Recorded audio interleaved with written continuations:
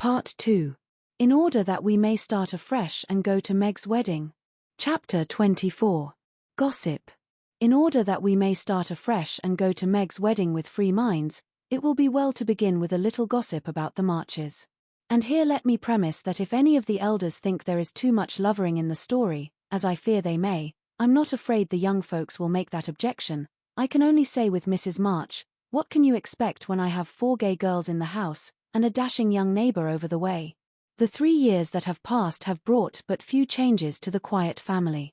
The war is over, and Mr. March safely at home, busy with his books and the small parish which found in him a minister by nature as by grace, a quiet, studious man, rich in the wisdom that is better than learning, the charity which calls all mankind brother, the piety that blossoms into character, making it august and lovely. These attributes, in spite of poverty and the strict integrity which shut him out from the more worldly successes, attracted to him many admirable persons, as naturally as sweet herbs draw bees, and as naturally he gave them the honey into which 50 years of hard experience had distilled no bitter drop.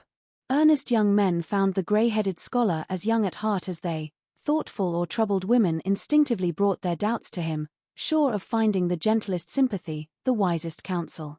Sinners told their sins to the pure-hearted old man and were both rebuked and saved. Gifted men found a companion in him. Ambitious men caught glimpses of nobler ambitions than their own, and even worldlings confessed that his beliefs were beautiful and true, although they wouldn't pay.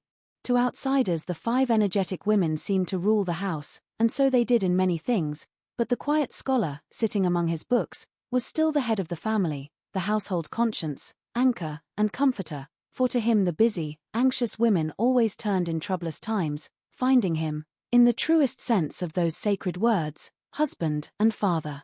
The girls gave their hearts into their mother's keeping, their souls into their father's, and to both parents, who lived and labored so faithfully for them, they gave a love that grew with their growth and bound them tenderly together by the sweetest tie which blesses life and outlives death.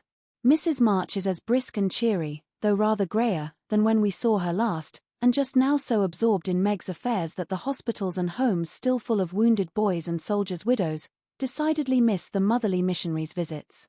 John Brooke did his duty manfully for a year, got wounded, was sent home, and not allowed to return. He received no stars or bars, but he deserved them, for he cheerfully risked all he had, and life and love are very precious when both are in full bloom. Perfectly resigned to his discharge, he devoted himself to getting well, preparing for business, and earning a home for Meg. With the good sense and sturdy independence that characterized him, he refused Mr. Laurence's more generous offers, and accepted the place of bookkeeper, feeling better satisfied to begin with an honestly earned salary than by running any risks with borrowed money. Meg had spent the time in working as well as waiting, growing womanly in character, wise in housewifely arts, and prettier than ever, for love is a great beautifier. She had her girlish ambitions and hopes, and felt some disappointment at the humble way in which the new life must begin. Ned Moffat had just married Sally Gardner, and Meg couldn't help contrasting their fine house and carriage, many gifts, and splendid outfit with her own, and secretly wishing she could have the same. But somehow envy and discontent soon vanished when she thought of all the patient love and labor John had put into the little home awaiting her, and when they sat together in the twilight, talking over their small plans, the future always grew so beautiful and bright that she forgot Sally's splendor and felt herself the richest, happiest girl in Christendom. Jo never went back to Aunt March, for the old lady took such a fancy to Amy that she bribed her with the offer of drawing lessons from one of the best teachers going, and for the sake of this advantage, Amy would have served a far harder mistress. So she gave her mornings to duty, her afternoons to pleasure, and prospered finely. Jo meantime devoted herself to literature, and Beth, who remained delicate long after the fever was a thing of the past. Not an invalid exactly, but never again the rosy, healthy creature she had been, yet always hopeful, happy, and serene, and busy with the quiet duties she loved, everyone's friend, and an angel in the house, long before those who loved her most had learned to know it. As long as the Spread Eagle paid her $1 a column for her rubbish, as she called it, Jo felt herself a woman of means, and spun her little romances diligently. But great plans fermented in her busy brain and ambitious mind, and the old tin kitchen in the garret held a slowly increasing pile of blotted manuscript, which was one day to place the name of March upon the roll of fame. Laurie, having dutifully gone to college to please his grandfather, was now getting through it in the easiest possible manner to please himself. A universal favorite, thanks to money, manners, much talent, and the kindest heart that ever got its owner into scrapes by trying to get other people out of them, he stood in great danger of being spoiled, and probably would have been, like many another promising boy, if he had not possessed a talisman against evil in the memory of the kind old man who was bound up in his success, the motherly friend who watched over him as if he were her son, and last, but not least by any means, the knowledge that 4 innocent girls loved, admired, and believed in him with all their hearts. Being only a glorious human boy, of course he frolicked and flirted, grew dandified, aquatic, sentimental, or gymnastic, as college fashions ordained, hazed and was hazed, talked slang, and more than once came perilously near suspension and expulsion. But as high spirits and the love of fun were the causes of these pranks, he always managed to save himself by frank confession, honorable atonement, or the irresistible power of persuasion which he possessed in perfection. In fact, he rather prided himself on his narrow escapes, and liked to thrill the girls with graphic accounts of his triumphs over wrathful tutors, dignified professors, and vanquished enemies.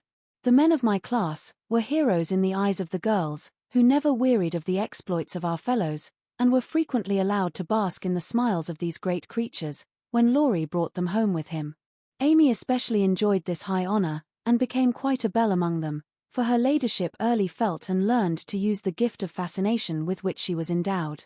Meg was too much absorbed in her private and particular John to care for any other lords of creation, and Beth too shy to do more than peep at them and wonder how Amy dared to order them about so, but Jo felt quite in her own element, and found it very difficult to refrain from imitating the gentlemanly attitudes, phrases, and feats, which seemed more natural to her than the decorums prescribed for young ladies. They all liked Jo immensely, but never fell in love with her, though very few escaped without paying the tribute of a sentimental sigh or two at Amy's shrine. And speaking of sentiment brings us very naturally to the Dovecot. That was the name of the little brown house Mr. Brooke had prepared for Meg's first home.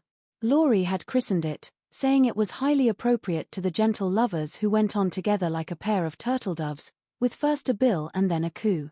It was a tiny house, with a little garden behind and a lawn about as big as a pocket handkerchief in the front. Here Meg meant to have a fountain, shrubbery, and a profusion of lovely flowers, though just at present the fountain was represented by a weather-beaten urn, very like a dilapidated slop bowl. The shrubbery consisted of several young larches, undecided whether to live or die, and the profusion of flowers was merely hinted by regiments of sticks to show where seeds were planted. But inside, it was altogether charming, and the happy bride saw no fault from garret to cellar. To be sure, the hall was so narrow it was fortunate that they had no piano, for one never could have been got in whole. The dining room was so small that 6 people were a tight fit, and the kitchen stairs seemed built for the express purpose of precipitating both servants and china pell-mell into the coal bin. But once get used to these slight blemishes and nothing could be more complete, for good sense and good taste had presided over the furnishing, and the result was highly satisfactory. There were no marble-top tables, long mirrors, or lace curtains in the little parlor, but simple furniture, plenty of books, a fine picture or two, a stand of flowers in the bay window, and, scattered all about, the pretty gifts which came from friendly hands and were the fairer for the loving messages they brought. I don't think the Parian Psyche Laurie gave lost any of its beauty because John put up the bracket it stood upon, that any upholsterer could have draped the plain muslin curtains more gracefully than Amy's artistic hand, or that any storeroom was ever better provided with good wishes, merry words, and happy hopes than that in which Jo and her mother put away Meg's few boxes, barrels, and bundles, and I am morally certain that the spandy new kitchen never could have looked so cozy and neat if Hannah had not arranged every pot and pan a dozen times over, and laid the fire all ready for lighting the minute Miss Brooke came home.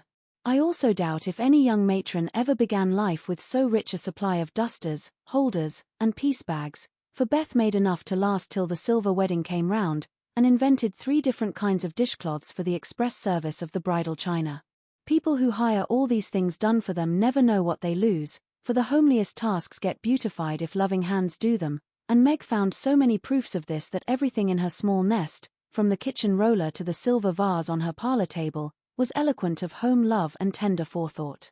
What happy times they had planning together, what solemn shopping excursions, what funny mistakes they made, and what shouts of laughter arose over Laurie's ridiculous bargains. In his love of jokes, this young gentleman, though nearly through college, was as much of a boy as ever. His last whim had been to bring with him on his weekly visits some new, useful, and ingenious article for the young housekeeper. Now a bag of remarkable clothespins, next, a wonderful nutmeg grater which fell to pieces at the first trial, a knife cleaner that spoiled all the knives, or a sweeper that picked the nap neatly off the carpet and left the dirt, labor-saving soap that took the skin off one's hands, infallible cements which stuck firmly to nothing but the fingers of the deluded buyer, and every kind of tinware, from a toy savings bank for odd pennies, to a wonderful boiler which would wash articles in its own steam with every prospect of exploding in the process. In vain Meg begged him to stop. John laughed at him, and Joe called him Mr. Toodles. He was possessed with a mania for patronizing Yankee ingenuity, and seeing his friends fitly furnished forth. So each week beheld some fresh absurdity. Everything was done at last, even to Amy's arranging different colored soaps to match the different colored rooms, and Beth setting the table for the first meal. "Are you satisfied?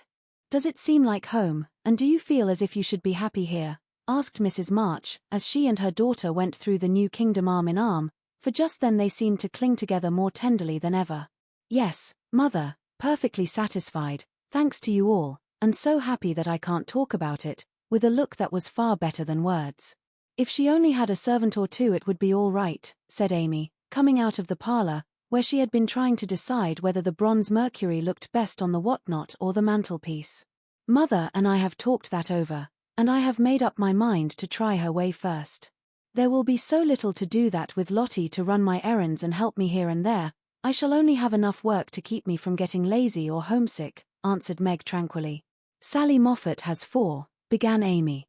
"If Meg had 4, the house wouldn't hold them, and Master and Mrs. would have to camp in the garden," broke in Joe, who, enveloped in a big blue pinafore, was giving the last polish to the door handles.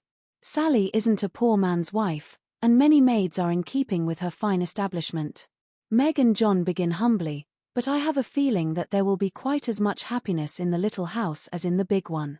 It's a great mistake for young girls like Meg to leave themselves nothing to do but dress, give orders, and gossip.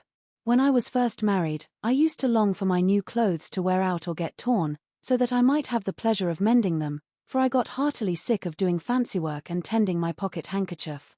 Why didn't you go into the kitchen and make messes, as Sally says she does to amuse herself, though they never turn out well and the servants laugh at her," said Meg. "I did after a while, not to mess but to learn of Hannah how things should be done, that my servants need not laugh at me. It was play then, but there came a time when I was truly grateful that I not only possessed the will but the power to cook wholesome food for my little girls, and help myself when I could no longer afford to hire help. You begin at the other end, Meg, dear, but the lessons you learn now will be of use to you by and by when John is a richer man, for the mistress of a house, however splendid, should know how work ought to be done, if she wishes to be well and honestly served."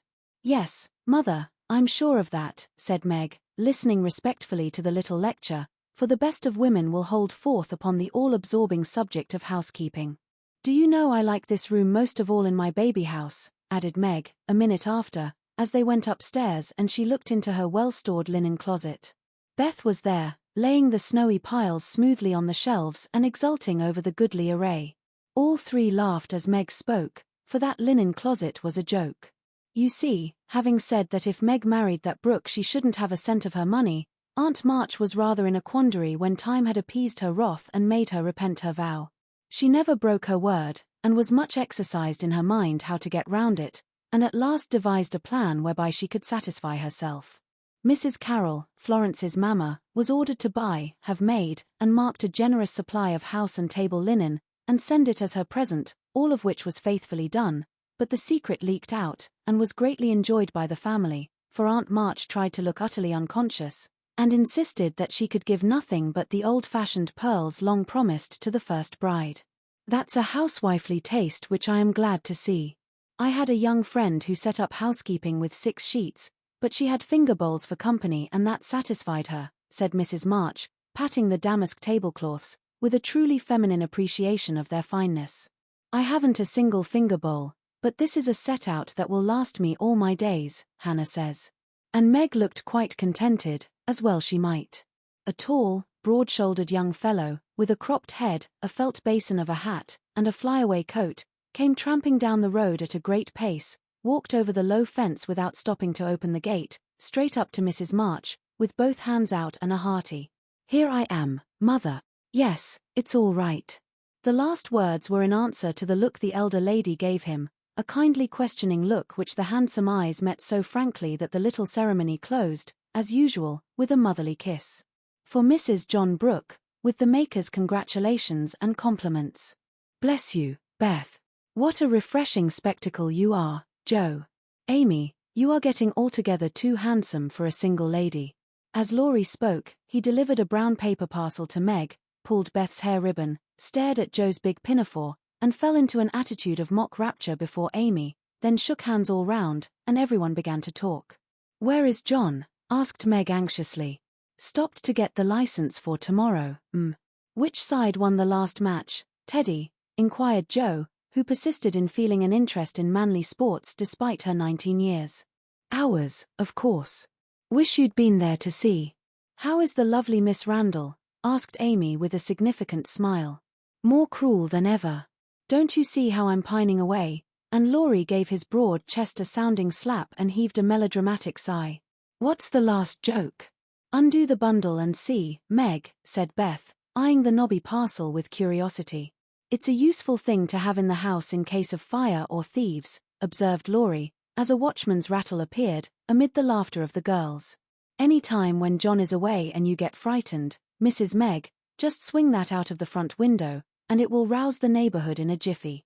Nice thing, isn't it?" And Laurie gave them a sample of its powers that made them cover up their ears.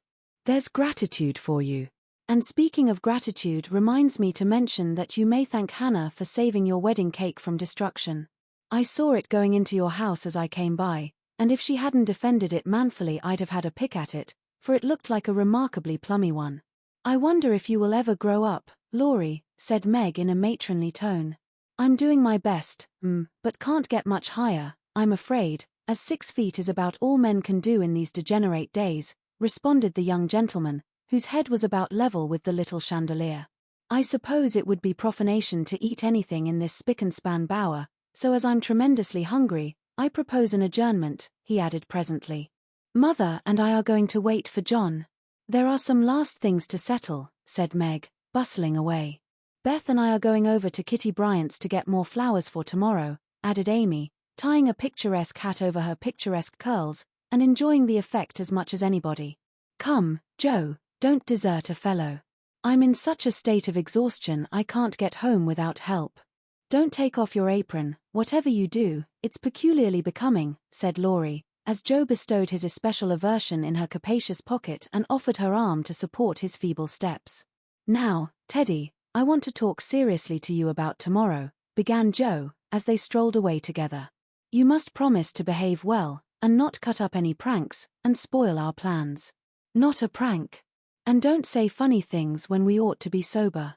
"I never do. You are the one for that. And I implore you not to look at me during the ceremony. I shall certainly laugh if you do. You won't see me, you'll be crying so hard that the thick fog round you will obscure the prospect."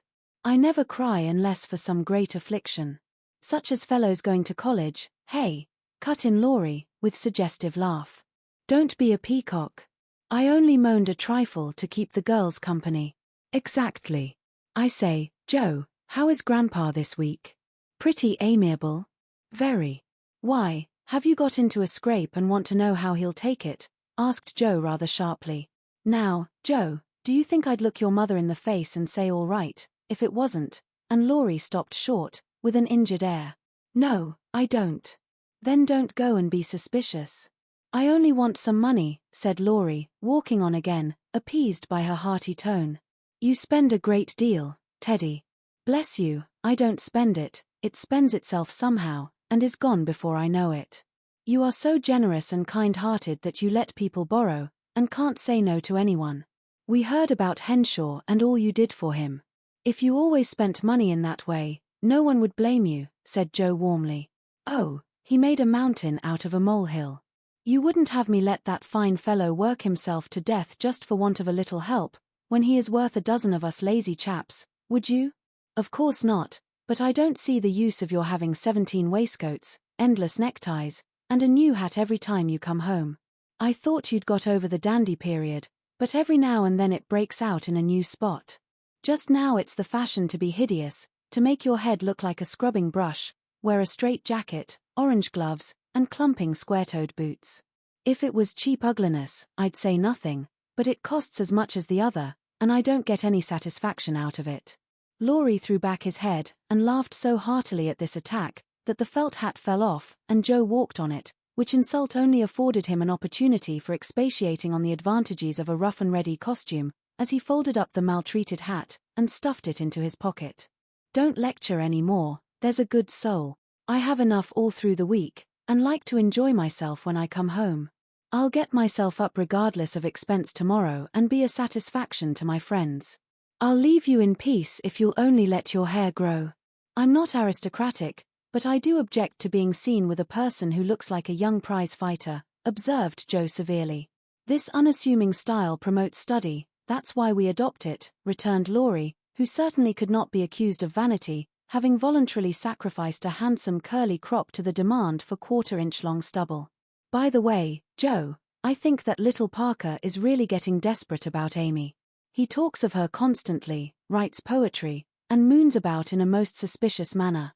He'd better nip his little passion in the bud, hadn't he? Added Laurie, in a confidential, elder brotherly tone, after a minute's silence. Of course he had. We don't want any more marrying in this family for years to come. Mercy on us, what are the children thinking of? And Joe looked as much scandalized as if Amy and little Parker were not yet in their teens. It's a fast age, and I don't know what we are coming to. You are a mere infant, but you'll go next, Joe, and we'll be left lamenting, said Laurie, shaking his head over the degeneracy of the times. Don't be alarmed. I'm not one of the agreeable sort. Nobody will want me, and it's a mercy, for there should always be one old maid in a family. You won't give anyone a chance, said Laurie, with a sidelong glance and a little more color than before in his sunburned face. You won't show the soft side of your character, and if a fellow gets a peep at it by accident and can't help showing that he likes it, you treat him as Mrs. Gummidge did her sweetheart, throw cold water over him, and get so thorny no one dares touch or look at you. I don't like that sort of thing. I'm too busy to be worried with nonsense, and I think it's dreadful to break up families so. Now don't say any more about it. Meg's wedding has turned all our heads, and we talk of nothing but lovers and such absurdities. I don't wish to get cross, so let's change the subject, and Joe looked quite ready to fling cold water on the slightest provocation. Whatever his feelings might have been, Laurie found a vent for them in a long low whistle and the fearful prediction as they parted at the gate, "Mark my words, Joe, you'll go next." Chapter 25. The First Wedding. The June roses over the porch were awake bright and early on that morning, rejoicing with all their hearts in the cloudless sunshine, like friendly little neighbors, as they were.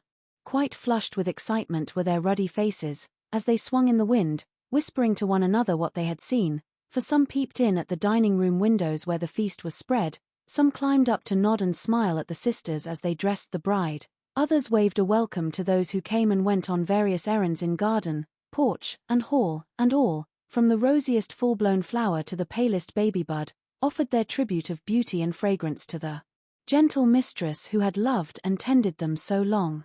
Meg looked very like a rose herself, for all that was best and sweetest in heart and soul seemed to bloom into her face that day, making it fair and tender, with a charm more beautiful than beauty.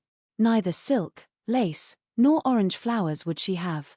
I don't want a fashionable wedding, but only those about me whom I love, and to them I wish to look and be my familiar self. So she made her wedding gown herself, sewing into it the tender hopes and innocent romances of a girlish heart. Her sisters braided up her pretty hair, and the only ornaments she wore were the lilies of the valley, which her John liked best of all the flowers that grew. "You do look just like our own dear Meg, only so very sweet and lovely that I should hug you if it wouldn't crumple your dress," cried Amy, surveying her with delight when all was done. "Then I am satisfied. But please hug and kiss me, everyone, and don't mind my dress. I want a great many crumples of this sort put into it today," and Meg opened her arms to her sisters, who clung about her with April faces for a minute, feeling that the new love had not changed the old. Now I'm going to tie John's cravat for him, and then to stay a few minutes with father quietly in the study, and Meg ran down to perform these little ceremonies, and then to follow her mother wherever she went, conscious that in spite of the smiles on the motherly face, there was a secret sorrow hid in the motherly heart at the flight of the first bird from the nest. As the younger girls stand together, giving the last touches to their simple toilet, it may be a good time to tell of a few changes which 3 years have wrought in their appearance, for all are looking their best just now. Jo's angles are much softened, she has learned to carry herself with ease, if not grace. The curly crop has lengthened into a thick coil, more becoming to the small head atop of the tall figure. There is a fresh color in her brown cheeks, a soft shine in her eyes, and only gentle words fall from her sharp tongue today. Beth has grown slender, pale, and more quiet than ever.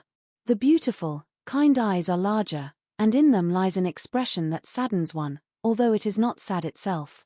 It is the shadow of pain which touches the young face with such pathetic patience, but Beth seldom complains and always speaks hopefully of being better soon. Amy is with truth considered the flower of the family, for at 16 she has the air and bearing of a full-grown woman, not beautiful, but possessed of that indescribable charm called grace. One saw it in the lines of her figure, the make and motion of her hands, the flow of her dress, the droop of her hair, unconscious yet harmonious, and as attractive to many as beauty itself. Amy's nose still afflicted her, for it never would grow Grecian, so did her mouth, being too wide, and having a decided chin. These offending features gave character to her whole face, but she never could see it, and consoled herself with her wonderfully fair complexion, keen blue eyes, and curls more golden and abundant than ever.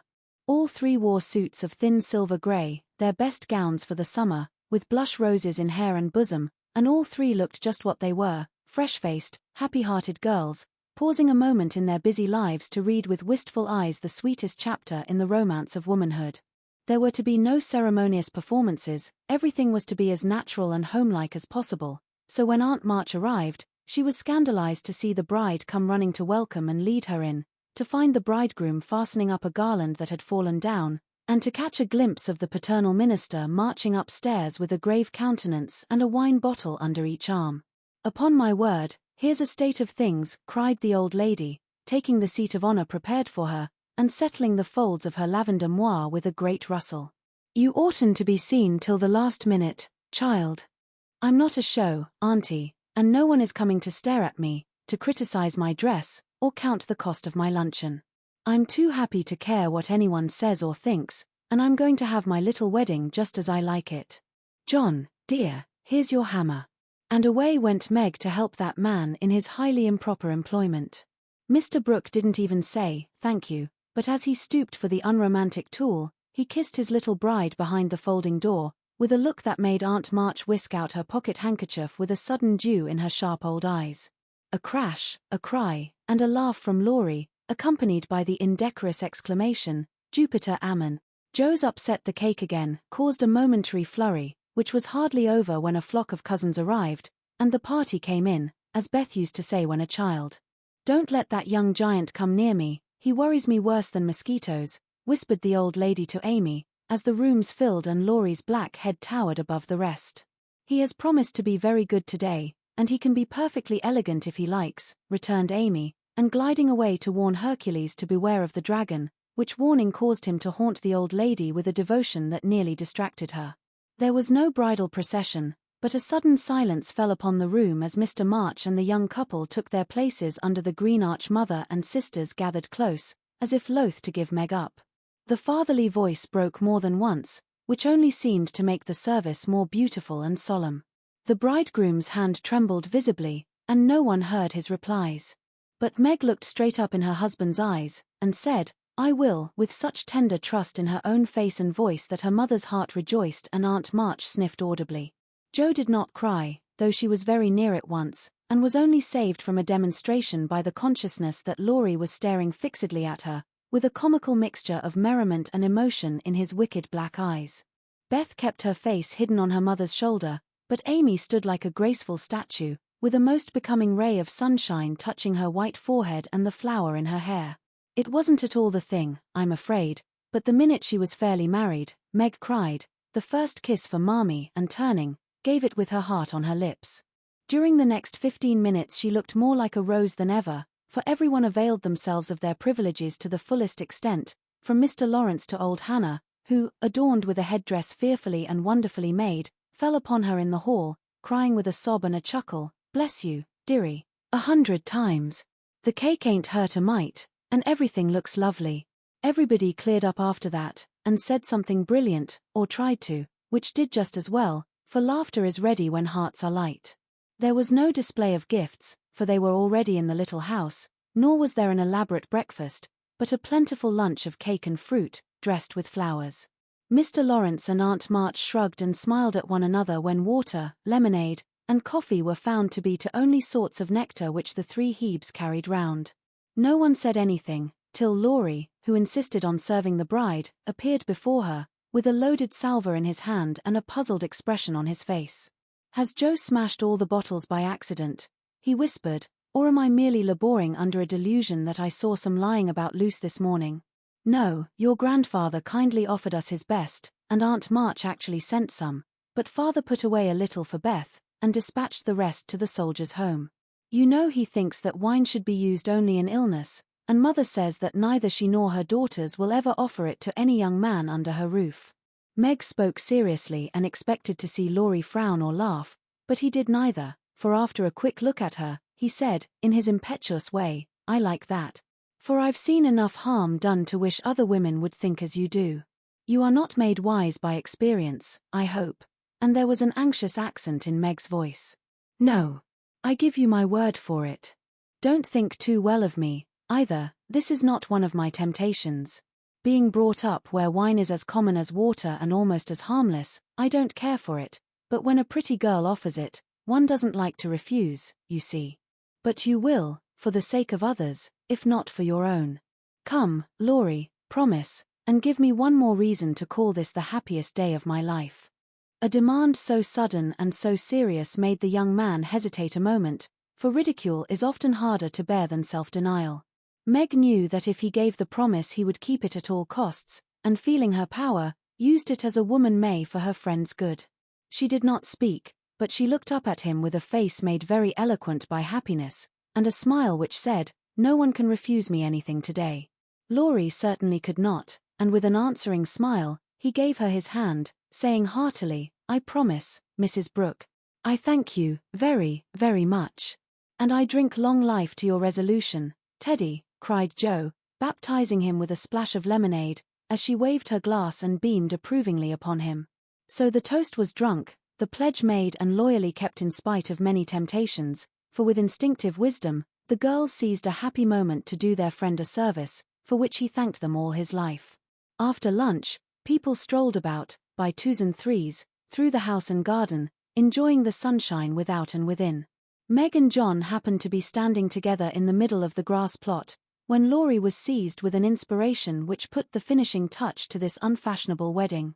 "All the married people take hands and dance round the new-made husband and wife, as the Germans do, while we bachelors and spinsters prance in couples outside," cried Laurie, promenading down the path with Amy, with such infectious spirit and skill that everyone else followed their example without a murmur.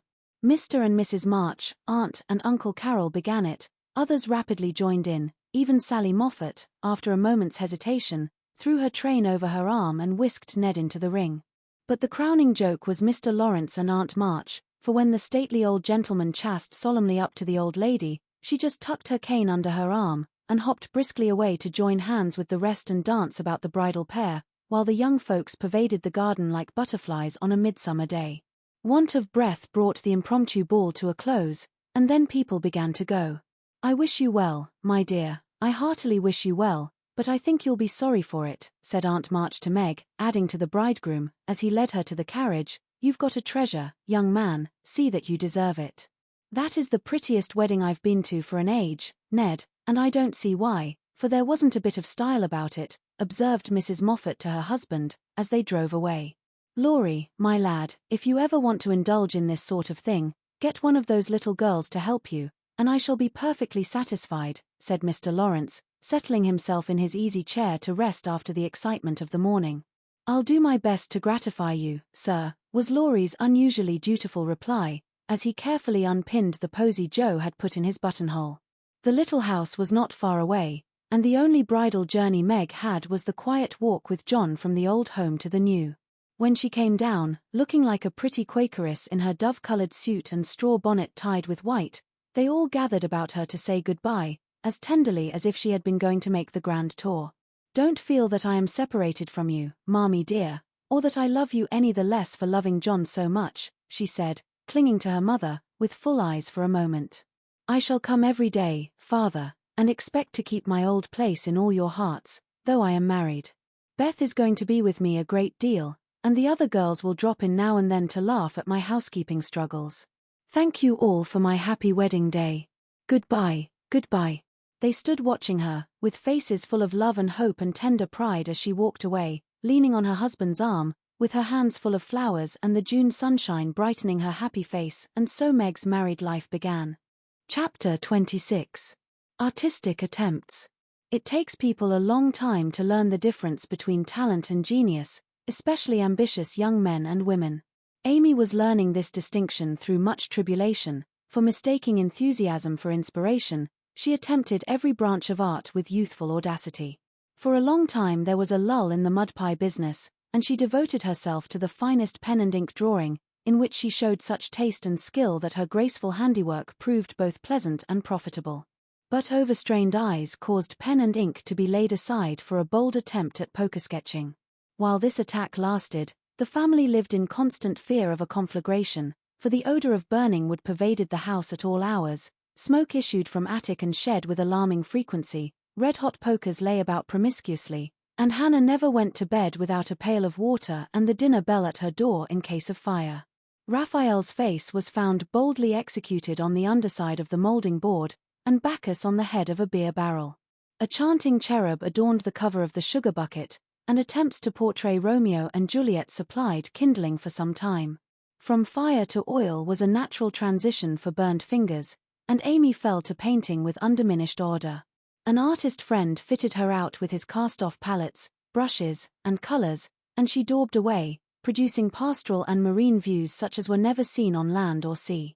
Her monstrosities in the way of cattle would have taken prizes at an agricultural fair, and the perilous pitching of her vessels would have produced seasickness in the most nautical observer, if the utter disregard to all known rules of shipbuilding and rigging had not convulsed him with laughter at the first glance. Swarthy boys and dark-eyed Madonnas, staring at you from one corner of the studio, suggested Murillo.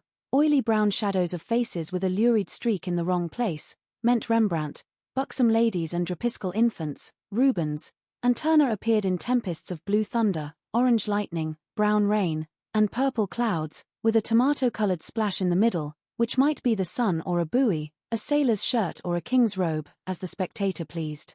Charcoal portraits came next, and the entire family hung in a row, looking as wild and crocky as if just evoked from a coal bin. Softened into crayon sketches, they did better, for the likenesses were good, and Amy's hair, Joe's nose, Meg's mouth, and Laurie's eyes were pronounced wonderfully fine. A return to clay and plaster followed, and ghostly casts of her acquaintances haunted corners of the house, or tumbled off closet shelves onto people's heads.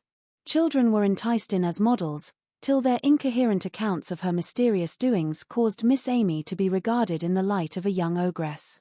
Her efforts in this line, however, were brought to an abrupt close by an untoward accident, which quenched her ardor.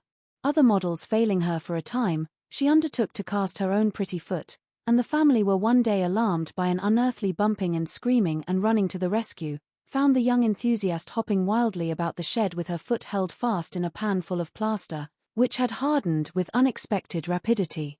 With much difficulty and some danger she was dug out, for Joe was so overcome with laughter while she excavated that her knife went too far, cut the poor foot, and left a lasting memorial of one artistic attempt, at least.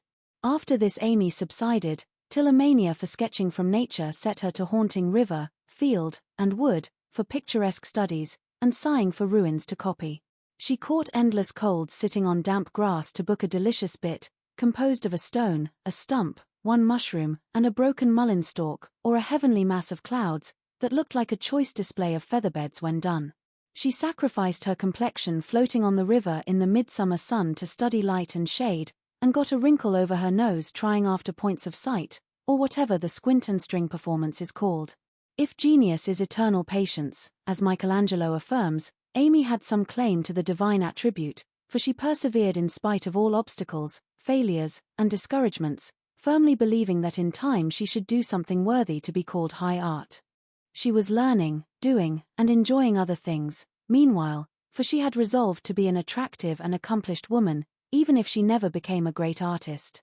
Here she succeeded better, for she was one of those happily created beings who please without effort, make friends everywhere, and take life so gracefully and easily that less fortunate souls are tempted to believe that such are born under a lucky star. Everybody liked her, for among her good gifts was tact. She had an instinctive sense of what was pleasing and proper, always said the right thing to the right person, did just what suited the time and place, and was so self-possessed that her sisters used to say, if Amy went to court without any rehearsal beforehand, she'd know exactly what to do. One of her weaknesses was a desire to move in our best society, without being quite sure what the best really was. Money, position, fashionable accomplishments, and elegant manners were most desirable things in her eyes, and she liked to associate with those who possessed them, often mistaking the false for the true, and admiring what was not admirable. Never forgetting that by birth she was a gentlewoman, she cultivated her aristocratic tastes and feelings, so that when the opportunity came she might be ready to take the place from which poverty now excluded her. My lady, as her friends called her, sincerely desired to be a genuine lady, and was so at heart, but had yet to learn that money cannot buy refinement of nature, that rank does not always confer nobility, and that true breeding makes itself felt in spite of external drawbacks. I want to ask a favor of you, Mamma, Amy said, coming in with an important air one day. Well, little girl, what is it? Replied her mother, in whose eyes the stately young lady still remained the baby. Our drawing class breaks up next week, and before the girls separate for the summer, I want to ask them out here for a day. They are wild to see the river, sketch the broken bridge, and copy some of the things they admire in my book. They have been very kind to me in many ways, and I am grateful, for they are all rich and I know I am poor, yet they never made any difference. Why should they? And Mrs. March put the question with what the girls called her Maria Theresa air. You know as well as I that it does make a difference with nearly everyone, so don't ruffle up like a dear, motherly hen when your chickens get pecked by smarter birds. The ugly duckling turned out a swan, you know, and Amy smiled without bitterness, for she possessed a happy temper and hopeful spirit. Mrs. March laughed, and smoothed down her maternal pride as she asked, Well, my swan, what is your plan? I should like to ask the girls out to lunch next week, to take them for a drive to the places they want to see, a row on the river, perhaps, and make a little artistic fete for them. That looks feasible. What do you want for lunch? Cake, sandwiches, fruit, and coffee will be all that is necessary, I suppose. Oh, dear, no. We must have cold tongue and chicken, French chocolate and ice cream, besides. The girls are used to such things, and I want my lunch to be proper and elegant, though I do work for my living. How many young ladies are there? Asked her mother, beginning to look sober. 12 or 14 in the class, but I dare say they won't all come. Bless me, child, you will have to charter an omnibus to carry them about. Why, mother, how can you think of such a thing? Not more than 6 or 8 will probably come, so I shall hire a beach wagon and borrow Mr. Lawrence's cherry bounce. Hannah's pronunciation of Charabang. All of this will be expensive, Amy. Not very. I've calculated the cost, and I'll pay for it myself. Don't you think, dear, that as these girls are used to such things, and the best we can do will be nothing new, that some simpler plan would be pleasanter to them, as a change if nothing more, and much better for us than buying or borrowing what we don't need, and attempting a style not in keeping with our circumstances? If I can't have it as I like, I don't care to have it at all. I know that I can carry it out perfectly well, if you and the girls will help a little, and I don't see why I can't if I'm willing to pay for it, said Amy, with the decision which opposition was apt to change into obstinacy. Mrs. March knew that experience was an excellent teacher, and when it was possible she left her children to learn alone the lessons which she would gladly have made easier, if they had not objected to taking advice as much as they did salts and senna. Very well, Amy, if your heart is set upon it, and you see your way through without too great an outlay of money, time, and temper, I'll say no more. Talk it over with the girls, and whichever way you decide, I'll do my best to help you. Thanks, Mother, You are always so kind, and away went Amy to lay her plan before her sisters. Meg agreed at once, and promised her aid, gladly offering anything she possessed, from her little house itself to her very best saltspoons. But Joe frowned upon the whole project and would have nothing to do with it at first. Why in the world should you spend your money, worry your family, and turn the house upside down for a parcel of girls who don't care a sixpence for you? I thought you had too much pride and sense to truckle to any mortal woman just because she wears French boots and rides in a coupe, said Joe, who, being called from the tragic climax of her novel, was not in the best mood for social enterprises. I don't truckle, and I hate being patronized as much as you do, returned Amy indignantly, for the two still jangled when such questions arose. The girls do care for me, and I for them, and there's a great deal of kindness and sense and talent among them, in spite of what you call fashionable nonsense. You don't care to make people like you, to go into good society, and cultivate your manners and tastes. I do, and I mean to make the most of every chance that comes. You can go through the world with your elbows out and your nose in the air, and call it independence, if you like. That's not my way. When Amy had wetted her tongue and freed her mind, she usually got the best of it, for she seldom failed to have common sense on her side, while Joe carried her love of liberty and hate of conventionalities to such an unlimited extent that she naturally found herself worsted in an argument. Amy's definition of Joe's idea of independence was such a good hit that both burst out laughing, and the discussion took a more amiable turn. Much against her will, Joe at length consented to sacrifice a day to Mrs. Grundy, and help her sister through what she regarded as a nonsensical businesses. The invitations were sent, nearly all accepted, and the following Monday was set apart for the grand event. Hannah was out of humor because her week's work was deranged, and prophesied that if the washin' and ironin' warn't done reglar, nothing would go well anywheres. This hitch in the mainspring of the domestic machinery had a bad effect upon the whole concern, but Amy's motto was nil desperandum, and having made up her mind what to do, she proceeded to do it in spite of all obstacles. To begin with, Hannah's cooking didn't turn out well. The chicken was tough, the tongue too salty, and the chocolate wouldn't froth properly. Then the cake and ice cost more than Amy expected, so did the wagon, and various other expenses, which seemed trifling at the outset, counted up rather alarmingly afterward. Beth got a cold and took to her bed. Meg had an unusual number of callers to keep her at home, and Joe was in such a divided state of mind that her breakages, accidents, and mistakes were uncommonly numerous, serious, and trying. If it was not fair on Monday, the young ladies were to come on Tuesday, an arrangement which aggravated Joe and Hannah to the last degree. On Monday morning the weather was in that undecided state which is more exasperating than a steady pour. It drizzled a little, shone a little, blew a little, and didn't make up its mind till it was too late for anyone else to make up theirs. Amy was up at dawn, hustling people out of their beds and through their breakfasts, that the house might be got in order. The parlor struck her as looking uncommonly shabby, but without stopping to sigh for what she had not, she skillfully made the best of what she had, arranging chairs over the worn places in the carpet, covering stains on the walls with homemade statuary, which gave an artistic air to the room, as did the lovely vases of flowers Joe scattered about. The lunch looked charming, and as she surveyed it, she sincerely hoped it would taste well, and that the borrowed glass, china, and silver would get safely home again. The carriages were promised, Meg and Mother were all ready to do the honors, Beth was able to help Hannah behind the scenes, Joe had engaged to be as lively and amiable as an absent mind, and aching head, and a very decided disapproval of everybody and everything would allow, and as she wearily dressed, Amy cheered herself with anticipations of the happy moment when, lunch safely over, she should drive away with her friends for an afternoon of artistic delights, for the cherry bounce and the broken bridge were her strong points. Then came the hours of suspense, during which she vibrated from parlor to porch, while public opinion varied like the weathercock. A smart shower at 11 had evidently quenched the enthusiasm of the young ladies who were to arrive at 12, for nobody came, and at 2 the exhausted family sat down in a blaze of sunshine to consume the perishable portions of the feast, that nothing might be lost. No doubt about the weather today, they will certainly come, so we must fly round and be ready for them, said Amy, as the sun woke her next morning. She spoke briskly, but in her secret soul she wished she had said nothing about Tuesday, for her interest like her cake was getting a little stale. I can't get any lobsters, so you will have to do without salad today, said Mr. March, coming in half an hour later, with an expression of placid despair.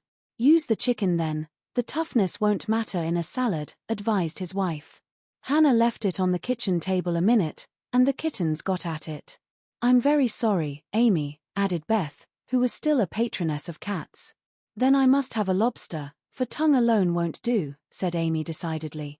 Shall I rush into town and demand one? Asked Joe, with the magnanimity of a martyr. You'd come bringing it home under your arm without any paper, just to try me. I'll go myself, answered Amy, whose temper was beginning to fail. Shrouded in a thick veil and armed with a genteel travelling basket, she departed, feeling that a cool drive would soothe her ruffled spirit and fit her for the labours of the day. After some delay, the object of her desire was procured, likewise a bottle of dressing to prevent further loss of time at home, and off she drove again, well pleased with her own forethought. As the omnibus contained only one other passenger, a sleepy old lady, Amy pocketed her veil and beguiled the tedium of the way by trying to find out where all her money had gone to.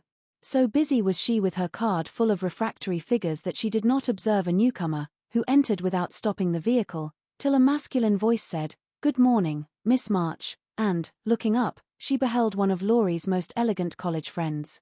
Fervently hoping that he would get out before she did, Amy utterly ignored the basket at her feet, and congratulating herself that she had on her new travelling dress, returned the young man's greeting with her usual suavity and spirit.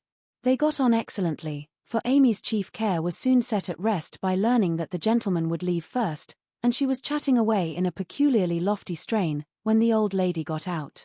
In stumbling to the door, she upset the basket, and oh horror, the lobster, in all its vulgar size and brilliancy, was revealed to the high-born eyes of a Tudor.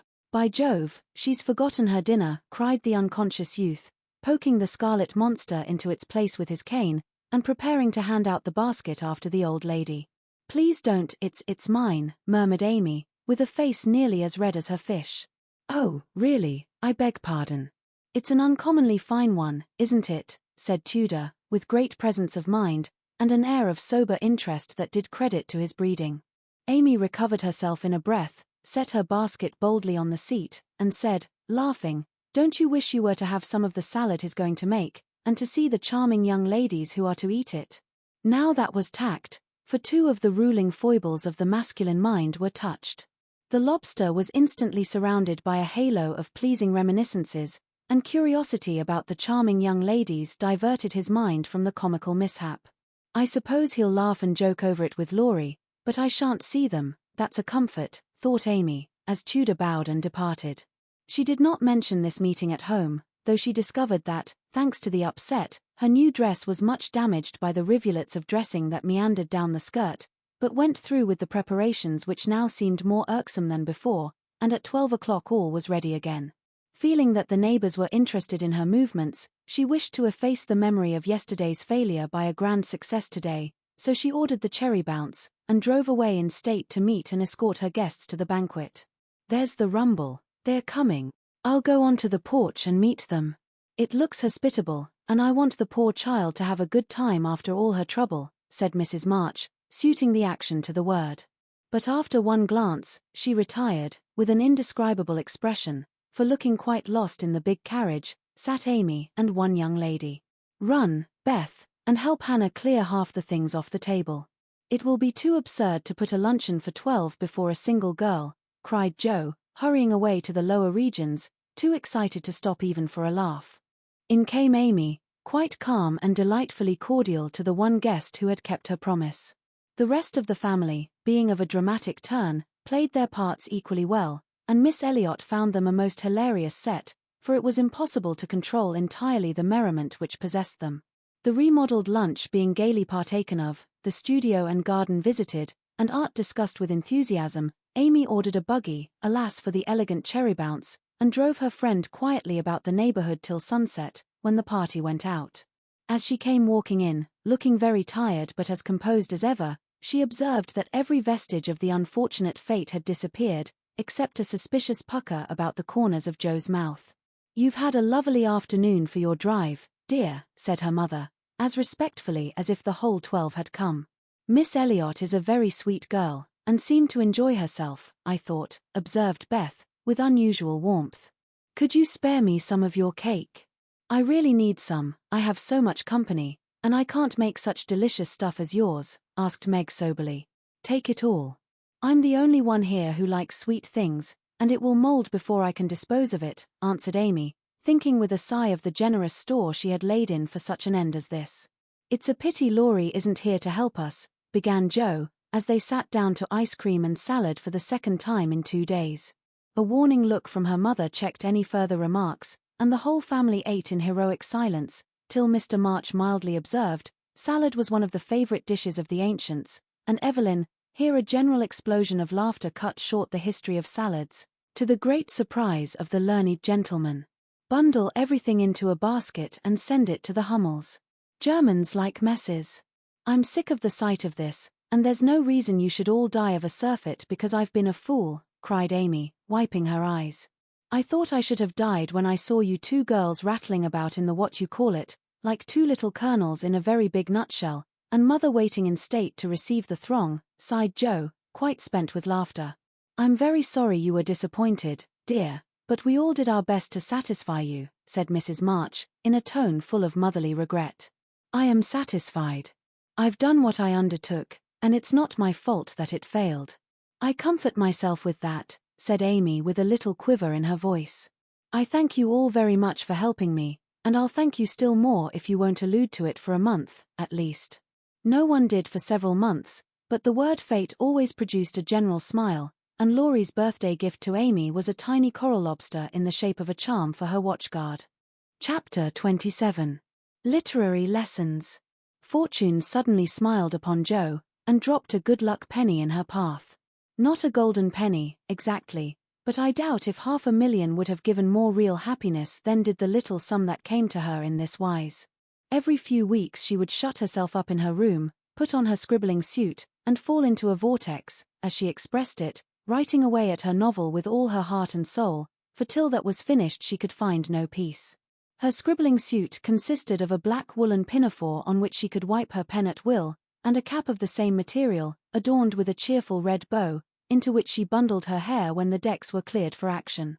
This cap was a beacon to the inquiring eyes of her family, who during these periods kept their distance, merely popping in their heads semi-occasionally to ask, with interest, "Does genius burn, Joe?"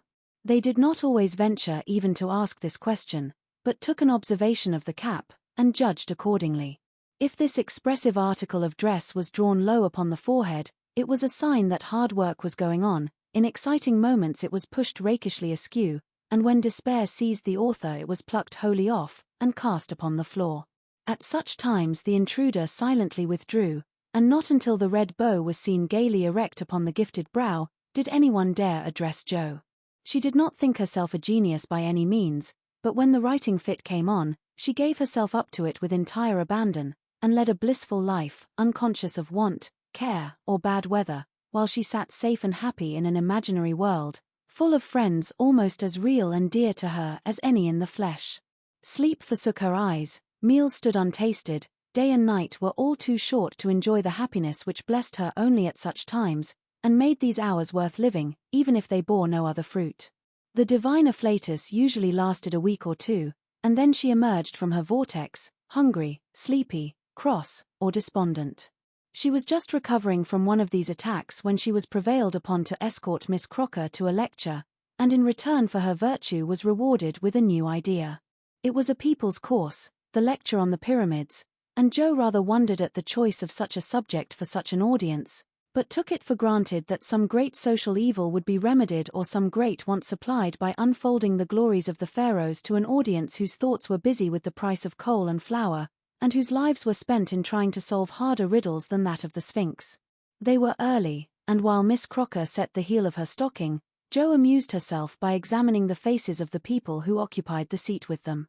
On her left were 2 matrons, with massive foreheads and bonnets to match, discussing women's rights and making tatting. Beyond sat a pair of humble lovers, artlessly holding each other by the hand, a sombre spinster eating peppermints out of a paper bag, and an old gentleman taking his preparatory nap behind a yellow bandana. On her right, her only neighbor was a studious-looking lad absorbed in a newspaper. It was a pictorial sheet, and Joe examined the work of art nearest her, idly wondering what fortuitous concatenation of circumstances needed the melodramatic illustration of an Indian in full war costume, tumbling over a precipice with a wolf at his throat, while two infuriated young gentlemen, with unnaturally small feet and big eyes, were stabbing each other close by, and a disheveled female was flying away in the background with her mouth wide open. Pausing to turn a page, the lad saw her looking and, with boyish good nature, offered half his paper, saying bluntly, "Want to read it? That's a first-rate story." Jo accepted it with a smile, for she had never outgrown her liking for lads, and soon found herself involved in the usual labyrinth of love, mystery, and murder, for the story belonged to that class of light literature in which the passions have a holiday, and when the author's invention fails, a grand catastrophe clears the stage of one half the dramatis personae, leaving the other half to exult over their downfall. "Prime, isn't it?" asked the boy, as her eye went down the last paragraph of her portion. "I think you and I could do as well as that if we tried," returned Jo, amused at his admiration of the trash. "I should think I was a pretty lucky chap if I could. She makes a good living out of such stories, they say," and he pointed to the name of Mrs. Slng Northberry, under the title of the tale. "Do you know her?" asked Jo, with sudden interest. "No, but I read all her pieces, and I know a fellow who works in the office where this paper is printed." "Do you say she makes a good living out of stories like this?" And Jo looked more respectfully at the agitated group and thickly sprinkled exclamation points that adorned the page. "Guess she does. She knows just what folks like, and gets paid well for writing it." Here the lecture began, but Jo heard very little of it, for while Professor Sands was prosing away about Belzoni, Cheops, Scarabei, and hieroglyphics, she was covertly taking down the address of the paper, and boldly resolving to try for the $100 prize offered in its columns for a sensational story. By the time the lecture ended and the audience awoke, she had built up a splendid fortune for herself, not the first founded on paper, and was already deep in the concoction of her story, being unable to decide whether the duel should come before the elopement or after the murder. She said nothing of her plan at home, but fell to work next day, much to the disquiet of her mother, who always looked a little anxious when genius took to burning. Jo had never tried this style before, contenting herself with very mild romances for the Spread Eagle. Her experience and miscellaneous reading were of service now, for they gave her some idea of dramatic effect, and supplied plot, language, and costumes. Her story was as full of desperation and despair as her limited acquaintance with those uncomfortable emotions enabled her to make it, and having located it in Lisbon, she wound up with an earthquake, as a striking and appropriate denouement. The manuscript was privately dispatched, accompanied by a note, modestly saying that if the tale didn't get the prize, which the writer hardly dared expect, she would be very glad to receive any sum it might be considered worth.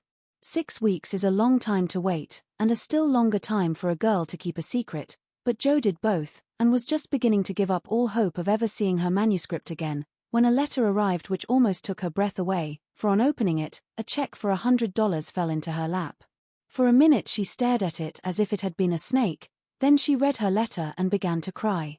If the amiable gentleman who wrote that kindly note could have known what intense happiness he was giving a fellow creature, I think he would devote his leisure hours, if he has any, to that amusement, for Jo valued the letter more than the money, because it was encouraging, and after years of effort it was so pleasant to find that she had learned to do something, though it was only to write a sensation story.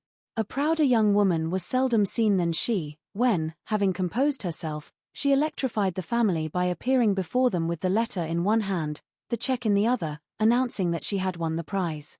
Of course there was a great jubilee, and when the story came everyone read and praised it, though after her father had told her that the language was good, the romance fresh and hearty, and the tragedy quite thrilling, he shook his head, and said in his unworldly way, "You can do better than this, Jo.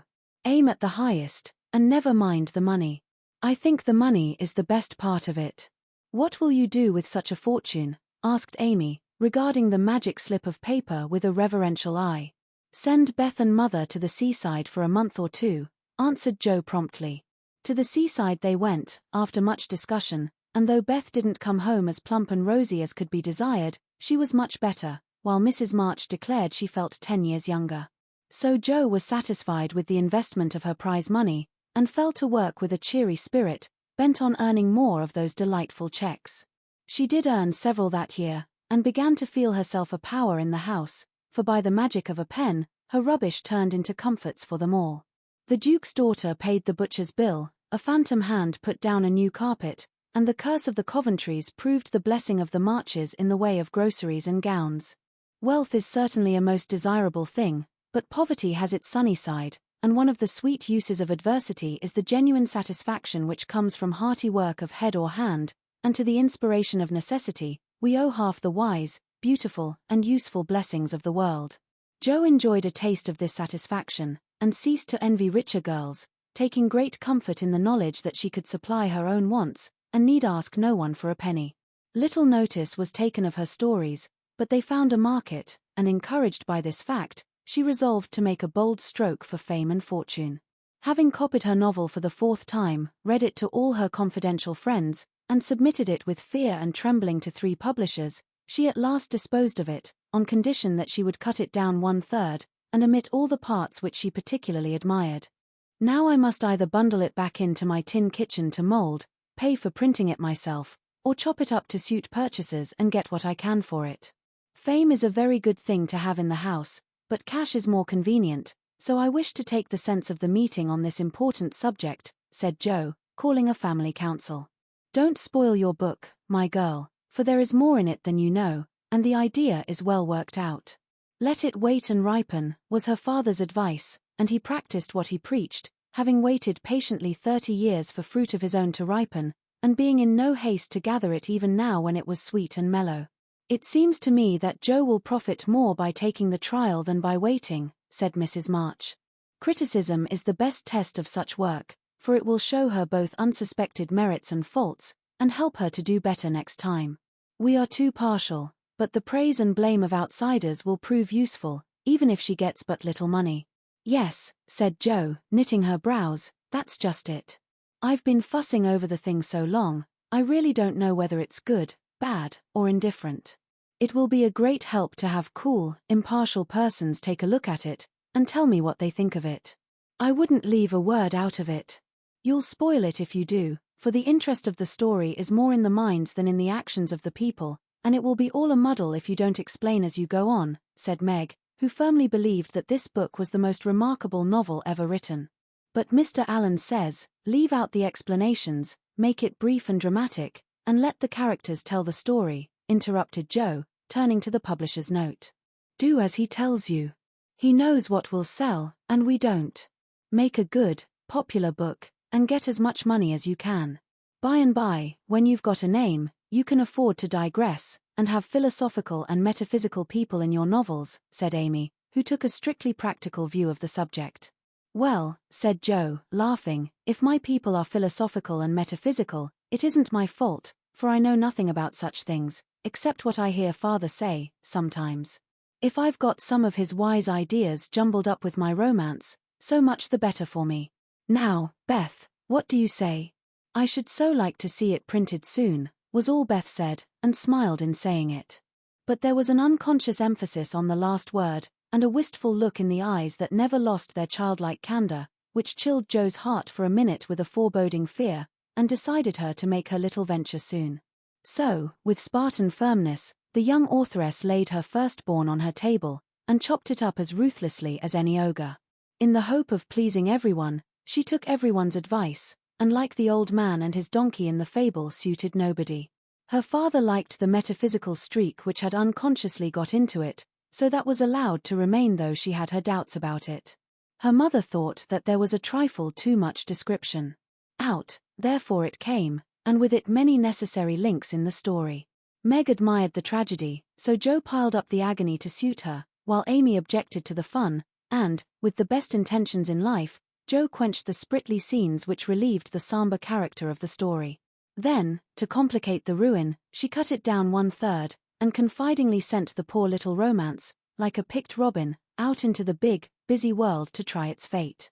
Well, it was printed, and she got $300 for it, likewise plenty of praise and blame, both so much greater than she expected that she was thrown into a state of bewilderment from which it took her some time to recover. You said, Mother, that criticism would help me. But how can it, when it's so contradictory that I don't know whether I've written a promising book or broken all the 10 Commandments, cried poor Jo, turning over a heap of notices, the perusal of which filled her with pride and joy one minute, wrath and dismay the next. This man says, an exquisite book, full of truth, beauty, and earnestness. All is sweet, pure, and healthy, continued the perplexed authoress. The next, the theory of the book is bad, full of morbid fancies, spiritualistic ideas, and unnatural characters. Now, as I had no theory of any kind, don't believe in spiritualism, and copied my characters from life, I don't see how this critic can be right. Another says, it's one of the best American novels which has appeared for years. I know better than that, and the next asserts that though it is original, and written with great force and feeling, it is a dangerous book. 'Tisn't he? Some make fun of it, some overpraise, and nearly all insist that I had a deep theory to expound, when I only wrote it for the pleasure and the money. I wish I'd printed the whole or not at all, for I do hate to be so misjudged. Her family and friends administered comfort and commendation liberally. Yet it was a hard time for sensitive, high-spirited Jo, who meant so well and had apparently done so ill. But it did her good, for those whose opinion had real value gave her the criticism which is an author's best education, and when the first soreness was over, she could laugh at her poor little book, yet believe in it still, and feel herself the wiser and stronger for the buffeting she had received. Not being a genius, like Keats, it won't kill me, she said stoutly, and I've got the joke on my side, after all, for the parts that were taken straight out of real life are denounced as impossible and absurd, and the scenes that I made up out of my own silly head are pronounced charmingly natural, tender, and true. So I'll comfort myself with that, and when I'm ready, I'll up again and take another. Chapter 28. Domestic Experiences. Like most other young matrons, Meg began her married life with the determination to be a model housekeeper. John should find home a paradise, he should always see a smiling face, should fare sumptuously every day, and never know the loss of a button. She brought so much love, energy, and cheerfulness to the work that she could not but succeed, in spite of some obstacles. Her paradise was not a tranquil one, for the little woman fussed, was over-anxious to please, and bustled about like a true Martha, cumbered with many cares. She was too tired, sometimes, even to smile. John grew dyspeptic after a course of dainty dishes and ungratefully demanded plain fare. As for buttons, she soon learned to wonder where they went, to shake her head over the carelessness of men, and to threaten to make him sew them on himself, and see if his work would stand impatient and clumsy fingers any better than hers. They were very happy, even after they discovered that they couldn't live on love alone. John did not find Meg's beauty diminished, though she beamed at him from behind the familiar coffee pot. Nor did Meg miss any of the romance from the daily parting, when her husband followed up his kiss with the tender inquiry, "Shall I send some veal or mutton for dinner, darling?" The little house ceased to be a glorified bower, but it became a home, and the young couple soon felt that it was a change for the better. At first they played keep house, and frolicked over it like children. Then John took steadily to business, feeling the cares of the head of a family upon his shoulders, and Meg laid by her cambric wrappers, put on a big apron, and fell to work, as before said, with more energy than discretion. While the cooking mania lasted, she went through Mrs. Cornelius's receipt book as if it were a mathematical exercise, working out the problems with patience and care. Sometimes her family were invited in to help eat up a too bounteous feast of successes, or Lottie would be privately dispatched with a batch of failures, which were to be concealed from all eyes in the convenient stomachs of the little Hummels. An evening with John over the account books usually produced a temporary lull in the culinary enthusiasm, and a frugal fit would ensue, during which the poor man was put through a course of bread pudding, hash, and warmed-over coffee, which tried his soul, although he bore it with praiseworthy fortitude. Before the golden mean was found, however, Meg added to her domestic possessions what young couples seldom get on long without, a family jar. Fired with a housewifely wish to see her storeroom stocked with homemade preserves, she undertook to put up her own currant jelly. John was requested to order home a dozen or so of little pots and an extra quantity of sugar, for their own currants were ripe and were to be attended to at once. As John firmly believed that my wife was equal to anything, and took a natural pride in her skill, he resolved that she should be gratified, and their only crop of fruit laid by in a most pleasing form for winter use. Home came 4 dozen delightful little pots, half a barrel of sugar, and a small boy to pick the currants for her. With her pretty hair tucked into a little cap, arms bared to the elbow, and a checked apron which had a coquettish look in spite of the bib, the young housewife fell to work, feeling no doubts about her success, for hadn't she seen Hannah do it hundreds of times?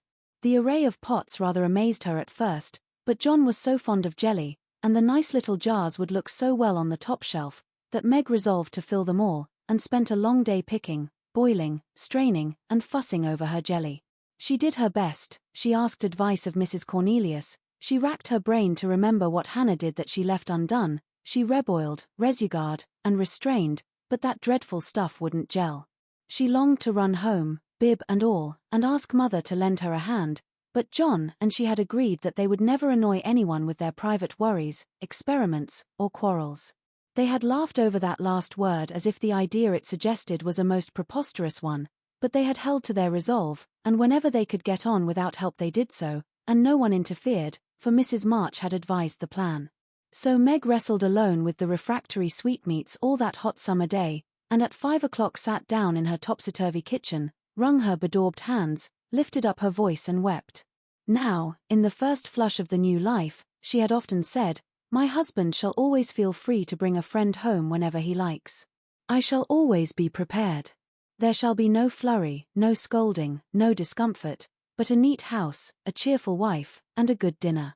John, dear, never stop to ask my leave, invite whom you please, and be sure of a welcome from me." How charming that was, to be sure.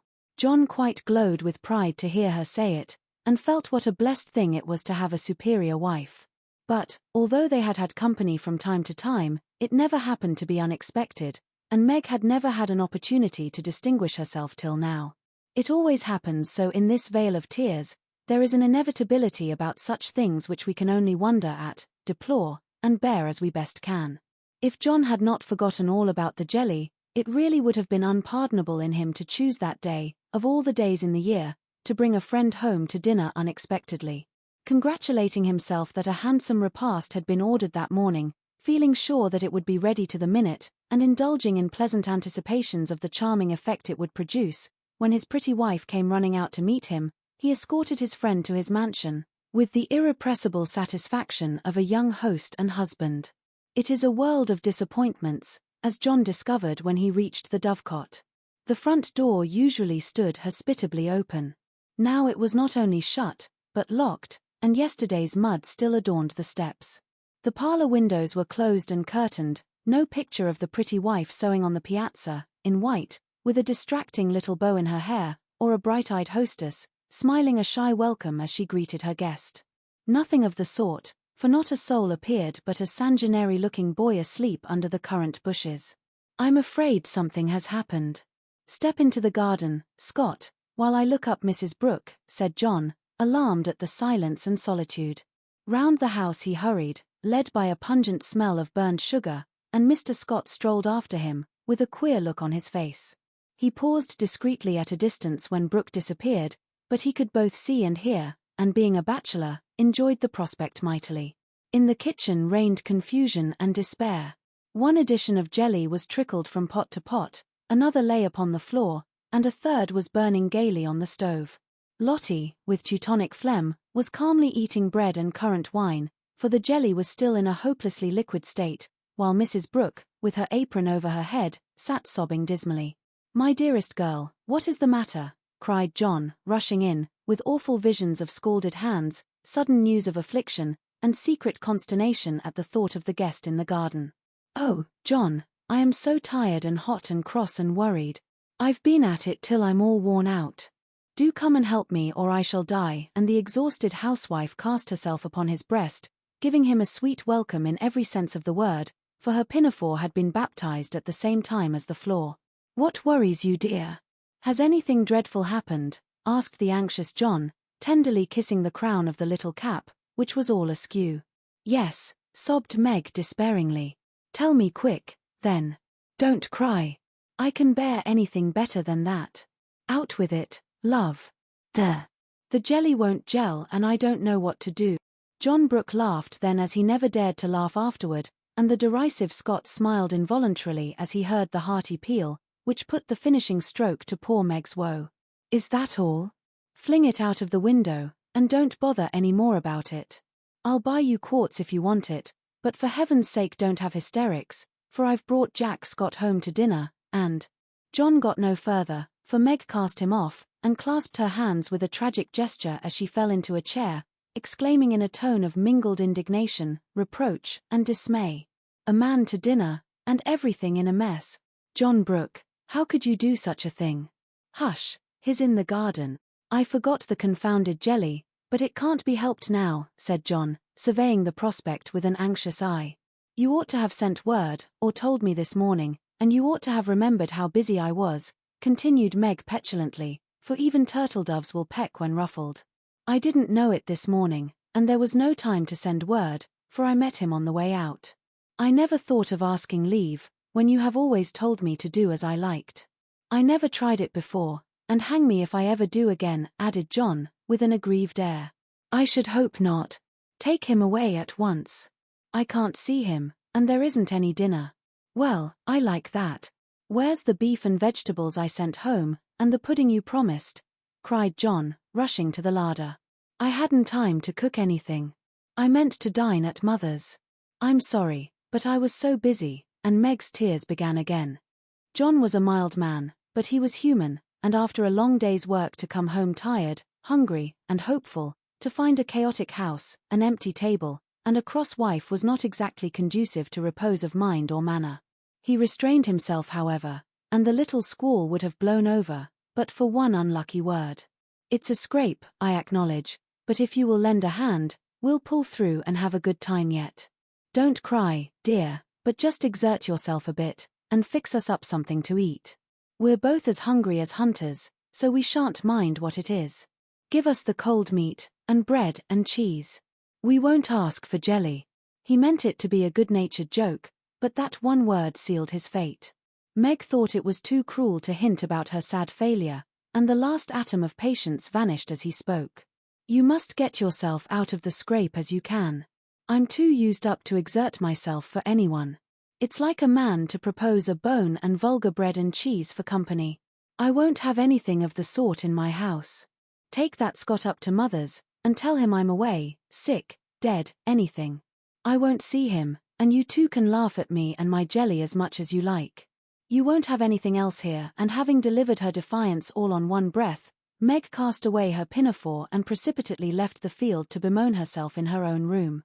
What those two creatures did in her absence, she never knew, but Mr. Scott was not taken up to Mother's, and when Meg descended, after they had strolled away together, she found traces of a promiscuous lunch which filled her with horror. Lottie reported that they had eaten a much, and greatly laughed, and the master bid her throw away all the sweet stuff, and hide the pots. Meg longed to go and tell Mother, but a sense of shame at her own shortcomings, of loyalty to John, who might be cruel, but nobody should know it, restrained her, and after a summary cleaning up, she dressed herself prettily, and sat down to wait for John to come and be forgiven. Unfortunately, John didn't come, not seeing the matter in that light. He had carried it off as a good joke with Scott, excused his little wife as well as he could, and played the host so hospitably that his friend enjoyed the impromptu dinner, and promised to come again, but John was angry, though he did not show it. He felt that Meg had deserted him in his hour of need. It wasn't fair to tell a man to bring folks home any time, with perfect freedom, and when he took you at your word, to flame up and blame him, and leave him in the lurch, to be laughed at or pitied. No, by George, it wasn't. And Meg must know it. He had fumed inwardly during the feast, but when the flurry was over and he strolled home after seeing Scott off, a milder mood came over him. Poor little thing. It was hard upon her when she tried so heartily to please me. She was wrong, of course, but then she was young. I must be patient and teach her. He hoped she had not gone home. He hated gossip and interference. For a minute he was ruffled again at the mere thought of it, and then the fear that Meg would cry herself sick softened his heart, and sent him on at a quicker pace, resolving to be calm and kind, but firm, quite firm, and show her where she had failed in her duty to her spouse. Meg likewise resolved to be calm and kind, but firm, and show him his duty. She longed to run to meet him, and beg pardon, and be kissed and comforted, as she was sure of being, but, of course, she did nothing of the sort, and when she saw John coming, began to hum quite naturally, as she rocked and sewed, like a lady of leisure in her best parlour. John was a little disappointed not to find a tender Niobe, but feeling that his dignity demanded the first apology, He made none, only came leisurely in and laid himself upon the sofa with the singularly relevant remark, "We are going to have a new moon, my dear." "I've no objection," was Meg's equally soothing remark. A few other topics of general interest were introduced by Mr. Brooke and wet-blanketed by Mrs. Brooke, and conversation languished. John went to one window, unfolded his paper, and wrapped himself in it, figuratively speaking. Meg went to the other window, and sewed as if new rosettes for slippers were among the necessaries of life. Neither spoke. Both looked quite calm and firm, and both felt desperately uncomfortable. "Oh, dear," thought Meg, "married life is very trying, and does need infinite patience as well as love, as mother says." The word mother suggested other maternal counsels given long ago, and received with unbelieving protests. "John is a good man, but he has his faults, and you must learn to see and bear with them, remembering your own.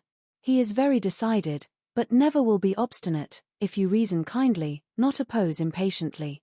He is very accurate, and particular about the truth, a good trait, though you call him fussy. Never deceive him by look or word, Meg, and he will give you the confidence you deserve, the support you need. He has a temper, not like ours, one flash and then all over, but the white, still anger that is seldom stirred, but once kindled is hard to quench. Be careful, be very careful, not to wake his anger against yourself, for peace and happiness depend on keeping his respect.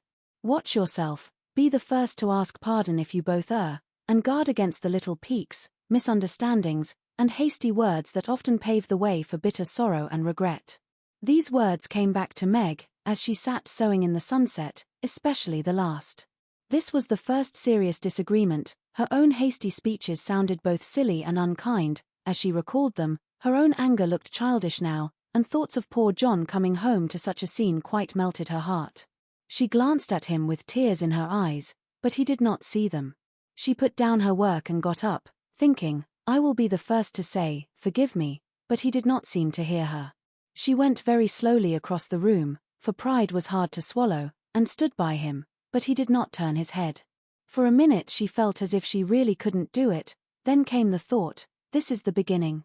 I'll do my part, and have nothing to reproach myself with," and stooping down, she softly kissed her husband on the forehead.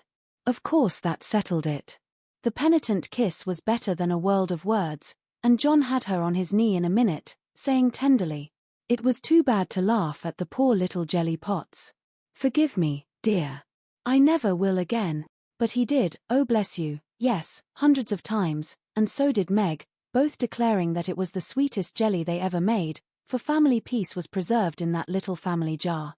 After this, Meg had Mr. Scott to dinner by special invitation, and served him up a pleasant feast without a cooked wife for the first course, on which occasion she was so gay and gracious, and made everything go off so charmingly, that Mr. Scott told John he was a lucky fellow, and shook his head over the hardships of bachelorhood all the way home. In the autumn, new trials and experiences came to Meg. Sally Moffat renewed her friendship, was always running out for a dish of gossip at the little house, or inviting that poor dear to come in and spend the day at the big house. It was pleasant, for in dull weather Meg often felt lonely.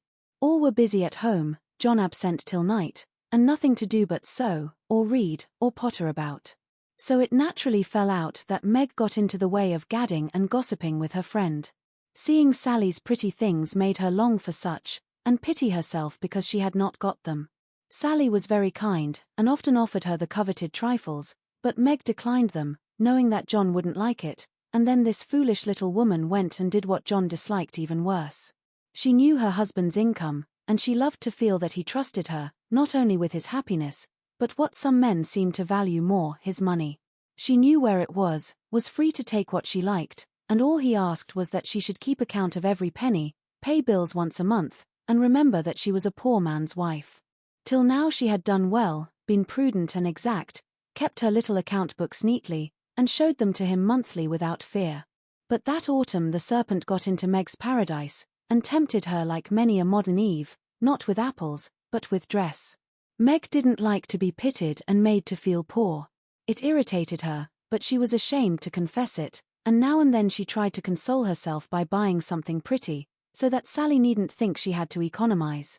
She always felt wicked after it, for the pretty things were seldom necessaries, But then they cost so little, it wasn't worth worrying about, so the trifles increased unconsciously, and in the shopping excursions she was no longer a passive looker-on. But the trifles cost more than one would imagine, and when she cast up her accounts at the end of the month, the sum total rather scared her. John was busy that month and left the bills to her. The next month he was absent, but the third he had a grand quarterly settling up, and Meg never forgot it. A few days before she had done a dreadful thing, and it weighed upon her conscience. Sally had been buying silks, and Meg longed for a new one, just a handsome light one for parties. Her black silk was so common, and thin things for evening wear were only proper for girls. Aunt March usually gave the sisters a present of $25 apiece at New Year's. That was only a month to wait, and here was a lovely violet silk going at a bargain, and she had the money, if she only dared to take it. John always said what was his was hers, but would he think it right to spend not only the prospective 25, but another 25 out of the household fund? That was the question. Sally had urged her to do it, had offered to lend the money, and with the best intentions in life had tempted Meg beyond her strength. In an evil moment the shopman held up the lovely, shimmering folds, and said, "A bargain, I assure you, She answered, "I'll take it," and it was cut off and paid for, and Sally had exulted, and she had laughed as if it were a thing of no consequence, and driven away, feeling as if she had stolen something, and the police were after her. When she got home, she tried to assuage the pangs of remorse by spreading forth the lovely silk, but it looked less silvery now, didn't become her, after all, and the words $50 seemed stamped like a pattern down each breadth. She put it away, but it haunted her, not delightfully as a new dress should, but dreadfully like the ghost of a folly that was not easily laid. When John got out his books that night, Meg's heart sank, and for the first time in her married life, she was afraid of her husband. The kind, brown eyes looked as if they could be stern, and though he was unusually merry, she fancied he had found her out, but didn't mean to let her know it. The house bills were all paid, the books all in order. John had praised her, and was undoing the old pocketbook which they called the bank, when Meg, knowing that it was quite empty, stopped his hand, saying nervously, "You haven't seen my private expense book yet." John never asked to see it, but she always insisted on his doing so, and used to enjoy his masculine amazement at the queer things women wanted, and made him guess what piping was, demand fiercely the meaning of a hug-me-tight, or wonder how a little thing composed of 3 rosebuds, a bit of velvet, and a pair of strings, could possibly be a bonnet, and cost $6. That night he looked as if he would like the fun of quizzing her figures and pretending to be horrified at her extravagance, as he often did, being particularly proud of his prudent wife. The little book was brought slowly out and laid down before him. Meg got behind his chair under pretense of smoothing the wrinkles out of his tired forehead, and standing there, she said, with her panic increasing with every word, "John, dear, I'm ashamed to show you my book, for I've really been dreadfully extravagant lately. I go about so much I must have things, you know, and Sally advised my getting it, so I did, and my New Year's money will partly pay for it, but I was sorry after I had done it, for I knew you'd think it wrong in me." John laughed, and drew her round beside him, saying good-humouredly, "Don't go and hide. I won't beat you if you have got a pair of killing boots. I'm rather proud of my wife's feet, and don't mind if she does pay $8 or $9 for her boots, if they are good ones." That had been one of her last trifles, and John's eye had fallen on it as he spoke. "Oh, what will he say when he comes to that awful $50, thought Meg, with a shiver. "It's worse than boots, it's a silk dress," she said, with the calmness of desperation, for she wanted the worst over. "Well, dear, what is the DEM'd total, as Mr. Mantalini says?" That didn't sound like John, and she knew he was looking up at her with the straightforward look that she had always been ready to meet and answer with one as frank till now. She turned the page in her head at the same time, pointing to the sum which would have been bad enough without the 50, but which was appalling to her with that added. For a minute the room was very still, then John said slowly, but she could feel it cost him an effort to express no displeasure, "Well, I don't know that 50 is much for a dress, with all the furbelows and notions you have to finish it off these days. It isn't made or trimmed," sighed Meg, faintly, for a sudden recollection of the cost still to be incurred quite overwhelmed her. 25 yards of silk seems a good deal to cover one small woman, but I've no doubt my wife will look as fine as Ned Moffat's when she gets it on," said John dryly. "I know you are angry, John, but I can't help it. I don't mean to waste your money, and I didn't think those little things would count up so. I can't resist them when I see Sally buying all she wants, and pitying me because I don't. I try to be contented, but it is hard, and I'm tired of being poor." The last words were spoken so low she thought he did not hear them, but he did, and they wounded him deeply, for he had denied himself many pleasures for Meg's sake. She could have bitten her tongue out the minute she had said it, for John pushed the books away and got up, saying with a little quiver in his voice, "I was afraid of this. I do my best, Meg." If he had scolded her, or even shaken her, it would not have broken her heart like those few words. She ran to him and held him close, crying, with repentant tears, "Oh, John, my dear, kind, hard-working boy. I didn't mean it. It was so wicked, so untrue and ungrateful. How could I say it? Oh, how could I say it?" He was very kind, forgave her readily, and did not utter one reproach, but Meg knew that she had done and said a thing which would not be forgotten soon, although he might never allude to it again. She had promised to love him for better or worse, and then she, his wife, had reproached him with his poverty, after spending his earnings recklessly. It was dreadful, and the worst of it was John went on so quietly afterward, just as if nothing had happened, except that he stayed in town later, and worked at night when she had gone to cry herself to sleep. A week of remorse nearly made Meg sick, and the discovery that John had countermanded the order for his new greatcoat reduced her to a state of despair which was pathetic to behold. He had simply said, in answer to her surprised inquiries as to the change, "I can't afford it, my dear."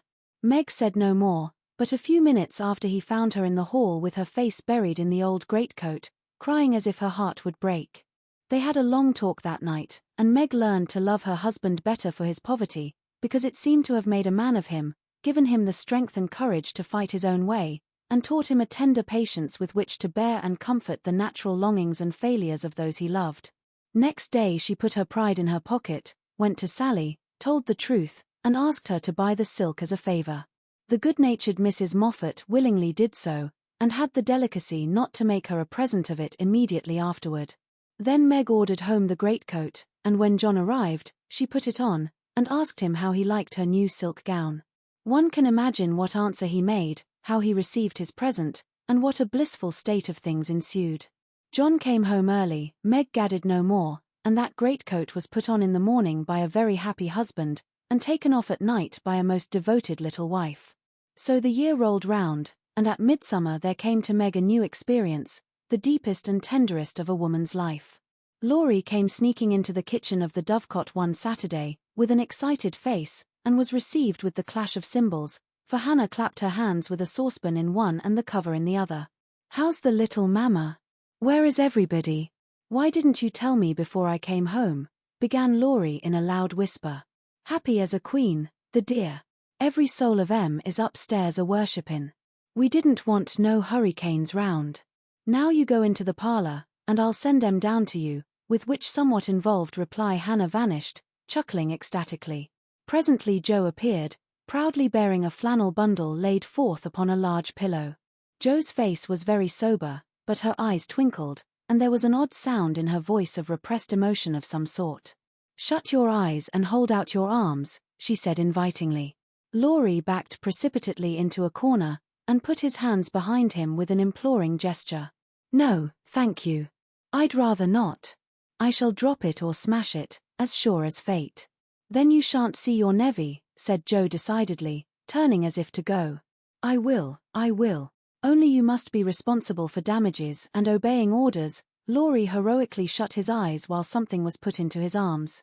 A peal of laughter from Joe, Amy, Mrs. March, Hannah, and John caused him to open them the next minute, to find himself invested with 2 babies instead of 1.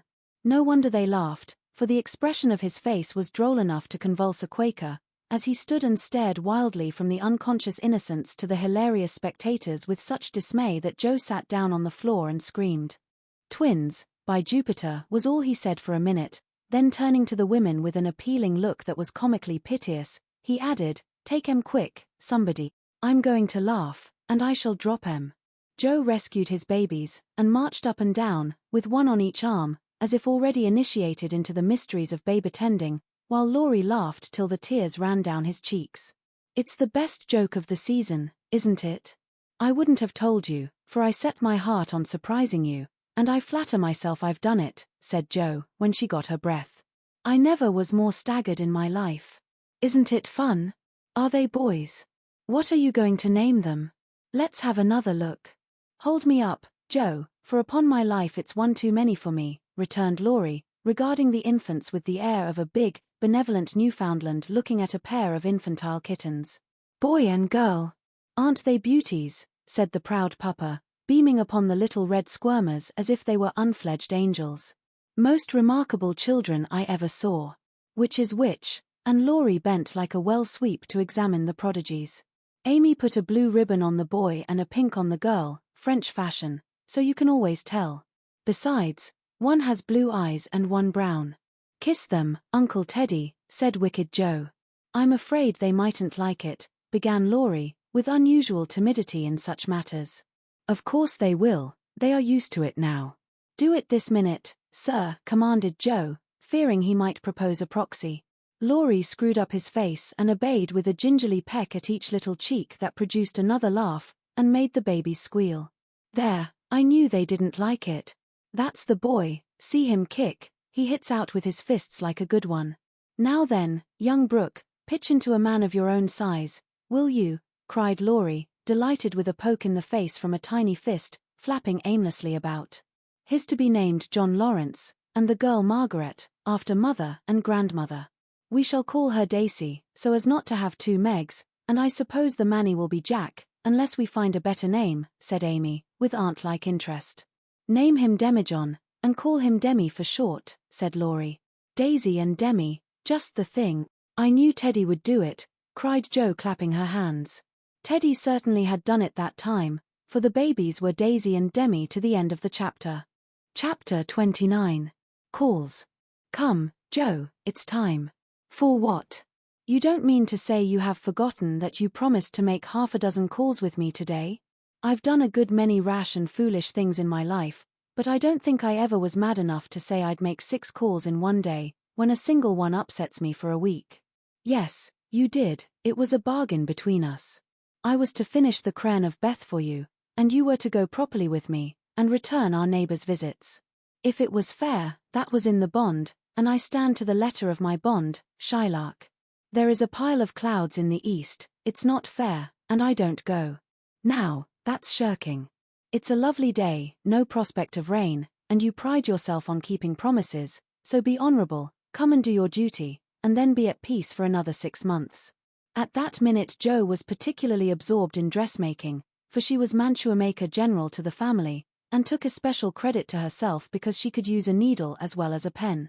It was very provoking to be arrested in the act of a first trying on, and ordered out to make calls in her best array on a warm July day.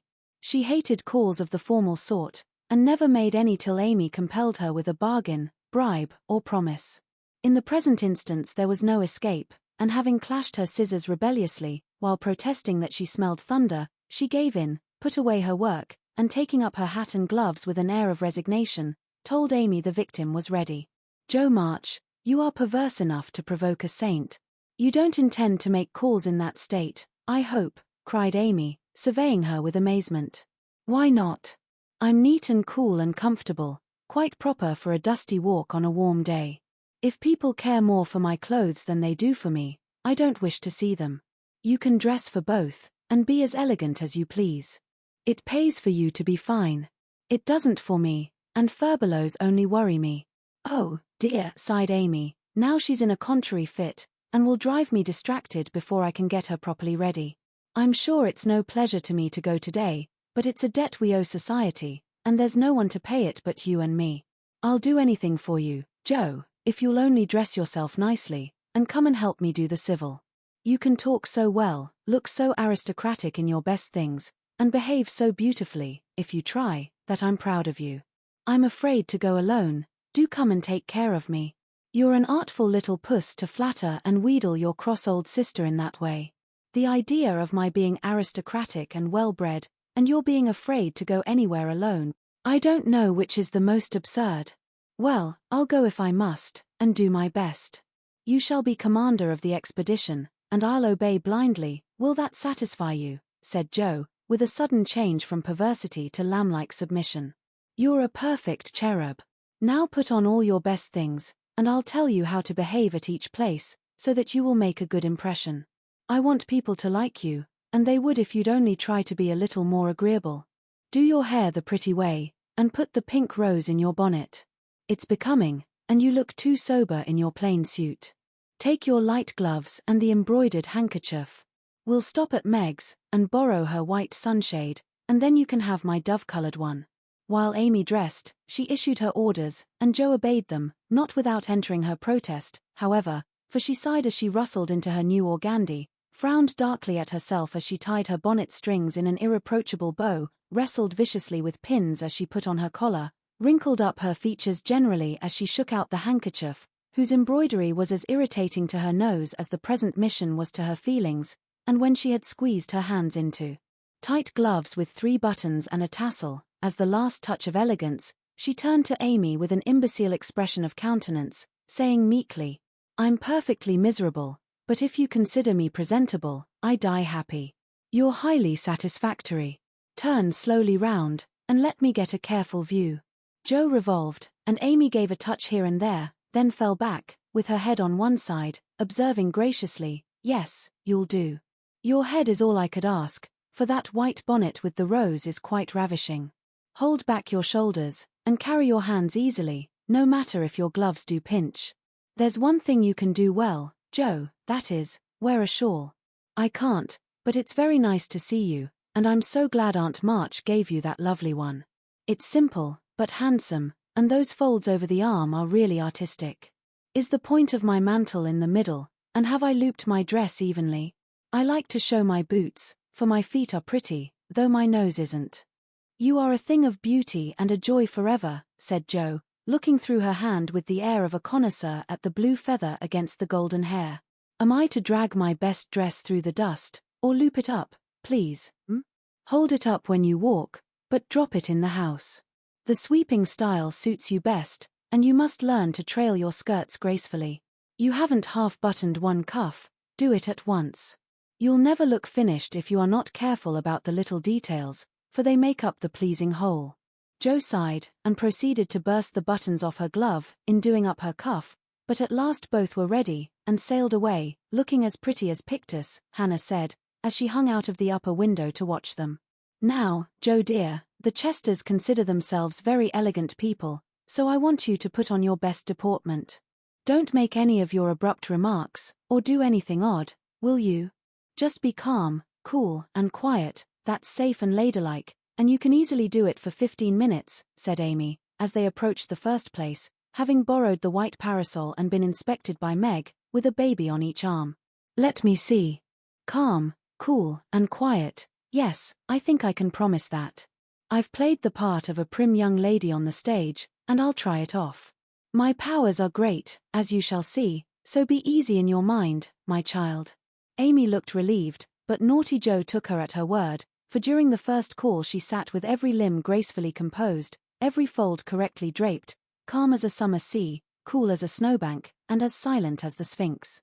In vain Mrs. Chester alluded to her charming novel, and the Mrs. Chester introduced parties, picnics, the opera, and the fashions. Each and all were answered by a smile, a bow, and a demure yes or no with the chill on.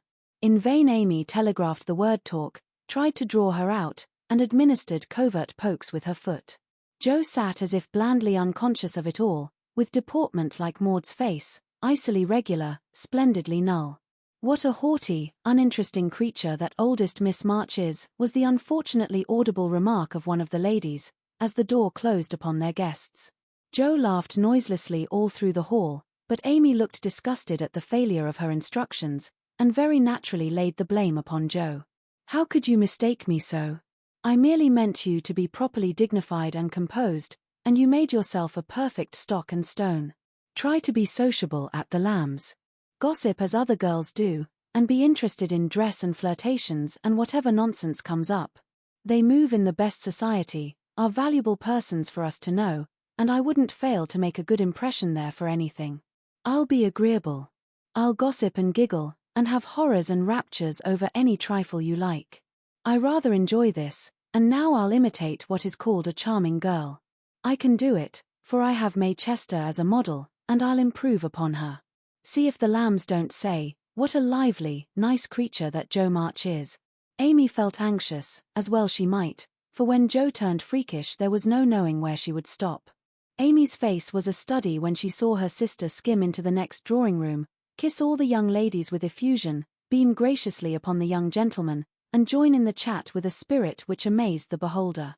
Amy was taken possession of by Mrs. Lamb, with whom she was a favourite, and forced to hear a long account of Lucretia's last attack, while three delightful young gentlemen hovered near, waiting for a pause when they might rush in and rescue her. So situated, she was powerless to check Jo, who seemed possessed by a spirit of mischief, and talked away as volubly as the lady. A knot of heads gathered about her, and Amy strained her ears to hear what was going on, for broken sentences filled her with curiosity, and frequent peals of laughter made her wild to share the fun. One may imagine her suffering on overhearing fragments of this sort of conversation. She rides splendidly. Who taught her? No one. She used to practice mounting, holding the reins, and sitting straight on an old saddle in a tree. Now she rides anything, for she doesn't know what fear is, and the stableman lets her have horses cheap because she trains them to carry ladies so well. She has such a passion for it. I often tell her if everything else fails, she can be a horsebreaker, and get her living so. At this awful speech Amy contained herself with difficulty, for the impression was being given that she was rather a fast young lady, which was her especial aversion. But what could she do? For the old lady was in the middle of her story, and long before it was done, Jo was off again, making more droll revelations and committing still more fearful blunders. Yes, Amy was in despair that day, for all the good beasts were gone, and of three left, one was lame, one blind, and the other so balky that you had to put dirt in his mouth before he would start. Nice animal for a pleasure party, wasn't it? Which did she choose? Asked one of the laughing gentlemen, who enjoyed the subject. None of them. She heard of a young horse at the farmhouse over the river, and though a lady had never ridden him, she resolved to try, because he was handsome and spirited. Her struggles were really pathetic. There was no one to bring the horse to the saddle, so she took the saddle to the horse. My dear creature, she actually rode it over the river, put it on her head, and marched up to the barn to the utter amazement of the old man. Did she ride the horse? Of course she did, and had a capital time. I expected to see her brought home in fragments, but she managed him perfectly, and was the life of the party. Well, I call that plucky, and young Mr. Lamb turned an approving glance upon Amy, wondering what his mother could be saying to make the girl look so red and uncomfortable. She was still redder and more uncomfortable a moment after, when a sudden turn in the conversation introduced the subject of dress. One of the young ladies asked Jo where she got the pretty drab hat she wore to the picnic, and stupid Jo, instead of mentioning the place where it was bought 2 years ago, must needs answer with unnecessary frankness, "Oh, Amy painted it. You can't buy those soft shades, so we paint ours any color we like. It's a great comfort to have an artistic sister." "Isn't that an original idea?" cried Miss Lamb, who found Jo great fun. "That's nothing compared to some of her brilliant performances. There's nothing the child can't do. Why, she wanted a pair of blue boots for Sally's party, so she just painted her soiled white ones the loveliest shade of sky blue you ever saw, and they looked exactly like satin," added Jo, with an air of pride in her sister's accomplishments that exasperated Amy till she felt that it would be a relief to throw her card case at her. "We read a story of yours the other day, and enjoyed it very much," observed the elder Miss Lamb, wishing to compliment the literary lady, who did not look the character just then, it must be confessed. Any mention of her works always had a bad effect upon Jo, who either grew rigid and looked offended, or changed the subject with a brusque remark, as now. "Sorry you could find nothing better to read. I write that rubbish because it sells, and ordinary people like it. Are you going to New York this winter?" As Miss Lamb had enjoyed the story, this speech was not exactly grateful or complimentary. The minute it was made Jo saw her mistake, but fearing to make the matter worse, suddenly remembered that it was for her to make the first move toward departure, and did so with an abruptness that left 3 people with half-finished sentences in their mouths. "Amy, we must go. Goodbye, dear, do come and see us. We are pining for a visit. I don't dare to ask you, Mr. Lamb, but if you should come, I don't think I shall have the heart to send you away." Joe said this with such a droll imitation of May Chester's gushing style that Amy got out of the room as rapidly as possible, feeling a strong desire to laugh and cry at the same time. "Didn't I do well?" asked Joe, with a satisfied air as they walked away. "Nothing could have been worse," was Amy's crushing reply. "What possessed you to tell those stories about my saddle, and the hats and boots, and all the rest of it?" "Why, it's funny, and amuses people. They know we are poor, so it's no use pretending that we have grooms, buy 3 or 4 hats a season, and have things as easy and fine as they do. You needn't go and tell them all our little shifts, and expose our poverty in that perfectly unnecessary way. You haven't a bit of proper pride, and never will learn when to hold your tongue and when to speak," said Amy despairingly. Poor Joe looked abashed, and silently chafed the end of her nose with the stiff handkerchief, as if performing a penance for her misdemeanors. "How shall I behave here?" she asked, as they approached the 3rd mansion. "Just as you please. I wash my hands of you," was Amy's short answer. "Then I'll enjoy myself. The boys are at home, and we'll have a comfortable time. Goodness knows I need a little change, for elegance has a bad effect upon my constitution," returned Joe gruffly, being disturbed by her failure to suit. An enthusiastic welcome from 3 big boys and several pretty children speedily soothed her ruffled feelings, and leaving Amy to entertain the hostess and Mr. Tudor, who happened to be calling likewise, Joe devoted herself to the young folks and found the change refreshing. She listened to college stories with deep interest, caressed pointers and poodles without a murmur, agreed heartily that Tom Brown was a brick, regardless of the improper form of praise, and when one lad proposed a visit to his turtle tank, she went with an alacrity which caused Mamma to smile upon her, as that motherly lady settled the cap which was left in a ruinous condition by filial hugs, bear-like but affectionate, and dearer to her than the most faultless coiffure from the hands of an inspired Frenchwoman. Leaving her sister to her own devices, Amy proceeded to enjoy herself to her heart's content. Mr. Tudor's uncle had married an English lady who was 3rd cousin to a living lord, and Amy regarded the whole family with great respect, for in spite of her American birth and breeding, she possessed that reverence for titles which haunts the best of us, that unacknowledged loyalty to the early faith in kings which set the most democratic nation under the sun in ferment at the coming of a royal yellow-haired laddie, some years ago, and which still has something to do with the love the young country bears the old, like that of a big son for an imperious little mother, who held him while she could, and let him go with a farewell scolding when he rebelled. But even the satisfaction of talking with a distant connection of the British nobility did not render Amy forgetful of time, and when the proper number of minutes had passed, she reluctantly tore herself from this aristocratic society, and looked about for Joe, fervently hoping that her incorrigible sister would not be found in any position which should bring disgrace upon the name of March. It might have been worse, but Amy considered it bad.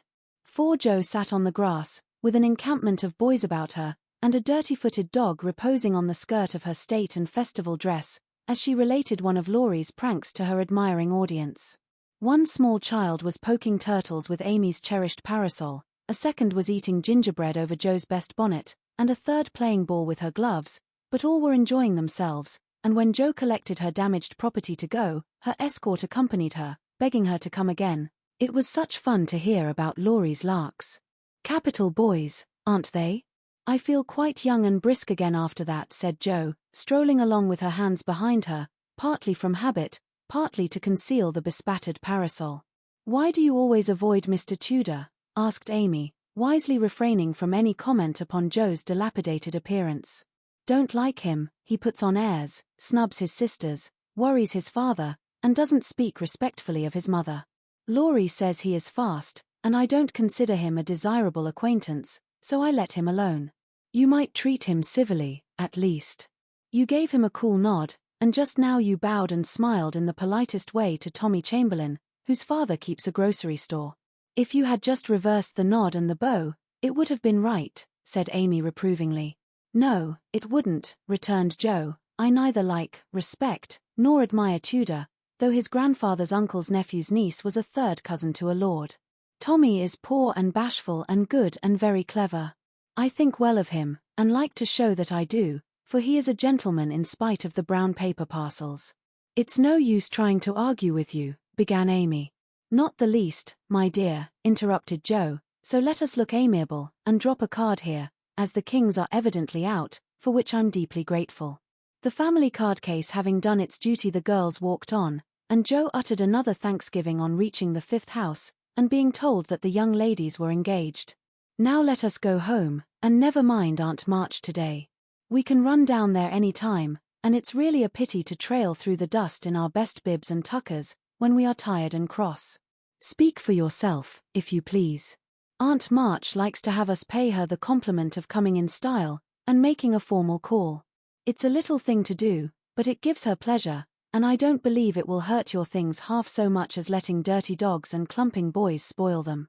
Stoop down, and let me take the crumbs off of your bonnet. What a good girl you are, Amy, said Joe, with a repentant glance from her own damaged costume to that of her sister, which was fresh and spotless still. I wish it was as easy for me to do little things to please people as it is for you. I think of them, but it takes too much time to do them, so I wait for a chance to confer a great favor, and let the small ones slip, but they tell best in the end, I fancy. Amy smiled and was mollified at once, saying with a maternal air, women should learn to be agreeable, particularly poor ones, for they have no other way of repaying the kindnesses they receive. If you'd remember that, and practice it, you'd be better liked than I am, because there is more of you. I'm a crotchety old thing, and always shall be, but I'm willing to own that you are right, only it's easier for me to risk my life for a person than to be pleasant to him when I don't feel like it. It's a great misfortune to have such strong likes and dislikes, isn't it? It's a greater not to be able to hide them. I don't mind saying that I don't approve of Tudor any more than you do, but I'm not called upon to tell him so. Neither are you, and there is no use in making yourself disagreeable because he is. But I think girls ought to show when they disapprove of young men, and how can they do it except by their manners? Preaching does not do any good, as I know to my sorrow, since I've had Teddy to manage. But there are many little ways in which I can influence him without a word, and I say we ought to do it to others if we can. Teddy is a remarkable boy, and can't be taken as a sample of other boys, said Amy, in a tone of solemn conviction, which would have convulsed the remarkable boy if he had heard it. If we were belles, or women of wealth and position, we might do something, perhaps, but for us to frown at one set of young gentlemen because we don't approve of them, and smile upon another set because we do, wouldn't have a particle of effect, and we should only be considered odd and puritanical. So we are to countenance things and people which we detest, merely because we are not belles and millionaires, are we? That's a nice sort of morality. I can't argue about it, I only know that it's the way of the world, and people who set themselves against it only get laughed at for their pains. I don't like reformers, and I hope you never try to be one. I do like them, and I shall be one if I can, for in spite of the laughing the world would never get on without them. We can't agree about that, for you belong to the old set, and I to the new. You will get on the best, but I shall have the liveliest time of it. I should rather enjoy the brickbats and hooting, I think. Well, compose yourself now, and don't worry Aunt with your new ideas. I'll try not to, but I'm always possessed to burst out with some particularly blunt speech or revolutionary sentiment before her. It's my doom, and I can't help it. They found Aunt Carol with the old lady, both absorbed in some very interesting subject, but they dropped it as the girls came in, with a conscious look which betrayed that they had been talking about their nieces. Joe was not in a good humor, and the perverse fit returned, but Amy, who had virtuously done her duty, kept her temper and pleased everybody, was in a most angelic frame of mind. This amiable spirit was felt at once, and both aunts my-deared her affectionately, looking what they afterward said emphatically, that child improves every day. Are you going to help about the fair, dear? Asked Mrs. Carroll, as Amy sat down beside her with the confiding air elderly people like so well in the young. Yes, Aunt. Mrs. Chester asked me if I would, and I offered to tend a table, as I have nothing but my time to give. I'm not, put in Joe decidedly. I hate to be patronized, and the Chesters think it's a great favor to allow us to help with their highly connected fair. I wonder you consented, Amy, they only want you to work. I am willing to work. It's for the freedmen as well as the Chesters, and I think it very kind of them to let me share the labor and the fun. Patronage does not trouble me when it is well meant. Quite right and proper. I like your grateful spirit, my dear. It's a pleasure to help people who appreciate our efforts. Some do not, and that is trying, observed Aunt March, looking over her spectacles at Jo, who sat apart, rocking herself, with a somewhat morose expression. If Jo had only known what a great happiness was wavering in the balance for one of them, she would have turned dove-like in a minute, but unfortunately, we don't have windows in our breasts, and cannot see what goes on in the minds of our friends. Better for us that we cannot as a general thing, but now and then it would be such a comfort, such a saving of time and temper. By her next speech, Jo deprived herself of several years of pleasure, and received a timely lesson in the art of holding her tongue. I don't like favors, they oppress and make me feel like a slave. I'd rather do everything for myself, and be perfectly independent. Ahem, coughed Aunt Carol softly, with a look at Aunt March. I told you so, said Aunt March, with a decided nod to Aunt Carol. Mercifully unconscious of what she had done, Jo sat with her nose in the air, and a revolutionary aspect which was anything but inviting. Do you speak French, dear? Asked Mrs. Carroll, laying a hand on Amy's. Pretty well, thanks to Aunt March, who lets Esther talk to me as often as I like, replied Amy, with a grateful look, which caused the old lady to smile affably.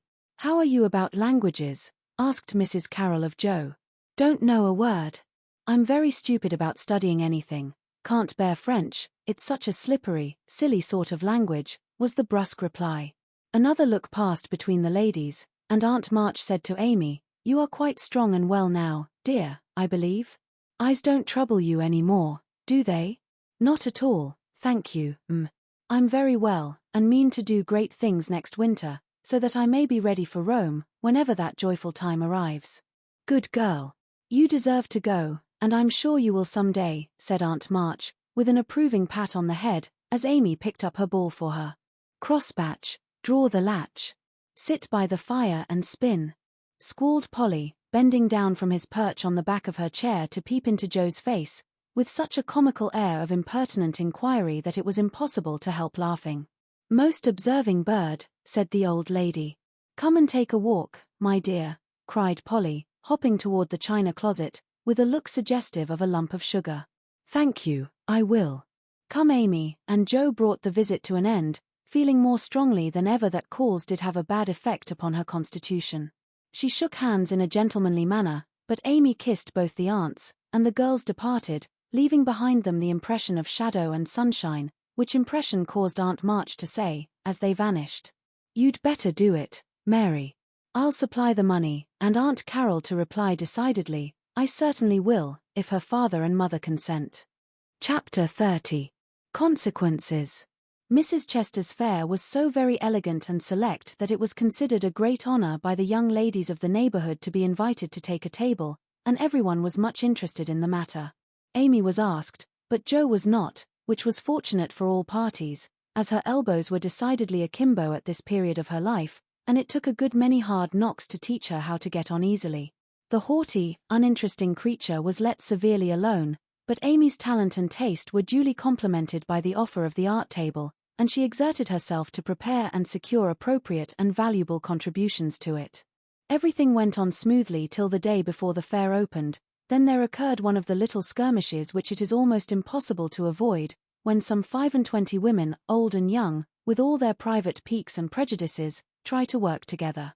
May Chester was rather jealous of Amy because the latter was a greater favorite than herself, and just at this time several trifling circumstances occurred to increase the feeling. Amy's dainty pen and ink work entirely eclipsed May's painted vases, that was one thorn. Then the all-conquering Tudor had danced 4 times with Amy at a late party and only once with May, that was thorn number 2. But the chief grievance that rankled in her soul, and gave an excuse for her unfriendly conduct, was a rumor which some obliging gossip had whispered to her, that the March girls had made fun of her at the Lambs. All the blame of this should have fallen upon Jo, for her naughty imitation had been too lifelike to escape detection, and the frolicsome Lambs had permitted the joke to escape. No hint of this had reached the culprits, however, and Amy's dismay can be imagined, when, the very evening before the fair, as she was putting the last touches to her pretty table, Mrs. Chester, who, of course, resented the supposed ridicule of her daughter, said, in a bland tone, but with a cold look, I find, dear, that there is some feeling among the young ladies about my giving this table to anyone but my girls. As this is the most prominent, and some say the most attractive table of all, and they are the chief getters-up of the fair, it is thought best for them to take this place. I'm sorry, but I know you are too sincerely interested in the cause to mind a little personal disappointment, and you shall have another table if you like. Mrs. Chester fancied beforehand that it would be easy to deliver this little speech, but when the time came, she found it rather difficult to utter it naturally, with Amy's unsuspicious eyes looking straight at her full of surprise and trouble. Amy felt that there was something behind this, but could not guess what, and said quietly, feeling hurt, and showing that she did, "Perhaps you had rather I took no table at all? Now, my dear, don't have any ill feeling, I beg. It's merely a matter of expediency. You see, my girls will naturally take the lead, and this table is considered their proper place. I think it very appropriate to you, and feel very grateful for your efforts to make it so pretty, but we must give up our private wishes, of course, and I will see that you have a good place elsewhere. Wouldn't you like the flower table?" The little girls undertook it, but they are discouraged. "You could make a charming thing of it, and the flower table is always attractive, you know. Especially to gentlemen," added May, with a look which enlightened Amy as to one cause of her sudden fall from favor. She colored angrily, but took no other notice of that girlish sarcasm, and answered with unexpected amiability. "It shall be as you please, Mrs. Chester. I'll give up my place here at once, and attend to the flowers, if you like. You can put your own things on your own table, if you prefer," began May, feeling a little conscience-stricken, as she looked at the pretty racks, the painted shells, and quaint illuminations Amy had so carefully made and so gracefully arranged. She meant it kindly, but Amy mistook her meaning, and said quickly, "Oh, certainly, if they are in your way," and sweeping her contributions into her apron, pell-mell, she walked off, feeling that herself and her works of art had been insulted past forgiveness. Now she's mad. "Oh, dear, I wish I hadn't asked you to speak, Mamma," said May, looking disconsolately at the empty spaces on her table. "Girls' quarrels are soon over," returned her mother, feeling a trifle ashamed of her own part in this one, as well she might. The little girls hailed Amy and her treasures with delight, which cordial reception somewhat soothed her perturbed spirit, and she fell to work, determined to succeed florally, if she could not artistically. But everything seemed against her. It was late, and she was tired. Everyone was too busy with their own affairs to help her, and the little girls were only hindrances, for the dears fussed and chattered like so many magpies, making a great deal of confusion in their artless efforts to preserve the most perfect order. The evergreen arch wouldn't stay firm after she got it up, but wiggled and threatened to tumble down on her head when the hanging baskets were filled. Her best tile got a splash of water, which left a sepia tear on the Cupid's cheek.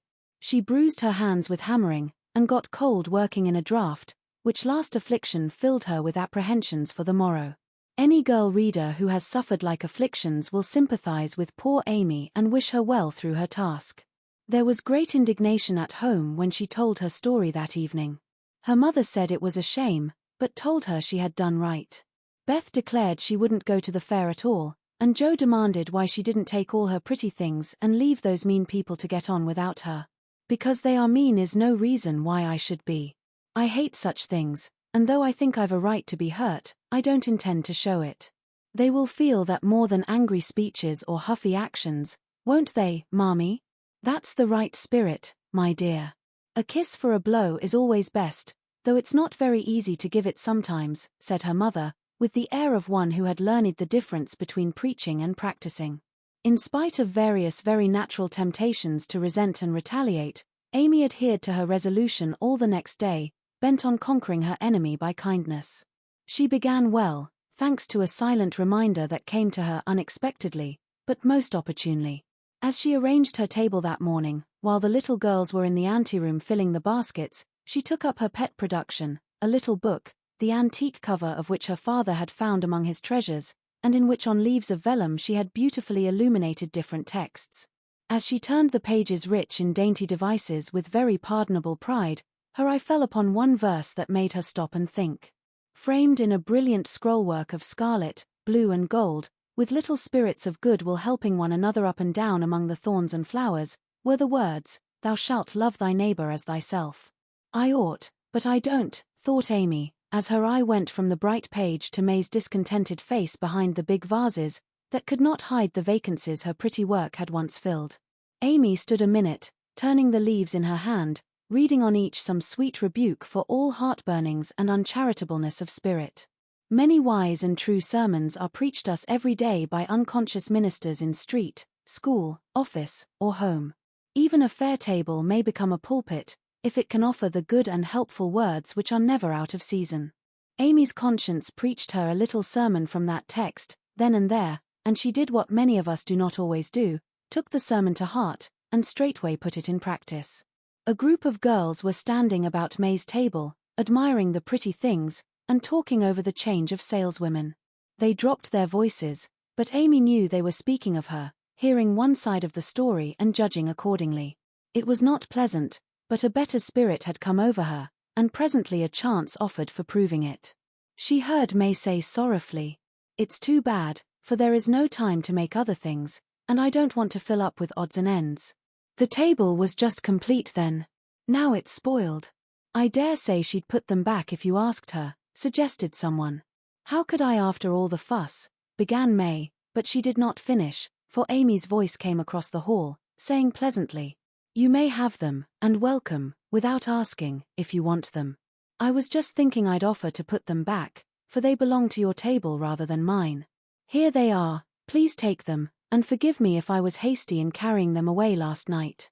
As she spoke, Amy returned her contribution, with a nod and a smile, and hurried away again, feeling that it was easier to do a friendly thing than it was to stay and be thanked for it. "Now, I call that lovely of her, don't you?" cried one girl. May's answer was inaudible, but another young lady, whose temper was evidently a little soured by making lemonade, added, with a disagreeable laugh, "Very lovely," for she knew she wouldn't sell them at her own table. Now, that was hard. When we make little sacrifices we like to have them appreciated, at least, and for a minute Amy was sorry she had done it, feeling that virtue was not always its own reward. But it is, as she presently discovered, for her spirits began to rise, and her table to blossom under her skillful hands. The girls were very kind, and that one little act seemed to have cleared the atmosphere amazingly. It was a very long day and a hard one for Amy, as she sat behind her table, often quite alone, for the little girls deserted very soon. Few cared to buy flowers in summer, and her bouquets began to droop long before night. The art table was the most attractive in the room. There was a crowd about it all day long, and the tenders were constantly flying to and fro with important faces and rattling money boxes. Amy often looked wistfully across, longing to be there, where she felt at home and happy, instead of in a corner with nothing to do. It might seem no hardship to some of us, but to a pretty, blithe young girl, it was not only tedious, but very trying, and the thought of Laurie and his friends made it a real martyrdom. She did not go home till night, and then she looked so pale and quiet that they knew the day had been a hard one, though she made no complaint, and did not even tell what she had done. Her mother gave her an extra cordial cup of tea. Beth helped her dress, and made a charming little wreath for her hair, while Jo astonished her family by getting herself up with unusual care, and hinting darkly that the tables were about to be turned. "Don't do anything rude, pray Jo. I won't have any fuss made, so let it all pass and behave yourself," begged Amy, as she departed early, hoping to find a reinforcement of flowers to refresh her poor little table.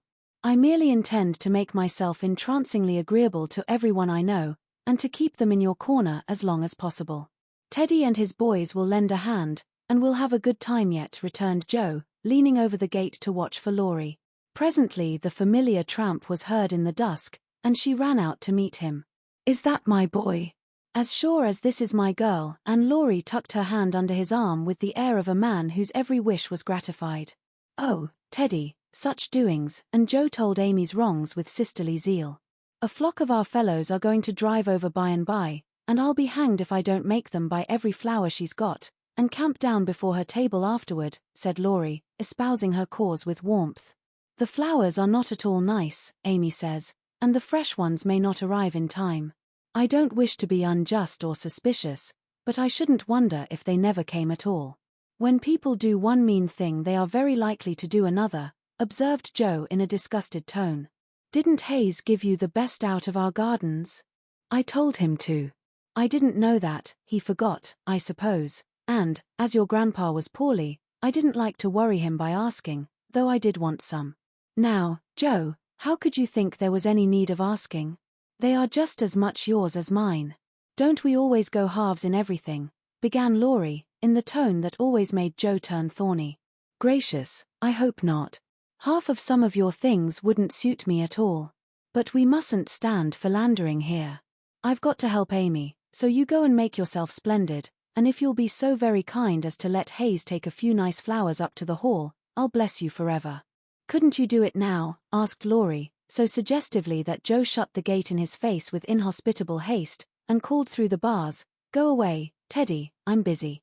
Thanks to the conspirators, the tables were turned that night, for Hayes sent up a wilderness of flowers, with a lovely basket arranged in his best manner for a centerpiece. Then the March family turned out en masse, and Joe exerted herself to some purpose, for people not only came, but stayed, laughing at her nonsense, admiring Amy's taste, and apparently enjoying themselves very much. Laurie and his friends gallantly threw themselves into the breach, bought up the bouquets, encamped before the table, and made that corner the liveliest spot in the room.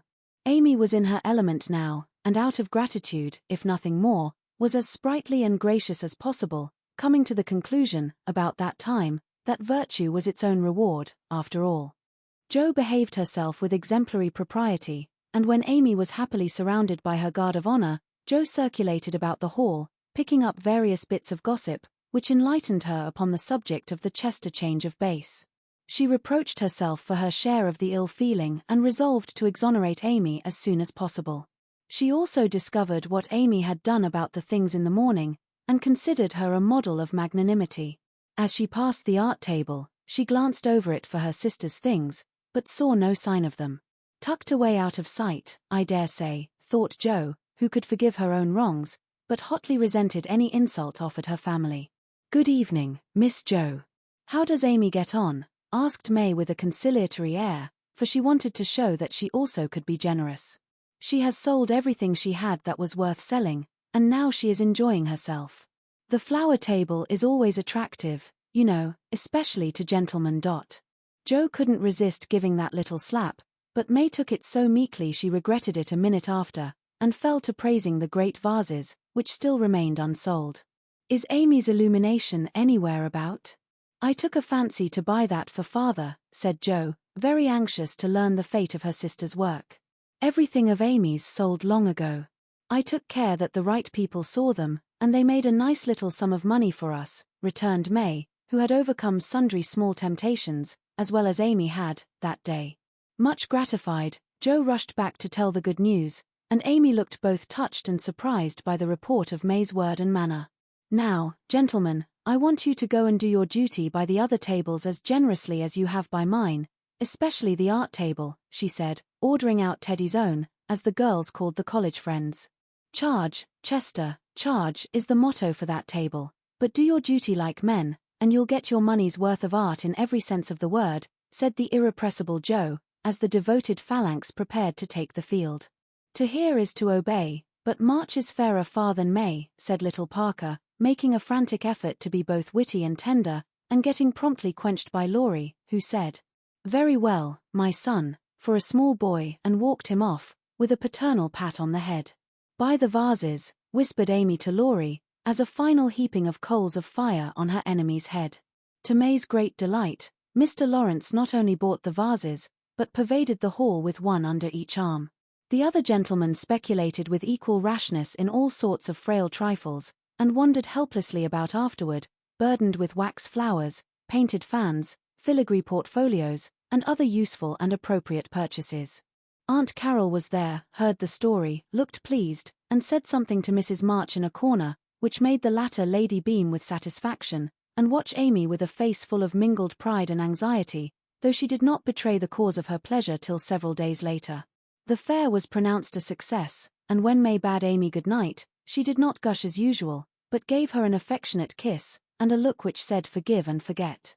That satisfied Amy, and when she got home she found the vases paraded on the parlor chimney-piece with a great bouquet in each. The reward of merit for a magnanimous march, as Laurie announced with a flourish. You've a deal more principle and generosity and nobleness of character than I ever gave you credit for, Amy. You've behaved sweetly, and I respect you with all my heart, said Joe warmly, as they brushed their hair together late that night. Yes, we all do, and love her for being so ready to forgive. It must have been dreadfully hard, after working so long and setting your heart on selling your own pretty things. I don't believe I could have done it as kindly as you did, added Beth from her pillow. Why, girls, you needn't praise me so. I only did as I'd be done by. You laugh at me when I say I want to be a lady, but I mean a true gentlewoman in mind and manners, and I try to do it as far as I know how. I can't explain exactly, but I want to be above the little meannesses and follies and faults that spoil so many women. I'm far from it now, but I do my best, and hope in time to be what Mother is. Amy spoke earnestly, and Joe said, with a cordial hug, I understand now what you mean, and I'll never laugh at you again. You are getting on faster than you think, and I'll take lessons of you in true politeness, for you've learned the secret, I believe. Try away, dearie, you'll get your reward some day, and no one will be more delighted than I shall. A week later Amy did get her reward, and poor Joe found it hard to be delighted. A letter came from Aunt Carol, and Mrs. March's face was illuminated to such a degree when she read it that Joe and Beth, who were with her, demanded what the glad tidings were. Aunt Carol is going abroad next month, and wants me to go with her, burst in Joe, flying out of her chair in an uncontrollable rapture. No, dear, not you. It's Amy. Oh, Mother, she's too young, it's my turn first. I've wanted it so long. It would do me so much good, and be so altogether splendid. I must go. I'm afraid it's impossible, Joe. Aunt, says Amy, decidedly, and it is not for us to dictate when she offers such a favor. It's always so. Amy has all the fun and I have all the work. It isn't fair, oh, it isn't fair, cried Joe passionately. I'm afraid it's partly your own fault, dear. When Aunt spoke to me the other day, she regretted your blunt manners and too independent spirit, and here she writes, as if quoting something you had said. I planned at first to ask Joe, but as favors burden her, and she hates French, I think I won't venture to invite her. Amy is more docile, will make a good companion for Flo, and receive gratefully any help the trip may give her. Oh, my tongue, my abominable tongue, why can't I learn to keep it quiet? Groaned Joe, remembering words which had been her undoing. When she had heard the explanation of the quoted phrases, Mrs. March said sorrowfully, I wish you could have gone, but there is no hope of it this time, so try to bear it cheerfully, and don't sadden Amy's pleasure by reproaches or regrets. I'll try, said Joe, winking hard as she knelt down to pick up the basket she had joyfully upset. I'll take a leaf out of her book, and try not only to seem glad, but to be so, and not grudge her 1 minute of happiness. But it won't be easy, for it is a dreadful disappointment, and poor Joe bedewed the little fat pincushion she held with several very bitter tears. Joe, dear, I'm very selfish, but I couldn't spare you, and I'm glad you are not going quite yet, whispered Beth, embracing her, basket and all, with such a clinging touch and loving face that Joe felt comforted in spite of the sharp regret that made her want to box her own ears, and humbly beg Aunt Carol to burden her with this favor, and see how gratefully she would bear it. By the time Amy came in, Joe was able to take her part in the family jubilation, not quite as heartily as usual, perhaps, but without repinings at Amy's good fortune. The young lady herself received the news as tidings of great joy, went about in a solemn sort of rapture, and began to sort her colors and pack her pencils that evening, leaving such trifles as clothes, money, and passports to those less absorbed in visions of art than herself. It isn't a mere pleasure trip to me, girls, she said impressively, as she scraped her best palette. It will decide my career, for if I have any genius, I shall find it out in Rome, and will do something to prove it. Suppose you haven't, said Joe, sewing away, with red eyes, at the new collars which were to be handed over to Amy. Then I shall come home and teach drawing for my living, replied the aspirant for fame, with philosophic composure. But she made a wry face at the prospect, and scratched away at her palette as if bent on vigorous measures before she gave up her hopes. No, you won't. You hate hard work, and you'll marry some rich man, and come home to sit in the lap of luxury all your days, said Joe. Your predictions sometimes come to pass, but I don't believe that one will. I'm sure I wish it would, for if I can't be an artist myself, I should like to be able to help those who are, said Amy, smiling, as if the part of Lady Bountiful would suit her better than that of a poor drawing teacher. Said Joe, with a sigh. If you wish it you'll have it, for your wishes are always granted, mine never. Would you like to go? Asked Amy, thoughtfully patting her nose with her knife. Rather. Well, in a year or two I'll send for you, and we'll dig in the forum for relics, and carry out all the plans we've made so many times. Thank you. I'll remind you of your promise when that joyful day comes, if it ever does, returned Jo, accepting the vague but magnificent offer as gratefully as she could. There was not much time for preparation, and the house was in a ferment till Amy was off. Jo bore up very well till the last flutter of blue ribbon vanished, when she retired to her refuge, the garret, and cried till she couldn't cry any more. Amy likewise bore up stoutly till the steamer sailed. Then just as the gangway was about to be withdrawn, it suddenly came over her that a whole ocean was soon to roll between her and those who loved her best, and she clung to Laurie, the last lingerer, saying with a sob, "Oh, take care of them for me, and if anything should happen." "I will, dear, I will, and if anything happens, I'll come and comfort you," whispered Laurie, little dreaming that he would be called upon to keep his word. So Amy sailed away to find the old world, which is always new and beautiful to young eyes, while her father and friend watched her from the shore, fervently hoping that none but gentle fortunes would befall the happy-hearted girl, who waved her hand to them till they could see nothing but the summer sunshine dazzling on the sea. Chapter 31. Our Foreign Correspondent. London.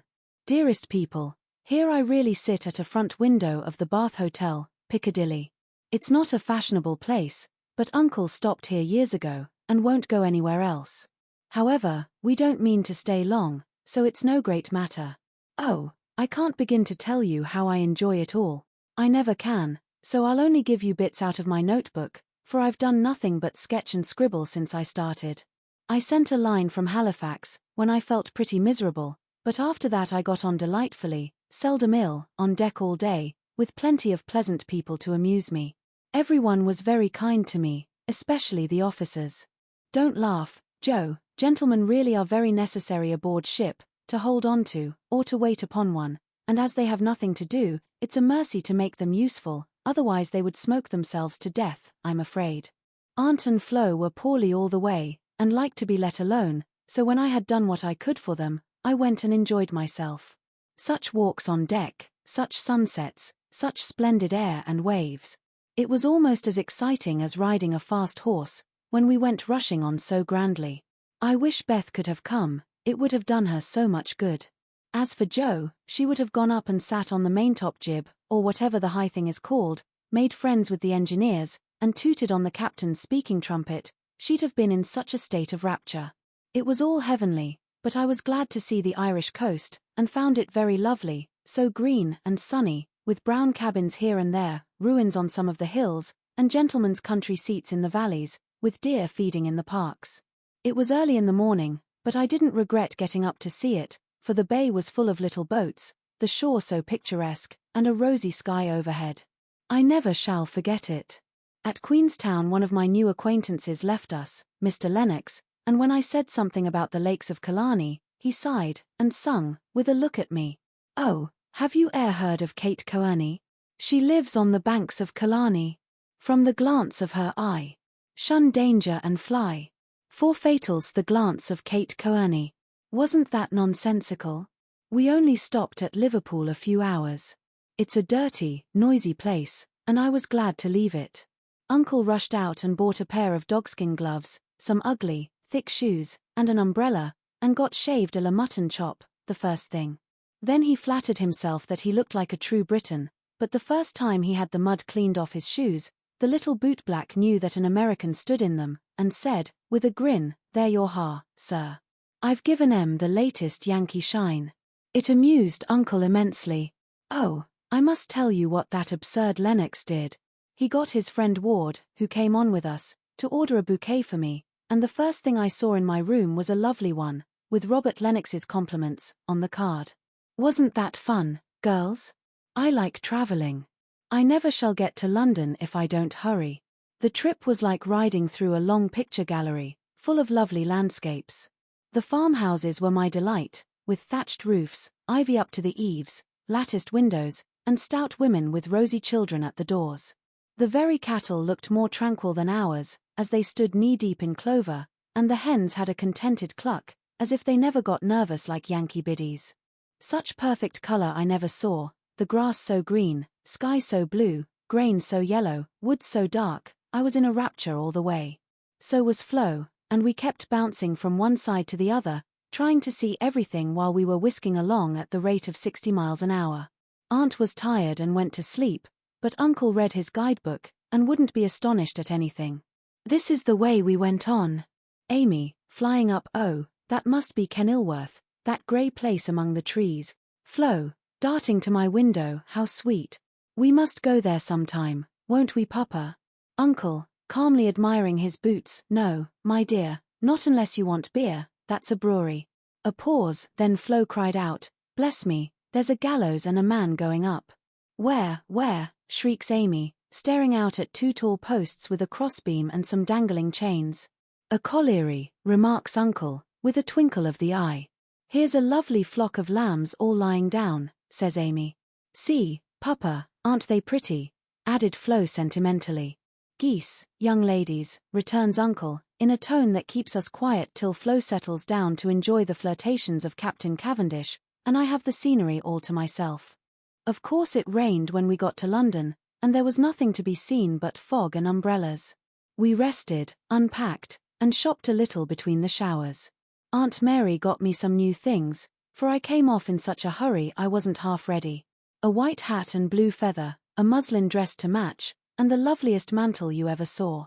Shopping in Regent Street is perfectly splendid. Things seem so cheap, nice ribbons only 6pence a yard. I laid in a stock, but shall get my gloves in Paris. Doesn't that sound sort of elegant and rich? Flo and I, for the fun of it, ordered a hansom cab, while Aunt and Uncle were out, and went for a drive, though we learned afterward that it wasn't the thing for young ladies to ride in them alone. It was so droll. For when we were shut in by the wooden apron, the man drove so fast that Flo was frightened, and told me to stop him, but he was up outside behind somewhere, and I couldn't get at him. He didn't hear me call, nor see me flap my parasol in front, and there we were, quite helpless, rattling away, and whirling around corners at a breakneck pace. At last, in my despair, I saw a little door in the roof, and on poking it open, a red eye appeared, and a beery voice said, "Now, then, Mum." I gave my order as soberly as I could, and slamming down the door, with an "Aye, Mum," the man made his horse walk, as if going to a funeral. I poked again and said, "A little faster," then off he went, helter-skelter as before, and we resigned ourselves to our fate. Today was fair, and we went to Hyde Park, close by, for we are more aristocratic than we look. The Duke of Devonshire lives near. I often see his footman lounging at the back gate, and the Duke of Wellington's house is not far off. Such sights as I saw, my dear. It was as good as Punch, for there were fat dowagers rolling about in their red and yellow coaches, with gorgeous Jameses in silk stockings and velvet coats, up behind, and powdered coachmen in front. Smart maids, with the rosiest children I ever saw, handsome girls, looking half asleep, dandies in queer English hats and lavender kids lounging about, and tall soldiers, in short red jackets and muffin caps stuck on one side, looking so funny I longed to sketch them. Rotten Row means Route de Roi, or the Kingsway, but now it's more like a riding school than anything else. The horses are splendid, and the men, especially the grooms, ride well, but the women are stiff, and bounce, which isn't according to our rules. I longed to show them a tearing American gallop, for they trotted solemnly up and down, in their scant habits and high hats, looking like the women in a toy Noah's Ark. Everyone rides, old men, stout ladies, little children, and the young folks do a deal of flirting here. I saw a pair exchange rosebuds, for it's the thing to wear one in the buttonhole, and I thought it rather a nice little idea. In the PM to Westminster Abbey, but don't expect me to describe it, that's impossible, so I'll only say it was sublime. This evening we are going to see Fector, which will be an appropriate end to the happiest day of my life. It's very late, but I can't let my letter go in the morning without telling you what happened last evening. Who do you think came in, as we were at tea? Laurie's English friends, Fred and Frank Vaughan. I was so surprised, for I shouldn't have known them but for the cards. Both are tall fellows with whiskers, Fred handsome in the English style, and Frank much better, for he only limps slightly, and uses no crutches. They had heard from Laurie where we were to be, and came to ask us to their house, but Uncle won't go, so we shall return the call, and see them as we can. They went to the theatre with us, and we did have such a good time, for Frank devoted himself to Flo, and Fred and I talked over past, present, and future fun as if we had known each other all our days. Tell Beth Frank asked for her, and was sorry to hear of her ill health. Fred laughed when I spoke of Joe, and sent his respectful compliments to the big hat. Neither of them had forgotten Camp Laurence, or the fun we had there. What ages ago it seems, doesn't it? Aunt is tapping on the wall for the third time, so I must stop. I really feel like a dissipated London fine lady, writing here so late, with my room full of pretty things, and my head a jumble of parks, theatres, new gowns, and gallant creatures who say ah and twirl their blonde moustaches with the true English lordliness. I long to see you all, and in spite of my nonsense as ever, your loving AMY. Paris. Dear girls. In my last I told you about our London visit, how kind the Vaughan's were, and what pleasant parties they made for us. I enjoyed the trips to Hampton Court and the Kensington Museum more than anything else, for at Hampton I saw Raphael's cartoons, and at the museum, rooms full of pictures by Turner, Laurence, Reynolds, Hogarth, and the other great creatures. The day in Richmond Park was charming, for we had a regular English picnic, and I had more splendid oaks and groups of deer than I could copy, also heard a nightingale, and saw larks go up. We did London to our heart's content, thanks to Fred and Frank, and were sorry to go away, for though English people are slow to take you in, when they once make up their minds to do it they cannot be outdone in hospitality, I think. The Vaughan's hope to meet us in Rome next winter, and I shall be dreadfully disappointed if they don't, for Grace and I are great friends, and the boys very nice fellows, especially Fred. Well, we were hardly settled here, when he turned up again, saying he had come for a holiday, and was going to Switzerland. Aunt looked sober at first, but he was so cool about it she couldn't say a word. And now we get on nicely, and are very glad he came, for he speaks French like a native, and I don't know what we should do without him. Uncle doesn't know 10 words, and insists on talking English very loud, as if it would make people understand him. Aunt's pronunciation is old-fashioned, and Flo and I, though we flattered ourselves that we knew a good deal, find we don't, and are very grateful to have Fred do the parley-vooing, as Uncle calls it. Such delightful times as we are having. Sightseeing from morning till night, stopping for nice lunches in the gay cafes, and meeting with all sorts of droll adventures. Rainy days I spend in the Louvre, reveling in pictures. Jo would turn up her naughty nose at some of the finest, because she has no soul for art, but I have, and I'm cultivating eye and taste as fast as I can. She would like the relics of great people better, for I've seen her Napoleon's cocked hat and grey coat, his baby's cradle and his old toothbrush, also Marie Antoinette's little shoe, the ring of Saint Denis, Charlemagne's sword, and many other interesting things. I'll talk for hours about them when I come, but haven't time to write. The Palais Royal is a heavenly place, so full of bijouterie and lovely things that I'm nearly distracted because I can't buy them. Fred wanted to get me some, but of course I didn't allow it. Then the boys and Champs-Élysées are très magnifiques. I've seen the imperial family several times, the emperor an ugly, hard-looking man, the empress pale and pretty, but dressed in bad taste, I thought, purple dress, green hat, and yellow gloves. Little Nap is a handsome boy, who sits chatting to his tutor, and kisses his hand to the people as he passes in his 4-horse barouche, with postilions in red satin jackets and a mounted guard before and behind. We often walk in the Tuileries gardens, for they are lovely, though the antique Luxembourg gardens suit me better.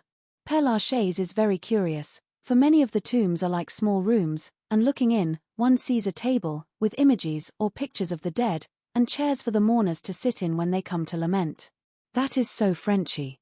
Our rooms are on the Rue de Rivoli, and sitting on the balcony, we look up and down the long, brilliant street. It is so pleasant that we spend our evenings talking there when too tired with our day's work to go out. Fred is very entertaining, and is altogether the most agreeable young man I ever knew except Laurie, whose manners are more charming. I wish Fred was dark, for I don't fancy light men. However, the Vaughan's are very rich and come of an excellent family, so I won't find fault with their yellow hair, as my own is yellower. Next week we are off to Germany and Switzerland, and as we shall travel fast, I shall only be able to give you hasty letters. I keep my diary, and try to remember correctly and describe clearly all that I see and admire, as father advised. It is good practice for me, and with my sketchbook will give you a better idea of my tour than these scribbles. Adieu, I embrace you tenderly. Votre Amy. Heidelberg. My dear Mama. Having a quiet hour before we leave for Bern, I'll try to tell you what has happened, for some of it is very important, as you will see. When they were done we threw down some flowers, and saw them scramble for them, kiss their hands to the invisible ladies, and go laughing away, to smoke and drink beer, I suppose. Next morning Fred showed me one of the crumpled flowers in his vest pocket, and looked very sentimental. I laughed at him, and said I didn't throw it, but Flo, which seemed to disgust him, for he tossed it out of the window, and turned sensible again. I'm afraid I'm going to have trouble with that boy, it begins to look like it. The baths at Nassau were very gay, so was Baden-Baden, where Fred lost some money, and I scolded him. He needs someone to look after him when Frank is not with him. Kate said once she hoped he'd marry soon, and I quite agree with her that it would be well for him. Frankfurt was delightful. I saw Goethe's house, Schiller's statue, and Danica's famous Ariadne. It was very lovely, but I should have enjoyed it more if I had known the story better. I didn't like to ask, as everyone knew it or pretended they did. I wish Joe would tell me all about it. I ought to have read more, for I find I don't know anything, and it mortifies me. Now comes the serious part, for it happened here, and Fred has just gone. He has been so kind and jolly that we all got quite fond of him. I never thought of anything but a travelling friendship till the serenade night. Since then I've begun to feel that the moonlight walks, balcony talks, and daily adventures were something more to him than fun. I haven't flirted, Mother, truly, but remembered what you said to me, and have done my very best. I can't help it if people like me. I don't try to make them, and it worries me if I don't care for them, though Joe says I haven't got any heart. Now I know Mother will shake her head, and the girls say, oh, the mercenary little wretch, but I've made up my mind, and if Fred asks me, I shall accept him, though I'm not madly in love. I like him, and we get on comfortably together. He is handsome, young, clever enough, and very rich, ever so much richer than the Laurences. I don't think his family would object, and I should be very happy, for they are all kind, well-bred, generous people, and they like me. Fred, as the eldest twin, will have the estate, I suppose, and such a splendid one it is. A city house in a fashionable street, not so showy as our big houses, but twice as comfortable and full of solid luxury, such as English people believe in. I like it, for it's genuine. I've seen the plate, the family jewels, the old servants, and pictures of the country place, with its park, great house, lovely grounds, and fine horses. Oh, it would be all I should ask. And I'd rather have it than any title such as girls snap up so readily, and find nothing behind. I may be mercenary, but I hate poverty, and don't mean to bear it a minute longer than I can help. One of us must marry well. Meg didn't, Joe won't, Beth can't yet, so I shall, and make everything okay all round. I wouldn't marry a man I hated or despised. You may be sure of that, and though Fred is not my model hero, he does very well, and in time I should get fond enough of him if he was very fond of me, and let me do just as I liked. So I've been turning the matter over in my mind the last week, for it was impossible to help seeing that Fred liked me. He said nothing, but little things showed it. He never goes with Flo, always gets on my side of the carriage, table, or promenade, looks sentimental when we are alone, and frowns at anyone else who ventures to speak to me. Yesterday at dinner, when an Austrian officer stared at us and then said something to his friend, a rakish-looking baron, about Ein Wunderschön's blonde chen, Fred looked as fierce as a lion, and cut his meat so savagely it nearly flew off his plate. He isn't one of the cool, stiff Englishmen, but is rather peppery, for he has Scotch blood in him, as one might guess from his bonny blue eyes. Well, last evening we went up to the castle about sunset, at least all of us but Fred, who was to meet us there after going to the poste restante for letters. We had a charming time poking about the ruins, the vaults where the monster tun is, and the beautiful gardens made by the Elector long ago for his English wife. I liked the great terrace best, for the view was divine, so while the rest went to see the rooms inside, I sat there trying to sketch the grey stone lion's head on the wall, with scarlet woodbine sprays hanging round it.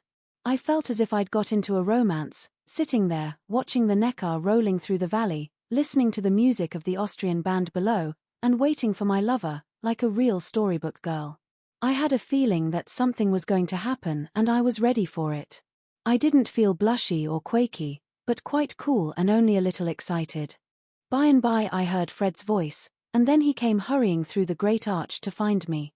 He looked so troubled that I forgot all about myself, and asked what the matter was.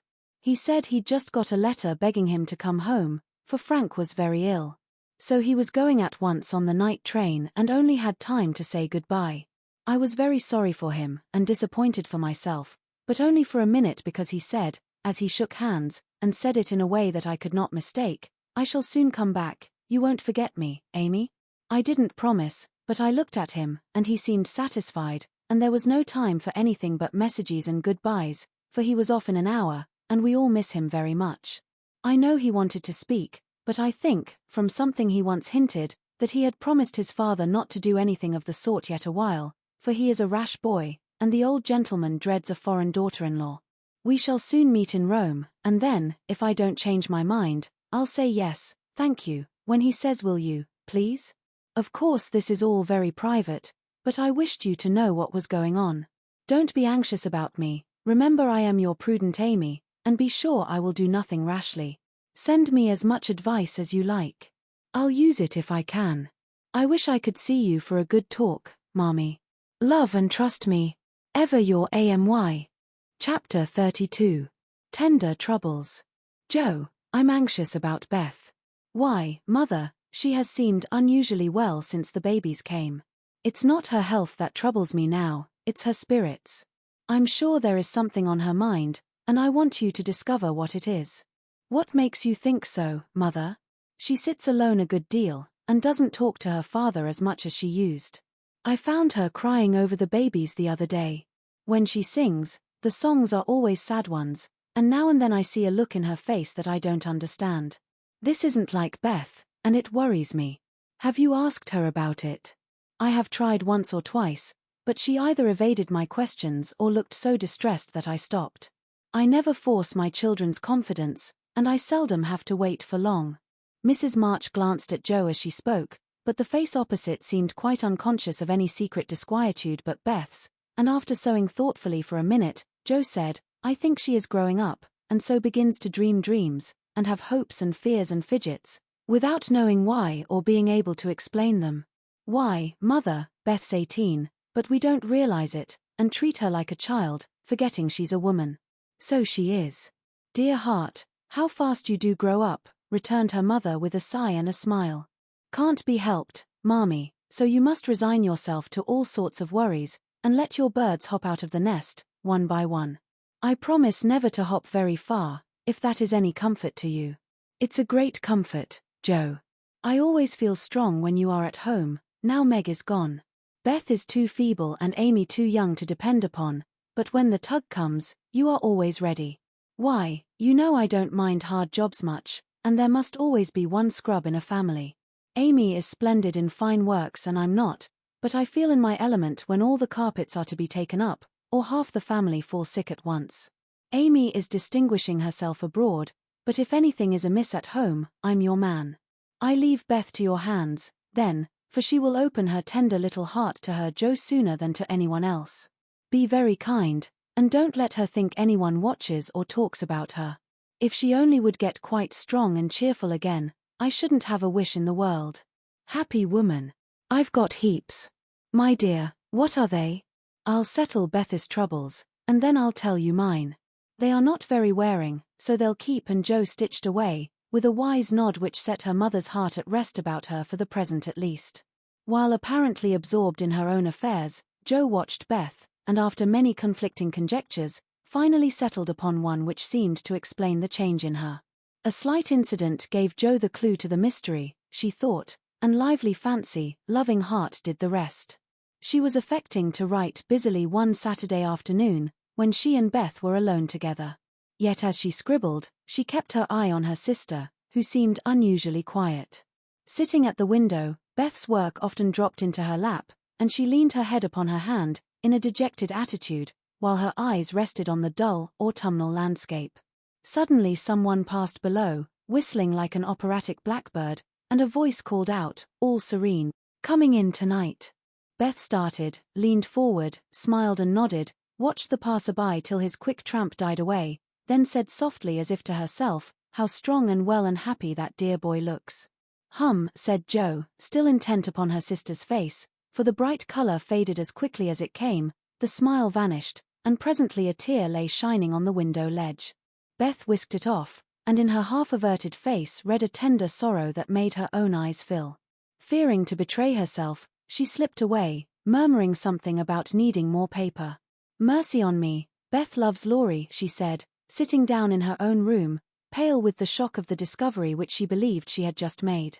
"I never dreamed of such a thing. What will Mother say?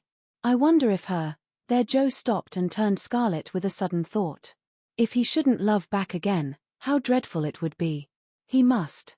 "I'll make him," and she shook her head threateningly at the picture of the mischievous-looking boy laughing at her from the wall.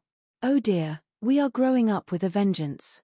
Here's Meg married and a mamma, Amy flourishing away at Paris, and Beth in love. I'm the only one that has sense enough to keep out of mischief." Jo thought intently for a minute with her eyes fixed on the picture, then she smoothed out her wrinkled forehead and said, with a decided nod at the face opposite, "No thank you, sir, you're very charming, but you've no more stability than a weathercock.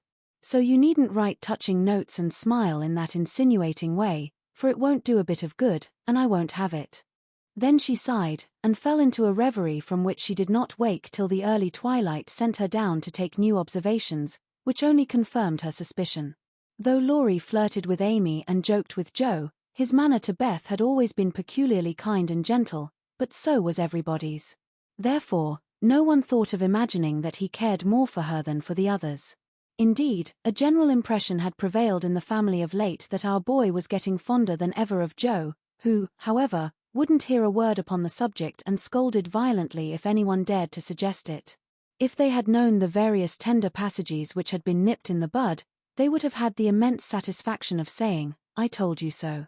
But Jo hated philandering, and wouldn't allow it, always having a joke or a smile ready at the least sign of impending danger. When Laurie first went to college, he fell in love about once a month, but these small flames were as brief as ardent, did no damage, and much amused Jo, who took great interest in the alternations of hope, despair, and resignation, which were confided to her in their weekly conferences. But there came a time when Laurie ceased to worship at many shrines, hinted darkly at one all-absorbing passion, and indulged occasionally in Byronic fits of gloom. Then he avoided the tender subject altogether, wrote philosophical notes to Jo, turned studious, and gave out that he was going to dig, intending to graduate in a blaze of glory. This suited the young lady better than twilight confidences, tender pressures of the hand, and eloquent glances of the eye, for with Jo, brain developed earlier than heart, and she preferred imaginary heroes to real ones, because when tired of them, the former could be shut up in the tin kitchen till called for, and the latter were less manageable. Things were in this state when the grand discovery was made, and Jo watched Laurie that night as she had never done before. If she had not got the new idea into her head, she would have seen nothing unusual in the fact that Beth was very quiet, and Laurie very kind to her. But having given the rein to her lively fancy, it galloped away with her at a great pace, and common sense, being rather weakened by a long course of romance writing, did not come to the rescue. As usual, Beth lay on the sofa and Laurie sat in a low chair close by, amusing her with all sorts of gossip, for she depended on her weekly spin, and he never disappointed her. But that evening Jo fancied that Beth's eyes rested on the lively, dark face beside her with peculiar pleasure, and that she listened with intense interest to an account of some exciting cricket match, though the phrases, "caught off a tice," "stumped off his ground," and "the leg hit for 3," were as intelligible to her as Sanskrit. She also fancied, having set her heart upon seeing it, that she saw a certain increase of gentleness in Laurie's manner, that he dropped his voice now and then, laughed less than usual, was a little absent-minded, and settled the Afghan over Beth's feet with an assiduity that was really almost tender. Who knows? Stranger things have happened, thought Jo, as she fussed about the room. She will make quite an angel of him, and he will make life delightfully easy and pleasant for the dear, if they only love each other. I don't see how he can help it, and I do believe he would if the rest of us were out of the way. As everyone was out of the way but herself, Jo began to feel that she ought to dispose of herself with all speed. But where should she go? And burning to lay herself upon the shrine of sisterly devotion, she sat down to settle that point. Now, the old sofa was a regular patriarch of a sofa, long, broad, well cushioned, and low, a trifle shabby, as well it might be, for the girls had slept and sprawled on it as babies, fished over the back, rode on the arms, and had menageries under it as children, and rested tired heads, dreamed dreams, and listened to tender talk on it as young women. They all loved it, for it was a family refuge, and one corner had always been Joe's favorite lounging place. Among the many pillows that adorned the venerable couch was one, hard, round, covered with prickly horsehair, and furnished with a knobby button at each end. This repulsive pillow was her especial property, being used as a weapon of defense, a barricade, or a stern preventive of too much slumber. Laurie knew this pillow well, and had cause to regard it with deep aversion, having been unmercifully pummeled with it in former days when romping was allowed, and now frequently debarred by it from the seat he most coveted next to Joe in the sofa corner. If the sausage, as they called it, stood on end, it was a sign that he might approach and repose, but if it lay flat across the sofa, woe to man, woman, or child who dared disturb it. That evening Joe forgot to barricade her corner, and had not been in her seat 5 minutes, before a massive form appeared beside her, and with both arms spread over the sofa back, both long legs stretched out before him, Laurie exclaimed, with a sigh of satisfaction, "Now, this is filling at the price." "No slang," snapped Joe, slamming down the pillow. But it was too late, there was no room for it, and coasting onto the floor, it disappeared in a most mysterious manner. "Come, Joe, don't be thorny. After studying himself to a skeleton all the week, a fellow deserves petting and ought to get it." "Beth will pet you." "I'm busy." "No, she's not to be bothered with me, but you like that sort of thing, unless you've suddenly lost your taste for it." "Have you? Do you hate your boy, and want to fire pillows at him?" Anything more wheedlesome than that touching appeal was seldom heard, but Joe quenched her boy by turning on him with a stern query, "How many bouquets have you sent Miss Randall this week?" "Not one, upon my word." "She's engaged." "Now then. I'm glad of it, that's one of your foolish extravagances, sending flowers and things to girls for whom you don't care 2 pins, continued Joe reprovingly. "Sensible girls for whom I do care whole papers of pins won't let me send them flowers and things, so what can I do? My feelings need a vent. Mother doesn't approve of flirting even in fun, and you do flirt desperately, Teddy. I'd give anything if I could answer, so do you. As I can't, I'll merely say that I don't see any harm in that pleasant little game, if all parties understand that it's only play." "Well, it does look pleasant, but I can't learn how it's done. I've tried, because one feels awkward in company not to do as everybody else is doing, but I don't seem to get on," said Joe, forgetting to play mentor. "Take lessons of Amy, she has a regular talent for it." "Yes, she does it very prettily, and never seems to go too far. I suppose it's natural to some people to please without trying, and others to always say and do the wrong thing in the wrong place. I'm glad you can't flirt. It's really refreshing to see a sensible, straightforward girl, who can be jolly and kind without making a fool of herself. Between ourselves, Joe, some of the girls I know really do go on at such a rate I'm ashamed of them. They don't mean any harm, I'm sure, but if they knew how we fellows talked about them afterward, they'd mend their ways, I fancy. They do the same, and as their tongues are the sharpest, you fellows get the worst of it, for you are as silly as they, every bit. If you behaved properly, they would, but knowing you like their nonsense, they keep it up, and then you blame them." "Much you know about it," said Laurie in a superior tone. "We don't like romps and flirts, though we may act as if we did sometimes. The pretty, modest girls are never talked about, except respectfully, among gentlemen. Bless your innocent soul. If you could be in my place for a month you'd see things that would astonish you a trifle. Upon my word, when I see one of those harum-scarum girls, I always want to say with our friend Cock Robin, 'Out upon you, fie upon you.' Bold-faced jig." It was impossible to help laughing at the funny conflict between Laurie's chivalrous reluctance to speak ill of womankind, and his very natural dislike of the unfeminine folly of which fashionable society showed him many samples. Joe knew that young Laurence was regarded as a most eligible part one by worldly mammas, was much smiled upon by their daughters, and flattered enough by ladies of all ages to make a coxcomb of him, so she watched him rather jealously, fearing he would be spoiled, and rejoiced more than she confessed to find that he still believed in modest girls. Returning suddenly to her admonitory tone, she said, dropping her voice, "If you must have a vent, Teddy, go and devote yourself to one of the pretty, modest girls whom you do respect, and not waste your time with the silly ones. You really advise it? And Laurie looked at her with an odd mixture of anxiety and merriment in his face.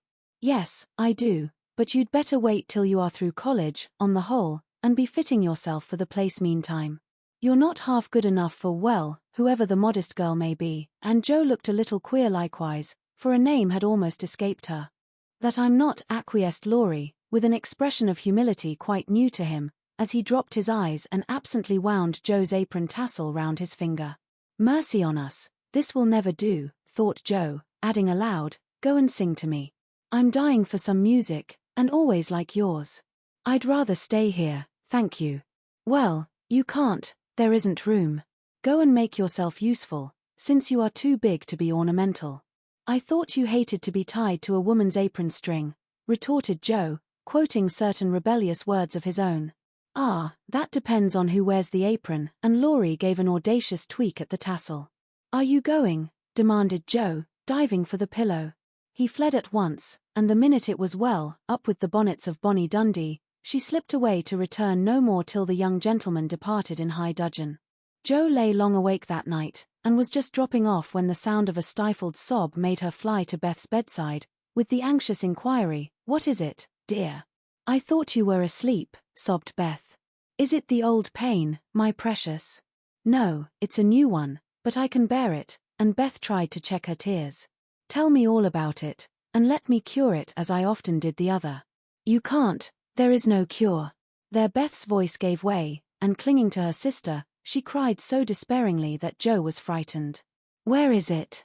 Shall I call Mother?" "No, no, don't call her, don't tell her. I shall be better soon. Lie down here and paw my head.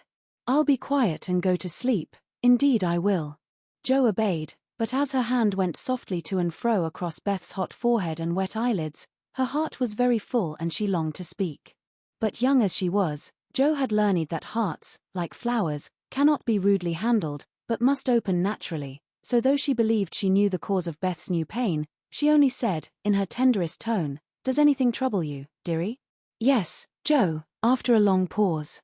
"Wouldn't it comfort you to tell me what it is?" "Not now, not yet." "Then I won't ask, but remember, Bethy, that Mother and Joe are always glad to hear and help you, if they can." "I know it. I'll tell you by and by. Is the pain better now?" "Oh, yes, much better. You are so comfortable, Joe. Go to sleep, dear. I'll stay with you." So cheek to cheek they fell asleep, and on the morrow Beth seemed quite herself again, for at 18 neither heads nor hearts ache long, and a loving word can medicine most ills. But Joe had made up her mind, and after pondering over a project for some days, she confided it to her mother. "You asked me the other day what my wishes were. I'll tell you one of them, Mommy," she began, as they sat along together. "I want to go away somewhere this winter for a change." "Why, Joe?" And her mother looked up quickly, as if the words suggested a double meaning. With her eyes on her work, Joe answered soberly, "I want something new. I feel restless and anxious to be seeing, doing, and learning more than I am. I brood too much over my own small affairs, and need stirring up, so as I can be spared this winter, I'd like to hop a little way and try my wings." "Where will you hop?" "To New York. I had a bright idea yesterday, and this is it. You know Mrs. Kirk wrote to you for some respectable young person to teach her children, and so. It's rather hard to find just the thing, but I think I should suit if I tried. My dear, go out to service in that great boarding house," and Mrs. March looked surprised, but not displeased.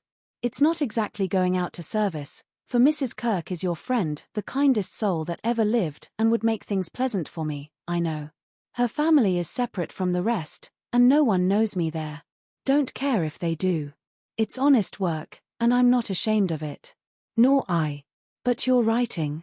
All the better for the change. I shall see and hear new things, get new ideas, and even if I haven't much time there, I shall bring home quantities of material for my rubbish." "I have no doubt of it, but are these your only reasons for this sudden fancy?" "No, Mother.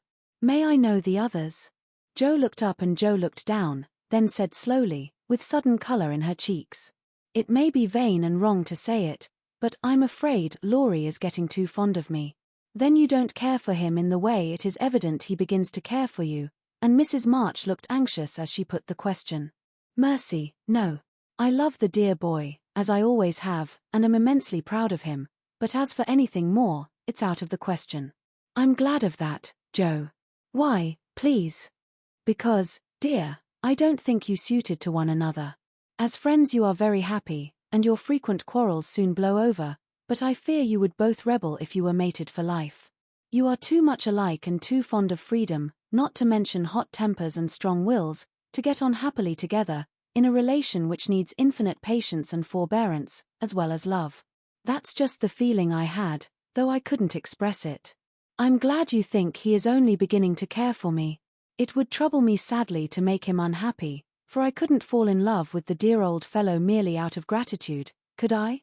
You are sure of his feeling for you? The color deepened in Joe's cheeks as she answered, with the look of mingled pleasure, pride, and pain which young girls wear when speaking of first lovers. I'm afraid it is so, Mother. He hasn't said anything, but he looks a great deal. I think I had better go away before it comes to anything. I agree with you, and if it can be managed you shall go. Joe looked relieved, and after a pause, said, smiling, how Mrs. Moffat would wonder at your want of management, if she knew, and how she will rejoice that Annie may still hope. Ah, Joe, mothers may differ in their management, but the hope is the same in all, the desire to see their children happy. Meg is so, and I am content with her success. You I leave to enjoy your liberty till you tire of it, for only then will you find that there is something sweeter. Amy is my chief care now, but her good sense will help her. For Beth, I indulge no hopes except that she may be well. By the way, she seems brighter this last day or two. Have you spoken to her? Yes, she owned she had a trouble, and promised to tell me by and by. I said no more, for I think I know it, and Joe told her little story. Mrs. March shook her head, and did not take so romantic a view of the case, but looked grave, and repeated her opinion that for Laurie's sake Joe should go away for a time. Let us say nothing about it to him till the plan is settled, then I'll run away before he can collect his wits and be tragic. Beth must think I'm going to please myself, as I am, for I can't talk about Laurie to her. But she can pet and comfort him after I'm gone, and so cure him of this romantic notion. He's been through so many little trials of the sort, he's used to it, and will soon get over his lovelornity. Joe spoke hopefully, but could not rid herself of the foreboding fear that this little trial would be harder than the others, and that Laurie would not get over his lovelornity as easily as heretofore. The plan was talked over in a family council and agreed upon, for Mrs. Kirk gladly accepted Joe, and promised to make a pleasant home for her. The teaching would render her independent, and such leisure as she got might be made profitable by writing, while the new scenes and society would be both useful and agreeable. Joe liked the prospect and was eager to be gone, for the home nest was growing too narrow for her restless nature and adventurous spirit. When all was settled, with fear and trembling she told Laurie, but to her surprise he took it very quietly. He had been graver than usual of late, but very pleasant, and when jokingly accused of turning over a new leaf, he answered soberly, "So I am, and I mean this one shall stay turned." Joe was very much relieved that one of his virtuous fits should come on just then, and made her preparations with a lightened heart, for Beth seemed more cheerful, and hoped she was doing the best for all. "One thing I leave in your especial care," she said, the night before she left. "You mean your papers?" asked Beth. "No, my boy. Be very good to him, won't you?" "Of course I will, but I can't fill your place, and he'll miss you sadly. It won't hurt him, so remember, I leave him in your charge, to plague, pet, and keep in order." "I'll do my best, for your sake," promised Beth, wondering why Joe looked at her so queerly. When Laurie said goodbye, he whispered significantly, "It won't do a bit of good, Joe. My eye is on you, so mind what you do, or I'll come and bring you home." Chapter 33. Joe's Journal. New York, November. Dear Mommy and Beth, I'm going to write you a regular volume, for I've got heaps to tell, though I'm not a fine young lady traveling on the continent. When I lost sight of Father's dear old face, I felt a trifle blue, and might have shed a briny drop or two, if an Irish lady with 4 small children, all crying more or less, hadn't diverted my mind, for I amused myself by dropping gingerbread nuts over the seat every time they opened their mouths to roar. Soon the sun came out, and taking it as a good omen, I cleared up likewise and enjoyed my journey with all my heart. Mrs. Kirk welcomed me so kindly I felt at home at once, even in that big house full of strangers. She gave me a funny little sky parlor, all she had, but there is a stove in it, and a nice table in a sunny window, so I can sit here and write whenever I like. A fine view and a church tower opposite atone for the many stairs, and I took a fancy to my den on the spot. The nursery, where I am to teach and sew, is a pleasant room next Mrs. Kirk's private parlor, and the two little girls are pretty children, rather spoiled, I fancy, but they took to me after telling them the 7 bad pigs, and I've no doubt I shall make a model governess. I am to have my meals with the children, if I prefer it to the great table, and for the present I do, for I am bashful, though no one will believe it. Now, my dear, make yourself at home, said Mrs. K in her motherly way. I'm on the drive from morning to night, as you may suppose with such a family, but a great anxiety will be off my mind if I know the children are safe with you. My rooms are always open to you, and your own shall be as comfortable as I can make it. There are some pleasant people in the house if you feel sociable, and your evenings are always free. Come to me if anything goes wrong, and be as happy as you can. There's the tea bell, I must run and change my cap. And off she bustled, leaving me to settle myself in my new nest. As I went downstairs soon after, I saw something I liked. The flights are very long in this tall house, and as I stood waiting at the head of the third one for a little servant girl to lumber up, I saw a gentleman come along behind her, take the heavy hod of coal out of her hand, carry it all the way up, put it down at a door nearby, and walk away, saying, with a kind nod and a foreign accent, "It goes better so. The little back is too young to have such heaviness." Wasn't it good of him? I like such things, for as father says, trifles show character. When I mentioned it to Mrs. K, that evening, she laughed, and said, "That must have been Professor Bayer, he's always doing things of that sort." Mrs. K told me he was from Berlin, very learned and good, but poor as a church mouse, and gives lessons to support himself and 2 little orphan nephews whom he is educating here, according to the wishes of his sister, who married an American. Not a very romantic story, but it interested me, and I was glad to hear that Mrs. K lends him her parlor for some of his scholars. There is a glass door between it and the nursery, and I mean to peep at him, and then I'll tell you how he looks. He's almost 40, so it's no harm, Marmee. After tea and a go-to-bed romp with the little girls, I attacked the big work basket, and had a quiet evening chatting with my new friend. I shall keep a journal letter, and send it once a week, so good night, and more tomorrow. Tuesday Eve. Had a lively time in my seminary this morning, for the children acted like Sancho, and at one time I really thought I should shake them all round. Some good angel inspired me to try gymnastics, and I kept it up till they were glad to sit down and keep still. After luncheon, the girl took them out for a walk, and I went to my needlework like little Mabel with a willing mind. I was thanking my stars that I'd learned to make nice buttonholes, when the parlor door opened and shut, and someone began to hum, "Kennst du das Land," like a big bumblebee. It was dreadfully improper, I know, but I couldn't resist the temptation, and lifting one end of the curtain before the glass door, I peeped in. Professor Bayer was there, and while he arranged his books, I took a good look at him. A regular German, rather stout, with brown hair tumbled all over his head, a bushy beard, good nose, the kindest eyes I ever saw, and a splendid big voice that does one's ears good, after our sharp or slipshod American gabble. His clothes were rusty, his hands were large, and he hadn't a really handsome feature in his face, except his beautiful teeth, yet I liked him, for he had a fine head, his linen was very nice, and he looked like a gentleman, though 2 buttons were off his coat and there was a patch on one shoe. He looked sober in spite of his humming, till he went to the window to turn the hyacinth bulbs toward the sun, and stroke the cat, who received him like an old friend. Then he smiled, and when a tap came at the door, called out in a loud, brisk tone, "Herein." I was just going to run, when I caught sight of a morsel of a child carrying a big book, and stopped, to see what was going on. "Me wants me Bayer," said the mite, slamming down her book and running to meet him. "Thou shalt have thy Bayer. Come, then, and take a good hug from him, my Tina," said the professor, catching her up with a laugh, and holding her so high over his head that she had to stoop her little face to kiss him. "Now me muse tuddy my lesin," went on the funny little thing.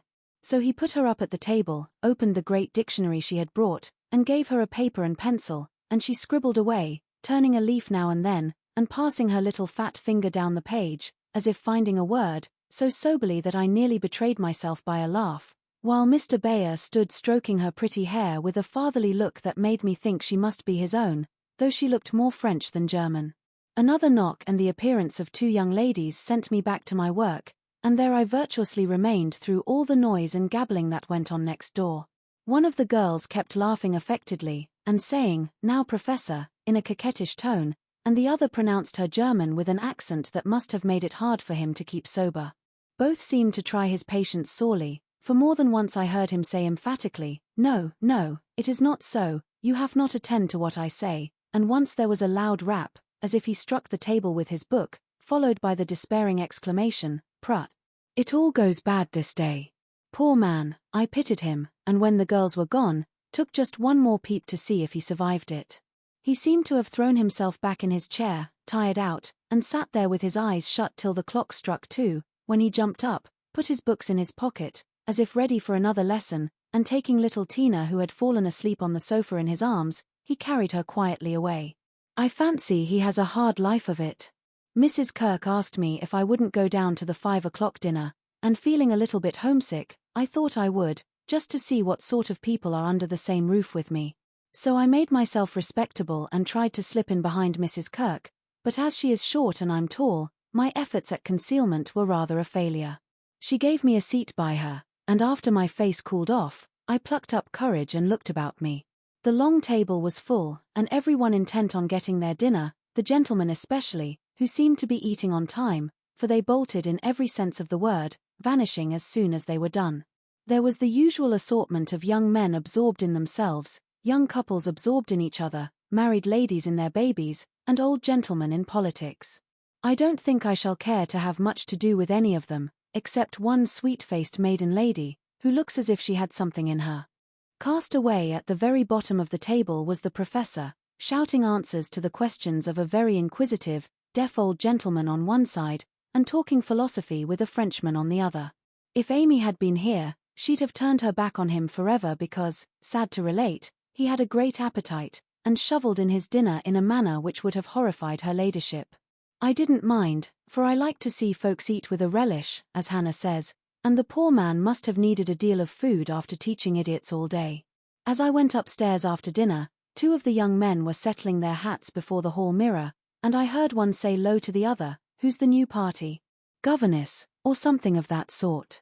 What the deuce is she at our table for? Friend of the old lady's. Handsome head, but no style. Not a bit of it. Give us a light and come on."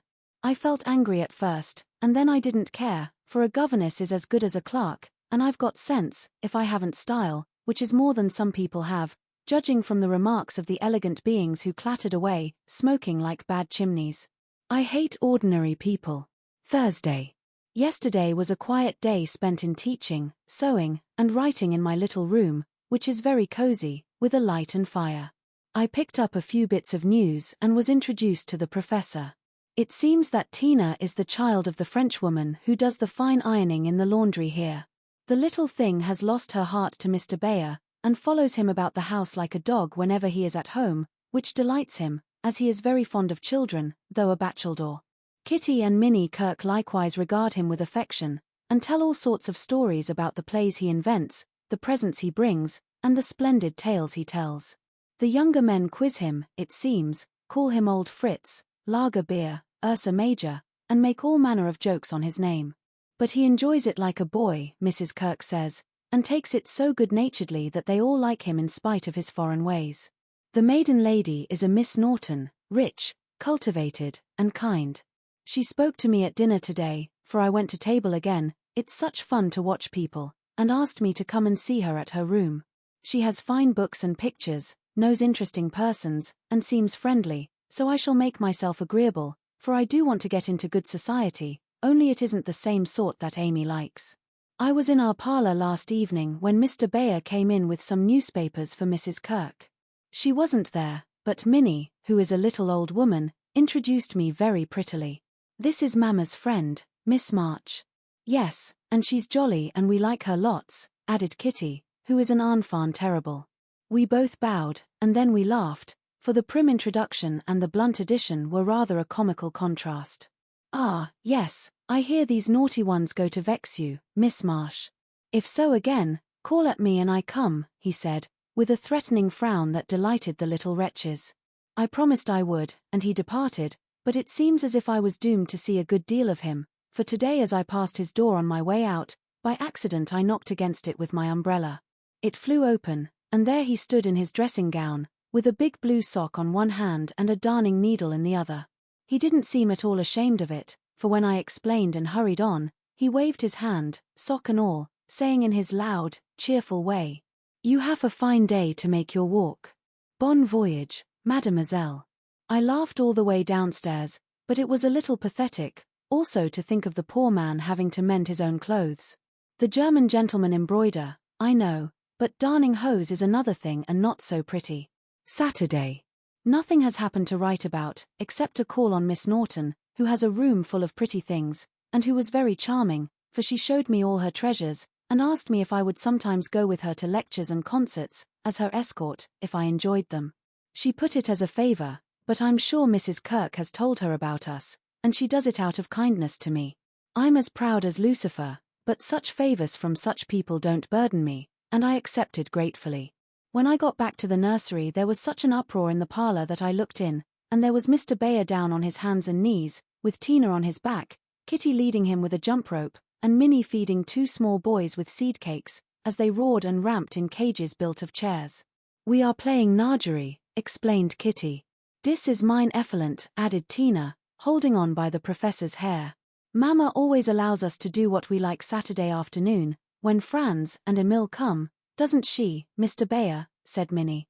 The effluent sat up, looking as much in earnest as any of them, and said soberly to me, "I give you my word it is so, if we make too large a noise you shall say hush to us, and we go more softly." I promised to do so, but left the door open and enjoyed the fun as much as they did, for a more glorious frolic I never witnessed. They played tag and soldiers, danced and sang, and when it began to grow dark they all piled onto the sofa about the professor, while he told charming fairy stories of the storks on the chimney tops, and the little coblods, who ride the snowflakes as they fall. I wish Americans were as simple and natural as Germans, don't you? I'm so fond of writing, I should go spinning on forever if motives of economy didn't stop me, for though I've used thin paper and written fine, I tremble to think of the stamps this long letter will need.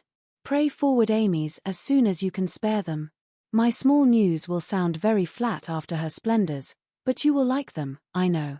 Is Teddy studying so hard that he can't find time to write to his friends? Take good care of him for me, Beth, and tell me all about the babies, and give heaps of love to everyone. From your faithful Joe. P.S. On reading over my letter, it strikes me as rather Bayry, but I am always interested in odd people, and I really had nothing else to write about. Bless you. December. My precious Betsy. As this is to be a scribble-scrabble letter, I direct it to you, for it may amuse you, and give you some idea of my goings-on, for though quiet, they are rather amusing, for which, oh, be joyful.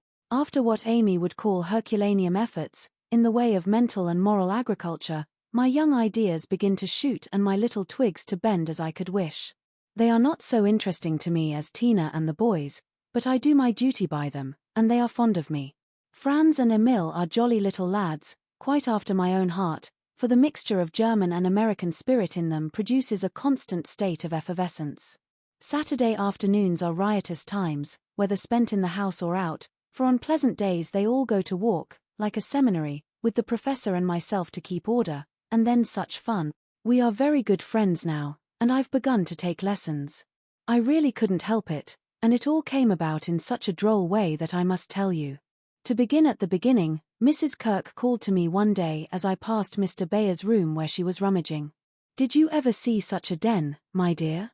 Just come and help me put these books to rights, for I've turned everything upside down, trying to discover what he has done with the 6 new handkerchiefs I gave him not long ago." I went in, and while we worked I looked about me, for it was a den to be sure. Books and papers everywhere, a broken meerschaum, and an old flute over the mantelpiece as if done with, a ragged bird without any tail chirped on one window seat, and a box of white mice adorned the other. Half-finished boats and bits of string lay among the manuscripts. Dirty little boots stood drying before the fire, and traces of the dearly beloved boys, for whom he makes a slave of himself, were to be seen all over the room. After a grand rummage, 3 of the missing articles were found, one over the birdcage, one covered with ink, and a third burned brown, having been used as a holder. "Such a man," laughed good-natured Mrs. K, as she put the relics in the rag bag. "I suppose the others are torn up to rig ships, bandage cut fingers, or make kite tails. It's dreadful, but I can't scold him. He's so absent-minded and good-natured, he lets those boys ride over him roughshod. I agreed to do his washing and mending, but he forgets to give out his things and I forget to look them over, so he comes to a sad pass sometimes.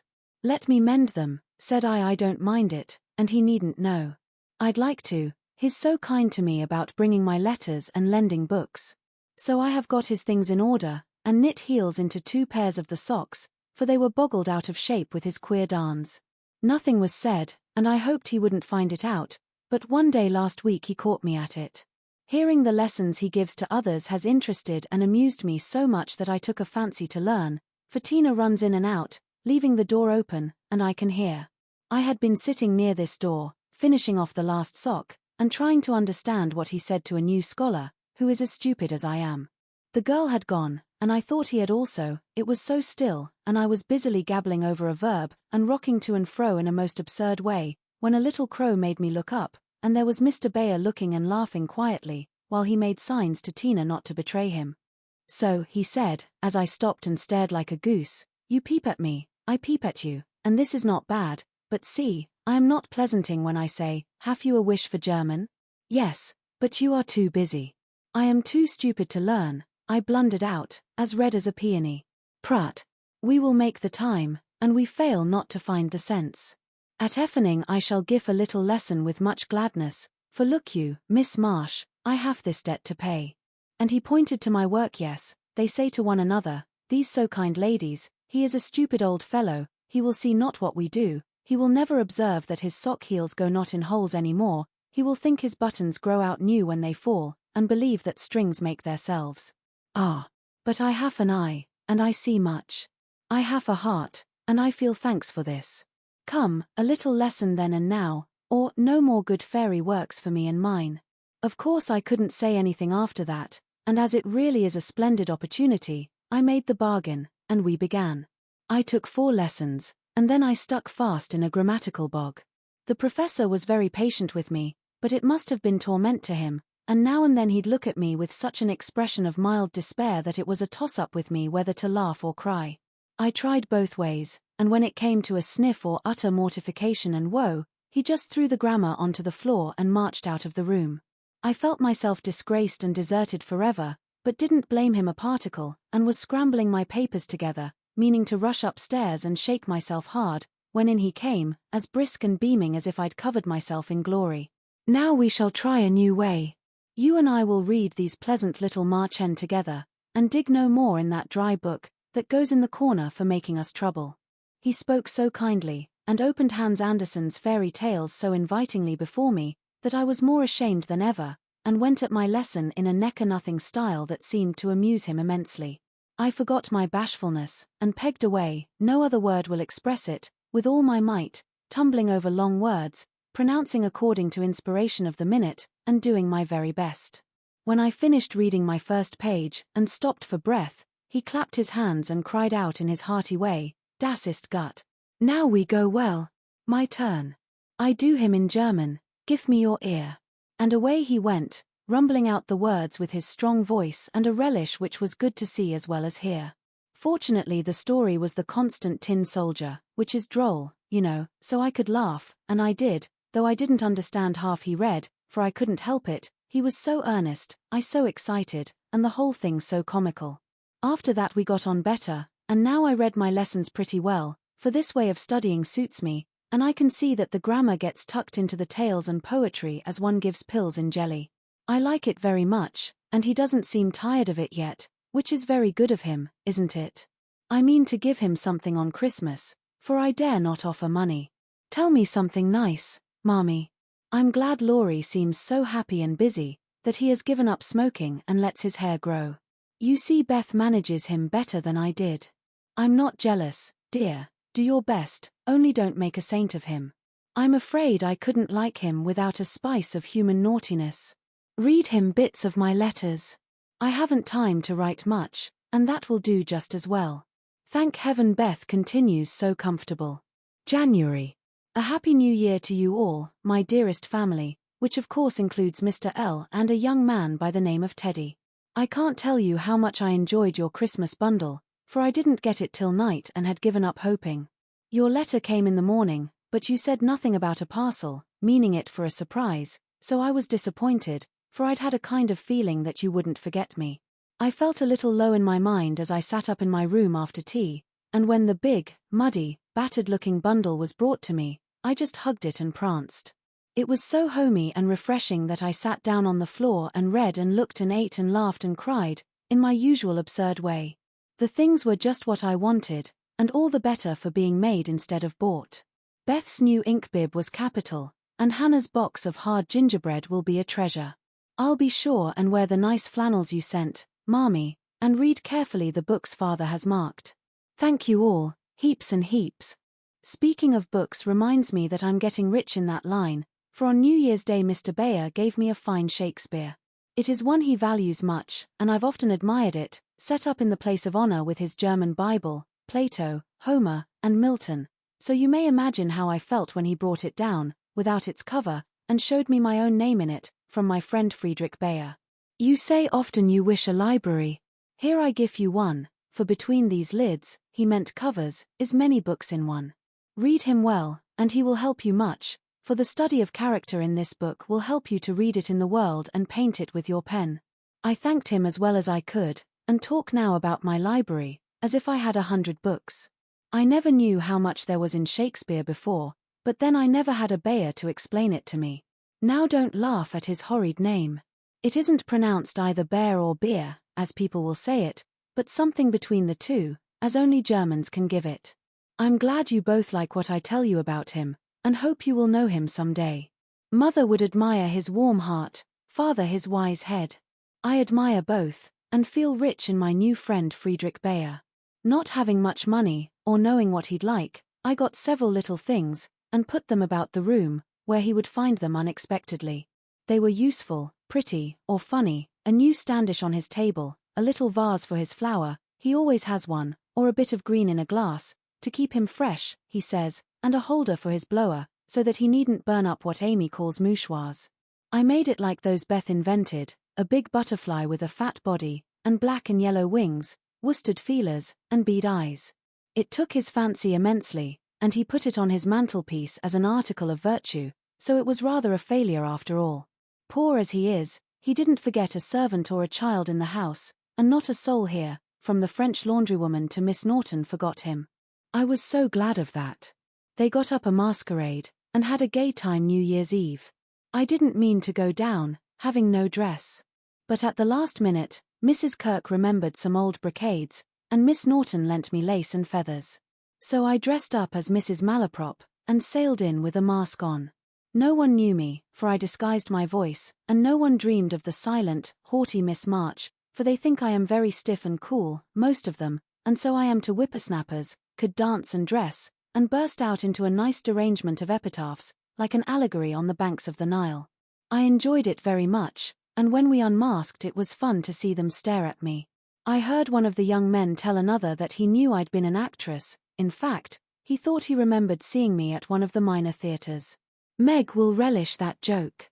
Mr. Bayer was Nick Bottom, and Tina was Titania, a perfect little fairy in his arms. To see them dance was quite a landscape, to use a Teddyism.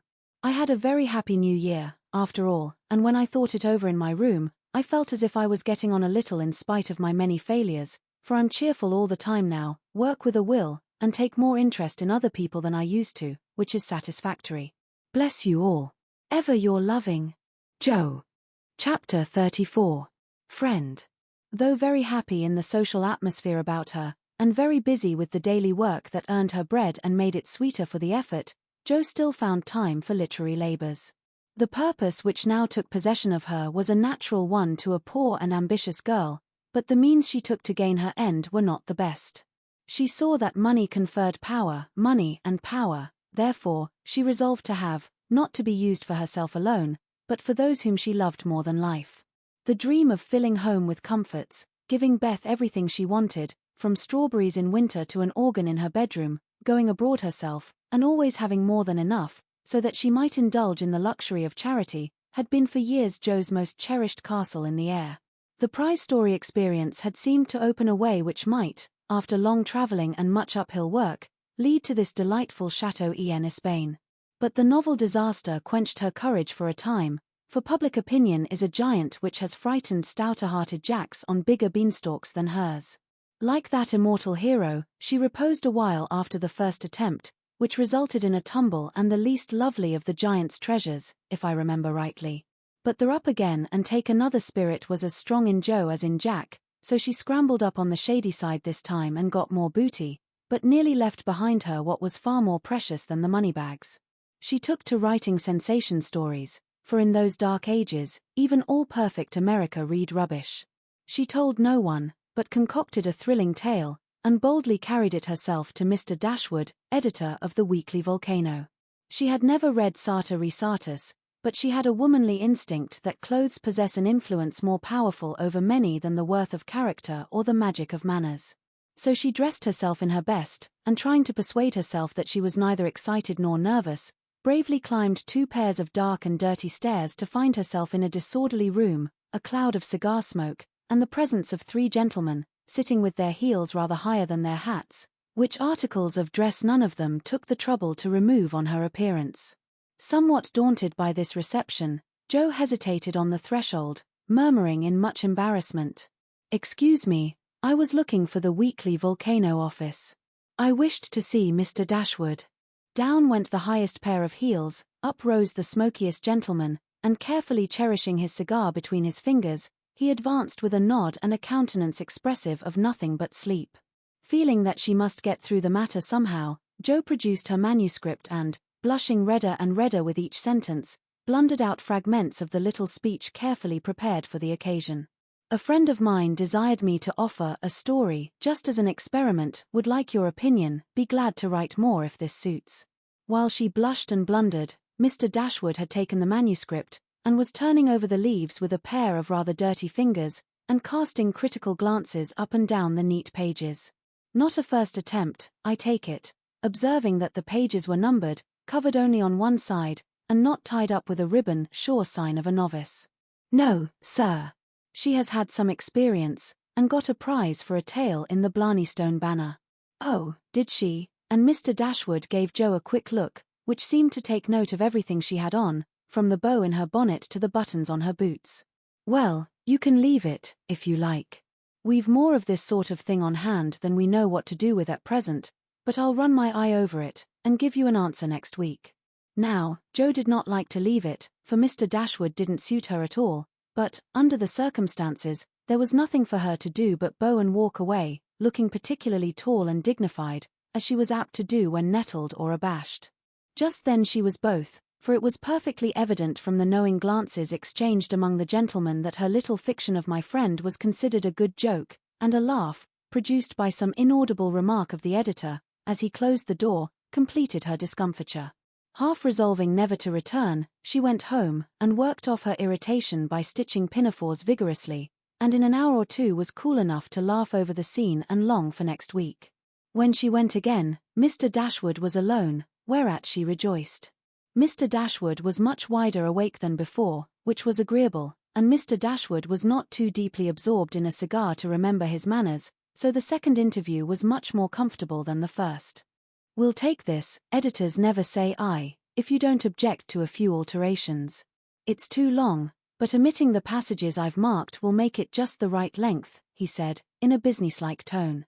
Jo hardly knew her own Ms again, so crumpled and underscored were its pages and paragraphs, but feeling as a tender parent might on being asked to cut off her baby's legs in order that it might fit into a new cradle, she looked at the marked passages and was surprised to find that all the moral reflections, which she had carefully put in as ballast for much romance, had been stricken out.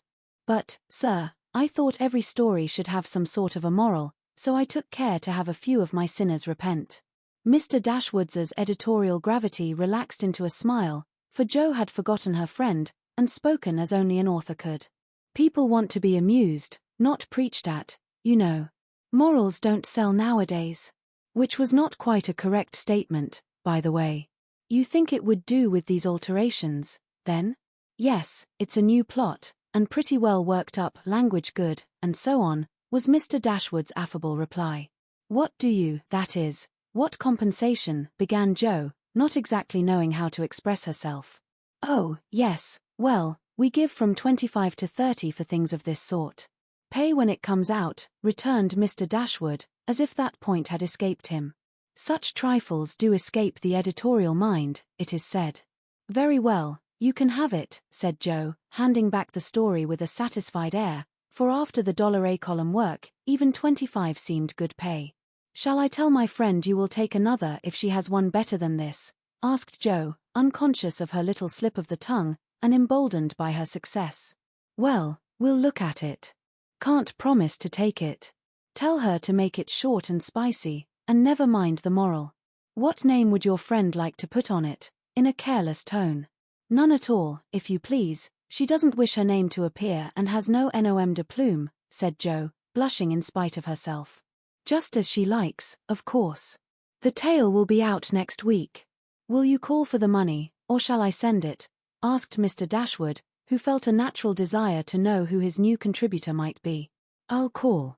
Good morning, sir. As she departed, Mr. Dashwood put up his feet, with the graceful remark, poor and proud, as usual, but she'll do. Following Mr. Dashwood's directions, and making Mrs. Northberry her model, Jo rashly took a plunge into the frothy sea of sensational literature, but thanks to the life-preserver thrown her by a friend, she came up again not much the worse for her ducking. Like most young scribblers, she went abroad for her characters and scenery, and banditti, counts, gypsies, nuns, and duchesses appeared upon her stage, and played their parts with as much accuracy and spirit as could be expected. Her readers were not particular about such trifles as grammar, punctuation, and probability, and Mr. Dashwood graciously permitted her to fill his columns at the lowest prices, not thinking it necessary to tell her that the real cause of his hospitality was the fact that one of his hacks, on being offered higher wages, had basely left him in the lurch. She soon became interested in her work, for her emaciated purse grew stout, and the little hoard she was making to take Beth to the mountains next summer grew slowly but surely as the weeks passed. One thing disturbed her satisfaction, and that was that she did not tell them at home. She had a feeling that father and mother would not approve, and preferred to have her own way first, and beg pardon afterward. It was easy to keep her secret, for no name appeared with her stories. Mr. Dashwood had of course found it out very soon, but promised to be dumb, and for a wonder kept his word. She thought it would do her no harm, for she sincerely meant to write nothing of which she would be ashamed, and quieted all pricks of conscience by anticipations of the happy minute when she should show her earnings and laugh over her well-kept secret.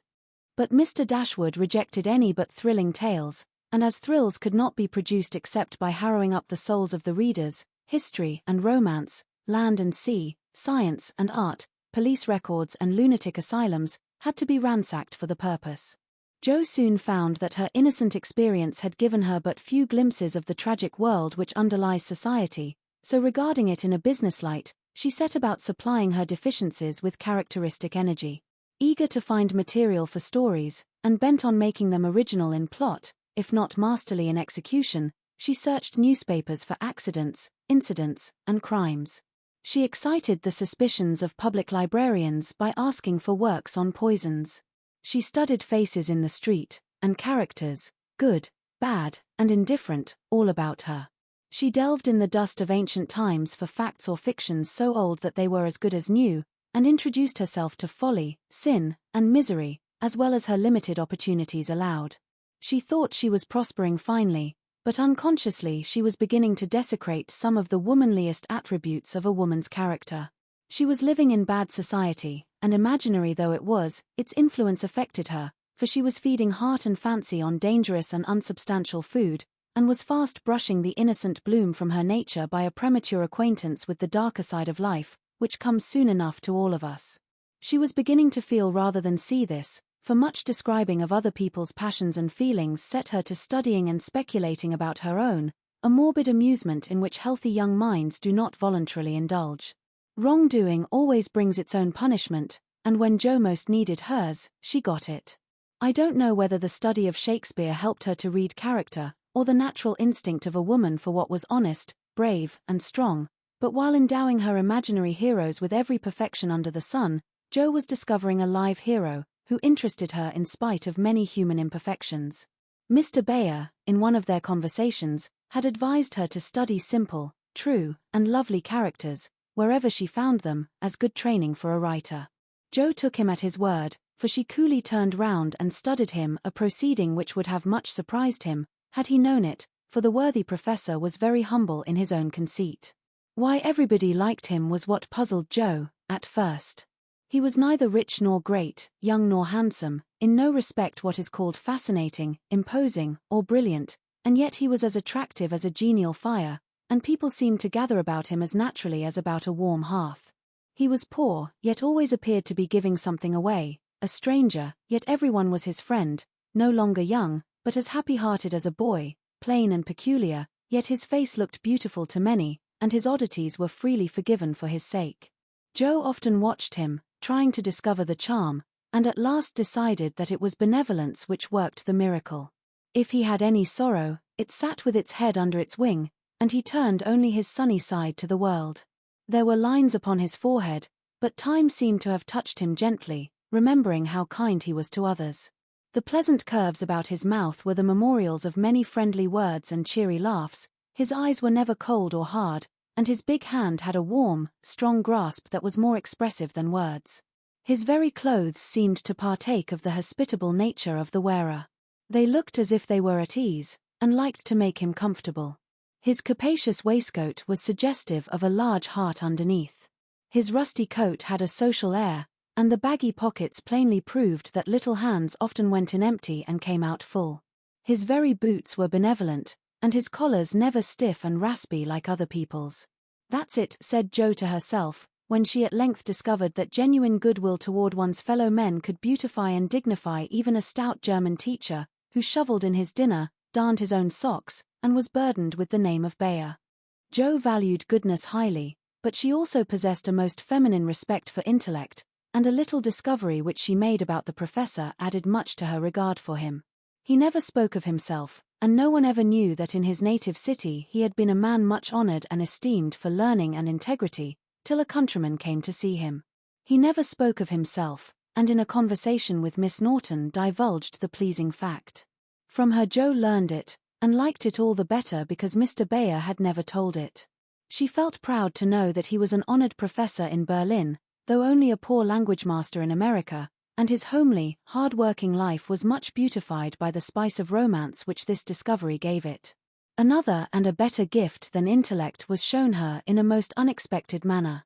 Miss Norton had the entree into most society, which Jo would have had no chance of seeing but for her. The solitary woman felt an interest in the ambitious girl, and kindly conferred many favors of this sort both on Jo and the professor. She took them with her one night to a select symposium, held in honor of several celebrities.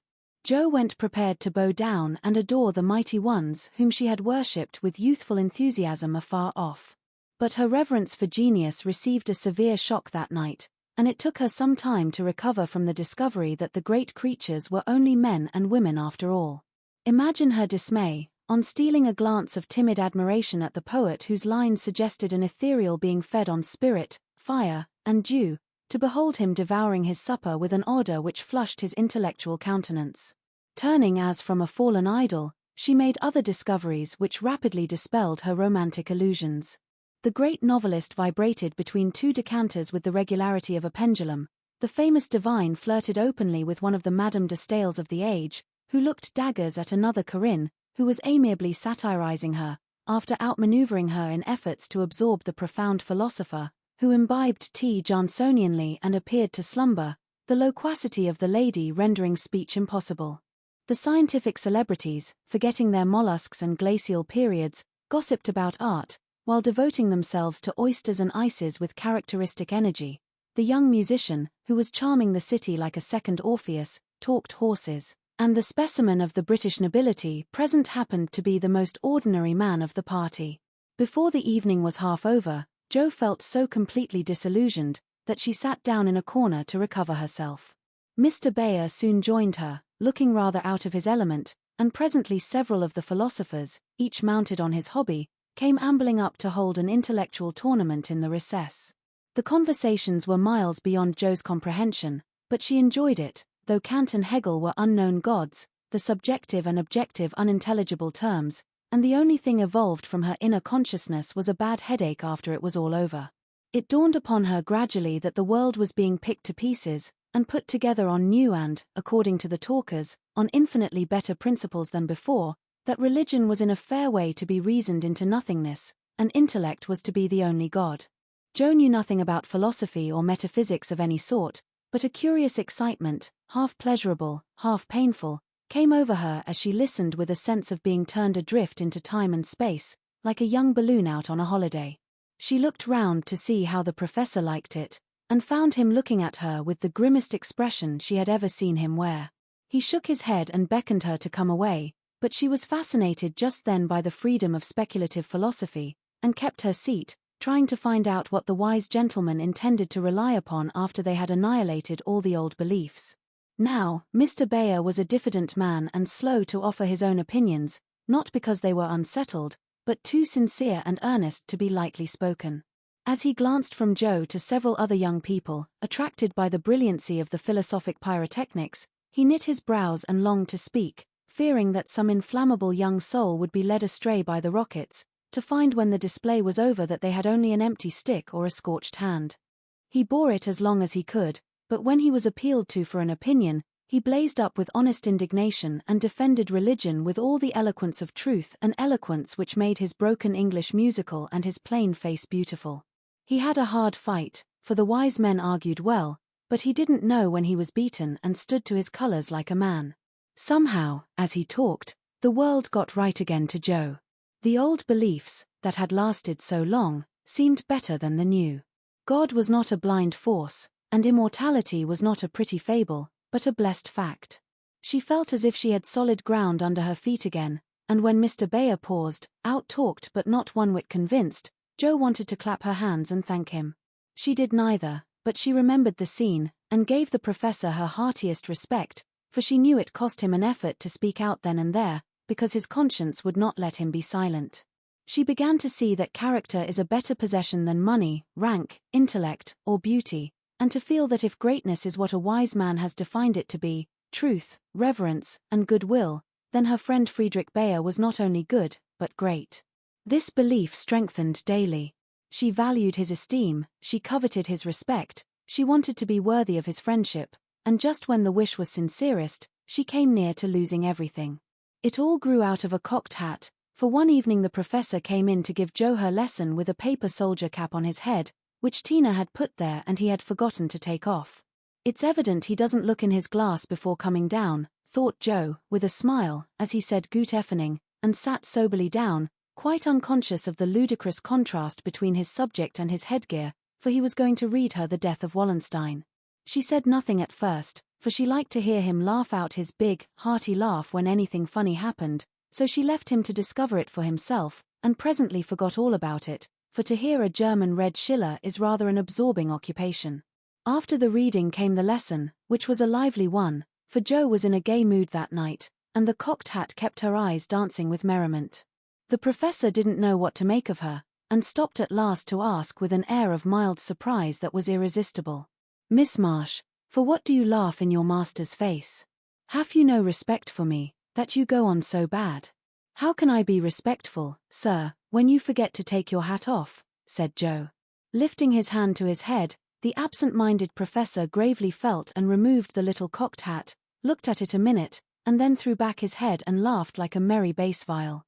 "Ah, I see him now, it is that imp Tina who makes me a fool with my cap. Well, it is nothing, but see you, if this lesson goes not well, you too shall wear him." But the lesson did not go at all for a few minutes because Mr. Bayer caught sight of a picture on the hat, and unfolding it, said with great disgust, "I wish these papers did not come in the house. They are not for children to see, nor young people to read. It is not well, and I have no patience with those who make this harm." Jo glanced at the sheet and saw a pleasing illustration composed of a lunatic, a corpse, a villain, and a viper.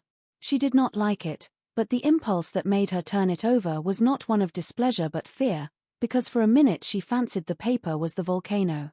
It was not, however, and her panic subsided as she remembered that even if it had been and one of her own tales in it, there would have been no name to betray her. She had betrayed herself, however, by a look and a blush, for though an absent man, the professor saw a good deal more than people fancied. He knew that Jo wrote, and had met her down among the newspaper offices more than once, but as she never spoke of it, he asked no questions in spite of a strong desire to see her work. Now it occurred to him that she was doing what she was ashamed to own, and it troubled him. He did not say to himself, "It is none of my business. I've no right to say anything," as many people would have done. He only remembered that she was young and poor, a girl far away from mother's love and father's care, and he was moved to help her with an impulse as quick and natural as that which would prompt him to put out his hand to save a baby from a puddle. All this flashed through his mind in a minute, but not a trace of it appeared in his face, and by the time the paper was turned, and Jo's needle threaded, he was ready to say quite naturally, but very gravely, "Yes, you are right to put it from you.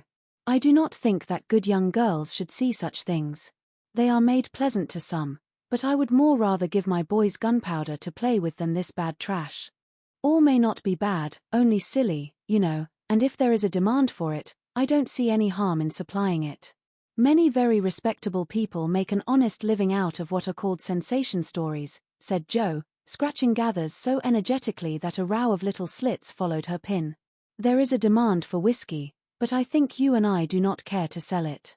If the respectable people knew what harm they did, they would not feel that the living was honest. They have no right to put poison in the sugar plum, and let the small ones eat it. No, they should think a little, and sweep mud in the street before they do this thing." Mr. Bayer spoke warmly, and walked to the fire, crumpling the paper in his hands.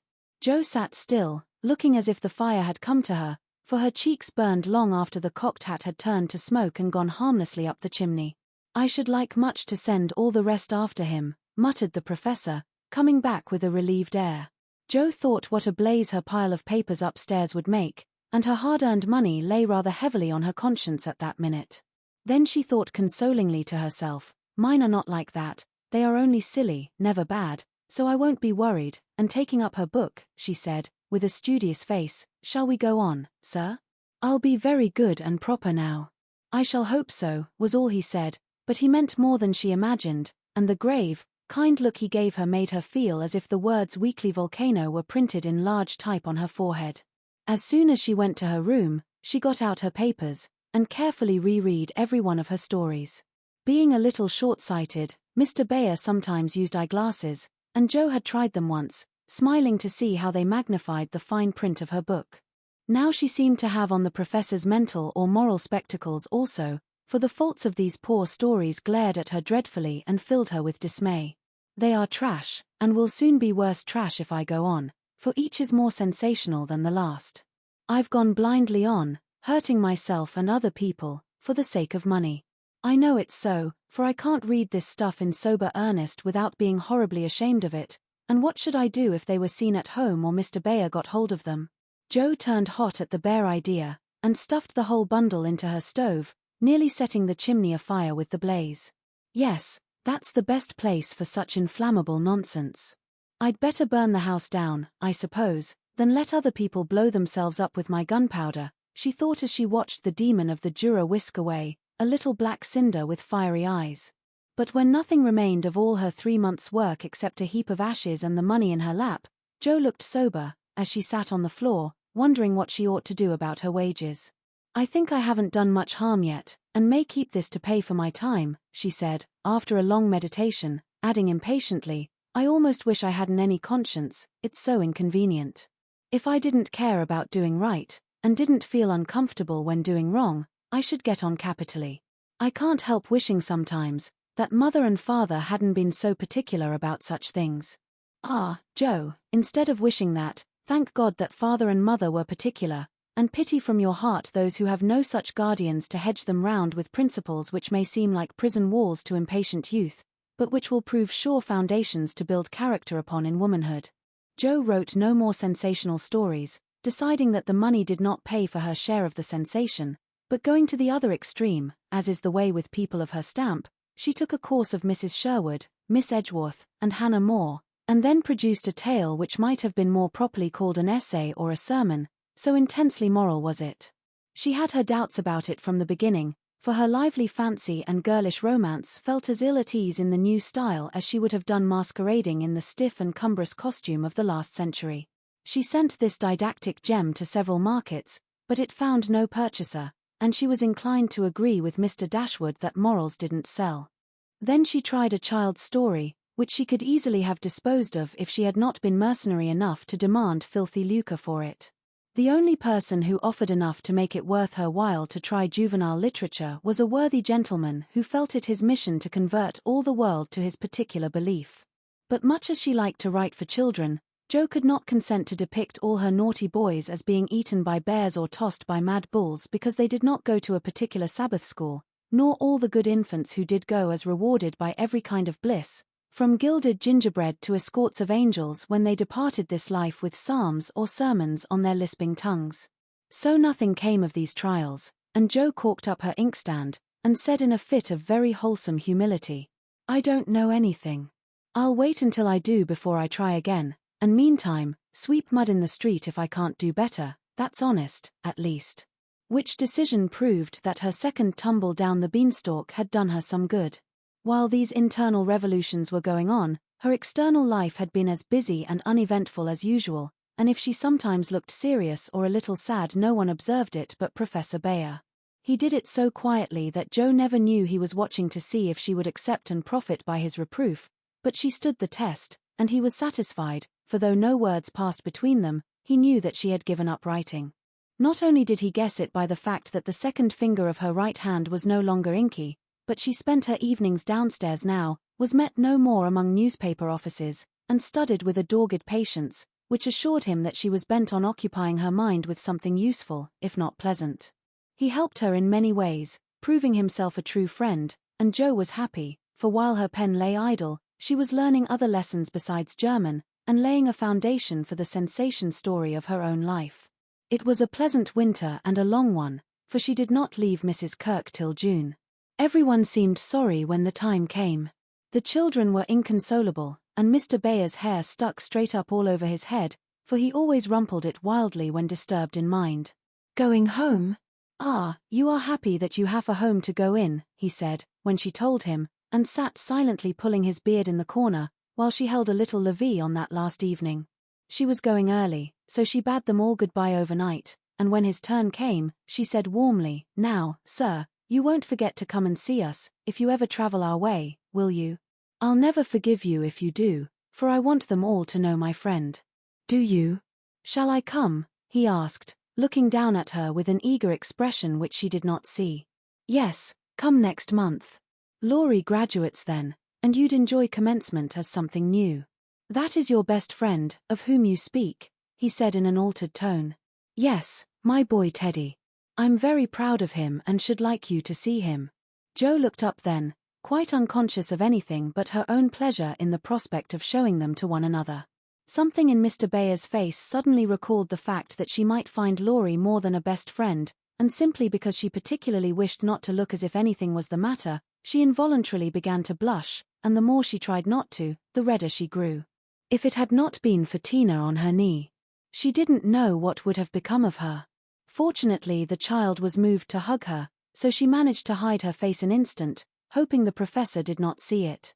But he did, and his own changed again from that momentary anxiety to its usual expression, as he said cordially, "I fear I shall not make the time for that, but I wish the friend much success, and you all happiness. God bless you." And with that, he shook hands warmly, shouldered Tina, and went away. But after the boys were abed, he sat long before his fire with the tired look on his face and the heimweh, or homesickness, lying heavy at his heart. Once, when he remembered Jo as she sat with the little child in her lap and that new softness in her face, he leaned his head on his hands a minute, and then roamed about the room, as if in search of something that he could not find. "It is not for me, I must not hope it now," he said to himself, with a sigh that was almost a groan.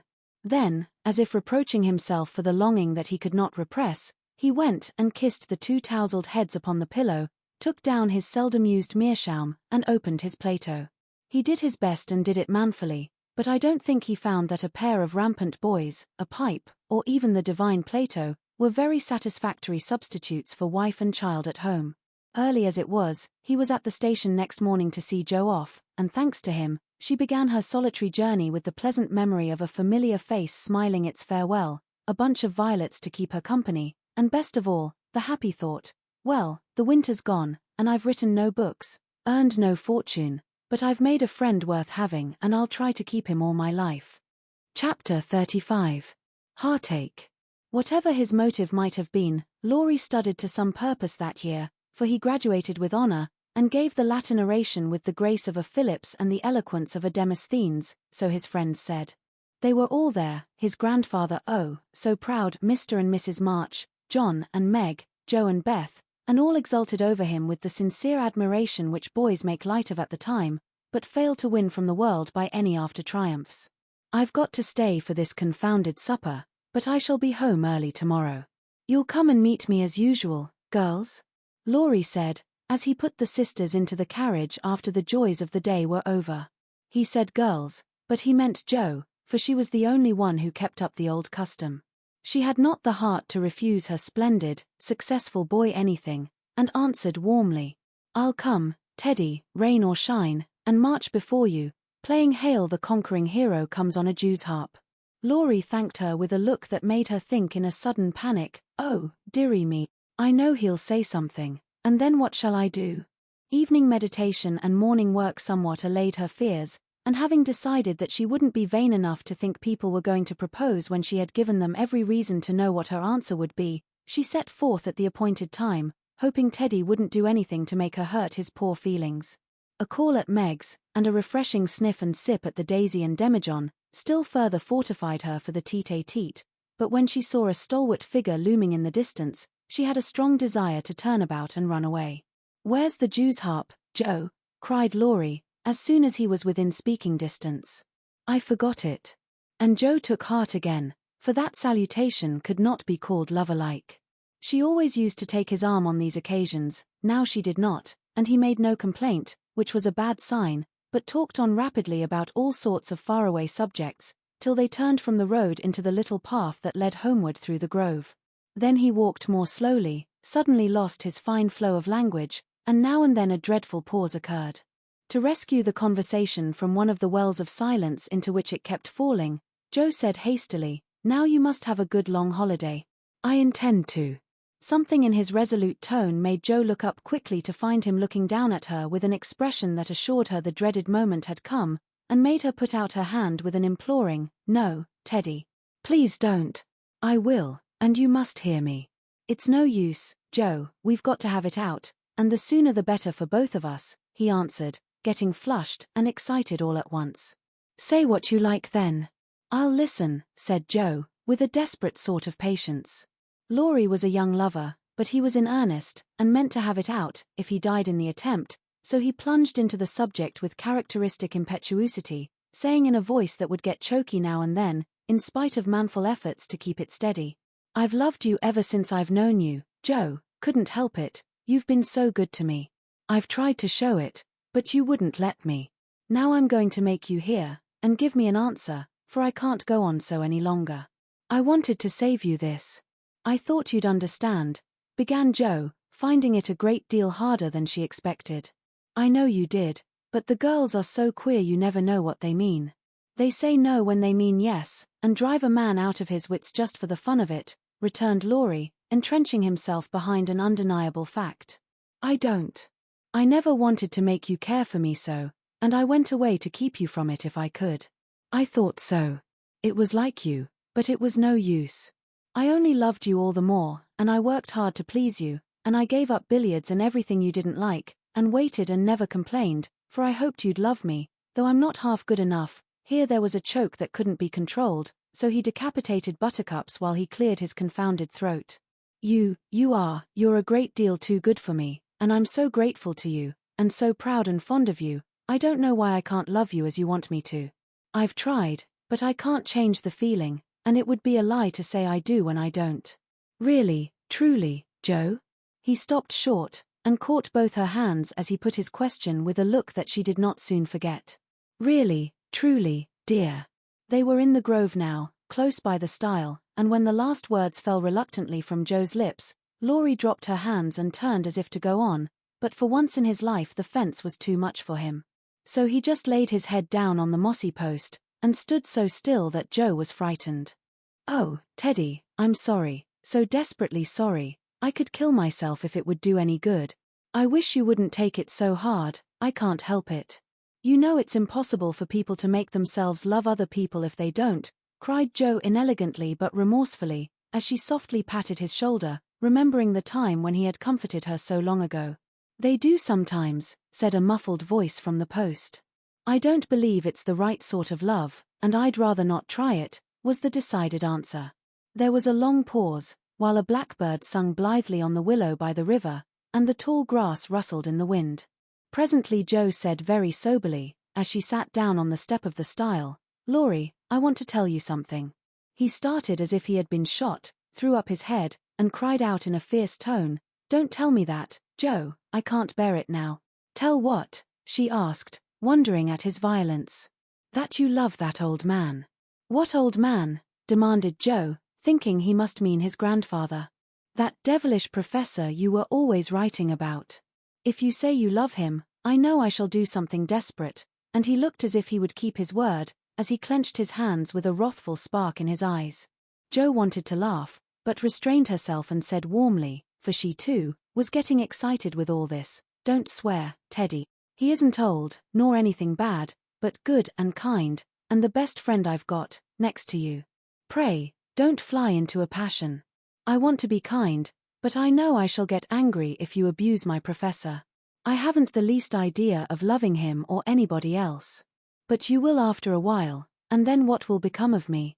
You'll love someone else too, like a sensible boy, and forget all this trouble. I can't love anyone else, and I'll never forget you, Joe, never, never," with a stamp to emphasize his passionate words. "What shall I do with him?" sighed Joe, finding that emotions were more unmanageable than she expected. "You haven't heard what I wanted to tell you. Sit down and listen, for indeed I want to do right and make you happy," she said, hoping to soothe him with a little reason, which proved that she knew nothing about love. Seeing a ray of hope in that last speech, Laurie threw himself down on the grass at her feet, leaned his arm on the lower step of the stile, and looked up at her with an expectant face. Now that arrangement was not conducive to calm speech or clear thought on Joe's part, for how could she say hard things to her boy while he watched her with eyes full of love and longing, and lashes still wet with the bitter drop or two her hardness of heart had wrung from him? She gently turned his head away, saying, as she stroked the wavy hair which had been allowed to grow for her sake, "How touching that was, to be sure. I agree with Mother that you and I are not suited to each other, because our quick tempers and strong wills would probably make us very miserable, if we were so foolish as to—" Joe paused a little over the last word, but Laurie uttered it with a rapturous expression. "Marry, no, we shouldn't. If you loved me, Joe, I should be a perfect saint, for you could make me anything you like. No, I can't. I've tried and failed, and I won't risk our happiness by such a serious experiment. We don't agree and we never shall, so we'll be good friends all our lives, but we won't go and do anything rash." "Yes, we will if we get the chance," muttered Laurie rebelliously. "Now do be reasonable, and take a sensible view of the case," implored Joe, almost at her wit's end. "I won't be reasonable. I don't want to take what you call a sensible view. It won't help me, and it only makes it harder. I don't believe you've got any heart. I wish I hadn't." There was a little quiver in Joe's voice, and thinking it a good omen, Laurie turned round, bringing all his persuasive powers to bear as he said, in the wheedlesome tone that had never been so dangerously wheedlesome before, "Don't disappoint us, dear. Everyone expects it. Grandpa has set his heart upon it, your people like it, and I can't get on without you. Say you will, and let's be happy. Do." Not until months afterward did Joe understand how she had the strength of mind to hold fast to the resolution she had made when she decided that she did not love her boy, and never could. It was very hard to do, but she did it, knowing that delay was both useless and cruel. "I can't say yes truly, so I won't say it at all. You'll see that I'm right, by and by, and thank me for it," she began solemnly. "I'll be hanged if I do," and Laurie bounced up off the grass, burning with indignation at the very idea. "Yes, You will, persisted Joe. You'll get over this after a while, and find some lovely accomplished girl, who will adore you, and make a fine mistress for your fine house. I shouldn't. I'm homely and awkward and odd and old, and you'd be ashamed of me, and we should quarrel. We can't help it even now, you see, and I shouldn't like elegant society and you would, and you'd hate my scribbling, and I couldn't get on without it, and we should be unhappy, and wish we hadn't done it, and everything would be horrid. Anything more? Asked Laurie, finding it hard to listen patiently to this prophetic burst. Nothing more, except that I don't believe I shall ever marry. I'm happy as I am, and love my liberty too well to be in a hurry to give it up for any mortal man. I know better, broke in Laurie. You think so now, but there'll come a time when you will care for somebody, and you'll love him tremendously, and live and die for him. I know you will, it's your way, and I shall have to stand by and see it. And the despairing lover cast his hat upon the ground with a gesture that would have seemed comical, if his face had not been so tragic. Yes, I will live and die for him, if he ever comes and makes me love him in spite of myself, and you must do the best you can, cried Joe, losing patience with poor Teddy. I've done my best, but you won't be reasonable, and it's selfish of you to keep teasing for what I can't give. I shall always be fond of you, very fond indeed, as a friend, but I'll never marry you. And the sooner you believe it the better for both of us, so now. That speech was like gunpowder. Laurie looked at her a minute as if he did not quite know what to do with himself, then turned sharply away, saying in a desperate sort of tone, You'll be sorry someday, Joe. Oh, where are you going? She cried, for his face frightened her. To the devil, was the consoling answer. For a minute Joe's heart stood still, as he swung himself down the bank toward the river, but it takes much folly, sin, or misery to send a young man to a violent death, and Laurie was not one of the weak sort who are conquered by a single failure. He had no thought of a melodramatic plunge, but some blind instinct led him to fling hat and coat into his boat, and row away with all his might, making better time up the river than he had done in any race. Joe drew a long breath and unclasped her hands as she watched the poor fellow trying to outstrip the trouble which he carried in his heart. That will do him good, and he'll come home in such a tender, penitent state of mind, that I shan't dare to see him, she said, adding, as she went slowly home, feeling as if she had murdered some innocent thing, and buried it under the leaves. Now I must go and prepare Mr. Laurence to be very kind to my poor boy. I wish he'd love Beth, perhaps he may in time, but I begin to think I was mistaken about her. Oh dear! How can girls like to have lovers and refuse them? I think it's dreadful. Being sure that no one could do it so well as herself, she went straight to Mr. Laurence, told the hard story bravely through, and then broke down, crying so dismally over her own insensibility that the kind old gentleman, though sorely disappointed, did not utter a reproach. He found it difficult to understand how any girl could help loving Laurie, and hoped she would change her mind, but he knew even better than Joe that love cannot be forced, so he shook his head sadly and resolved to carry his boy out of harm's way. 4 young impetuosity's parting words to Joe disturbed him more than he would confess. When Laurie came home, dead tired but quite composed, his grandfather met him as if he knew nothing, and kept up the delusion very successfully for an hour or two. But when they sat together in the twilight, the time they used to enjoy so much, it was hard work for the old man to ramble on as usual, and harder still for the young one to listen to praises of the last year's success, which to him now seemed like love's labor lost. He bore it as long as he could, then went to his piano and began to play. The windows were open, and Joe, walking in the garden with Beth, for once understood music better than her sister, for he played the Sonata Pathétique, and played it as he never did before. That's very fine, I dare say, but it's sad enough to make one cry. Give us something gayer, lad, said Mr. Laurence, whose kind old heart was full of sympathy, which he longed to show but knew not how. Laurie dashed into a livelier strain, played stormily for several minutes, and would have got through bravely, if in a momentary lull Mrs. March's voice had not been heard calling, Joe, dear, come in. I want you. Just what Laurie longed to say, with a different meaning. As he listened, he lost his place, the music ended with a broken chord, and the musician sat silent in the dark.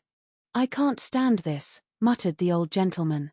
Up he got, groped his way to the piano, laid a kind hand on either of the broad shoulders, and said, as gently as a woman, I know, my boy, I know. No answer for an instant, then Laurie asked sharply, who told you? Joe herself. Then there's an end of it. And he shook off his grandfather's hands with an impatient motion, for though grateful for the sympathy, his man's pride could not bear a man's pity. Not quite. I want to say one thing, and then there shall be an end of it, returned Mr. Laurence with unusual mildness. You won't care to stay at home now, perhaps? I don't intend to run away from a girl. Joe can't prevent my seeing her, and I shall stay and do it as long as I like, interrupted Laurie in a defiant tone. Not if you are the gentleman I think you. I'm disappointed, but the girl can't help it, and the only thing left for you to do is to go away for a time. Where will you go? Anywhere. I don't care what becomes of me, and Laurie got up with a reckless laugh that grated on his grandfather's ear. Take it like a man, and don't do anything rash, for God's sake. Why not go abroad, as you planned, and forget it? I can't. But you've been wild to go, and I promised you should when you got through college. Ah, but I didn't mean to go alone, and Laurie walked fast through the room with an expression which it was well his grandfather did not see. I don't ask you to go alone. There's someone ready and glad to go with you, anywhere in the world. Who, sir? Stopping to listen. Myself. Laurie came back as quickly as he went, and put out his hand, saying huskily, I'm a selfish brute, but you know, grandfather. Lord help me, yes, I do know, for I've been through it all before, once in my own young days, and then with your father. Now, my dear boy, just sit quietly down and hear my plan. It's all settled, and can be carried out at once, said Mr. Laurence, keeping hold of the young man, as if fearful that he would break away as his father had done before him. Well, sir, what is it? And Laurie sat down, without a sign of interest in face or voice. There is business in London that needs looking after.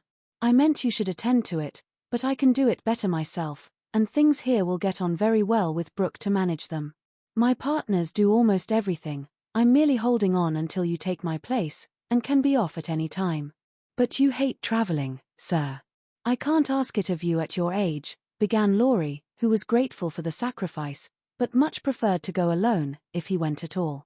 The old gentleman knew that perfectly well, and particularly desired to prevent it, for the mood in which he found his grandson assured him that it would not be wise to leave him to his own devices. So, stifling a natural regret at the thought of the home comforts he would leave behind him, he said stoutly, Bless your soul, I'm not superannuated yet. I quite enjoy the idea. It will do me good, and my old bones won't suffer, for travelling nowadays is almost as easy as sitting in a chair. A restless movement from Laurie suggested that his chair was not easy, or that he did not like the plan, and made the old man add hastily, I don't mean to be a marplot or a burden. I go because I think you'd feel happier than if I was left behind. I don't intend to gad about with you, but leave you free to go where you like, while I amuse myself in my own way. I've friends in London and Paris, and should like to visit them. Meantime you can go to Italy, Germany, Switzerland, where you will, and enjoy pictures, music, scenery, and adventures to your heart's content. Now, Laurie felt just then that his heart was entirely broken and the world a howling wilderness, but at the sound of certain words which the old gentleman artfully introduced into his closing sentence, the broken heart gave an unexpected leap, and a green oasis or two suddenly appeared in the howling wilderness. He sighed, and then said, in a spiritless tone, Just as you like, sir. It doesn't matter where I go or what I do. It does to me, remember that, my lad. I give you entire liberty, but I trust you to make an honest use of it. Promise me that, Laurie. Anything you like, sir. Good, thought the old gentleman. You don't care now, but there'll come a time when that promise will keep you out of mischief, or I'm much mistaken. Being an energetic individual, Mr. Laurence struck while the iron was hot, and before the blighted being recovered spirit enough to rebel, they were off. During the time necessary for preparation, Laurie bore himself as young gentlemen usually do in such cases. He was moody, irritable, and pensive by turns, lost his appetite, neglected his dress and devoted much time to playing tempestuously on his piano, avoided Joe, but consoled himself by staring at her from his window, with a tragic face that haunted her dreams by night and oppressed her with a heavy sense of guilt by day. Unlike some sufferers, he never spoke of his unrequited passion, and would allow no one, not even Mrs. March, to attempt consolation or offer sympathy. On some accounts, this was a relief to his friends, but the weeks before his departure were very uncomfortable, and everyone rejoiced that the poor, dear fellow was going away to forget his trouble and come home happy. Of course, he smiled darkly at their delusion, but passed it by with the sad superiority of one who knew that his fidelity like his love was unalterable. When the parting came he affected high spirits, to conceal certain inconvenient emotions which seemed inclined to assert themselves. This gaiety did not impose upon anybody, but they tried to look as if it did for his sake, and he got on very well till Mrs. March kissed him, with a whisper full of motherly solicitude. Then feeling that he was going very fast, he hastily embraced them all round, not forgetting the afflicted Hannah, and ran downstairs as if for his life. Jo followed a minute after to wave her hand to him if he looked round. He did look round, came back, put his arms about her as she stood on the step above him, and looked up at her with a face that made his short appeal eloquent and pathetic. "Oh, Jo, can't you? Teddy, dear, I wish I could." That was all, except a little pause. Then Laurie straightened himself up, said, "It's all right, never mind," and went away without another word. But it wasn't all right, and Jo did mind, for while the curly head lay on her arm a minute after her hard answer, she felt as if she had stabbed her dearest friend, and when he left her without a look behind him, she knew that the boy Laurie never would come again. Chapter 36. Beth's Secret. When Jo came home that spring, she had been struck with the change in Beth. No one spoke of it or seemed aware of it, for it had come too gradually to startle those who saw her daily, but to eyes sharpened by absence, it was very plain, and a heavy weight fell on Jo's heart as she saw her sister's face. It was no paler and but little thinner than in the autumn, yet there was a strange, transparent look about it, as if the mortal was being slowly refined away, and the immortal shining through the frail flesh with an indescribably pathetic beauty. Jo saw and felt it, but said nothing at the time, and soon the first impression lost much of its power, for Beth seemed happy, no one appeared to doubt that she was better, and presently in other cares Jo for a time forgot her fear. But when Laurie was gone, and peace prevailed again, the vague anxiety returned and haunted her. She had confessed her sins and been forgiven, but when she showed her savings and proposed a mountain trip, Beth had thanked her heartily, but begged not to go so far away from home. Another little visit to the seashore would suit her better, and as Grandma could not be prevailed upon to leave the babies, Jo took Beth down to the quiet place, where she could live much in the open air, and let the fresh sea breezes blow a little color into her pale cheeks. It was not a fashionable place, but even among the pleasant people there, the girls made few friends, preferring to live for one another. Beth was too shy to enjoy society, and Jo too wrapped up in her to care for anyone else. So they were all in all to each other, and came and went, quite unconscious of the interest they excited in those about them, who watched with sympathetic eyes the strong sister and the feeble one, always together, as if they felt instinctively that a long separation was not far away. They did feel it, yet neither spoke of it, for often between ourselves and those nearest and dearest to us there exists a reserve which it is very hard to overcome. Jo felt as if a veil had fallen between her heart and Beth's, but when she put out her hand to lift it up, there seemed something sacred in the silence, and she waited for Beth to speak. She wondered, and was thankful also, that her parents did not seem to see what she saw, and during the quiet weeks when the shadows grew so plain to her, she said nothing of it to those at home, believing that it would tell itself when Beth came back no better. She wondered still more if her sister really guessed the hard truth, and what thoughts were passing through her mind during the long hours when she lay on the warm rocks with her head in Jo's lap, while the winds blew healthfully over her and the sea made music at her feet. One day Beth told her. Jo thought she was asleep, she lay so still, and putting down her book, sat looking at her with wistful eyes, trying to see signs of hope in the faint color on Beth's cheeks. But she could not find enough to satisfy her, for the cheeks were very thin, and the hands seemed too feeble to hold even the rosy little shells they had been collecting. It came to her then more bitterly than ever that Beth was slowly drifting away from her, and her arms instinctively tightened their hold upon the dearest treasure she possessed. For a minute her eyes were too dim for seeing, and when they cleared, Beth was looking up at her so tenderly that there was hardly any need for her to say, "Jo, dear, I'm glad you know it. I've tried to tell you, but I couldn't." There was no answer except her sister's cheek against her own, not even tears, for when most deeply moved, Jo did not cry. She was the weaker then, and Beth tried to comfort and sustain her, with her arms about her and the soothing words she whispered in her ear. "I've known it for a good while, dear, and now I'm used to it, it isn't hard to think of or to bear." Try to see it so and don't be troubled about me, because it's best, indeed it is. Is this what made you so unhappy in the autumn, Beth? You did not feel it then, and keep it to yourself so long, did you? Asked Joe, refusing to see or say that it was best, but glad to know that Laurie had no part in Beth's trouble. Yes, I gave up hoping then, but I didn't like to own it. I tried to think it was a sick fancy, and would not let it trouble anyone.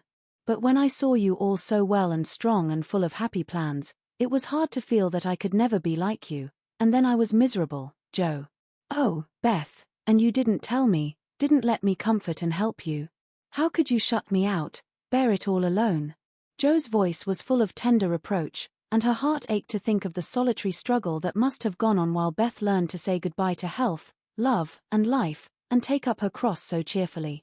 Perhaps it was wrong, but I tried to do right. I wasn't sure, no one said anything, and I hoped I was mistaken.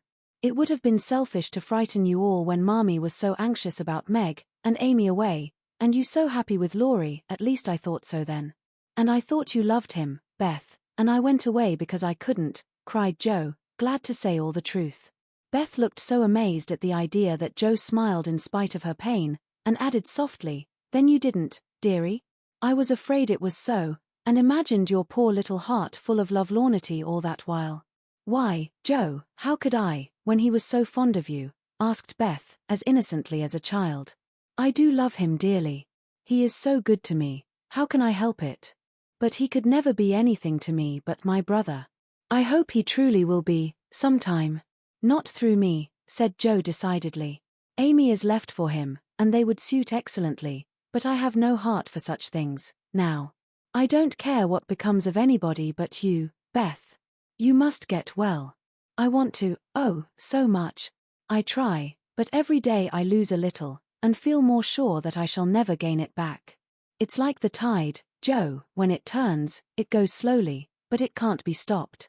It shall be stopped, your tide must not turn so soon, 19 is too young, Beth.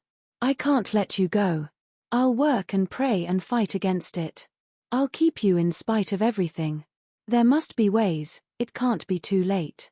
God won't be so cruel as to take you from me, cried poor Joe rebelliously, for her spirit was far less piously submissive than Beth's. Simple, sincere people seldom speak much of their piety. It shows itself in acts rather than in words, and has more influence than homilies or protestations. Beth could not reason upon or explain the faith that gave her courage and patience to give up life, and cheerfully wait for death. Like a confiding child, she asked no questions, but left everything to God and nature, Father and Mother of us all, feeling sure that they, and they only, could teach and strengthen heart and spirit for this life and the life to come. She did not rebuke Joe with saintly speeches, only loved her better for her passionate affection, and clung more closely to the dear human love, from which our Father never means us to be weaned, but through which he draws us closer to himself. She could not say, I'm glad to go, for life was very sweet for her. She could only sob out, I try to be willing, while she held fast to Joe, as the first bitter wave of this great sorrow broke over them together. By and by Beth said, with recovered serenity, you'll tell them this when we go home? I think they will see it without words, sighed Joe, for now it seemed to her that Beth changed every day. Perhaps not. I've heard that the people who love best are often blindest to such things. If they don't see it, you will tell them for me. I don't want any secrets, and it's kinder to prepare them. Meg has John and the babies to comfort her, but you must stand by Father and Mother, won't you, Joe? If I can. But, Beth, I don't give up yet. I'm going to believe that it is a sick fancy, and not let you think it's true, said Joe, trying to speak cheerfully. Beth lay a minute thinking, and then said in her quiet way, I don't know how to express myself, and shouldn't try to anyone but you, because I can't speak out except to my Joe. I only mean to say that I have a feeling that it never was intended I should live long. I'm not like the rest of you. I never made any plans about what I'd do when I grew up. I never thought of being married, as you all did. I couldn't seem to imagine myself anything but stupid little Beth, trotting about at home, of no use anywhere but there. I never wanted to go away, and the hard part now is the leaving you all. I'm not afraid, but it seems as if I should be homesick for you even in heaven. Joe could not speak, and for several minutes there was no sound but the sigh of the wind and the lapping of the tide. A white-winged gull flew by, with the flash of sunshine on its silvery breast. Beth watched it till it vanished, and her eyes were full of sadness. A little grey-coated sand bird came tripping over the beach, peeping softly to itself, as if enjoying the sun and sea. It came quite close to Beth, and looked at her with a friendly eye and sat upon a warm stone, dressing its wet feathers, quite at home. Beth smiled and felt comforted, for the tiny thing seemed to offer its small friendship and remind her that a pleasant world was still to be enjoyed. "Dear little bird. See, Joe, how tame it is. I like Peeps better than the gulls. They are not so wild and handsome, but they seem happy, confiding little things. I used to call them my birds last summer, and Mother said they reminded her of me, busy, Quaker-colored creatures, always near the shore, and always chirping that contented little song of theirs. You are the gull, Joe, strong and wild, fond of the storm and the wind, flying far out to sea, and happy all alone. Meg is the turtle dove, and Amy is like the lark she writes about, trying to get up among the clouds, but always dropping down into its nest again. Dear little girl, she's so ambitious, but her heart is good and tender, and no matter how high she flies, she never will forget home. I hope I shall see her again, but she seems so far away. She is coming in the spring, and I mean that you shall be all ready to see and enjoy her. I'm going to have you well and rosy by that time," began Joe, feeling that of all the changes in Beth, the talking change was the greatest, for it seemed to cost no effort now, and she thought aloud in a way quite unlike bashful Beth. "Joe, dear, don't hope any more. It won't do any good. I'm sure of that. We won't be miserable, but enjoy being together while we wait. We'll have happy times, for I don't suffer much, and I think the tide will go out easily, if you help me." Joe leaned down to kiss the tranquil face, and with that silent kiss, she dedicated herself soul and body to Beth. She was right. There was no need of any words when they got home, for Father and Mother saw plainly now what they had prayed to be saved from seeing. Tired with her short journey, Beth went at once to bed, saying how glad she was to be home, and when Joe went down, she found that she would be spared the hard task of telling Beth's secret. Her father stood leaning his head on the mantelpiece and did not turn as she came in, but her mother stretched out her arms as if for help, and Joe went to comfort her without a word. Chapter 37. New Impressions. At 3 o'clock in the afternoon, all the fashionable world at Nice may be seen on the Promenade des Anglais, a charming place, for the wide walk, bordered with palms, flowers, and tropical shrubs, is bounded on one side by the sea, on the other by the Grand Drive, lined with hotels and villas, while beyond lie orange orchards and the hills. Many nations are represented, many languages spoken, many costumes worn, and on a sunny day the spectacle is as gay and brilliant as a carnival. Haughty English, lively French, sober Germans, handsome Spaniards, ugly Russians, meek Jews, free and easy Americans, all drive, sit, or saunter here, chatting over the news, and criticizing the latest celebrity who has arrived, Ristery or Dickens, Victor Emmanuel or the Queen of the Sandwich Islands. The equipages are as varied as the company and attract as much attention, especially the low basket barouches in which ladies drive themselves, with a pair of dashing ponies, gay nets to keep their voluminous flounces from overflowing the diminutive vehicles, and little grooms on the perch behind. Along this walk, on Christmas Day, a tall young man walked slowly, with his hands behind him, and a somewhat absent expression of countenance. He looked like an Italian, was dressed like an Englishman, and had the independent air of an American, a combination which caused sundry pairs of feminine eyes to look approvingly after him, and sundry dandies in black velvet suits, with rose-colored neckties, buff gloves, and orange flowers in their buttonholes, to shrug their shoulders, and then envy him his inches. There were plenty of pretty faces to admire, but the young man took little notice of them, except to glance now and then at some blonde girl in blue. Presently he strolled out of the promenade and stood a moment at the crossing, as if undecided whether to go and listen to the band in the Jardin Public, or to wander along the beach toward Castle Hill. The quick trot of ponies' feet made him look up, as one of the little carriages, containing a single young lady, came rapidly down the street. The lady was young, blonde, and dressed in blue. He stared a minute, then his whole face woke up, and, waving his hat like a boy, he hurried forward to meet her. "Oh, Laurie, is it really you? I thought you'd never come," cried Amy, dropping the reins and holding out both hands, to the great scandalization of a French mamma, who hastened her daughter's steps, lest she should be demoralized by beholding the free manners of these mad English. I was detained by the way, but I promised to spend Christmas with you, and here I am. How is your grandfather? When did you come? Where are you staying? Very well, last night, at the Chowvane. I called at your hotel, but you were out. I have so much to say, I don't know where to begin. Get in and we can talk at our ease. I was going for a drive and longing for company. Flo's saving up for tonight. What happens then? A ball? A Christmas party at our hotel. There are many Americans there, and they give it in honor of the day. You'll go with us, of course. Aunt will be charmed. Thank you. Where now? Asked Laurie, leaning back and folding his arms, a proceeding which suited Amy, who preferred to drive, for her parasol whip and blue reins over the white ponies' backs afforded her infinite satisfaction. I'm going to the banker's first for letters, and then to Castle Hill. The view is so lovely, and I like to feed the peacocks. Have you ever been there? Often, years ago, but I don't mind having a look at it. Now tell me all about yourself.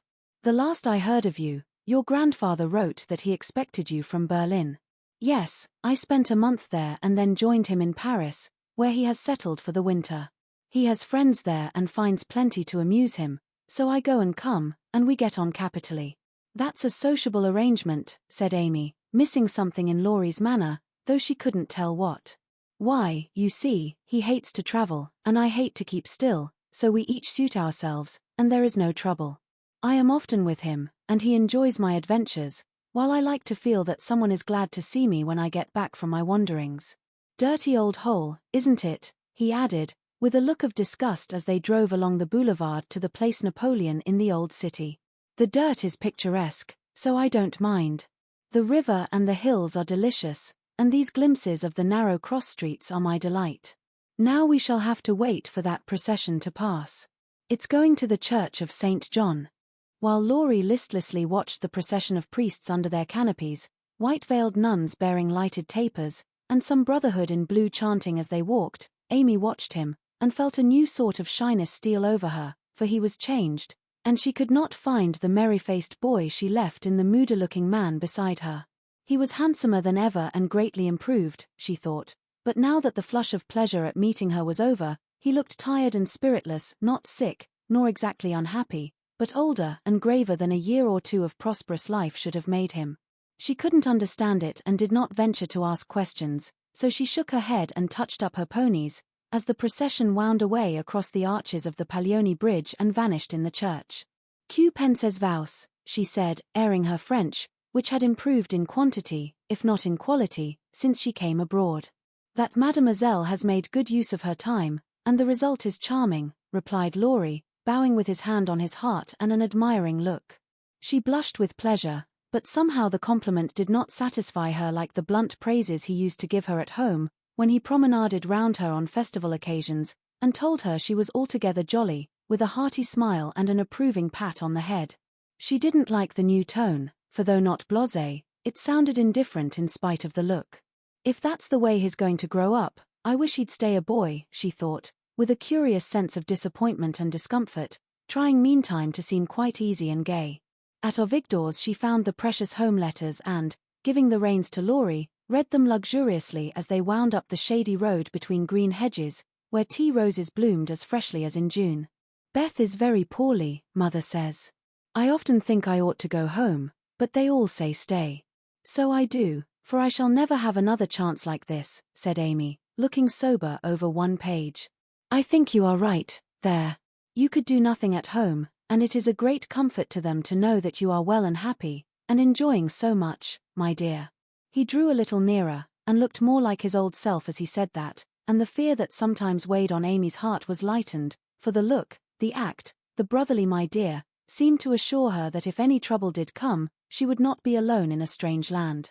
Presently she laughed and showed him a small sketch of Jo in her scribbling suit, with the bow rampantly erect upon her cap, and issuing from her mouth the words, "Genius burn."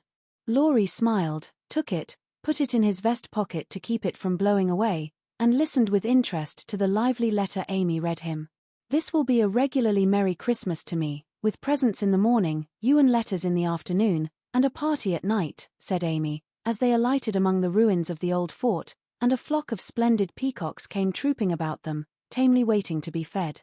While Amy stood laughing on the bank above him as she scattered crumbs to the brilliant birds, Laurie looked at her as she had looked at him, with a natural curiosity to see what changes time and absence had wrought. He found nothing to perplex or disappoint, much to admire and approve, for overlooking a few little affectations of speech and manner, she was as sprightly and graceful as ever, with the addition of that indescribable something in dress and bearing which we call elegance. Always mature for her age, she had gained a certain aplomb in both carriage and conversation, which made her seem more of a woman of the world than she was, but her old petulance now and then showed itself, her strong will still held its own, and her native frankness was unspoiled by foreign polish. Laurie did not read all this while he watched her feed the peacocks, but he saw enough to satisfy and interest him, and carried away a pretty little picture of a bright-faced girl standing in the sunshine, which brought out the soft hue of her dress, the fresh color of her cheeks, the golden gloss of her hair, and made her a prominent figure in the pleasant scene. As they came up onto the stone plateau that crowns the hill, Amy waved her hand as if welcoming him to her favorite haunt, and said, pointing here and there, "Do you remember the cathedral and the Corso, the fishermen dragging their nets in the bay, and the lovely road to Villa Franca, Schubert's tower, just below, and best of all, that speck far out to sea which they say is Corsica?" "I remember. It's not much changed," he answered without enthusiasm. "What Joe would give for a sight of that famous speck," said Amy, feeling in good spirits and anxious to see him so also. "Yes," was all he said, but he turned and strained his eyes to see the island which a greater usurper than even Napoleon now made interesting in his sight. "Take a good look at it for her sake, and then come and tell me what you have been doing with yourself all this while," said Amy, seating herself, ready for a good talk. But she did not get it, for though he joined her and answered all her questions freely, she could only learn that he had roved about the continent and been to Greece. So after idling away an hour, they drove home again, and having paid his respects to Mrs. Carroll, Laurie left them, promising to return in the evening. It must be recorded of Amy that she deliberately prinked that night. Time and absence had done its work on both the young people. She had seen her old friend in a new light, not as our boy, but as a handsome and agreeable man, and she was conscious of a very natural desire to find favor in his sight. Amy knew her good points, and made the most of them with the taste and skill which is a fortune to a poor and pretty woman. Tarlatan and tulle were cheap at nice, so she enveloped herself in them on such occasions, and following the sensible English fashion of simple dress for young girls, got up charming little toilettes with fresh flowers, a few trinkets, and all manner of dainty devices, which were both inexpensive and effective. It must be confessed that the artist sometimes got possession of the woman, and indulged in antique coiffures, statuesque attitudes, and classic draperies. But, dear heart, we all have our little weaknesses, and find it easy to pardon such in the young, who satisfy our eyes with their comeliness, and keep our hearts merry with their artless vanities. "I do want him to think I look well, and tell them so at home," said Amy to herself, as she put on Flo's old white silk ball dress, and covered it with a cloud of fresh illusion, out of which her white shoulders and golden head emerged with a most artistic effect. Her hair she had the sense to let alone, after gathering up the thick waves and curls into a heap-like knot at the back of her head. "It's not the fashion, but it's becoming, and I can't afford to make a fright of myself," she used to say, when advised to frizzle, puff, or braid, as the latest style commanded. Having no ornaments fine enough for this important occasion, Amy looped her fleecy skirts with rosy clusters of azalea, and framed the white shoulders in delicate green vines. Remembering the painted boots, she surveyed her white satin slippers with girlish satisfaction, and chased down the room, admiring her aristocratic feet all by herself. "My new fan just matches my flowers, my gloves fit to a charm, and the real lace on Aunt's mouchoir gives an air to my whole dress. If I only had a classical nose and mouth I should be perfectly happy," she said, surveying herself with a critical eye and a candle in each hand. In spite of this affliction, she looked unusually gay and graceful as she glided away. She seldom ran, it did not suit her style, she thought, for being tall, the stately and Juno-esque was more appropriate than the sportive or picante. She walked up and down the long saloon while waiting for Laurie, and once arranged herself under the chandelier, which had a good effect upon her hair. Then she thought better of it, and went away to the other end of the room, as if ashamed of the girlish desire to have the first view a propitious one. It so happened that she could not have done a better thing, for Laurie came in so quietly she did not hear him, and as she stood at the distant window, with her head half turned and one hand gathering up her dress, the slender, white figure against the red curtains was as effective as a well-placed statue. "Good evening, Diana," said Laurie, with the look of satisfaction she liked to see in his eyes when they rested on her. "Good evening, Apollo," she answered, smiling back at him, for he too looked unusually debonair, and the thought of entering the ballroom on the arm of such a personable man caused Amy to pity the plain Mrs. Davis from the bottom of her heart. "Here are your flowers. I arranged them myself, remembering that you didn't like what Hannah calls a sot bouquet," said Laurie, handing her a delicate nosegay, in a holder that she had long coveted as she daily passed it in Cardiglia's window. "How kind you are," she exclaimed gratefully. "If I'd known you were coming I'd have had something ready for you today, though not as pretty as this, I'm afraid." "Thank you. It isn't what it should be, but you have improved it," he added, as she snapped the silver bracelet on her wrist. "Please don't. I thought you liked that sort of thing." "Not from you, it doesn't sound natural, and I like your old bluntness better." "I'm glad of it," he answered, with a look of relief, then buttoned her gloves for her, and asked if his tie was straight, just as he used to do when they went to parties together at home. The company assembled in the long salle à manger, that evening, was such as one sees nowhere but on the continent. The hospitable Americans had invited every acquaintance they had in Nice, and having no prejudice against titles, secured a few to add luster to their Christmas ball. A Russian prince condescended to sit in a corner for an hour and talk with a massive lady, dressed like Hamlet's mother in black velvet with a pearl bridle under her chin. A Polish count, aged 18, devoted himself to the ladies, who pronounced him a fascinating dear, and a German serene something, having come to supper alone, roamed vaguely about, seeking what he might devour. Baron Rothschild's private secretary, a large-nosed Jew in tight boots, affably beamed upon the world, as if his master's name crowned him with a golden halo. A stout Frenchman, who knew the emperor, came to indulge his mania for dancing, and Lady de Jones, a British matron, adorned the scene with her little family of 8.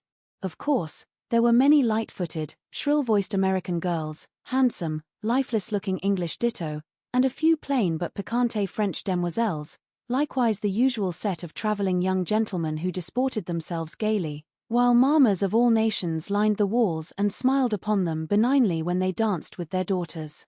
Any young girl can imagine Amy's state of mind when she took the stage that night, leaning on Laurie's arm. She knew she looked well, she loved to dance, she felt that her foot was on her native heath in a ballroom, and enjoyed the delightful sense of power which comes when young girls first discover the new and lovely kingdom they are born to rule by virtue of beauty, youth, and womanhood. She did pity the Davis girls, who were awkward, plain, and destitute of escort, except a grim papa and 3 grimmer maiden aunts, and she bowed to them in her friendliest manner as she passed, which was good of her, as it permitted them to see her dress, and burn with curiosity to know who her distinguished-looking friend might be. With the first burst of the band, Amy's color rose, her eyes began to sparkle, and her feet to tap the floor impatiently, for she danced well and wanted Laurie to know it. Therefore the shock she received can better be imagined than described, when he said in a perfectly tranquil tone, "Do you care to dance? One usually does at a ball." Her amazed look and quick answer caused Laurie to repair his error as fast as possible. "I meant the first dance. May I have the honor? I can give you one if I put off the count." "He dances divinely, but he will excuse me, as you are an old friend," said Amy, hoping that the name would have a good effect, and show Laurie that she was not to be trifled with. "Nice little boy, but rather a short pole to support. A daughter of the gods. Divinely tall, and most divinely fair," was all the satisfaction she got, however.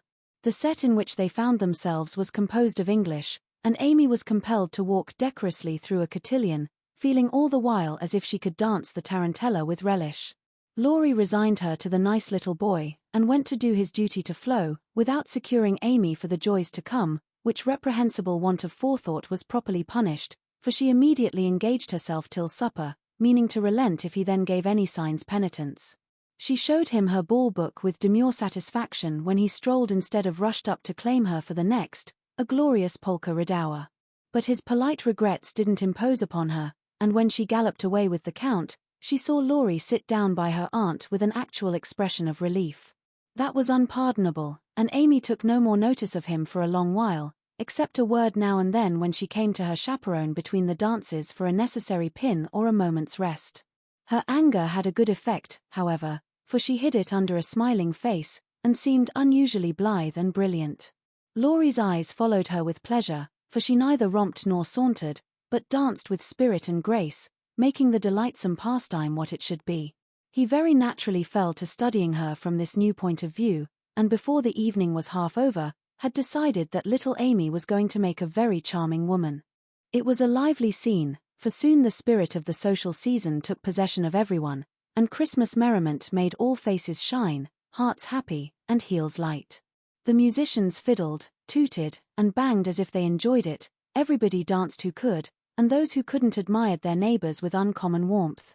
The air was dark with Davises, and many Joneses gamboled like a flock of young giraffes. The golden secretary darted through the room like a meteor with a dashing Frenchwoman who carpeted the floor with her pink satin train. The serene Teuton found the supper table and was happy, eating steadily through the bill of fare, and dismayed the Garcons by the ravages he committed. But the Emperor's friend covered himself with glory, for he danced everything, whether he knew it or not, and introduced impromptu pirouettes when the figures bewildered him. The boyish abandon of that stout man was charming to behold, for though he carried weight, he danced like an india-rubber ball. He ran, he flew, he pranced, his face glowed, his bald head shone, his coat-tails waved wildly, his pumps actually twinkled in the air, and when the music stopped, he wiped the drops from his brow, and beamed upon his fellow men like a French Pickwick without glasses. Amy and her Pole distinguished themselves by equal enthusiasm but more graceful agility, and Laurie found himself involuntarily keeping time to the rhythmic rise and fall of the white slippers as they flew by as indefatigably as if winged. When little Vladimir finally relinquished her, with assurances that he was desolated to leave so early, she was ready to rest, and see how her recreant knight had borne his punishment. It had been successful, for at 23, blighted affections find a balm in friendly society, and young nerves will thrill, young blood dance, and healthy young spirits rise, when subjected to the enchantment of beauty, light, music, and motion.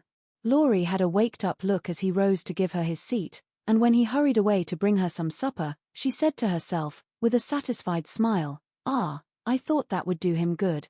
"You look like Balzac's femme paintée par elle-même," he said, as he fanned her with one hand and held her coffee cup in the other. "My rouge won't come off," and Amy rubbed her brilliant cheek, and showed him her white glove with a sober simplicity that made him laugh outright. "What do you call this stuff?" he asked, touching a fold of her dress that had blown over his knee. "Illusion. Good name for it. It's very pretty, new thing, isn't it? It's as old as the hills. You have seen it on dozens of girls, and you never found out that it was pretty till now, stupidity. I never saw it on you before, which accounts for the mistake, you see. None of that, it is forbidden. I'd rather take coffee than compliments just now. No, don't lounge, it makes me nervous."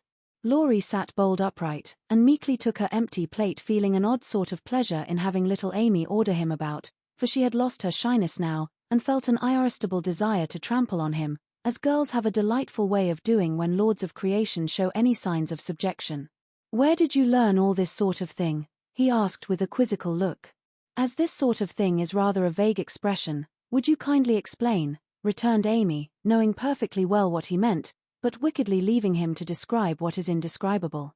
"Well, the general air, the style, the self-possession, the illusion, you know," laughed Laurie, breaking down and helping himself out of his quandary with the new word. Amy was gratified, but of course didn't show it, and demurely answered, "Foreign life polishes one in spite of one's self. I study as well as play, and as for this," with a little gesture toward her dress, "why, tulle is cheap, poses to be had for nothing, and I am used to making the most of my poor little things." Amy rather regretted that last sentence, fearing it wasn't in good taste, but Laurie liked her better for it, and found himself both admiring and respecting the brave patience that made the most of opportunity, and the cheerful spirit that covered poverty with flowers. Amy did not know why he looked at her so kindly, nor why he filled up her book with his own name, and devoted himself to her for the rest of the evening in the most delightful manner, But the impulse that wrought this agreeable change was the result of one of the new impressions which both of them were unconsciously giving and receiving. Chapter 38. On the Shelf. In France, the young girls have a dull time of it till they are married, when Vive la Liberté becomes their motto. In America, as everyone knows, girls early sign the Declaration of Independence and enjoy their freedom with Republican zest, but the young matrons usually abdicate with the first heir to the throne and go into a seclusion almost as close as a French nunnery, though by no means as quiet. Whether they like it or not, they are virtually put upon the shelf as soon as the wedding excitement is over, and most of them might exclaim, as did a very pretty woman the other day, "I'm as handsome as ever, but no one takes any notice of me because I'm married." Not being a belle or even a fashionable lady, Meg did not experience this affliction till her babies were a year old, for in her little world primitive customs prevailed, and she found herself more admired and beloved than ever. As she was a womanly little woman, the maternal instinct was very strong, and she was entirely absorbed in her children, to the utter exclusion of everything and everybody else. Day and night she brooded over them with tireless devotion and anxiety, leaving John to the tender mercies of the help, for an Irish lady now presided over the kitchen department. Being a domestic man, John decidedly missed the wifely attentions he had been accustomed to receive, but as he adored his babies, he cheerfully relinquished his comfort for a time, supposing with masculine ignorance that peace would soon be restored. But 3 months passed, and there was no return of repose. Meg looked worn and nervous, the babies absorbed every minute of her time, the house was neglected, and Kitty, the cook, who took life easy, kept him on short commons. When he went out in the morning he was bewildered by small commissions for the captive mamma. If he came gaily in at night, eager to embrace his family, he was quenched by a hush. "They are just asleep after worrying all day." If he proposed a little amusement at home, no, it would disturb the babies. If he hinted at a lecture or a concert, he was answered with a reproachful look, and a decided "leave my children for pleasure, never." His sleep was broken by infant wails and visions of a phantom figure pacing noiselessly to and fro in the watches of the night. His meals were interrupted by the frequent flight of the presiding genius, who deserted him, half-helped, if a muffled chirp sounded from the nest above. And when he read his paper of an evening, Demi's colic got into the shipping list and Daisy's fall affected the price of stocks, for Mrs. Brooke was only interested in domestic news. The poor man was very uncomfortable, for the children had bereft him of his wife, home was merely a nursery and the perpetual hushing made him feel like a brutal intruder whenever he entered the sacred precincts of Babyland. He bore it very patiently for 6 months, and when no signs of amendment appeared, he did what other paternal exiles do, tried to get a little comfort elsewhere. Scott had married and gone to housekeeping not far off, and John fell into the way of running over for an hour or two of an evening, when his own parlour was empty, and his own wife singing lullabies that seemed to have no end. Mrs. Scott was a lively, pretty girl, with nothing to do but be agreeable, and she performed her mission most successfully. The parlour was always bright and attractive, the chessboard ready, the piano in tune, plenty of gay gossip, and a nice little supper set forth in tempting style. John would have preferred his own fireside if it had not been so lonely, but as it was he gratefully took the next best thing and enjoyed his neighbours' society. Meg rather approved of the new arrangement at first, and found it a relief to know that John was having a good time instead of dozing in the parlour, or tramping about the house and waking the children. But by and by, when the teething worry was over and the idols went to sleep at proper hours, leaving Mamma time to rest, she began to miss John, and find her work-basket dull company, when he was not sitting opposite in his old dressing-gown, comfortably scorching his slippers on the fender. She would not ask him to stay at home, but felt injured because he did not know that she wanted him without being told, entirely forgetting the many evenings he had waited for her in vain. She was nervous and worn out with watching and worry, and in that unreasonable frame of mind which the best of mothers occasionally experience when domestic cares oppress them. Want of exercise robs them of cheerfulness, and too much devotion to that idol of American women, the teapot, makes them feel as if they were all nerve and no muscle. "Yes," she would say, looking in the glass, "I'm getting old and ugly. John doesn't find me interesting any longer, so he leaves his faded wife and goes to see his pretty neighbor, who has no encumbrances. Well, the babies love me, they don't care if I am thin and pale and haven't time to crimp my hair, they are my comfort, and some day John will see what I've gladly sacrificed for them, won't he, my precious?" To which pathetic appeal Daisy would answer with a coo, or Demi with a crow, and Meg would put by her lamentations for a maternal revel, which soothed her solitude for the time being. But the pain increased as politics absorbed John, who was always running over to discuss interesting points with Scott, quite unconscious that Meg missed him. Not a word did she say, however, till her mother found her in tears one day, and insisted on knowing what the matter was, for Meg's drooping spirits had not escaped her observation. "I wouldn't tell anyone except you, Mother, but I really do need advice, for if John goes on much longer I might as well be widowed," replied Mrs. Brooke, drying her tears on Daisy's bib with an injured air. "Goes on how, my dear?" asked her mother anxiously. "He's away all day, and at night when I want to see him, he is continually going over to the Scotts. It isn't fair that I should have the hardest work, and never any amusement. Men are very selfish, even the best of them. So are women. Don't blame John till you see where you are wrong yourself. But it can't be right for him to neglect me. Don't you neglect him?" "Why, Mother, I thought you'd take my part." "So I do, as far as sympathizing goes, but I think the fault is yours, Meg." "I don't see how." "Let me show you. Did John ever neglect you, as you call it, while you made it a point to give him your society of an evening, his only leisure time?" "No, but I can't do it now, with 2 babies to tend." "I think you could, dear, and I think you ought.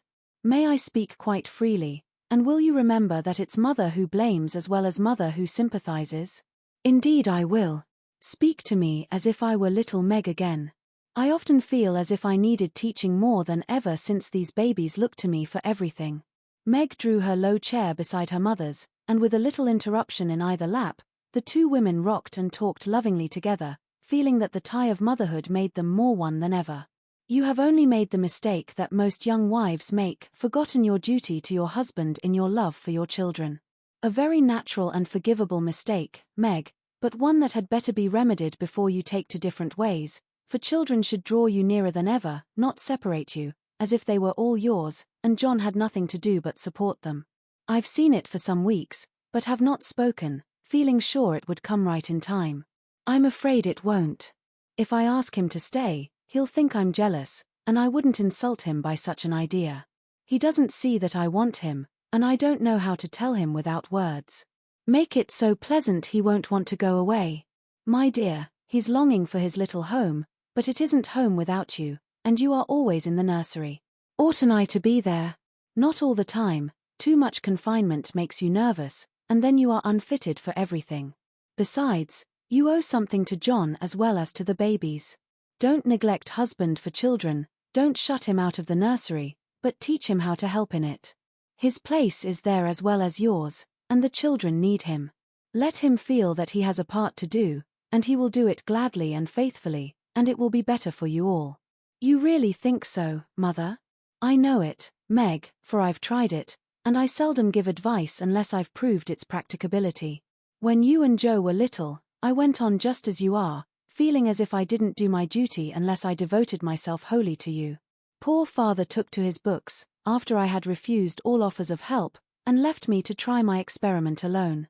I struggled along as well as I could, but Joe was too much for me. I nearly spoiled her by indulgence. You were poorly, and I worried about you till I fell sick myself. Then father came to the rescue, quietly managed everything, and made himself so helpful that I saw my mistake, and never have been able to get on without him since. That is the secret of our home happiness. He does not let business wean him from the little cares and duties that affect us all, and I try not to let domestic worries destroy my interest in his pursuits. Each do our part alone in many things, but at home we work together, always. It is so, Mother, and my great wish is to be to my husband and children what you have been to yours. Show me how, I'll do anything you say. You always were my docile daughter. Well, dear, if I were you, I'd let John have more to do with the management of Demi, for the boy needs training, and it's none too soon to begin. Then I'd do what I have often proposed, let Hannah come and help you. She is a capital nurse, and you may trust the precious babies to her while you do more housework. You need the exercise, Hannah would enjoy the rest, and John would find his wife again. Go out more, keep cheerful as well as busy, for you are the sunshine maker of the family, and if you get dismal there is no fair weather. Then I'd try to take an interest in whatever John likes, talk with him, let him read to you, exchange ideas, and help each other in that way. Don't shut yourself up in a bandbox because you are a woman, but understand what is going on, and educate yourself to take your part in the world's work, for it all affects you and yours. John is so sensible. I'm afraid he will think I'm stupid if I ask questions about politics and things. I don't believe he would. Love covers a multitude of sins, and of whom could you ask more freely than of him? Try it, and see if he doesn't find your society far more agreeable than Mrs. Scott's suppers. I will. Poor John. I'm afraid I have neglected him sadly, but I thought I was right, and he never said anything. He tried not to be selfish, but he has felt rather forlorn, I fancy. This is just the time, Meg, when young married people are apt to grow apart, and the very time when they ought to be most together, for the first tenderness soon wears off, unless care is taken to preserve it. And no time is so beautiful and precious to parents as the first years of the little lives given to them to train. Don't let John be a stranger to the babies, for they will do more to keep him safe and happy in this world of trial and temptation than anything else, and through them you will learn to know and love one another as you should. Now, dear, goodbye. Think over Mother's preachment, act upon it if it seems good, and God bless you all. Meg did think it over, found it good, and acted upon it, though the first attempt was not made exactly as she planned to have it. Of course the children tyrannized over her, and ruled the house as soon as they found out that kicking and squalling brought them whatever they wanted. Mama was an abject slave to their caprices, but Papa was not so easily subjugated, and occasionally afflicted his tender spouse by an attempt at paternal discipline with his obstreperous son. For Demi inherited a trifle of his sire's firmness of character, we won't call it obstinacy, and when he made up his little mind to have or to do anything, all the king's horses and all the king's men could not change that pertinacious little mind. Mama thought the dear too young to be taught to conquer his prejudices, but Papa believed that it never was too soon to learn obedience. So Master Demi early discovered that when he undertook to wrestle with Papa, he always got the worst of it, yet like the Englishman, Baby respected the man who conquered him, and loved the father whose grave no, no, was more impressive than all Mama's love pats. A few days after the talk with her mother, Meg resolved to try a social evening with John, so she ordered a nice supper, set the parlor in order, dressed herself prettily, and put the children to bed early, that nothing should interfere with her experiment. But unfortunately Demi's most unconquerable prejudice was against going to bed, and that night he decided to go on a rampage. So poor Meg sang and rocked, told stories and tried every sleep-provoking while she could devise, but all in vain. The big eyes wouldn't shut, and long after Daisy had gone to Bilo, like the chubby little bunch of good nature she was, naughty Demi lay staring at the light, with the most discouragingly wide-awake expression of countenance. Will Demi lie still like a good boy, while Mama runs down and gives poor Papa his tea? Asked Meg, as the hall door softly closed, and the well-known step went tiptoeing into the dining room. Me has tea, said Demi, preparing to join in the revel. No, but I'll save you some little cakeys for breakfast, if you'll go bye-bye like Daisy. Will you, lovey? ISS, and Demi shut his eyes tight, as if to catch sleep and hurry the desired day. Taking advantage of the propitious moment, Meg slipped away and ran down to greet her husband with a smiling face and the little blue bow in her hair which was his especial admiration. He saw it at once and said with pleased surprise, "Why, little mother, how gay we are tonight. Do you expect company?" "Only you, dear. Is it a birthday, anniversary, or anything?" "No, I'm tired of being dowdy, so I dressed up as a change. You always make yourself nice for table, no matter how tired you are, so why shouldn't I when I have the time? I do it out of respect for you, my dear," said old-fashioned John. "Ditto, ditto, Mr. Brooke," laughed Meg, looking young and pretty again, as she nodded to him over the teapot. "Well, it's altogether delightful, and like old times. This tastes right. I drink your health, dear," and John sipped his tea with an air of reposeful rapture, which was of very short duration however, for as he put down his cup, the door handle rattled mysteriously, and a little voice was heard, saying impatiently, "Oppie Dewey. Ms. Tummin. It's that naughty boy.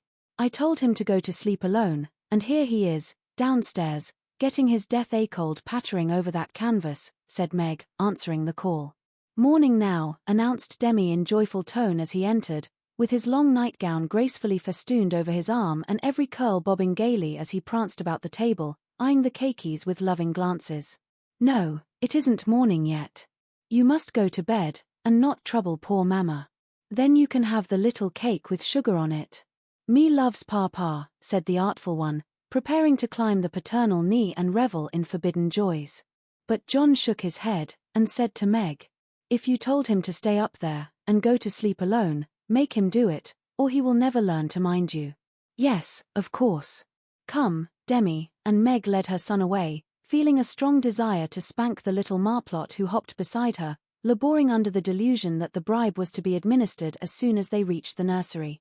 Nor was he disappointed, for that short-sighted woman actually gave him a lump of sugar, tucked him into his bed, and forbade any more promenades till morning.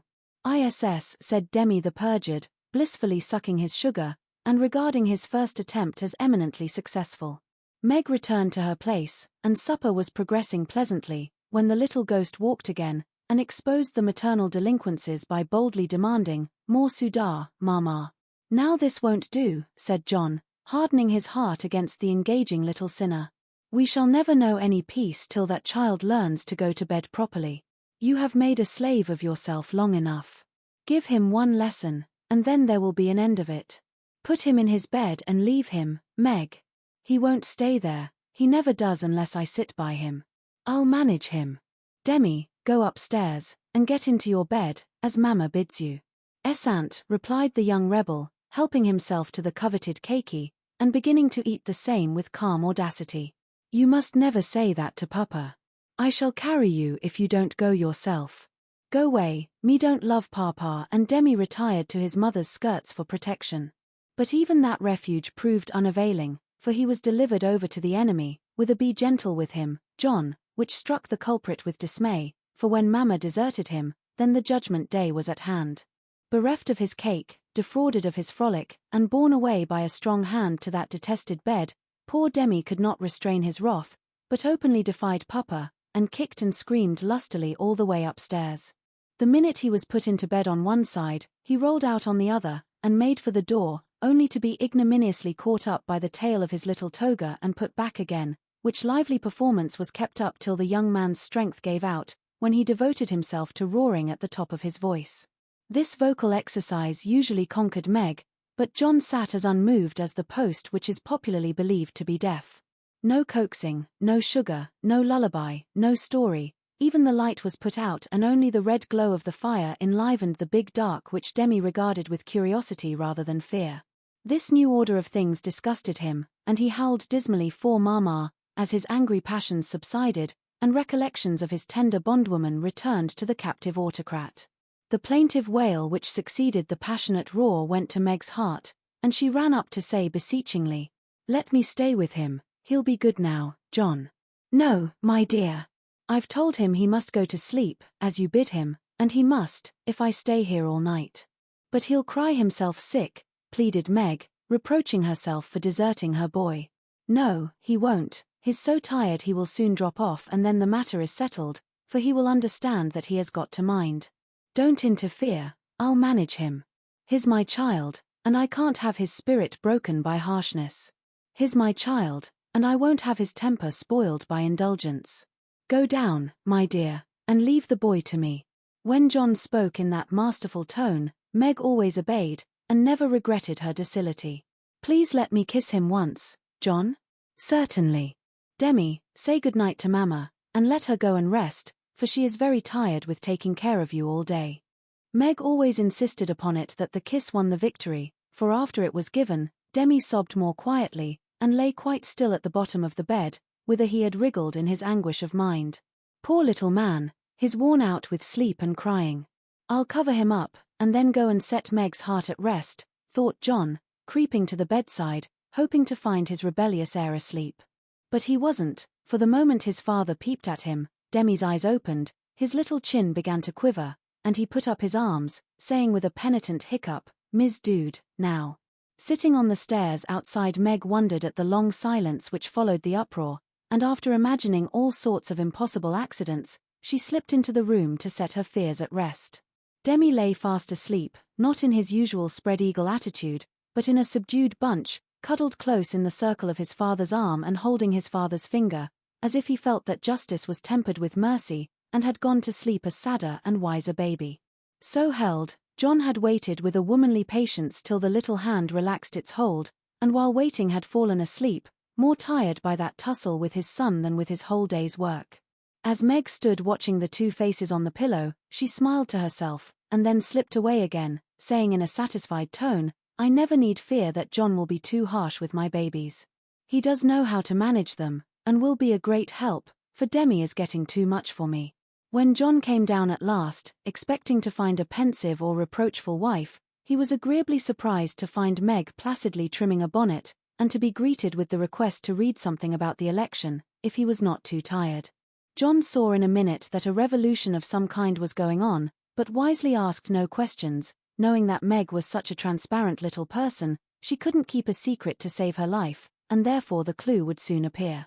He read a long debate with the most amiable readiness and then explained it in his most lucid manner, while Meg tried to look deeply interested, to ask intelligent questions, and keep her thoughts from wandering from the state of the nation to the state of her bonnet. In her secret soul, however, she decided that politics were as bad as mathematics, and that the mission of politicians seemed to be calling each other names, but she kept these feminine ideas to herself, and when John paused, shook her head and said with what she thought diplomatic ambiguity, "Well, I really don't see what we are coming to." John laughed, and watched her for a minute, as she poised a pretty little preparation of lace and flowers on her hand, and regarded it with the genuine interest which his harangue had failed to waken. "She is trying to like politics for my sake, so I'll try and like millinery for hers. That's only fair," thought John the Just, adding aloud, "That's very pretty. Is it what you call a breakfast cap?" "My dear man, it's a bonnet. My very best go-to-concert and theatre bonnet. I beg your pardon, it was so small, I naturally mistook it for one of the flyaway things you sometimes wear. How do you keep it on? These bits of lace are fastened under the chin with a rosebud, so," and Meg illustrated by putting on the bonnet and regarding him with an air of calm satisfaction that was irresistible. "It's a love of a bonnet, but I prefer the face inside, for it looks young and happy again," and John kissed the smiling face, to the great detriment of the rosebud under the chin. "I'm glad you like it, for I want you to take me to one of the new concerts some night. I really need some music to put me in tune. Will you, please?" "Of course I will, with all my heart, or anywhere else you like. You have been shut up so long, it will do you no end of good, and I shall enjoy it, of all things." "What put it into your head, little mother?" "Well, I had a talk with Mommy the other day, and told her how nervous and cross and out of sorts I felt, and she said I needed change and less care, so Hannah is to help me with the children, and I'm to see to things about the house more, and now and then have a little fun, just to keep me from getting to be a fidgety, broken-down old woman before my time. It's only an experiment, John, and I want to try it for your sake as much as for mine, because I've neglected you shamefully lately, and I'm going to make home what it used to be, if I can. You don't object, I hope?" Never mind what John said, or what a very narrow escape the little bonnet had from utter ruin. All that we have any business to know is that John did not appear to object, judging from the changes which gradually took place in the house and its inmates. It was not all paradise by any means, but everyone was better for the division of labor system. The children throve under the paternal rule, for accurate, steadfast John brought order and obedience into babydom, while Meg recovered her spirits and composed her nerves by plenty of wholesome exercise, a little pleasure, and much confidential conversation with her sensible husband. Home grew homelike again, and John had no wish to leave it, unless he took Meg with him. The Scotts came to the Brooks now, and everyone found the little house a cheerful place, full of happiness, content, and family love. Even Sally Moffat liked to go there. "It is always so quiet and pleasant here. It does me good, Meg," she used to say, looking about her with wistful eyes, as if trying to discover the charm, that she might use it in her great house, full of splendid loneliness, for there were no riotous, sunny-faced babies there, and Ned lived in a world of his own, where there was no place for her. This household happiness did not come all at once, but John and Meg had found the key to it, and each year of married life taught them how to use it, unlocking the treasuries of real home love and mutual helpfulness, which the poorest may possess, and the richest cannot buy. This is the sort of shelf on which young wives and mothers may consent to be laid, safe from the restless fret and fever of the world, finding loyal lovers in the little sons and daughters who cling to them, undaunted by sorrow, poverty, or age, walking side by side, through fair and stormy weather, with a faithful friend, who is, in the true sense of the good old Saxon word, the houseband, and learning, as Meg learned, that a woman's happiest kingdom is home, her highest honor the art of ruling it not as a queen, but as a wise wife and mother. Chapter 39. Lazy Laurence. Laurie went to Nice intending to stay a week, and remained a month. He was tired of wandering about alone, and Amy's familiar presence seemed to give a homelike charm to the foreign scenes in which she bore a part. He rather missed the petting he used to receive, and enjoyed a taste of it again, for no attentions, however flattering, from strangers, were half so pleasant as the sisterly adoration of the girls at home. Amy never would pet him like the others, but she was very glad to see him now, and quite clung to him, feeling that he was the representative of the dear family for whom she longed more than she would confess. They naturally took comfort in each other's society and were much together, riding, walking, dancing, or dawdling, for at Nice no one can be very industrious during the gay season. But, while apparently amusing themselves in the most careless fashion, they were half-consciously making discoveries and forming opinions about each other. Amy rose daily in the estimation of her friend, but he sank in hers, and each felt the truth before a word was spoken. Amy tried to please, and succeeded, for she was grateful for the many pleasures he gave her, and repaid him with the little services to which womanly women know how to lend an indescribable charm. Laurie made no effort of any kind, but just let himself drift along as comfortably as possible, trying to forget, and feeling that all women owed him a kind word because one had been cold to him. It cost him no effort to be generous, and he would have given Amy all the trinkets in Nice if she would have taken them, but at the same time he felt that he could not change the opinion she was forming of him, and he rather dreaded the keen blue eyes that seemed to watch him with such half-sorrowful, half-scornful surprise. All the rest have gone to Monaco for the day. I preferred to stay at home and write letters. They are done now, and I am going to Valrosa to sketch. Will you come? Said Amy, as she joined Laurie one lovely day when he lounged in as usual, about noon.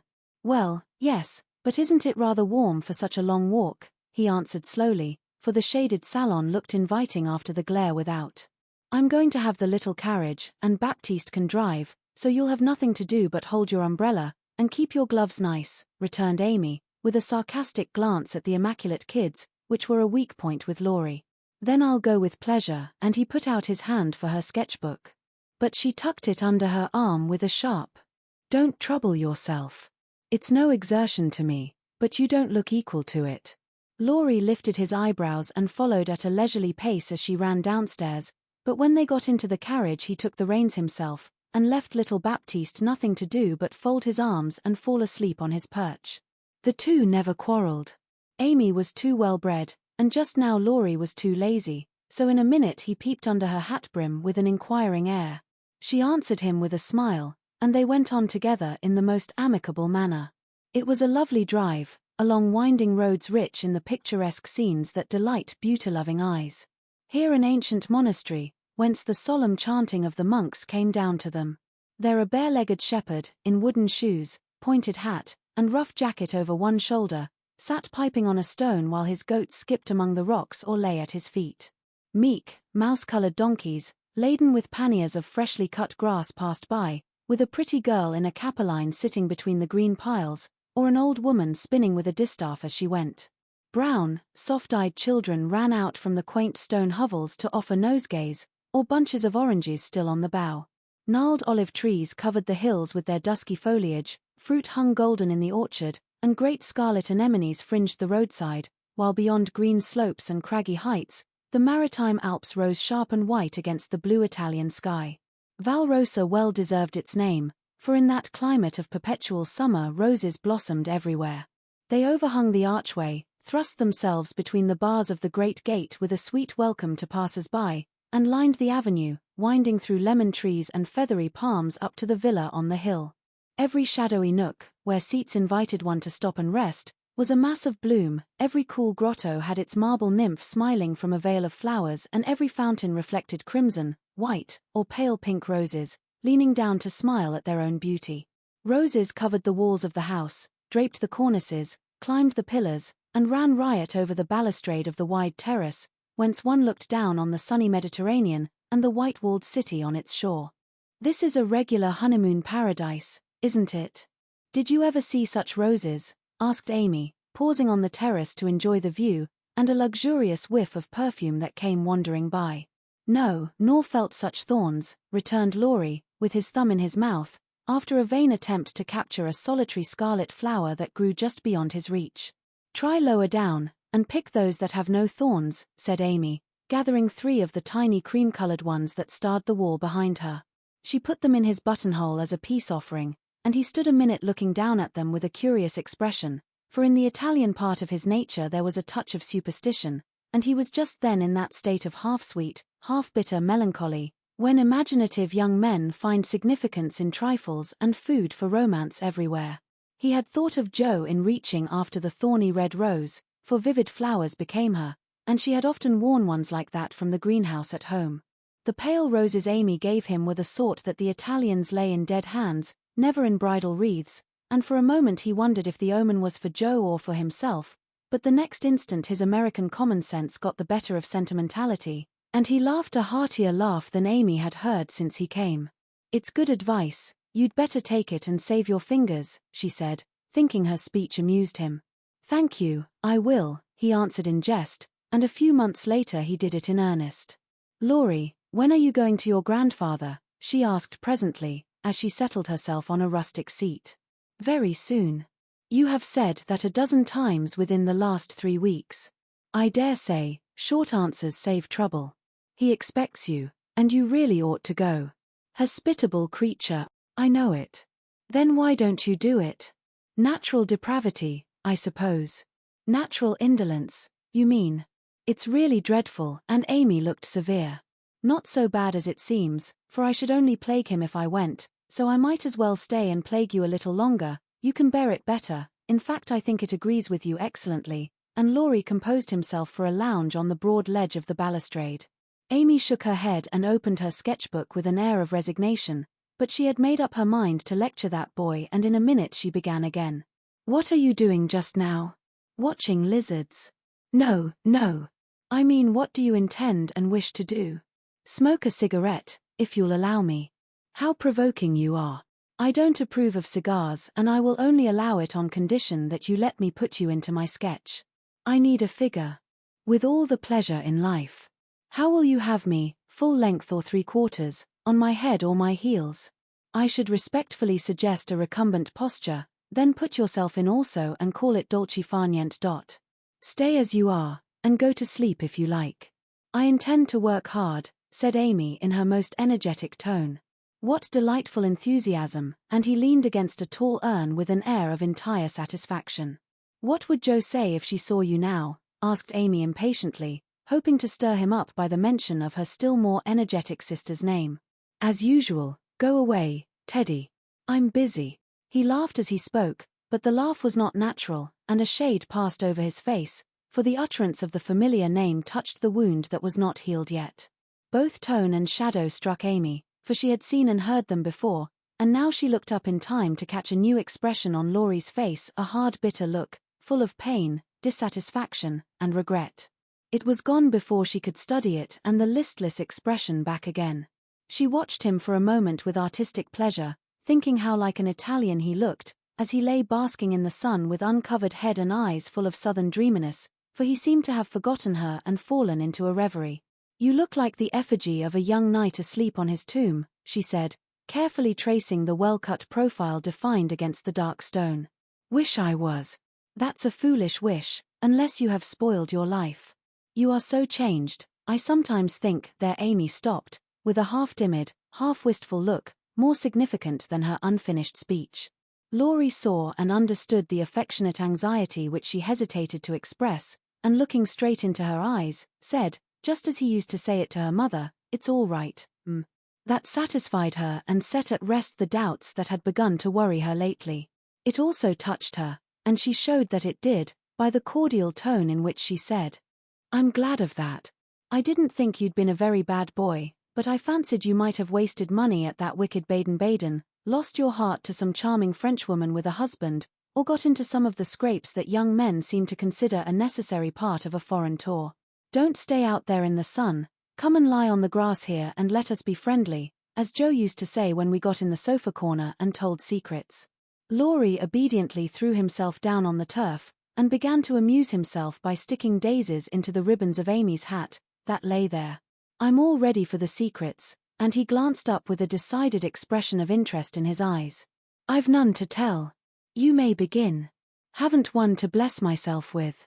I thought perhaps you'd had some news from home. You have heard all that has come lately.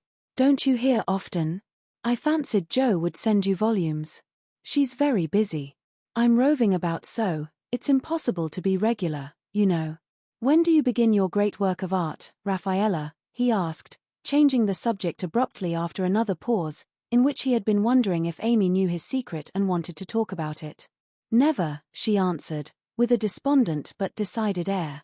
Rome took all the vanity out of me, for after seeing the wonders there, I felt too insignificant to live and gave up all my foolish hopes in despair. Why should you, with so much energy and talent? That's just why, because talent isn't genius, and no amount of energy can make it so. I want to be great, or nothing. I won't be a commonplace dauber, so I don't intend to try any more. And what are you going to do with yourself now, if I may ask? Polish up my other talents, and be an ornament to society, if I get the chance. It was a characteristic speech, and sounded daring, but audacity becomes young people, and Amy's ambition had a good foundation. Laurie smiled, but he liked the spirit with which she took up a new purpose when a long-cherished one died, and spent no time lamenting. Good. And here is where Fred Vaughan comes in, I fancy. Amy preserved a discreet silence, but there was a conscious look in her downcast face that made Laurie sit up and say gravely, Now I'm going to play brother, and ask questions. May I? I don't promise to answer. Your face will, if your tongue won't. You aren't woman of the world enough yet to hide your feelings, my dear. I heard rumors about Fred and you last year, and it's my private opinion that if he had not been called home so suddenly and detained so long, something would have come of it, hey? That's not for me to say, was Amy's grim reply, but her lips would smile, and there was a traitorous sparkle of the eye which betrayed that she knew her power and enjoyed the knowledge. You are not engaged, I hope, and Laurie looked very elder brotherly and grave all of a sudden. No. But you will be, if he comes back and goes properly down on his knees, won't you? Very likely. Then you are fond of old Fred. I could be, if I tried. But you don't intend to try till the proper moment.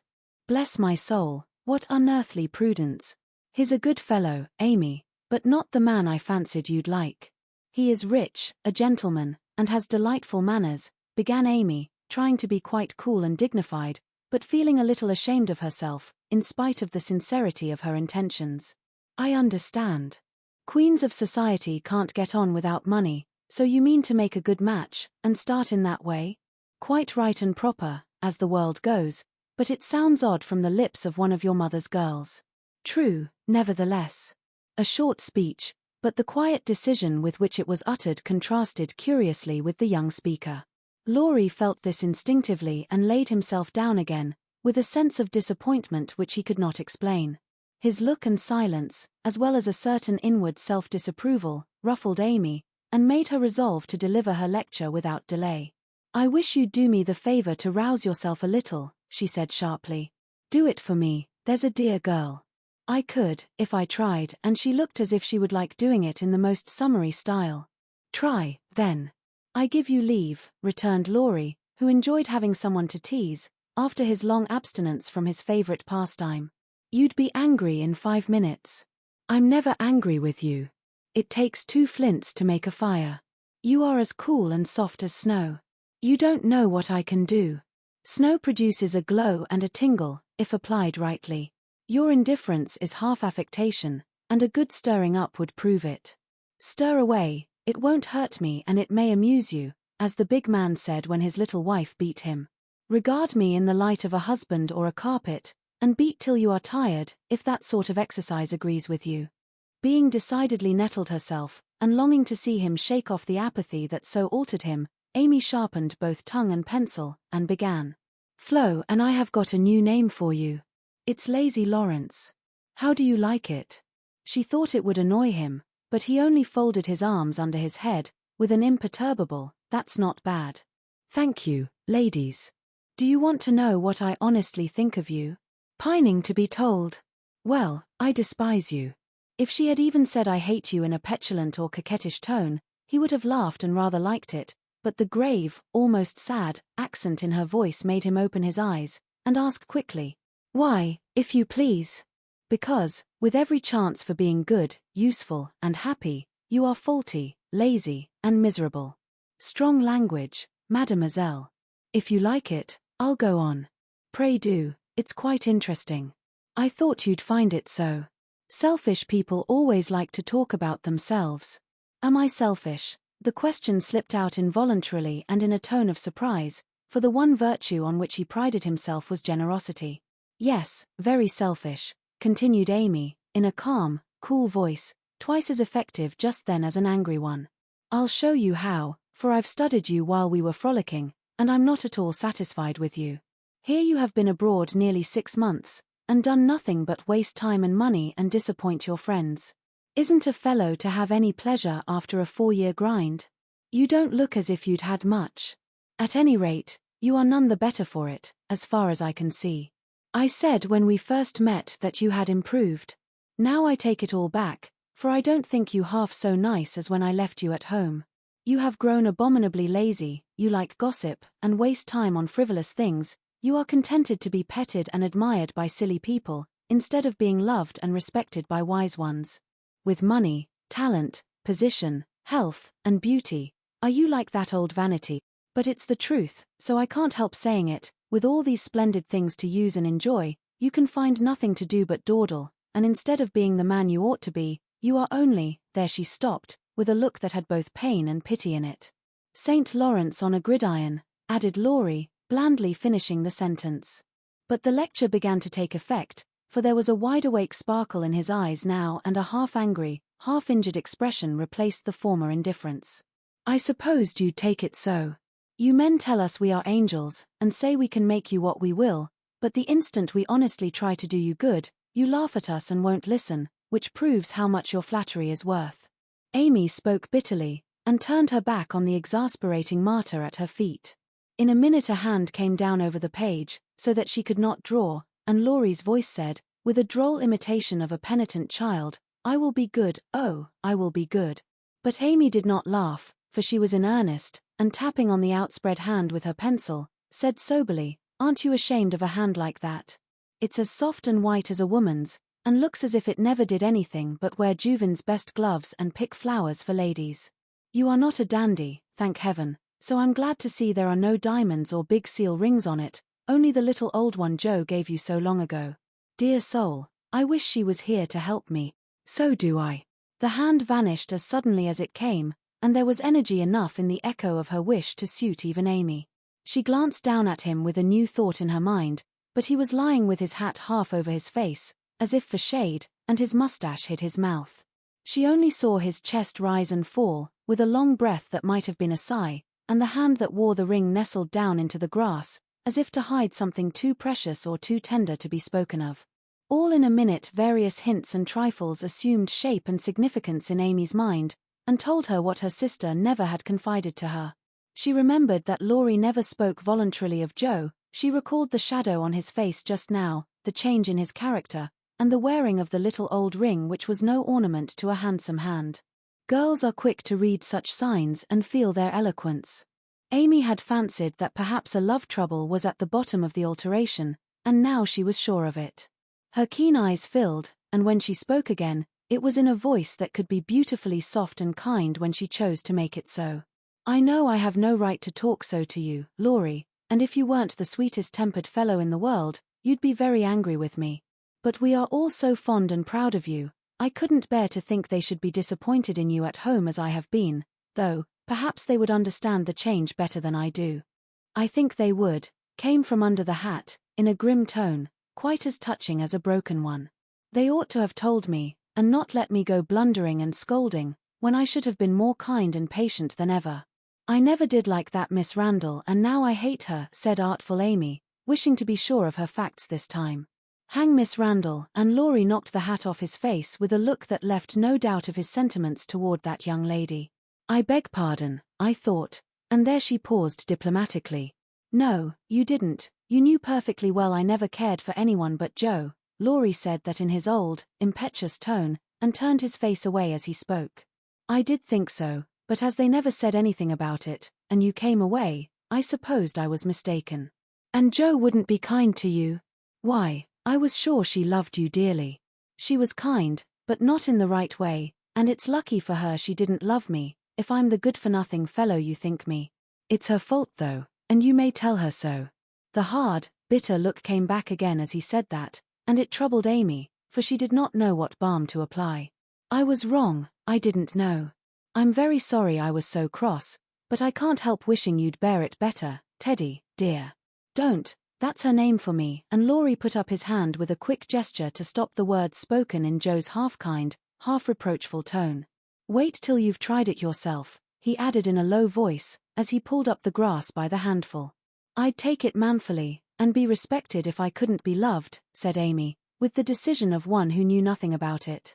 Now, Laurie flattered himself that he had borne it remarkably well, making no moan, asking no sympathy, and taking his trouble away to live it down alone. Amy's lecture put the matter in a new light, and for the first time it did look weak and selfish to lose heart at the first failure, and shut himself up in moody indifference. He felt as if suddenly shaken out of a pensive dream and found it impossible to go to sleep again. Presently he sat up and asked slowly, Do you think Joe would despise me as you do? Yes, if she saw you now. She hates lazy people. Why don't you do something splendid, and make her love you? I did my best, but it was no use. Graduating well, you mean? That was no more than you ought to have done, for your grandfather's sake. It would have been shameful to fail after spending so much time and money, when everyone knew that you could do well.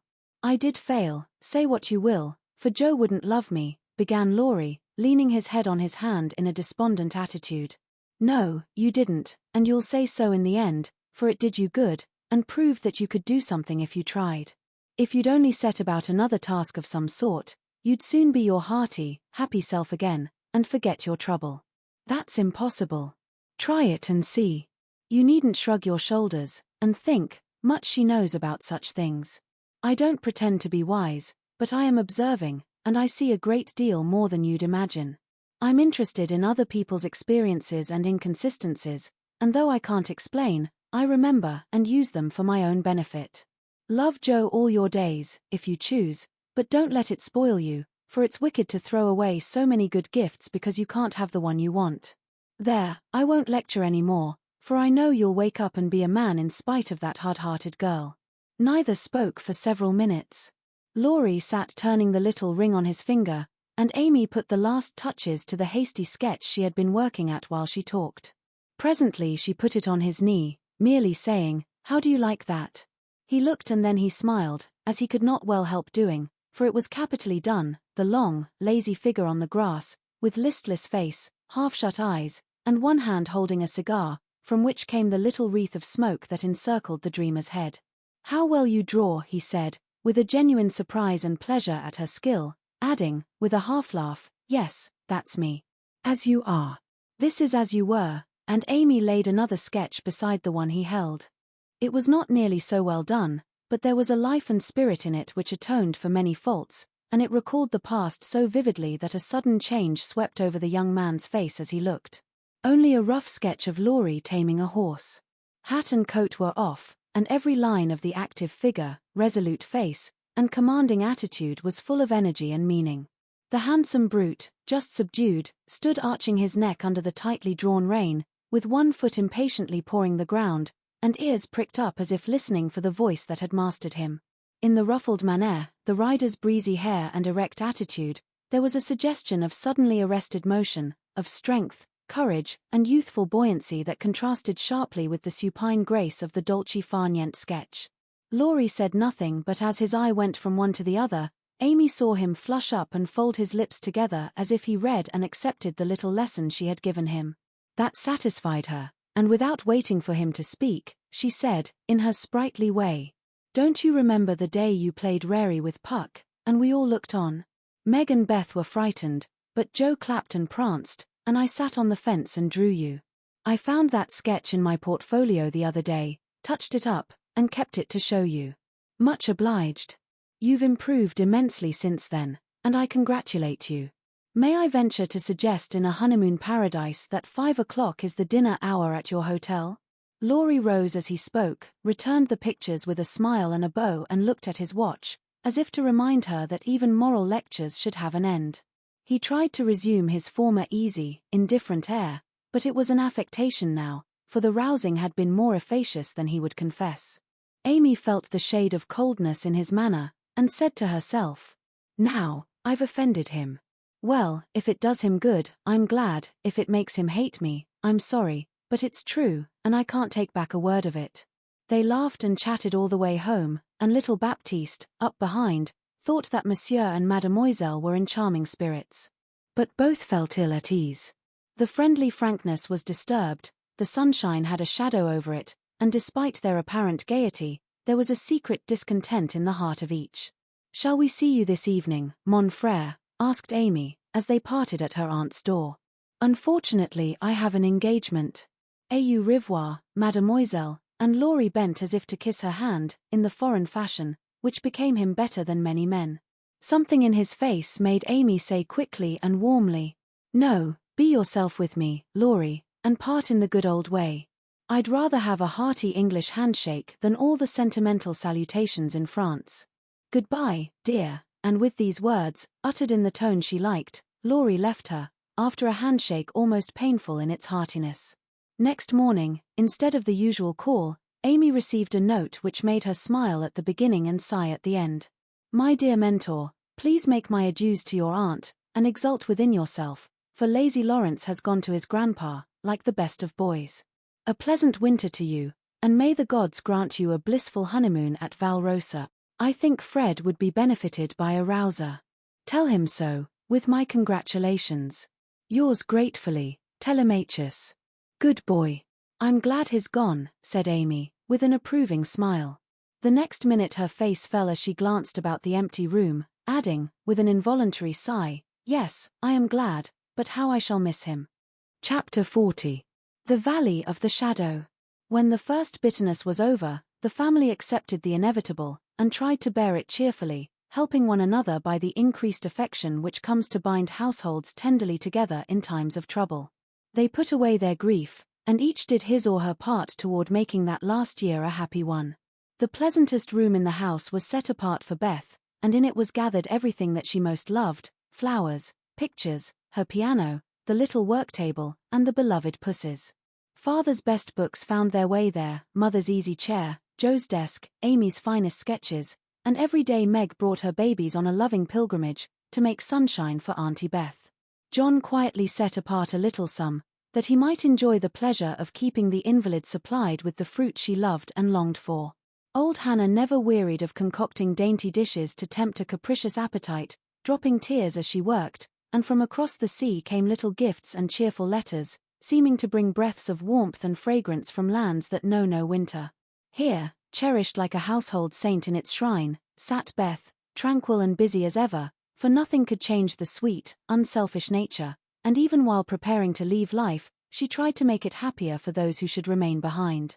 The feeble fingers were never idle, and one of her pleasures was to make little things for the school children daily passing to and fro, to drop a pair of mittens from her window for a pair of purple hands, a needlebook for some small mother of many dolls, pen wipers for young penmen toiling through forests of pothooks, scrapbooks for picture-loving eyes, and all manner of pleasant devices, till the reluctant climbers of the ladder of learning found their way strewn with flowers, as it were, and came to regard the gentle giver as a sort of fairy godmother, who sat above there, and showered down gifts miraculously suited to their tastes and needs.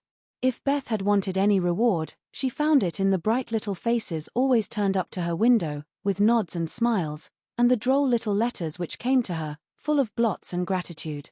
The first few months were very happy ones, and Beth often used to look round, and say how beautiful this is, as they all sat together in her sunny room, the babies kicking and crowing on the floor, mother and sisters working near, and father reading, in his pleasant voice, from the wise old books which seemed rich in good and comfortable words, as applicable now as when written centuries ago, a little chapel, where a paternal priest taught his flock the hard lessons all must learn, trying to show them that hope can comfort love, and faith make resignation possible. Simple sermons that went straight to the souls of those who listened, for the father's heart was in the minister's religion, and the frequent falter in the voice gave a double eloquence to the words he spoke or read. It was well for all that this peaceful time was given them as preparation for the sad hours to come, for by and by, Beth said the needle was so heavy, and put it down forever. Talking wearied her, faces troubled her, pain claimed her for its own, and her tranquil spirit was sorrowfully perturbed by the ills that vexed her feeble flesh. Me. Such heavy days, such long, long nights, such aching hearts and imploring prayers, when those who loved her best were forced to see the thin hands stretched out to them beseechingly, to hear the bitter cry, help me, and to feel that there was no help. A sad eclipse of the serene soul, a sharp struggle of the young life with death, but both were mercifully brief, and then the natural rebellion over, the old peace returned more beautiful than ever. With the wreck of her frail body, Beth's soul grew strong, and though she said little, those about her felt that she was ready, saw that the first pilgrim called was likewise the fittest, and waited with her on the shore, trying to see the shining ones coming to receive her when she crossed the river. Joe never left her for an hour since Beth had said, "I feel stronger when you are here." She slept on a couch in the room, waking often to renew the fire, to feed, lift, or wait upon the patient creature who seldom asked for anything, and tried not to be a trouble. All day she haunted the room, jealous of any other nurse, and prouder of being chosen then than of any honor her life ever brought her. Precious and helpful hours to Joe, for now her heart received the teaching that it needed. Lessons in patience were so sweetly taught her that she could not fail to learn them: charity for all, the lovely spirit that can forgive and truly forget unkindness, the loyalty to duty that makes the hardest easy, and the sincere faith that fears nothing, but trusts undoubtingly. Often when she woke, Joe found Beth reading in her well-worn little book, heard her singing softly, to beguile the sleepless night, or saw her lean her face upon her hands, while slow tears dropped through the transparent fingers, and Joe would lie watching her with thoughts too deep for tears, feeling that Beth, in her simple, unselfish way, was trying to wean herself from the dear old life, and fit herself for the life to come, by sacred words of comfort, quiet prayers, and the music she loved so well. Seeing this did more for Joe than the wisest sermons, the saintliest hymns, the most fervent prayers that any voice could utter. For with eyes made clear by many tears, and a heart softened by the tenderest sorrow, she recognized the beauty of her sister's life, uneventful, unambitious, yet full of the genuine virtues which smell sweet, and blossom in the dust, the self-forgetfulness that makes the humblest on earth remembered soonest in heaven, the true success which is possible to all. One night when Beth looked among the books upon her table, to find something to make her forget the mortal weariness that was almost as hard to bear as pain, as she turned the leaves of her old favorite, Pilgrim's Progress, she found a little paper, scribbled over in Joe's hand. The name caught her eye, and the blurred look of the lines made her sure that tears had fallen on it. Poor Joe. She's fast asleep, so I won't wake her to ask leave. She shows me all her things, and I don't think she'll mind if I look at this, thought Beth, with a glance at her sister, who lay on the rug, with the tongs beside her, ready to wake up the minute the log fell apart. My Beth. Sitting patient in the shadow, till the blessed light shall come. A serene and saintly presence sanctifies our troubled home. Earthly joys and hopes and sorrows break like ripples on the strand of the deep and solemn river, where her willing feet now stand. O my sister, passing from me, out of human care and strife, leave me, as a gift, those virtues which have beautified your life. Dear, bequeath me that great patience which has power to sustain a cheerful, uncomplaining spirit in its prison house of pain. Give me, for I need it sorely, of that courage, wise and sweet, which has made the path of duty green beneath your willing feet. Give me that unselfish nature, that with charity divine can pardon wrong for love's dear sake. Meek heart, forgive me mine, thus our parting daily loseth something of its bitter pain, and while learning this hard lesson, my great loss becomes my gain, for the touch of grief will render my wild nature more serene, give to life new aspirations, a new trust in the unseen. Henceforth, safe across the river, I shall see forevermore. A beloved, household spirit. Waiting for me on the shore. Hope and faith, born of my sorrow. Guardian angels shall become. And the sister gone before me.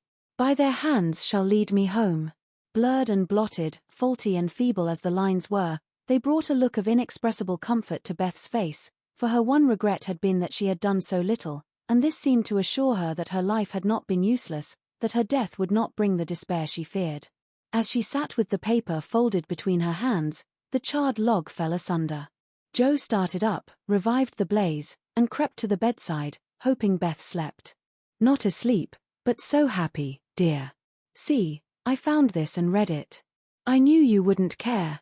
Have I been all that to you, Joe? She asked, with wistful, humble earnestness. Oh, Beth, so much, and Joe's head went down upon the pillow beside her sister's. Then I don't feel as if I'd wasted my life. I'm not so good as you make me, but I have tried to do right. And now, when it's too late to begin even to do better, it's such a comfort to know that someone loves me so much, and feels as if I'd helped them. More than anyone in the world, Beth. I used to think I couldn't let you go, but I'm learning to feel that I don't lose you, that you'll be more to me than ever, and death can't part us, though it seems to. I know it cannot, and I don't fear it any longer, for I'm sure I shall be your Beth still, to love and help you more than ever. You must take my place, Joe, and be everything to father and mother when I'm gone. They will turn to you, don't fail them, and if it's hard to work alone, remember that I don't forget you, and that you'll be happier in doing that than writing splendid books or seeing all the world, for love is the only thing that we can carry with us when we go, and it makes the end so easy. I'll try, Beth. And then and there Joe renounced her old ambition, pledged herself to a new and better one, acknowledging the poverty of other desires, and feeling the blessed solace of a belief in the immortality of love. So the spring days came and went, the sky grew clearer, the earth greener, the flowers were up fairly early, and the birds came back in time to say goodbye to Beth, who, like a tired but trustful child, clung to the hands that had led her all her life, as father and mother guided her tenderly through the valley of the shadow, and gave her up to God. Seldom except in books do the dying utter memorable words, see visions, or depart with beatified countenances, and those who have sped many parting souls know that to most the end comes as naturally and simply as sleep. As Beth had hoped, the tide went out easily, and in the dark hour before dawn, on the bosom where she had drawn her first breath, she quietly drew her last, with no farewell but one loving look, one little sigh. With tears and prayers and tender hands, mother and sisters made her ready for the long sleep that pain would never mar again, seeing with grateful eyes the beautiful serenity that soon replaced the pathetic patience that had wrung their hearts so long, and feeling with reverent joy that to their darling death was a benignant angel, not a phantom full of dread. When morning came, for the first time in many months the fire was out, Joe's place was empty, and the room was very still.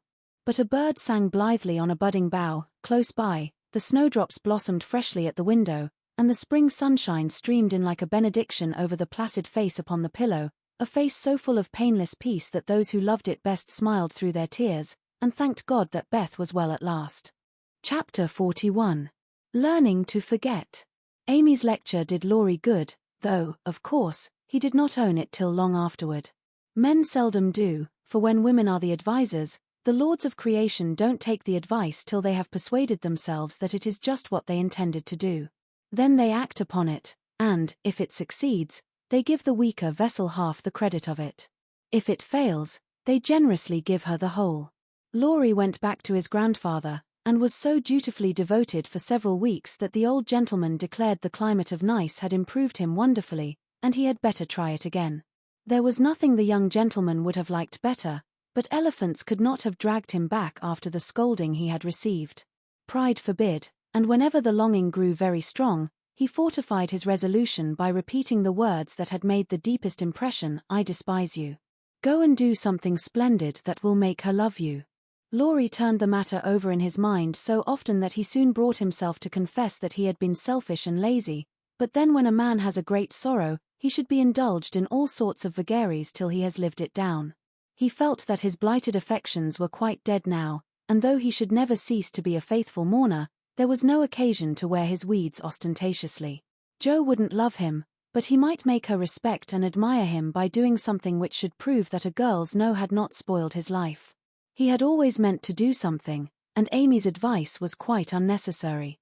He had only been waiting till the aforesaid blighted affections were decently interred. That being done, he felt that he was ready to hide his stricken heart, and still toil on. As Gertie, when he had a joy or a grief, put it into a song, so Laurie resolved to embalm his love-sorrow in music, and to compose a requiem which should harrow up Joe's soul and melt the heart of every hearer. Therefore the next time the old gentleman found him getting restless and moody and ordered him off, he went to Vienna, where he had musical friends, and fell to work with the firm determination to distinguish himself. But whether the sorrow was too vast to be embodied in music, or music too ethereal to uplift a mortal woe, he soon discovered that the requiem was beyond him just at present. It was evident that his mind was not in working order yet, and his ideas needed clarifying, for often in the middle of a plaintive strain, he would find himself humming a dancing tune that vividly recalled the Christmas ball at Nice, especially the Stout Frenchman, and put an effectual stop to tragic composition for the time being. Then he tried an opera, for nothing seemed impossible in the beginning, but here again unforeseen difficulties beset him.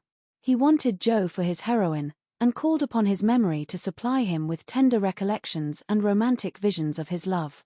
But memory turned traitor, and as if possessed by the perverse spirit of the girl, would only recall Joe's oddities, faults, and freaks, would only show her in the most unsentimental aspects, beating mats with her head tied up in a bandana, barricading herself with the sofa pillow, or throwing cold water over his passion. A la gummidge and an irresistible laugh spoiled the pensive picture he was endeavoring to paint. Joe wouldn't be put into the opera at any price, and he had to give her up with a "bless that girl, what a torment she is," and a clutch at his hair, as became a distracted composer. When he looked about him for another and a less intractable damsel to immortalize in melody, memory produced one with the most obliging readiness. This phantom wore many faces, but it always had golden hair, was enveloped in a diaphanous cloud, and floated airily before his mind's eye in a pleasing chaos of roses, peacocks, white ponies, and blue ribbons. He did not give the complacent wraith any name, but he took her for his heroine and grew quite fond of her, as well he might, for he gifted her with every gift and grace under the sun, and escorted her, unscathed, through trials which would have annihilated any mortal woman. Thanks to this inspiration, he got on swimmingly for a time, but gradually the work lost its charm, and he forgot to compose, while he sat musing, pen in hand, or roamed about the gay city to get some new ideas and refresh his mind, which seemed to be in a somewhat unsettled state that winter. He did not do much, but he thought a great deal and was conscious of a change of some sort going on in spite of himself. It's genius simmering, perhaps. I'll let it simmer, and see what comes of it, he said, with a secret suspicion all the while that it wasn't genius, but something far more common. Whatever it was, it simmered to some purpose, for he grew more and more discontented with his desultory life, began to long for some real and earnest work to go at, soul and body, and finally came to the wise conclusion that everyone who loved music was not a composer. Returning from one of Mozart's grand operas, splendidly performed at the Royal Theatre, he looked over his own, played a few of the best parts, sat staring at the busts of Mendelssohn, Beethoven, and Bach, who stared benignly back again. Then suddenly he tore up his music sheets, one by one, and as the last fluttered out of his hand, he said soberly to himself, "She is right. Talent isn't genius, and you can't make it so. That music has taken the vanity out of me as Rome took it out of her, and I won't be a humbug any longer. Now what shall I do?" That seemed a hard question to answer, and Laurie began to wish he had to work for his daily bread. Now if ever, occurred an eligible opportunity for going to the devil, as he once forcibly expressed it, for he had plenty of money and nothing to do, and Satan is proverbially fond of providing employment for full and idle hands. The poor fellow had temptations enough from without and from within, but he withstood them pretty well, for much as he valued liberty, he valued good faith and confidence more, so his promise to his grandfather, and his desire to be able to look honestly into the eyes of the women who loved him, and say all's well, kept him safe and steady. Very likely some Mrs. Grundy will observe, "I don't believe it, boys will be boys, young men must sow their wild oats, and women must not expect miracles." I dare say you don't, Mrs. Grundy, but it's true nevertheless. Women work a good many miracles, and I have a persuasion that they may perform even that of raising the standard of manhood by refusing to echo such sayings. Let the boys be boys, the longer the better, and let the young men sow their wild oats if they must. But mothers, sisters, and friends may help to make the crop a small one, and keep many tares from spoiling the harvest, by believing, and showing that they believe, in the possibility of loyalty to the virtues which make men manliest in good women's eyes. If it is a feminine delusion, leave us to enjoy it while we may, for without it half the beauty and the romance of life is lost, and sorrowful forebodings would embitter all our hopes of the brave, tender-hearted little lads, who still love their mothers better than themselves and are not ashamed to own it. Laurie thought that the task of forgetting his love for Joe would absorb all his powers for years, but to his great surprise he discovered it grew easier every day.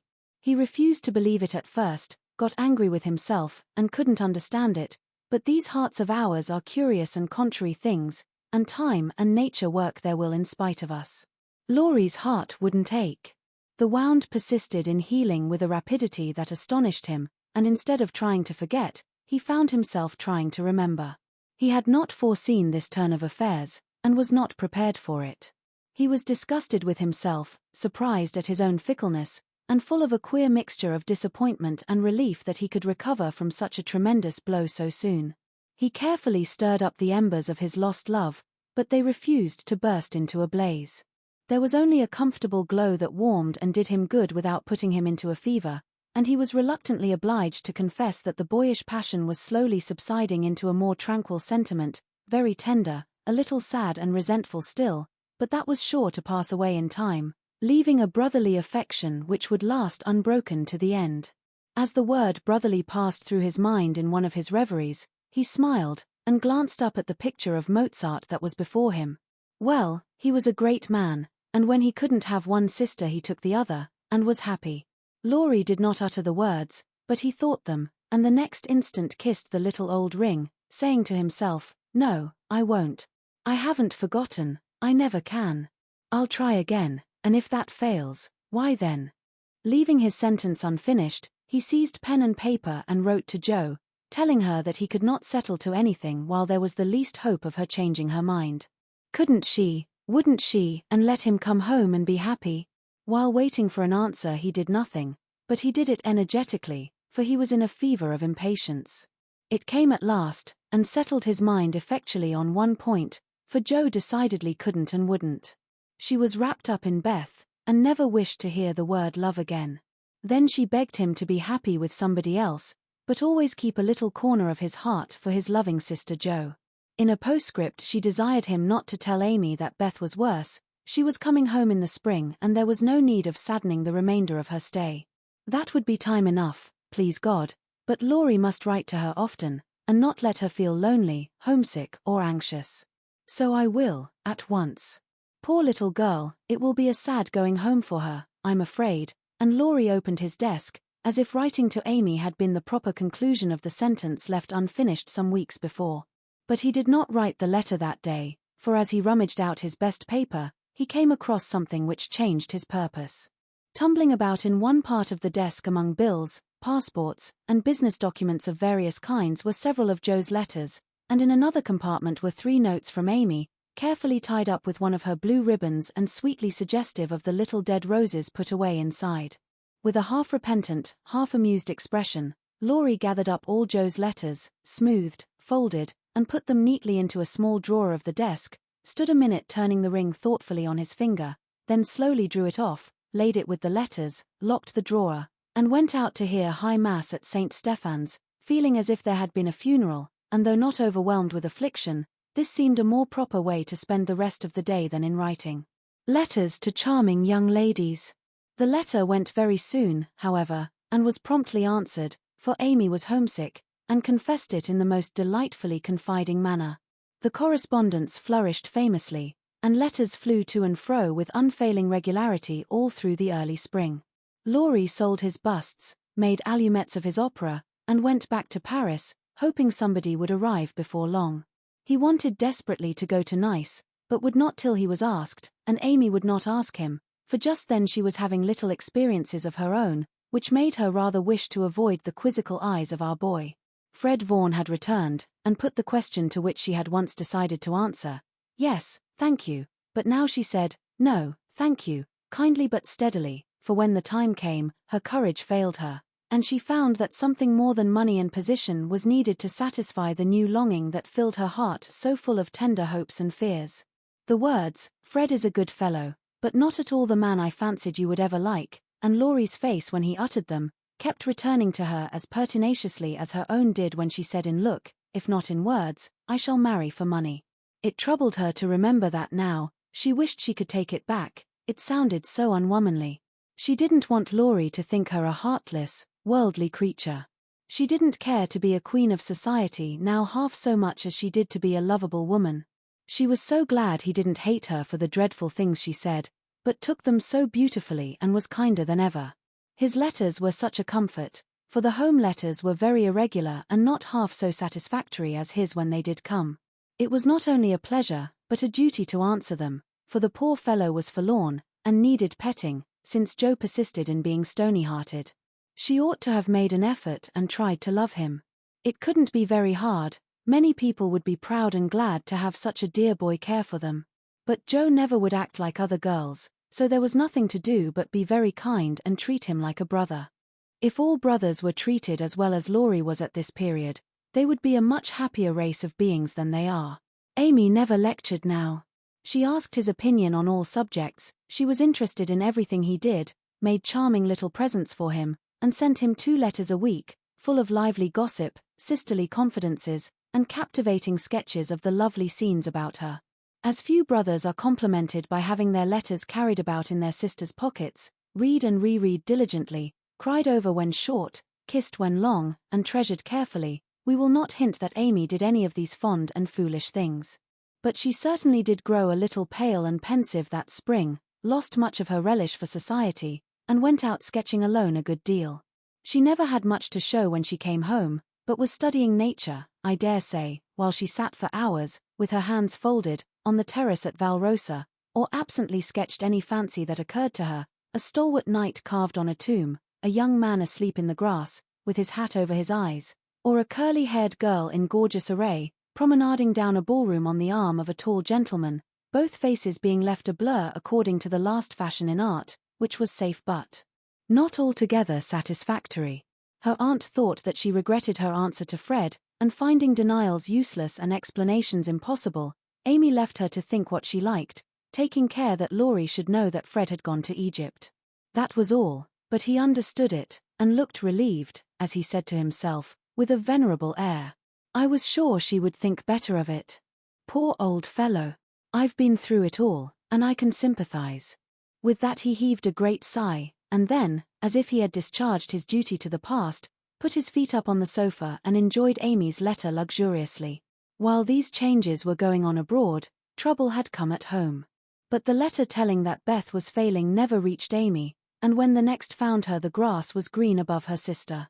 The sad news met her at Vivarais, for the heat had driven them from Nice in May, and they had travelled slowly to Switzerland, by way of Genoa and the Italian lakes.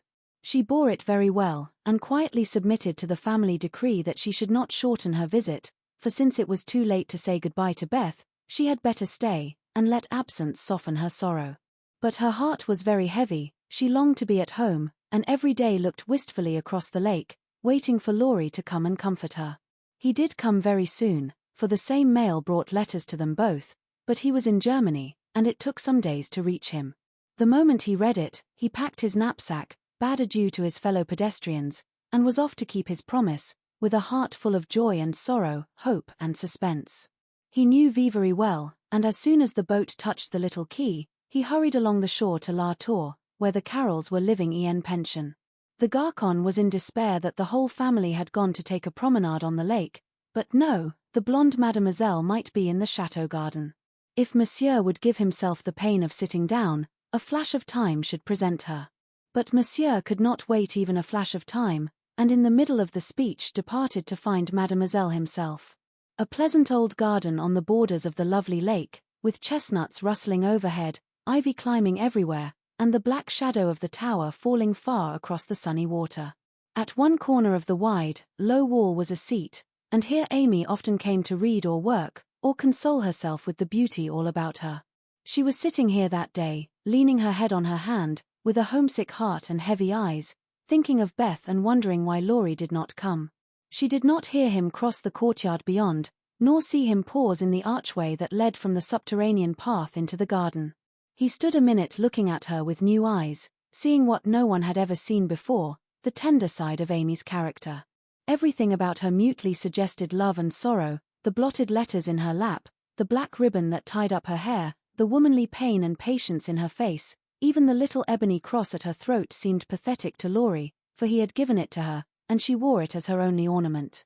If he had any doubts about the reception she would give him, they were set at rest the minute she looked up and saw him, for dropping everything, she ran to him, exclaiming in a tone of unmistakable love and longing, "Oh, Laurie, Laurie, I knew you'd come to me."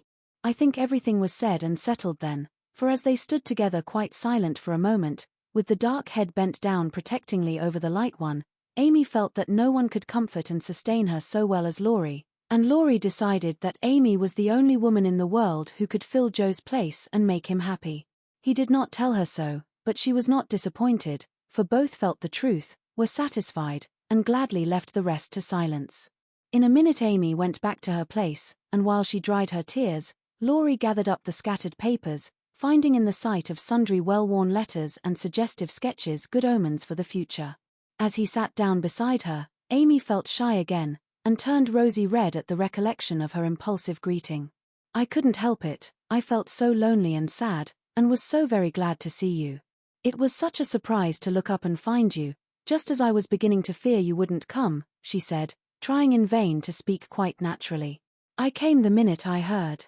I wish I could say something to comfort you for the loss of dear little Beth, but I can only feel," and he could not get any further, for he too turned bashful all of a sudden, and did not quite know what to say.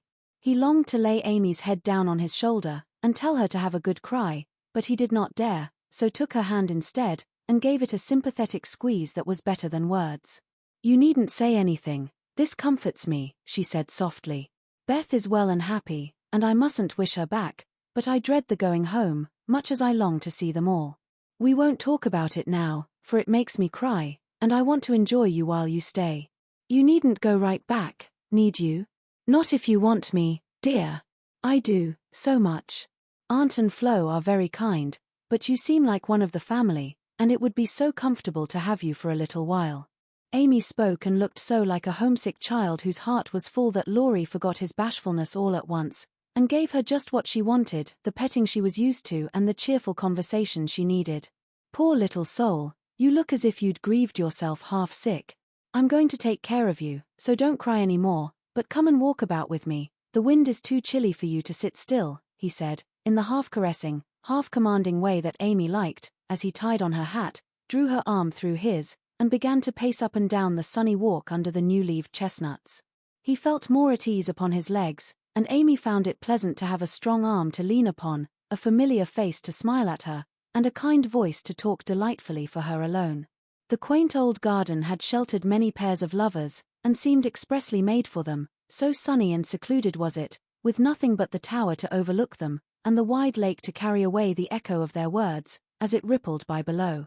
For an hour this new pair walked and talked, or rested on the wall, enjoying the sweet influences which gave such a charm to time and place, and when an unromantic dinner bell warned them away, Amy felt as if she left her burden of loneliness and sorrow behind her in the chateau garden.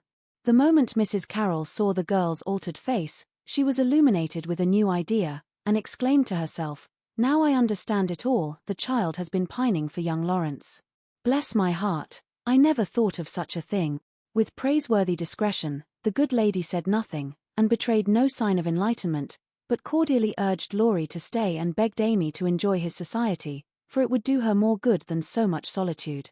Amy was a model of docility, and as her aunt was a good deal occupied with Flo, she was left to entertain her friend, and did it with more than her usual success. At Nice, Laurie had lounged and Amy had scolded. At Vivery, Laurie was never idle, but always walking, riding, boating, or studying in the most energetic manner, while Amy admired everything he did and followed his example as far and as fast as she could.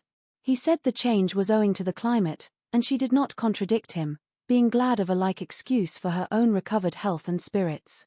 The invigorating air did them both good, and much exercise worked wholesome changes in minds as well as bodies. They seemed to get clearer views of life and duty up there among the everlasting hills. The fresh winds blew away desponding doubts, delusive fancies, and moody mists. The warm spring sunshine brought out all sorts of aspiring ideas, tender hopes, and happy thoughts. The lake seemed to wash away the troubles of the past, and the grand old mountains to look benignly down upon them, saying, "Little children, love one another." In spite of the new sorrow, it was a very happy time, so happy that Laurie could not bear to disturb it by a word. It took him a little while to recover from his surprise at the cure of his first, and as he had firmly believed, his last and only love. He consoled himself for the seeming disloyalty by the thought that Joe's sister was almost the same as Joe's self, and the conviction that it would have been impossible to love any other woman but Amy so soon and so well. His first wooing had been of the tempestuous order, and he looked back upon it as if through a long vista of years with a feeling of compassion blended with regret. He was not ashamed of it, but put it away as one of the bittersweet experiences of his life, for which he could be grateful when the pain was over. His second wooing, he resolved, should be as calm and simple as possible. There was no need of having a scene, hardly any need of telling Amy that he loved her. She knew it without words and had given him his answer long ago. It all came about so naturally that no one could complain, and he knew that everybody would be pleased, even Joe. But when our first little passion has been crushed, we are apt to be wary and slow in making a second trial, so Laurie let the days pass, enjoying every hour, and leaving to chance the utterance of the word that would put an end to the first and sweetest part of his new romance. He had rather imagined that the denouement would take place in the chateau garden by moonlight, and in the most graceful and decorous manner, but it turned out exactly the reverse, for the matter was settled on the lake at noonday in a few blunt words. They had been floating about all the morning, from gloomy St. Gingolph to sunny Montrose, with the Alps of Savoy on one side, Morne St. Bernard and the Dent du Midi on the other, pretty Vivery in the valley, and Lausanne upon the hill beyond, a cloudless blue sky overhead, and the Bloor Lake below, dotted with the picturesque boats that look like white-winged gulls. They had been talking of Bonnivard, as they glided past Chillon, and of Rousseau, as they looked up at Clarens, where he wrote his Heloise. Neither had read it, but they knew it was a love story, and each privately wondered if it was half as interesting as their own. Amy had been dabbling her hand in the water during the little pause that fell between them, and when she looked up, Laurie was leaning on his oars with an expression in his eyes that made her say hastily, merely for the sake of saying something, "You must be tired. Rest a little, and let me row. It will do me good, for since you came I have been altogether lazy and luxurious." "I'm not tired, but you may take an oar, if you like. There's room enough, though I have to sit nearly in the middle, else the boat won't trim," returned Laurie, as if he rather liked the arrangement. Feeling that she had not mended matters much, Amy took the offered third of a seat, shook her hair over her face, and accepted an oar. She rowed as well as she did many other things, and though she used both hands, and Laurie but one, the oars kept time, and the boat went smoothly through the water. "How well we pull together, don't we?" said Amy, who objected to silence just then. "So well that I wish we might always pull in the same boat." "Will you, Amy?" very tenderly. "Yes, Laurie," very low. Then they both stopped rowing, and unconsciously added a pretty little tableau of human love and happiness to the dissolving views reflected in the lake. Chapter 42. All alone. It was easy to promise self-abnegation when self was wrapped up in another, and heart and soul were purified by a sweet example. But when the helpful voice was silent, the daily lesson over, the beloved presence gone, and nothing remained but loneliness and grief, then Joe found her promise very hard to keep. How could she comfort father and mother when her own heart ached with a ceaseless longing for her sister? How could she make the house cheerful when all its light and warmth and beauty seemed to have deserted it when Beth left the old home for the new? And where in all the world could she find some useful, happy work to do, that would take the place of the loving service which had been its own reward? She tried in a blind, hopeless way to do her duty, secretly rebelling against it all the while, for it seemed unjust that her few joys should be lessened, her burdens made heavier, and life get harder and harder as she toiled along. Some people seemed to get all sunshine, and some all shadow. It was not fair, for she tried more than Amy to be good, but never got any reward, only disappointment, trouble and hard work.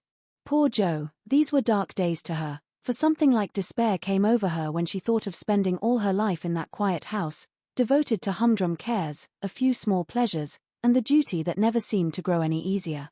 I can't do it. I wasn't meant for a life like this, and I know I shall break away and do something desperate if somebody doesn't come and help me, she said to herself, when her first efforts failed and she fell into the moody, miserable state of mind which often comes when strong wills have to yield to the inevitable. But someone did come and help her, though Jo did not recognize her good angels at once because they wore familiar shapes and used the simple spells best fitted to poor humanity. Often she started up at night, thinking Beth called her, and when the sight of the little empty bed made her cry with the bitter cry of unsubmissive sorrow, "Oh, Beth, come back. Come back," she did not stretch out her yearning arms in vain. For, as quick to hear her sobbing as she had been to hear her sister's faintest whisper, her mother came to comfort her, not with words only, but the patient tenderness that soothes by a touch, tears that were mute reminders of a greater grief than Jo's, and broken whispers, more eloquent than prayers, because hopeful resignation went hand in hand with natural sorrow. Sacred moments, when heart talked to heart in the silence of the night, turning affliction to a blessing, which chastened grief and strengthened love. Feeling this, Jo's burden seemed easier to bear, duty grew sweeter, and life looked more endurable, seen from the safe shelter of her mother's arms. When aching heart was a little comforted, troubled mind likewise found help, for one day she went to the study, and leaning over the good grey head lifted to welcome her with a tranquil smile, she said very humbly, "Father, talk to me as you did to Beth. I need it more than she did, for I'm all wrong." "My dear, nothing can comfort me like this," he answered, with a falter in his voice, and both arms round her, as if he too needed help and did not fear to ask for it. Then, sitting in Beth's little chair close beside him, Jo told her troubles, the resentful sorrow for her loss, the fruitless efforts that discouraged her, the want of faith that made life look so dark, and all the sad bewilderment which we call despair. She gave him entire confidence, he gave her the help she needed, and both found consolation in the act. For the time had come when they could talk together not only as father and daughter, but as man and woman, able and glad to serve each other with mutual sympathy as well as mutual love. Happy, thoughtful times there in the old study which Jo called the church of one member, and from which she came with fresh courage, recovered cheerfulness, and a more submissive spirit. For the parents who had taught one child to meet death without fear, were trying now to teach another to accept life without despondency or distrust, and to use its beautiful opportunities with gratitude and power. Other helps had Jo humble, wholesome duties and delights that would not be denied their part in serving her, and which she slowly learned to see and value. Brooms and dishcloths never could be as distasteful as they once had been, for Beth had presided over both, and something of her housewifely spirit seemed to linger around the little mop and the old brush, never thrown away. As she used them, Jo found herself humming the songs Beth used to hum, imitating Beth's orderly ways, and giving the little touches here and there that kept everything fresh and cozy, which was the first step toward making home happy, though she didn't know it till Hannah said with an approving squeeze of the hand, "You thoughtful creature, you're determined we shan't miss that dear lamb if you can help it. We don't say much, but we see it, and the Lord will bless you for see if he don't."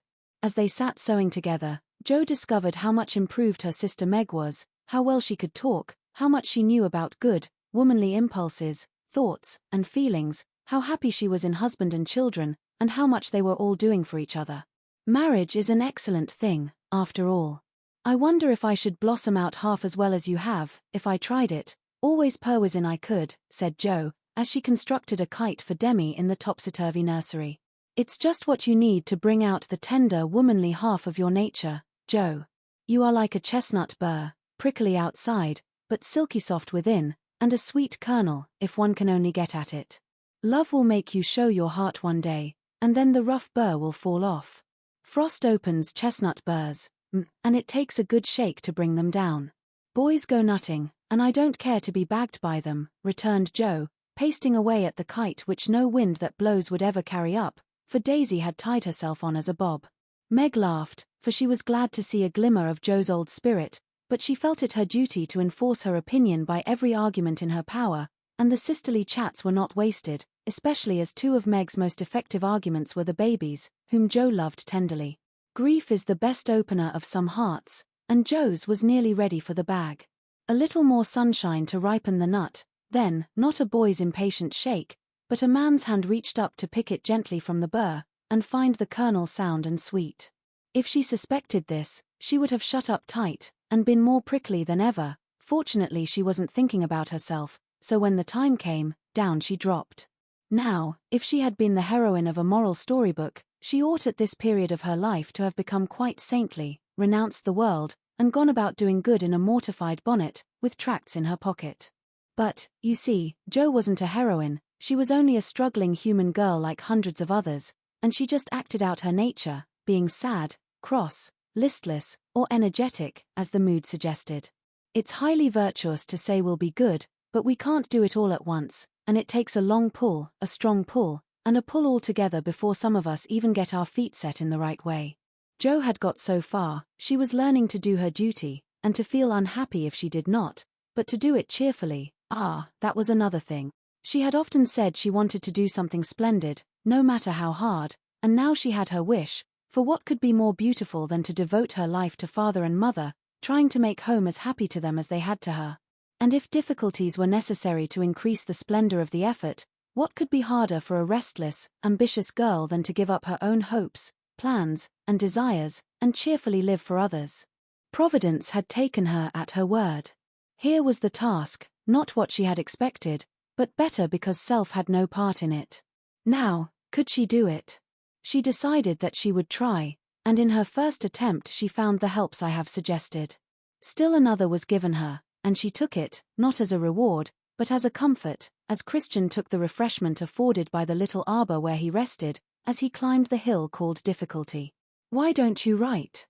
That always used to make you happy," said her mother once, when the desponding fit overshadowed Jo. "I've no heart to write, and if I had, nobody cares for my things. We do.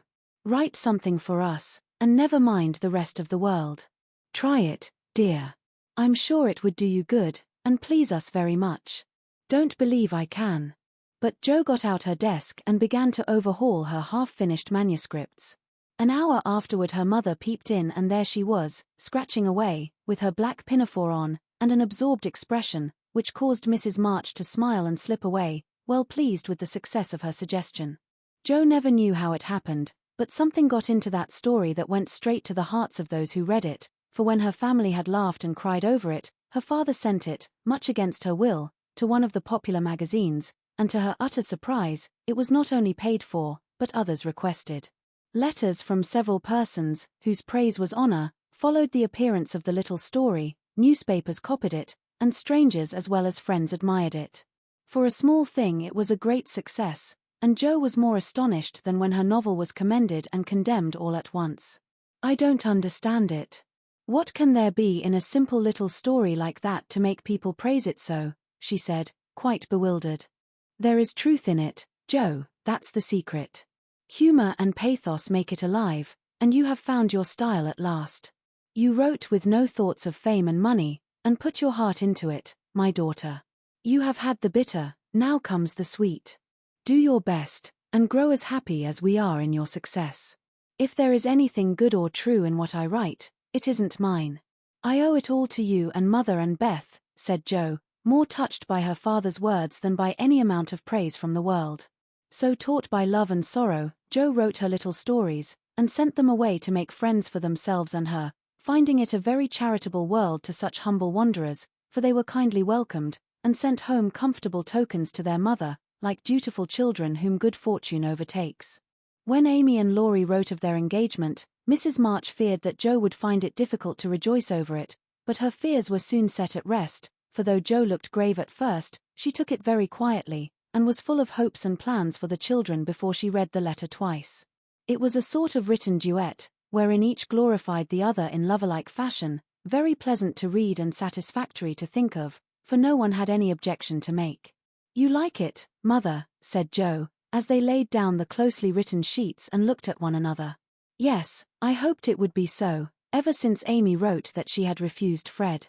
I felt sure then that something better than what you call the mercenary spirit had come over her, and a hint here and there in her letters made me suspect that love and Laurie would win the day. How sharp you are, Marmee, and how silent. You never said a word to me. Mothers have need of sharp eyes and discreet tongues when they have girls to manage. I was half afraid to put the idea into your head, lest you should write and congratulate them before the thing was settled. I'm not the scatterbrain I was. You may trust me. I'm sober and sensible enough for anyone's confidant now. So you are, my dear, and I should have made you mine, only I fancied it might pain you to learn that your Teddy loved someone else. Now, Mother, did you really think I could be so silly and selfish, after I'd refused his love, when it was freshest, if not best? I knew you were sincere then, Joe, but lately I have thought that if he came back, and asked again, you might perhaps feel like giving another answer. Forgive me, dear, I can't help seeing that you are very lonely, and sometimes there is a hungry look in your eyes that goes to my heart. So I fancied that your boy might fill the empty place if he tried now. No, Mother, it is better as it is, and I'm glad Amy has learned to love him. But you are right in one thing. I am lonely, and perhaps if Teddy had tried again, I might have said yes, not because I love him anymore, but because I care more to be loved than when he went away. I'm glad of that, Joe, for it shows that you are getting on. There are plenty to love you, so try to be satisfied with father and mother, sisters and brothers, friends and babies, till the best lover of all comes to give you your reward. Mothers are the best lovers in the world, but I don't mind whispering to Mommy that I'd like to try all kinds. It's very curious, but the more I try to satisfy myself with all sorts of natural affections, the more I seem to want.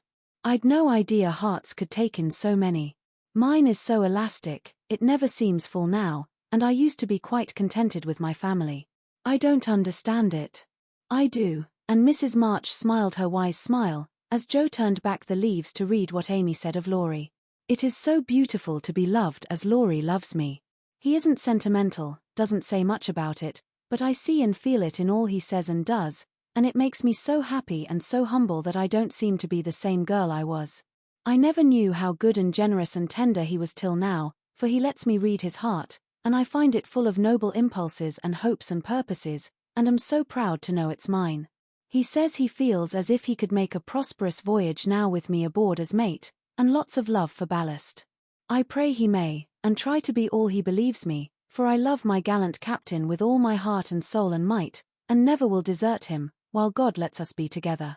Oh, Mother, I never knew how much like heaven this world could be, when two people love and live for one another, and that's our cool, reserved, and worldly Amy. Truly, love does work miracles.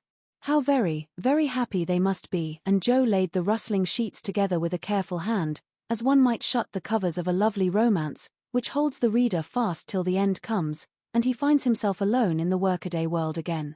By and by Joe roamed away upstairs, for it was rainy, and she could not walk.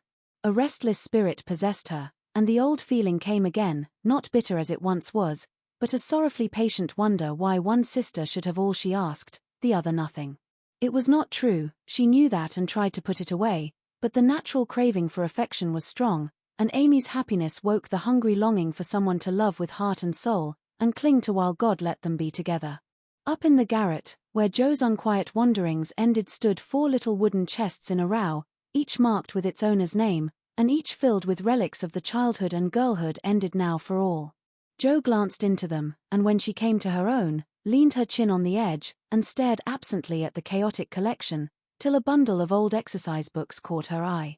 She drew them out, turned them over, and relived that pleasant winter at kind Mrs. Kirk's. She had smiled at first, then she looked thoughtful, next sad, and when she came to a little message written in the professor's hand, her lips began to tremble, the books slid out of her lap, and she sat looking at the friendly words, as they took a new meaning, and touched a tender spot in her heart. Wait for me, my friend. I may be a little late, but I shall surely come. Oh, if he only would. So kind, so good, so patient with me always, my dear old Fritz. I didn't value him half enough when I had him, but now how I should love to see him, for everyone seems going away from me, and I'm all alone. And holding the little paper fast, as if it were a promise yet to be fulfilled, Joe laid her head down on a comfortable rag bag, and cried, as if in opposition to the rain pattering on the roof. Was it all self-pity, loneliness, or low spirits? Or was it the waking up of a sentiment which had bided its time as patiently as its inspirer? Who shall say? Chapter 43. Surprises. Jo was alone in the twilight, lying on the old sofa, looking at the fire, and thinking. It was her favorite way of spending the hour of dusk. No one disturbed her, and she used to lie there on Beth's little red pillow, planning stories, dreaming dreams, or thinking tender thoughts of the sister who never seemed far away. Her face looked tired, grave, and rather sad, for tomorrow was her birthday, and she was thinking how fast the years went by, how old she was getting, and how little she seemed to have accomplished. Almost 25, and nothing to show for it. Jo was mistaken in that. There was a good deal to show, and by she saw, and was grateful for it. An old maid, that's what I'm to be. A literary spinster, with a pen for a spouse, a family of stories for children, and 20 years hence a morsel of fame, perhaps, when, like poor Johnson, I'm old and can't enjoy it, solitary, and can't share it, independent, and don't need it. Well, I needn't be a sour saint nor a selfish sinner, and, I dare say, old maids are very comfortable when they get used to it, but, and there Jo sighed, as if the prospect was not inviting. It seldom is, at first, and 30 seems the end of all things to 25. But it's not as bad as it looks, and one can get on quite happily if one has something in one's self to fall back upon. At 25, girls begin to talk about being old maids, but secretly resolve that they never will be. At 30 they say nothing about it, but quietly accept the fact, and if sensible, console themselves by remembering that they have 20 more useful, happy years, in which they may be learning to grow old gracefully. Don't laugh at the spinsters, dear girls, for often very tender, tragic romances are hidden away in the hearts that beat so quietly under the sober gowns, and many silent sacrifices of youth, health, ambition, love itself, make the faded faces beautiful in God's sight. Even the sad, sour sisters should be kindly dealt with, because they have missed the sweetest part of life, if for no other reason. And looking at them with compassion, not contempt, girls in their bloom should remember that they too may miss the blossom time. That rosy cheeks don't last forever, that silver threads will come in the bonny brown hair, and that, by and by, kindness and respect will be as sweet as love and admiration now. Gentlemen, which means boys, be courteous to the old maids, no matter how poor and plain and prim, for the only chivalry worth having is that which is the readiest to pay deference to the old, protect the feeble, and serve womankind, regardless of rank, age, or color.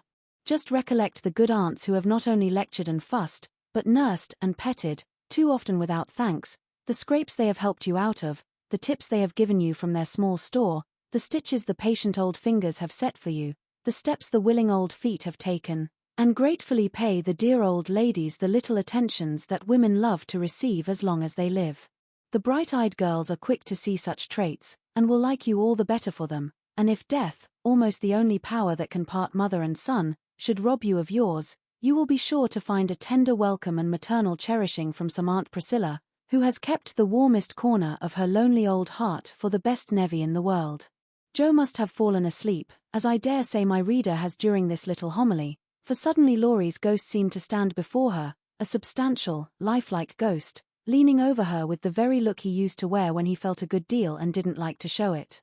But, like Jenny in the ballad, she could not think it he, and lay staring up at him in startled silence, till he stooped and kissed her.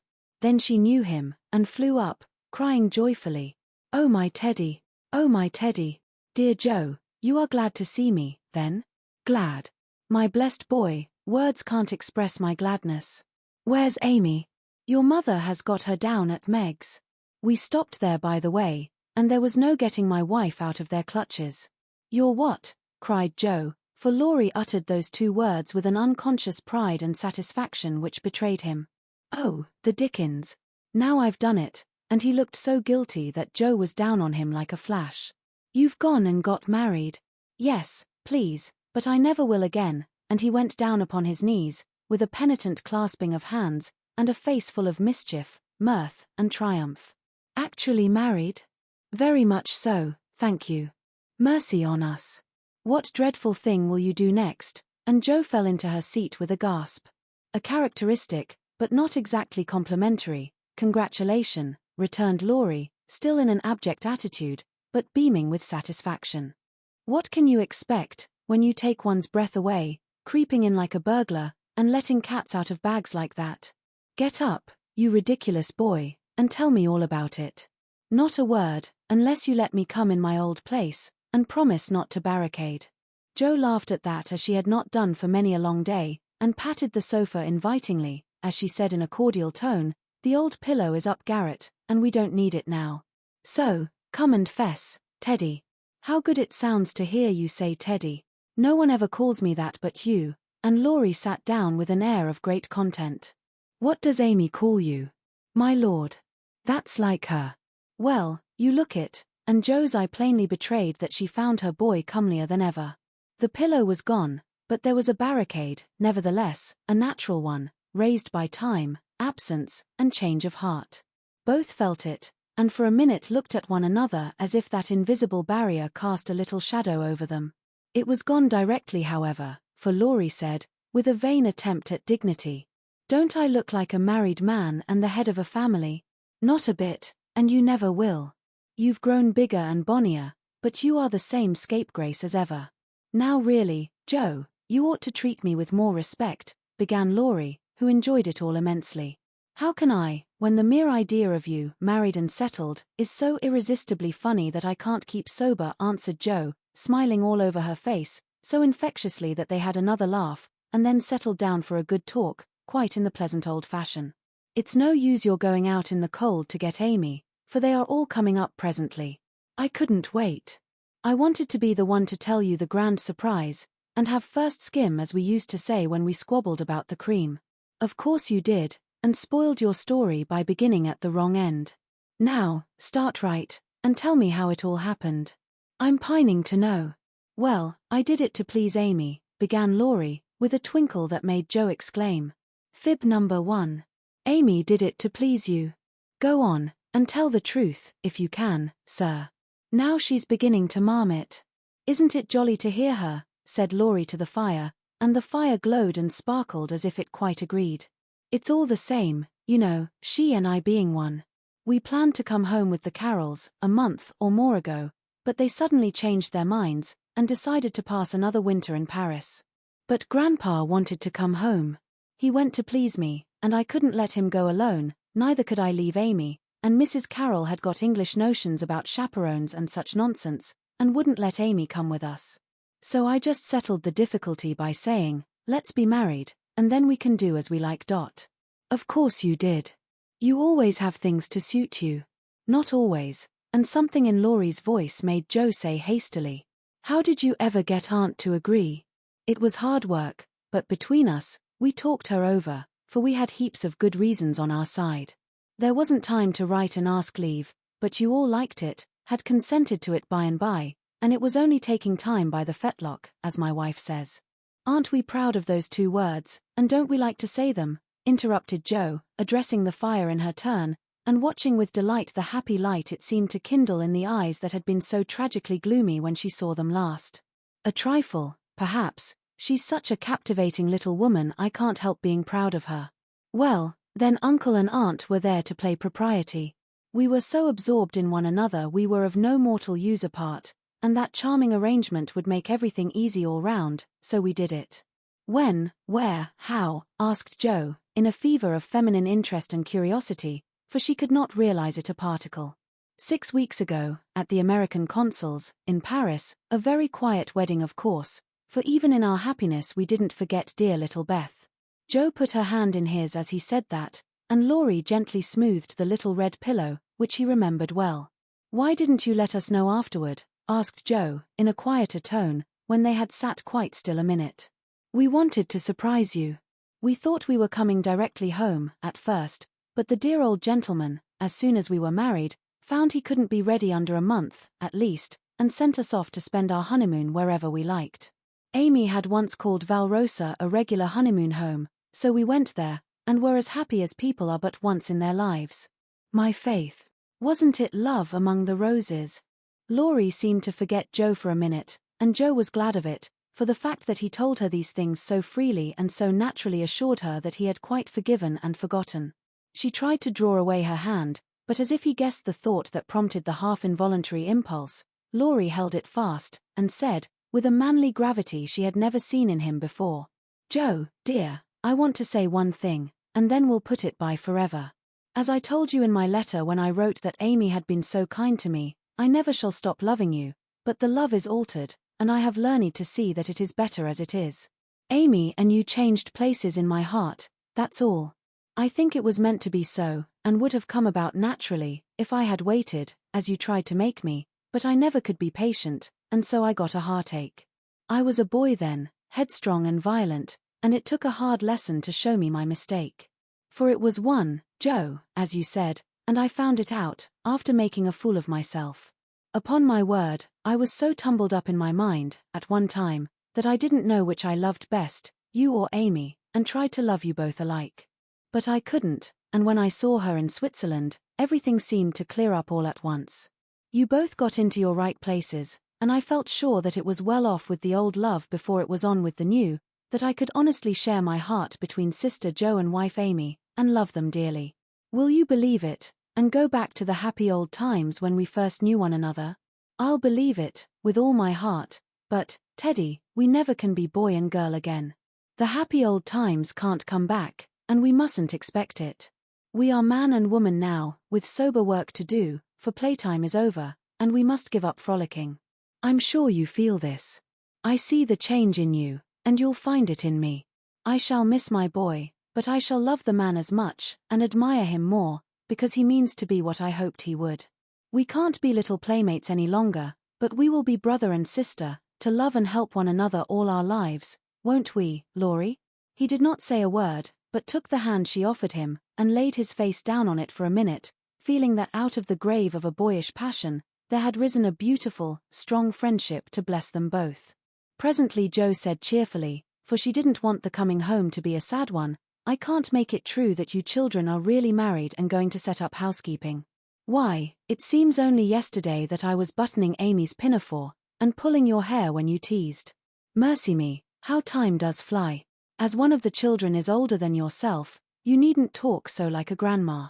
I flatter myself I'm a gentleman groat as Peggotty said of David, and when you see Amy, you'll find her rather a precocious infant, said Laurie, looking amused at her maternal air. You may be a little older in years, but I'm ever so much older in feeling, Teddy. Women always are, and this last year has been such a hard one that I feel 40. Poor Joe. We left you to bear it alone, while we went pleasuring. You are older. Here's a line, and there's another. Unless you smile, your eyes look sad, and when I touched the cushion, just now, I found a tear on it. You've had a great deal to bear, and had to bear it all alone. What a selfish beast I've been, and Laurie pulled his own hair, with a remorseful look. But Joe only turned over the traitorous pillow, and answered, in a tone which she tried to make more cheerful, No, I had father and mother to help me, and the dear babies to comfort me, and the thought that you and Amy were safe and happy, to make the troubles here easier to bear. I am lonely, sometimes, but I dare say it's good for me, and— You never shall be again, broke in Laurie, putting his arm about her, as if to fence out every human ill. Amy and I can't get on without you, so you must come and teach the children to keep house, and go halves in everything, just as we used to do, and let us pet you, and all be blissfully happy and friendly together. If I shouldn't be in the way, it would be very pleasant. I begin to feel quite young already, for somehow all my troubles seemed to fly away when you came. You always were a comfort, Teddy, and Joe leaned her head on his shoulder, just as she did years ago, when Beth lay ill and Laurie told her to hold on to him. He looked down at her, wondering if she remembered the time, but Joe was smiling to herself, as if in truth her troubles had all vanished at his coming. You are the same Joe still, dropping tears about 1 minute, and laughing the next. You look a little wicked now. What is it, Grandma? I was wondering how you and Amy get on together. Like angels. Yes, of course, but which rules? I don't mind telling you that she does now, at least I let her think so, it pleases her, you know. By and by we shall take turns, for marriage, they say, halves one's rights and doubles one's duties. You'll go on as you begin, and Amy will rule you all the days of your life.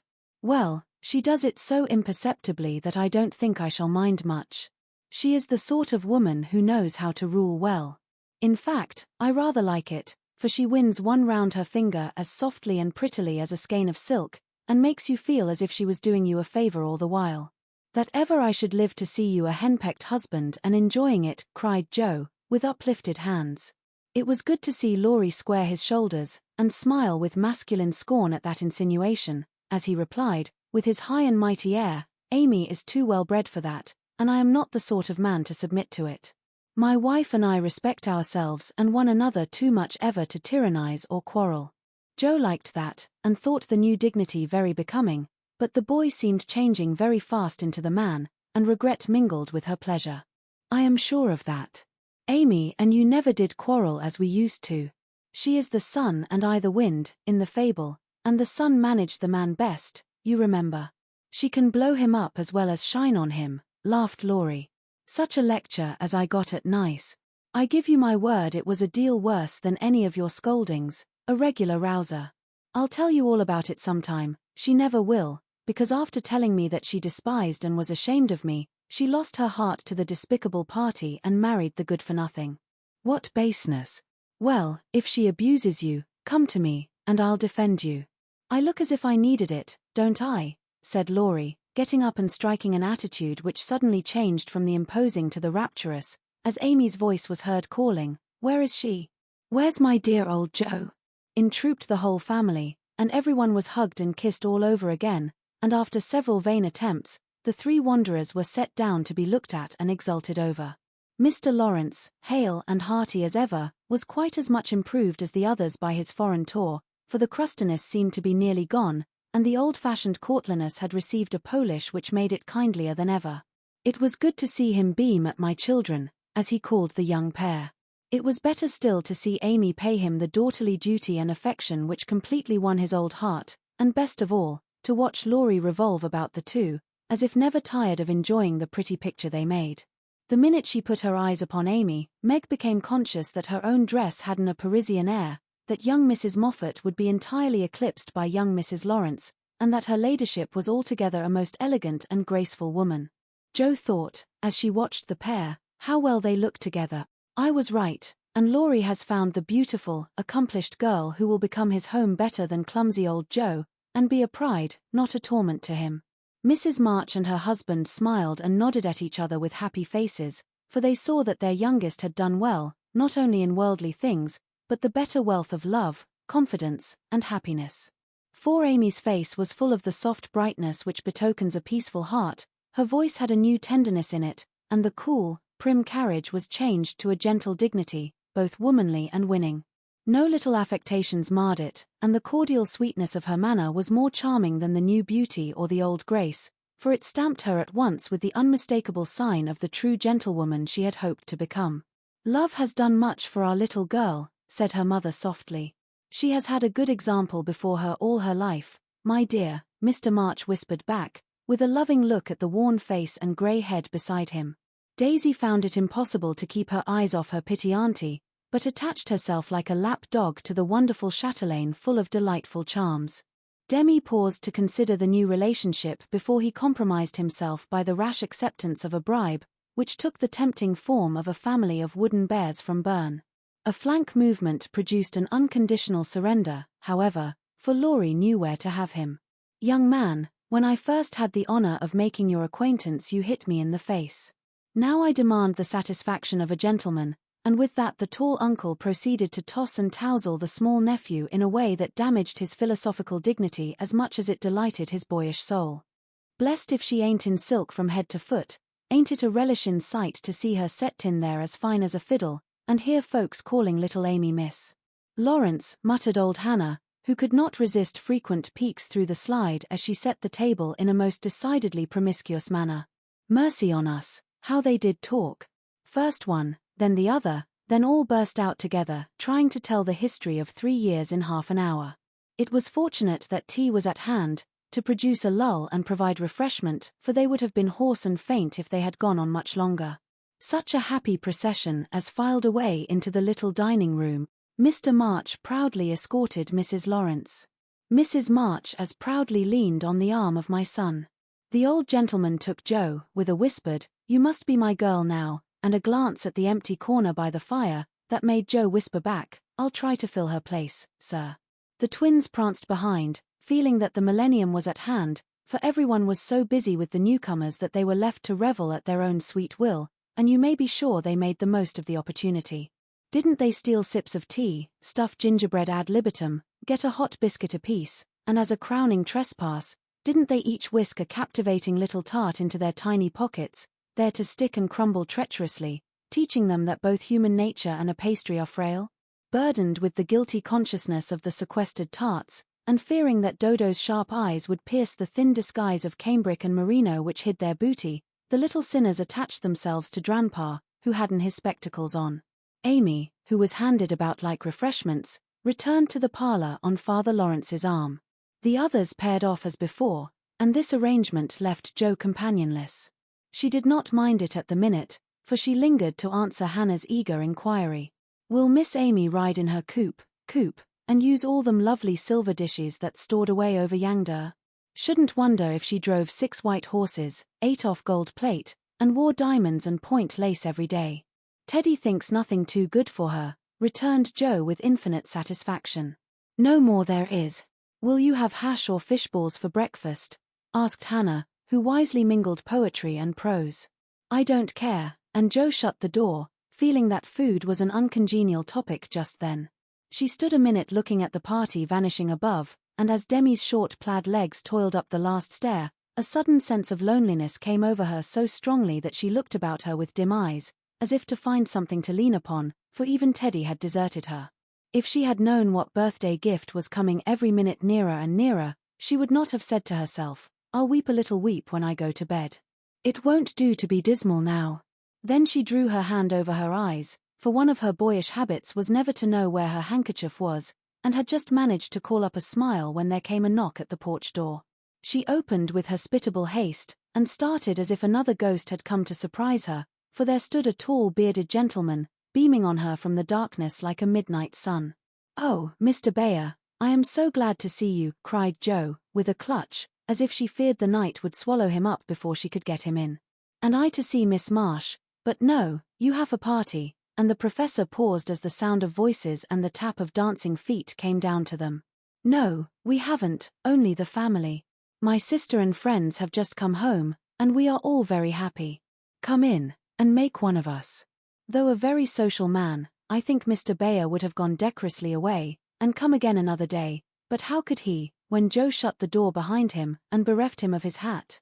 Perhaps her face had something to do with it, for she forgot to hide her joy at seeing him, and showed it with a frankness that proved irresistible to the solitary man, whose welcome far exceeded his boldest hopes. If I shall not be Monsieur de Trop, I will so gladly see them all. You have been ill, my friend? He put the question abruptly, for, as Jo hung up his coat, the light fell on her face, and he saw a change in it. Not ill, but tired and sorrowful. We have had trouble since I saw you last. Ah, yes, I know. My heart was sore for you when I heard that, and he shook hands again, with such a sympathetic face that Jo felt as if no comfort could equal the look of the kind eyes, the grasp of the big, warm hand. Father, Mother, this is my friend, Professor Bayer, she said, with a face and tone of such irrepressible pride and pleasure that she might as well have blown a trumpet and opened the door with a flourish. If the stranger had any doubts about his reception, they were set at rest in a minute by the cordial welcome he received. Everyone greeted him kindly, for Jo's sake at first, but very soon they liked him for his own. They could not help it, for he carried the talisman that opens all hearts, and these simple people warmed to him at once, feeling even the more friendly because he was poor. For poverty enriches those who live above it, and is a sure passport to truly hospitable spirits. Mr. Bayer sat looking about him with the air of a traveller who knocks at a strange door, and when it opens, finds himself at home.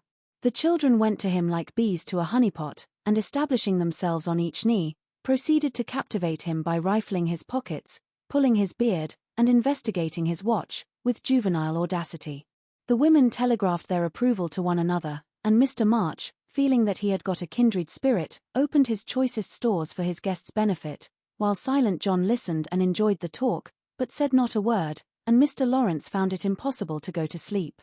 If Jo had not been otherwise engaged, Laurie's behavior would have amused her, for a faint twinge, not of jealousy, but something like suspicion, caused that gentleman to stand aloof at first, and observe the newcomer with brotherly circumspection. But it did not last long. He got interested in spite of himself, and before he knew it, was drawn into the circle. For Mr. Bayer talked well in this genial atmosphere, and did himself justice. He seldom spoke to Laurie, but he looked at him often, and a shadow would pass across his face, as if regretting his own lost youth, as he watched the young man in his prime. Then his eyes would turn to Jo so wistfully that she would have surely answered the mute inquiry if she had seen it. But Jo had her own eyes to take care of, and feeling that they could not be trusted, she prudently kept them on the little sock she was knitting, like a model maiden aunt. A stealthy glance now and then refreshed her like sips of fresh water after a dusty walk, for the sidelong peeps showed her several propitious omens. Mr. Bayer's face had lost the absent-minded expression, and looked all alive with interest in the present moment, actually young and handsome, she thought, forgetting to compare him with Laurie, as she usually did strange men, to their great detriment. Then he seemed quite inspired, though the burial customs of the ancients, to which the conversation had strayed, might not be considered an exhilarating topic. Jo quite glowed with triumph when Teddy got quenched in an argument, and thought to herself, as she watched her father's absorbed face, how he would enjoy having such a man as my professor to talk with every day. Lastly, Mr. Bayer was dressed in a new suit of black, which made him look more like a gentleman than ever. His bushy hair had been cut and smoothly brushed, but didn't stay in order long, for in exciting moments, he rumpled it up in the droll way he used to do, and Jo liked it rampantly erect better than flat, because she thought it gave his fine forehead a Jove-like aspect. Poor Jo, how she did glorify that plain man, as she sat knitting away so quietly, yet letting nothing escape her, not even the fact that Mr. Bayer actually had gold sleeve buttons in his immaculate wristbands. Dear old fellow. He couldn't have got himself up with more care if he'd been going AWOing, said Jo to herself, and then a sudden thought born of the words made her blush so dreadfully that she had to drop her ball, and go down after it to hide her face. The maneuver did not succeed as well as she expected, however, for though just in the act of setting fire to a funeral pyre, the professor dropped his torch, metaphorically speaking, and made a dive after the little blue ball. Of course they bumped their heads smartly together, saw stars, and both came up flushed and laughing, without the ball, to resume their seats, wishing they had not left them. Nobody knew where the evening went to, for Hannah skillfully abstracted the babies at an early hour, nodding like two rosy poppies, and Mr. Laurence went home to rest. The others sat round the fire, talking away, utterly regardless of the lapse of time, till Meg, whose maternal mind was impressed with a firm conviction that Daisy had tumbled out of bed, and Demi set his nightgown afire studying the structure of matches, made a move to go. "We must have our sing, in the good old way, for we are all together again once more," said Jo, feeling that a good shout would be a safe and pleasant vent for the jubilant emotions of her soul. They were not all there. But no one found the words thoughtless or untrue, for Beth still seemed among them, a peaceful presence, invisible, but dearer than ever, since death could not break the household league that love made dissoluble. The little chair stood in its old place. The tidy basket, with the bit of work she left unfinished when the needle grew so heavy, was still on its accustomed shelf. The beloved instrument, seldom touched now, had not been moved, and above it Beth's face, serene and smiling, as in the early days, looked down upon them, seeming to say, "Be happy. I am here. Play something, Amy." "Let them hear how much you have improved," said Laurie, with pardonable pride in his promising pupil. But Amy whispered, with full eyes, as she twirled the faded stool, "Not tonight, dear. I can't show off tonight."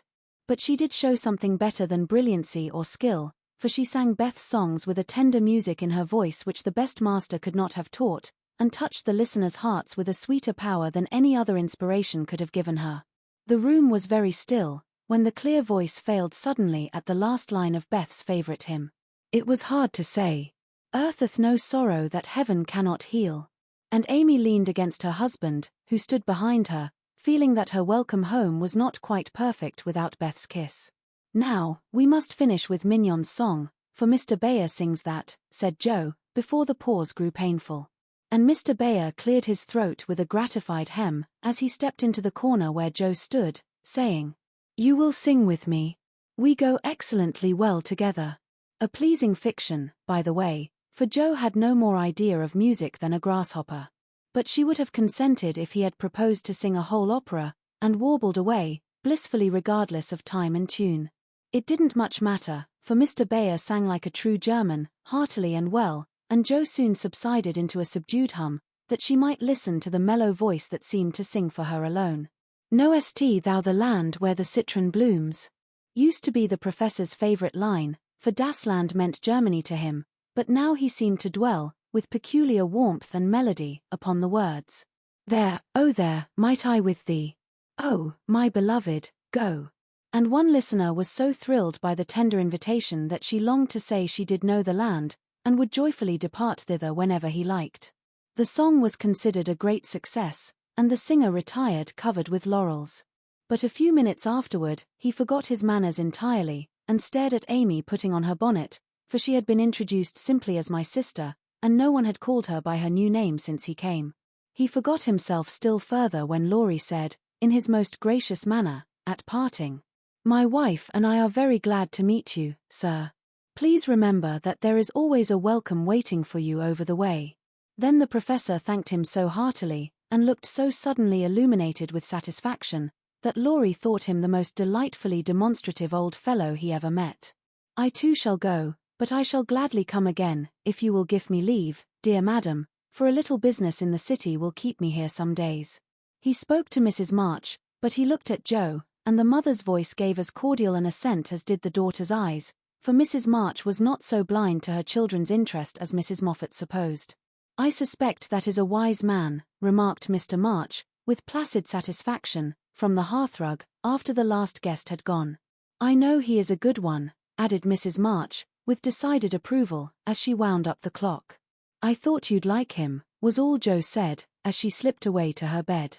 She wondered what the business was that brought Mr. Bayer to the city, and finally decided that he had been appointed to some great honor, somewhere, but had been too modest to mention the fact.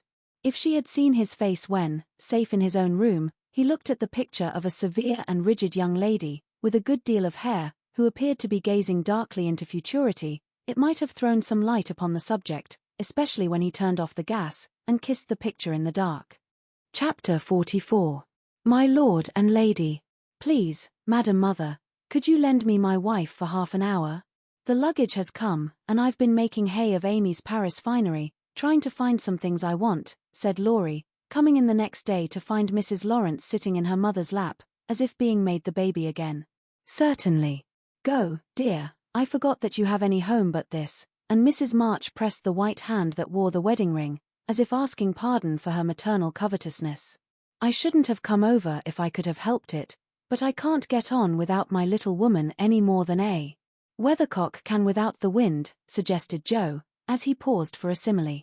Joe had grown quite her own saucy self again since Teddy came home.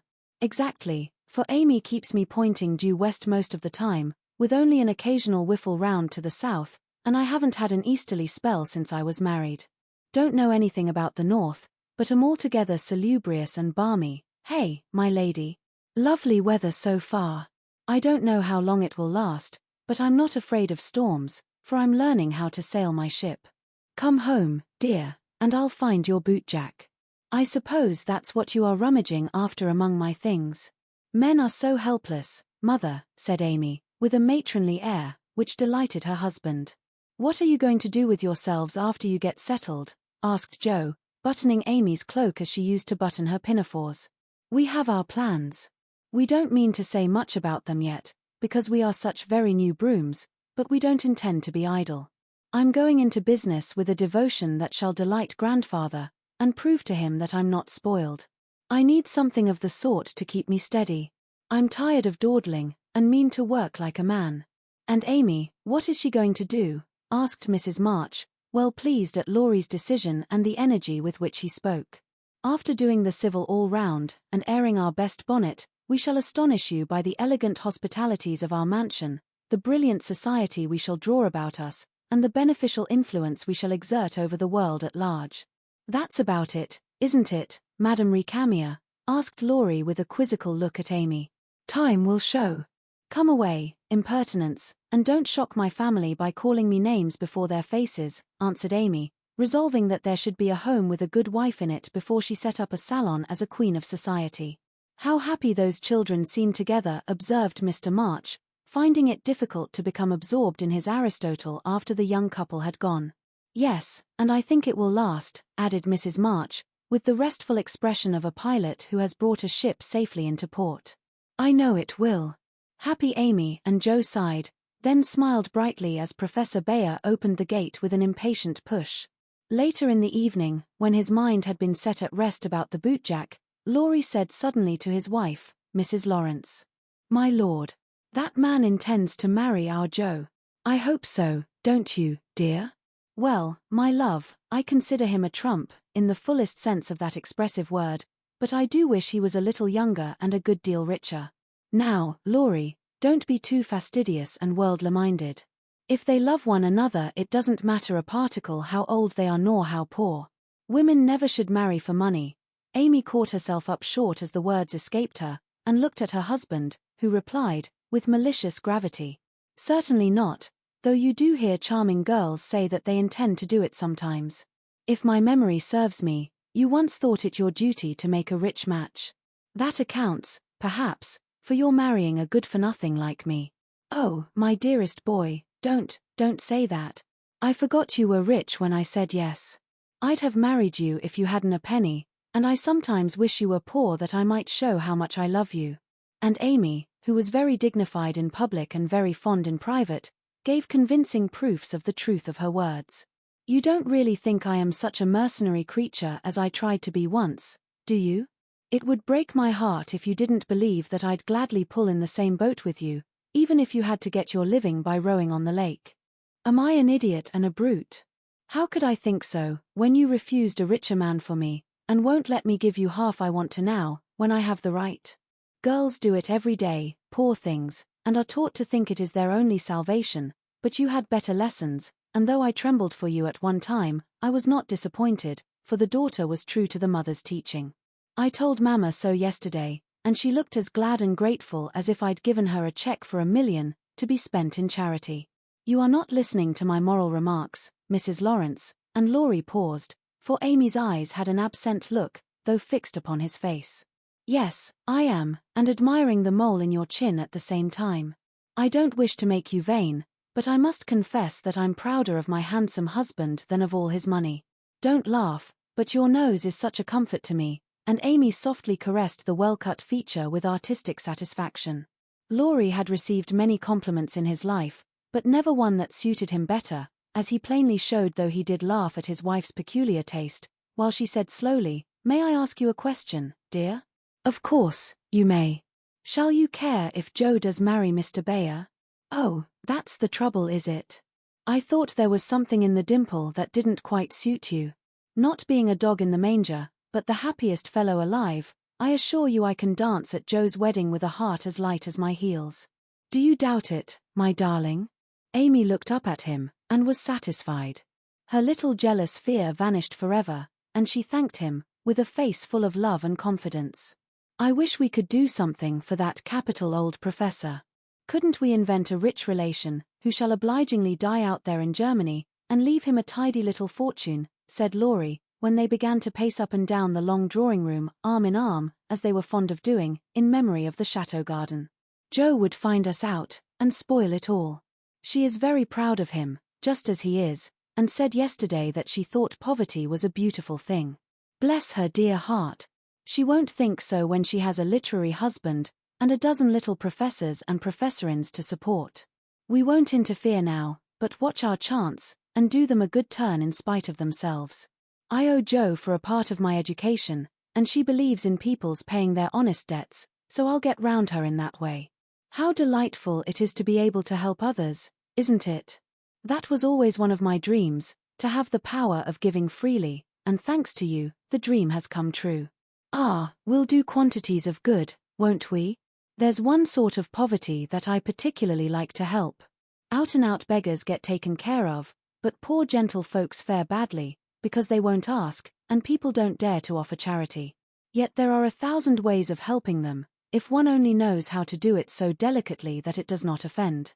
I must say, I like to serve a decayed gentleman better than a blarneying beggar. I suppose it's wrong, but I do, though it is harder. Because it takes a gentleman to do it," added the other member of the Domestic Admiration Society. "Thank you, I'm afraid I don't deserve that pretty compliment.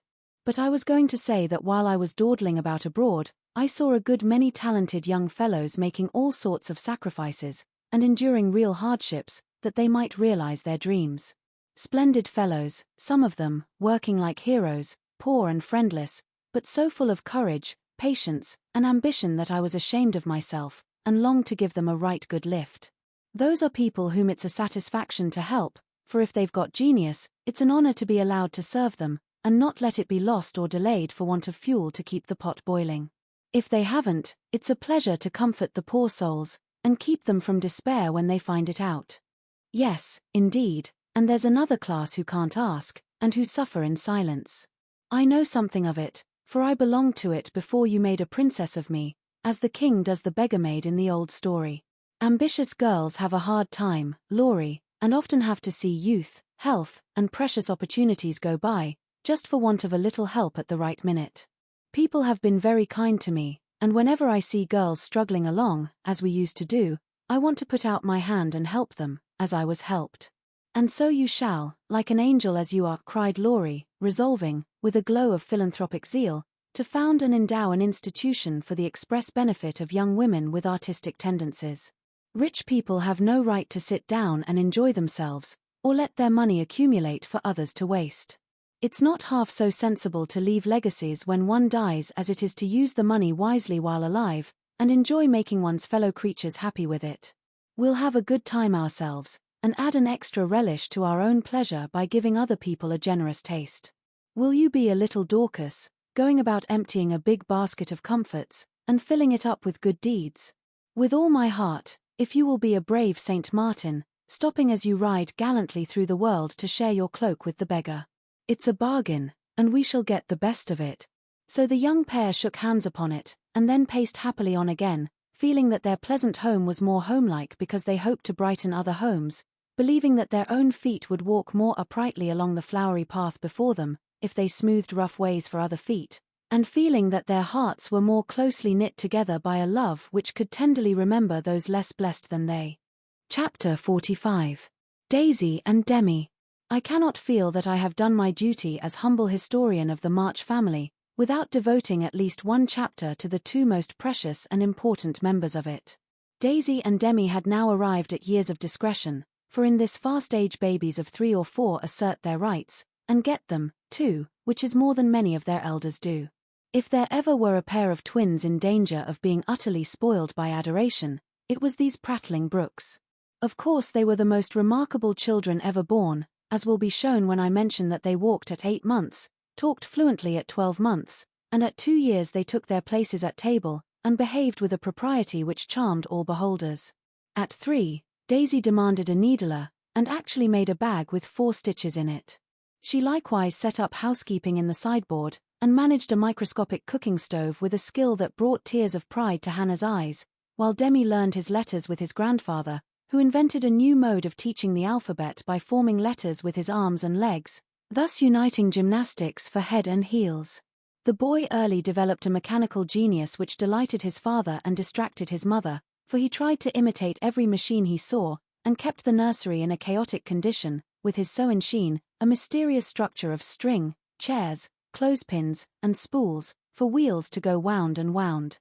Also a basket hung over the back of a chair, in which he vainly tried to hoist his too confiding sister, who, with feminine devotion, allowed her little head to be bumped till rescued, when the young inventor indignantly remarked, "Why, Mama, that's my lelywaiter," and Miss trying to pull her up. Though utterly unlike in character, the twins got on remarkably well together, and seldom quarrelled more than thrice a day. Of course, Demi tyrannized over Daisy, and gallantly defended her from every other aggressor, while Daisy made a galley slave of herself, and adored her brother as the one perfect being in the world. A rosy, chubby, sunshiny little soul was Daisy, who found her way to everybody's heart, and nestled there. One of the captivating children, who seem made to be kissed and cuddled, adorned and adored like little goddesses, and produced for general approval on all festive occasions.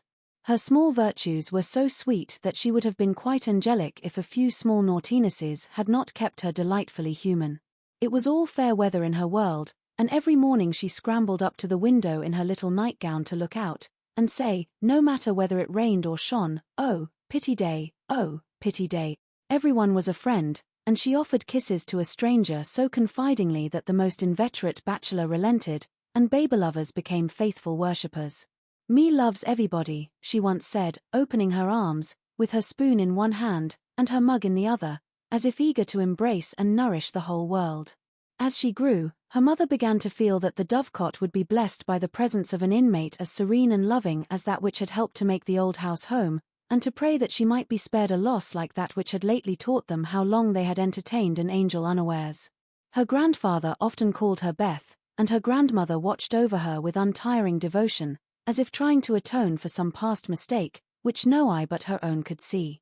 Demi, like a true Yankee, was of an inquiring turn, wanting to know everything, and often getting much disturbed because he could not get satisfactory answers to his perpetual what for.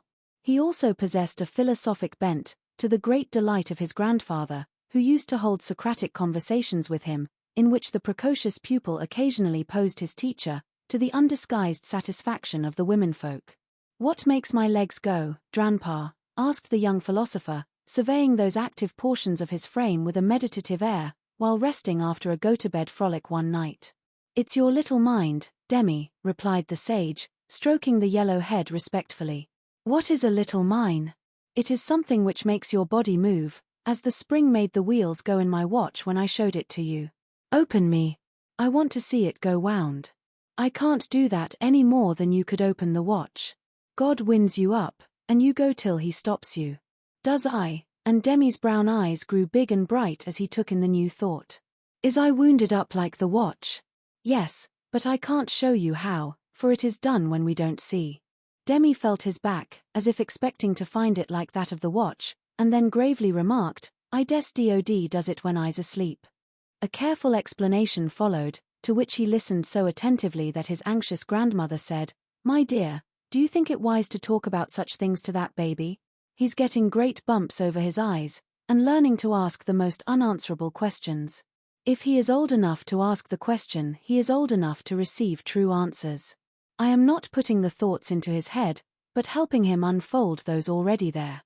These children are wiser than we are, and I have no doubt the boy understands every word I have said to him. Now, Demi, tell me where you keep your mind." If the boy had replied like Alcibiades, "By the gods, Socrates, I cannot tell," his grandfather would not have been surprised, but when, after standing a moment on one leg, like a meditative young stork, he answered, in a tone of calm conviction, "In my little belly," the old gentleman could only join in grandma's laugh, and dismiss the class in metaphysics. There might have been cause for maternal anxiety, if Demi had not given convincing proofs that he was a true boy, as well as a budding philosopher, for often, after a discussion which caused Hannah to prophesy, with ominous nods, "That child ain't long for this world," he would turn about and set her fears at rest by some of the pranks with which dear, dirty, naughty little rascals distract and delight their parents' souls.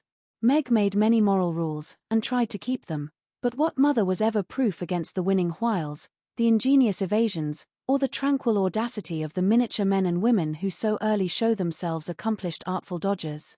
"No more raisins, Demi.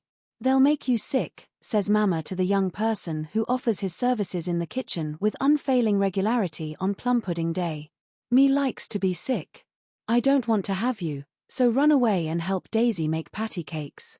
He reluctantly departs, but his wrongs weigh upon his spirit, and by when an opportunity comes to redress them, he outwits Mama by a shrewd bargain. "Now you have been good children, and I'll play anything you like," says Meg, as she leads her assistant cooks upstairs, when the pudding is safely bouncing in the pot. "Truly, Mama?" asks Demi, with a brilliant idea in his well-powdered head. "Yes, truly. Anything you say," replies the short-sighted parent, preparing herself to sing "The Three Little Kittens" half a dozen times over, or to take her family to buy a penny bun, regardless of wind or limb. But Demi corners her by the cool reply. "Then we'll go and eat up all the raisins."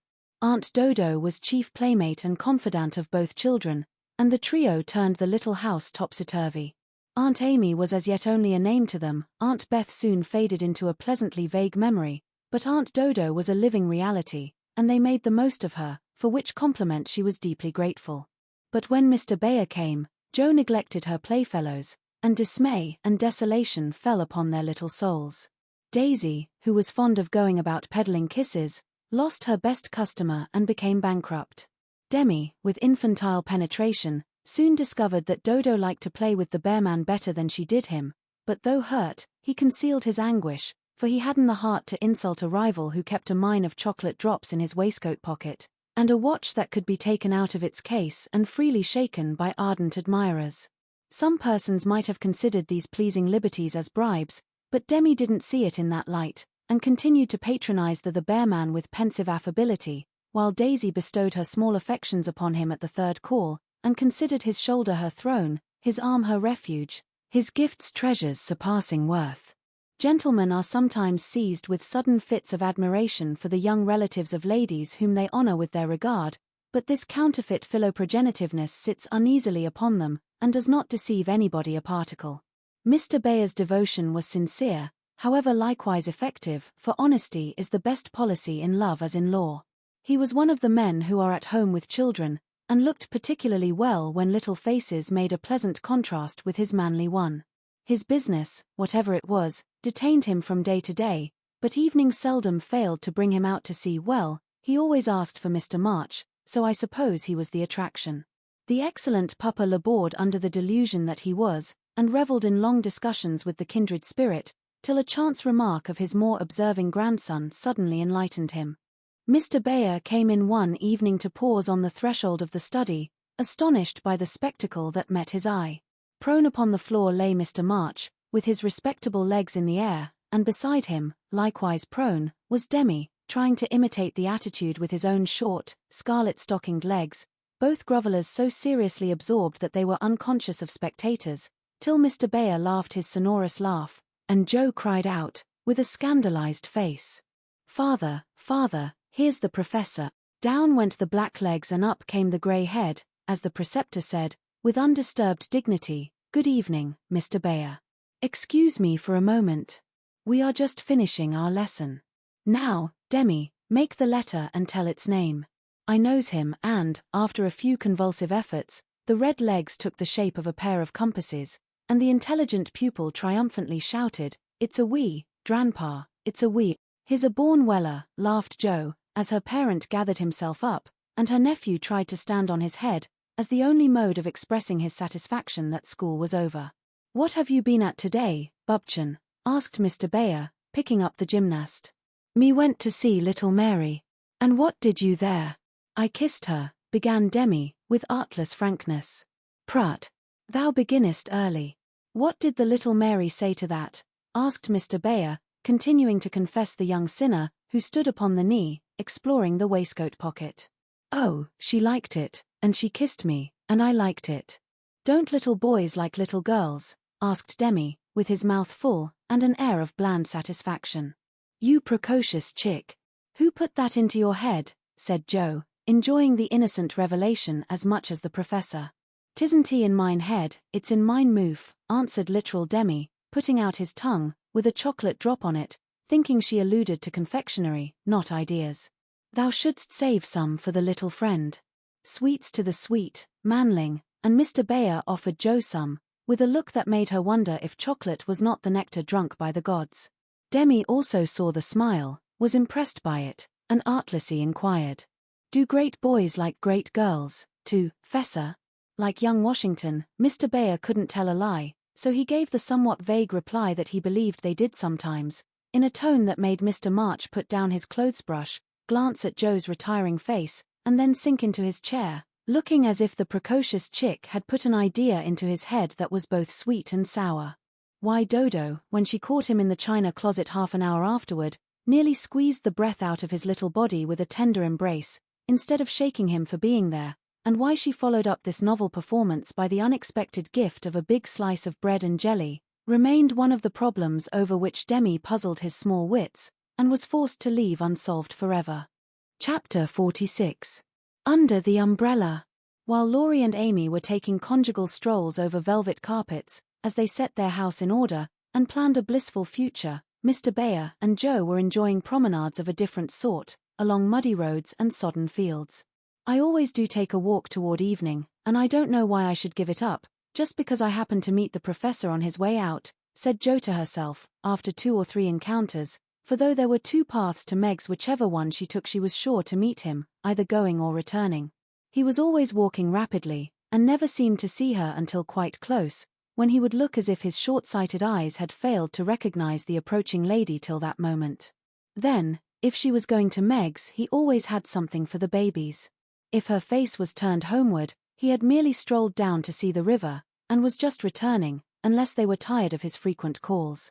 Under the circumstances, what could Jo do but greet him civilly, and invite him in? If she was tired of his visits, she concealed her weariness with perfect skill, and took care that there should be coffee for supper, as Mr. Bayer doesn't like tea. By the 2nd week, everyone knew perfectly well what was going on, yet everyone tried to look as if they were stone-blind to the changes in Jo's face. They never asked why she sang about her work, did up her hair 3 times a day, and got so blooming with her evening exercise.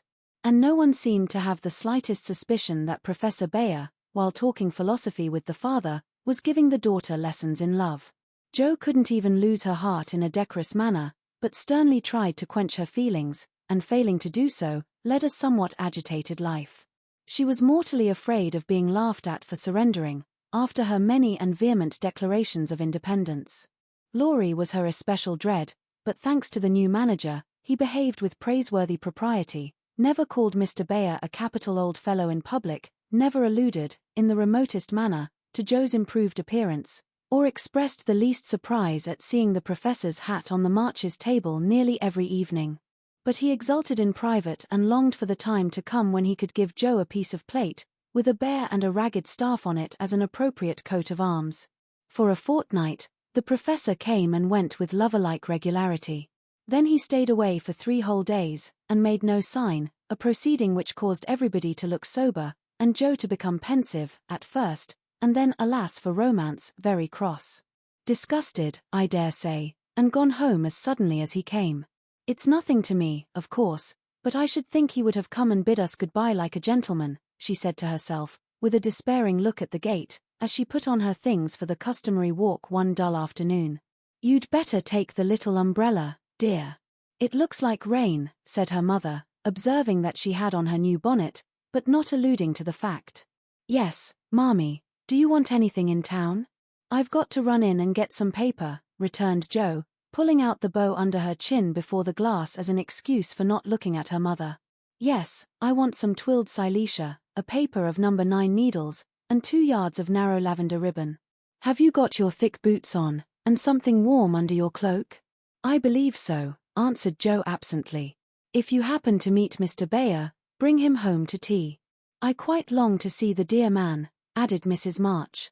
Jo heard that, but made no answer, except to kiss her mother, and walk rapidly away, thinking with a glow of gratitude, in spite of her heartache, how good she is to me. What do girls do who haven't any mothers to help them through their troubles? The dry goods stores were not down among the counting houses, banks, and wholesale warerooms, where gentlemen most do congregate, but Jo found herself in that part of the city before she did a single errand, loitering along as if waiting for someone, examining engineering instruments in one window and samples of wool in another, with most unfeminine interest, tumbling over barrels, being half smothered by descending bales, and hustled unceremoniously by busy men who looked as if they wondered how the deuce she got there. A drop of rain on her cheek recalled her thoughts from baffled hopes to ruined ribbons. For the drops continued to fall, and being a woman as well as a lover, she felt that, though it was too late to save her heart, she might her bonnet. Now she remembered the little umbrella, which she had forgotten to take in her hurry to be off, but regret was unavailing, and nothing could be done but borrow one or submit to a drenching. She looked up at the lowering sky, down at the crimson bow already flecked with black, forward along the muddy street, then one long, lingering look behind, at a certain grimy warehouse, with Hoffman, Swartz, and company over the door, and said to herself, with a sternly reproachful air, "It serves me right. What business had I to put on all my best things and come philandering down here, hoping to see the professor? Jo, I'm ashamed of you. No, you shall not go there to borrow an umbrella, or find out where he is, from his friends. You shall trudge away, and do your errands in the rain, and if you catch your death and ruin your bonnet, it's no more than you deserve. Now then."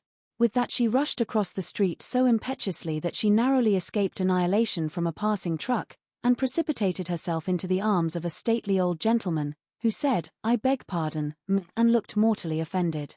Somewhat daunted, Jo righted herself, spread her handkerchief over the devoted ribbons, and putting temptation behind her, hurried on, with increasing dampness about the ankles, and much clashing of umbrellas overhead.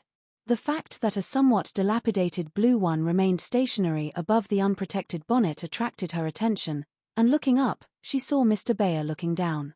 "I feel to know the strong-minded lady who goes so bravely under many horse noses, and so fast through much mud. What do you down here, my friend?" "I'm shopping."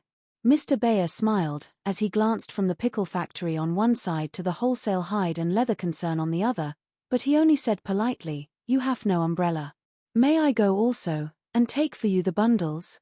"Yes, thank you."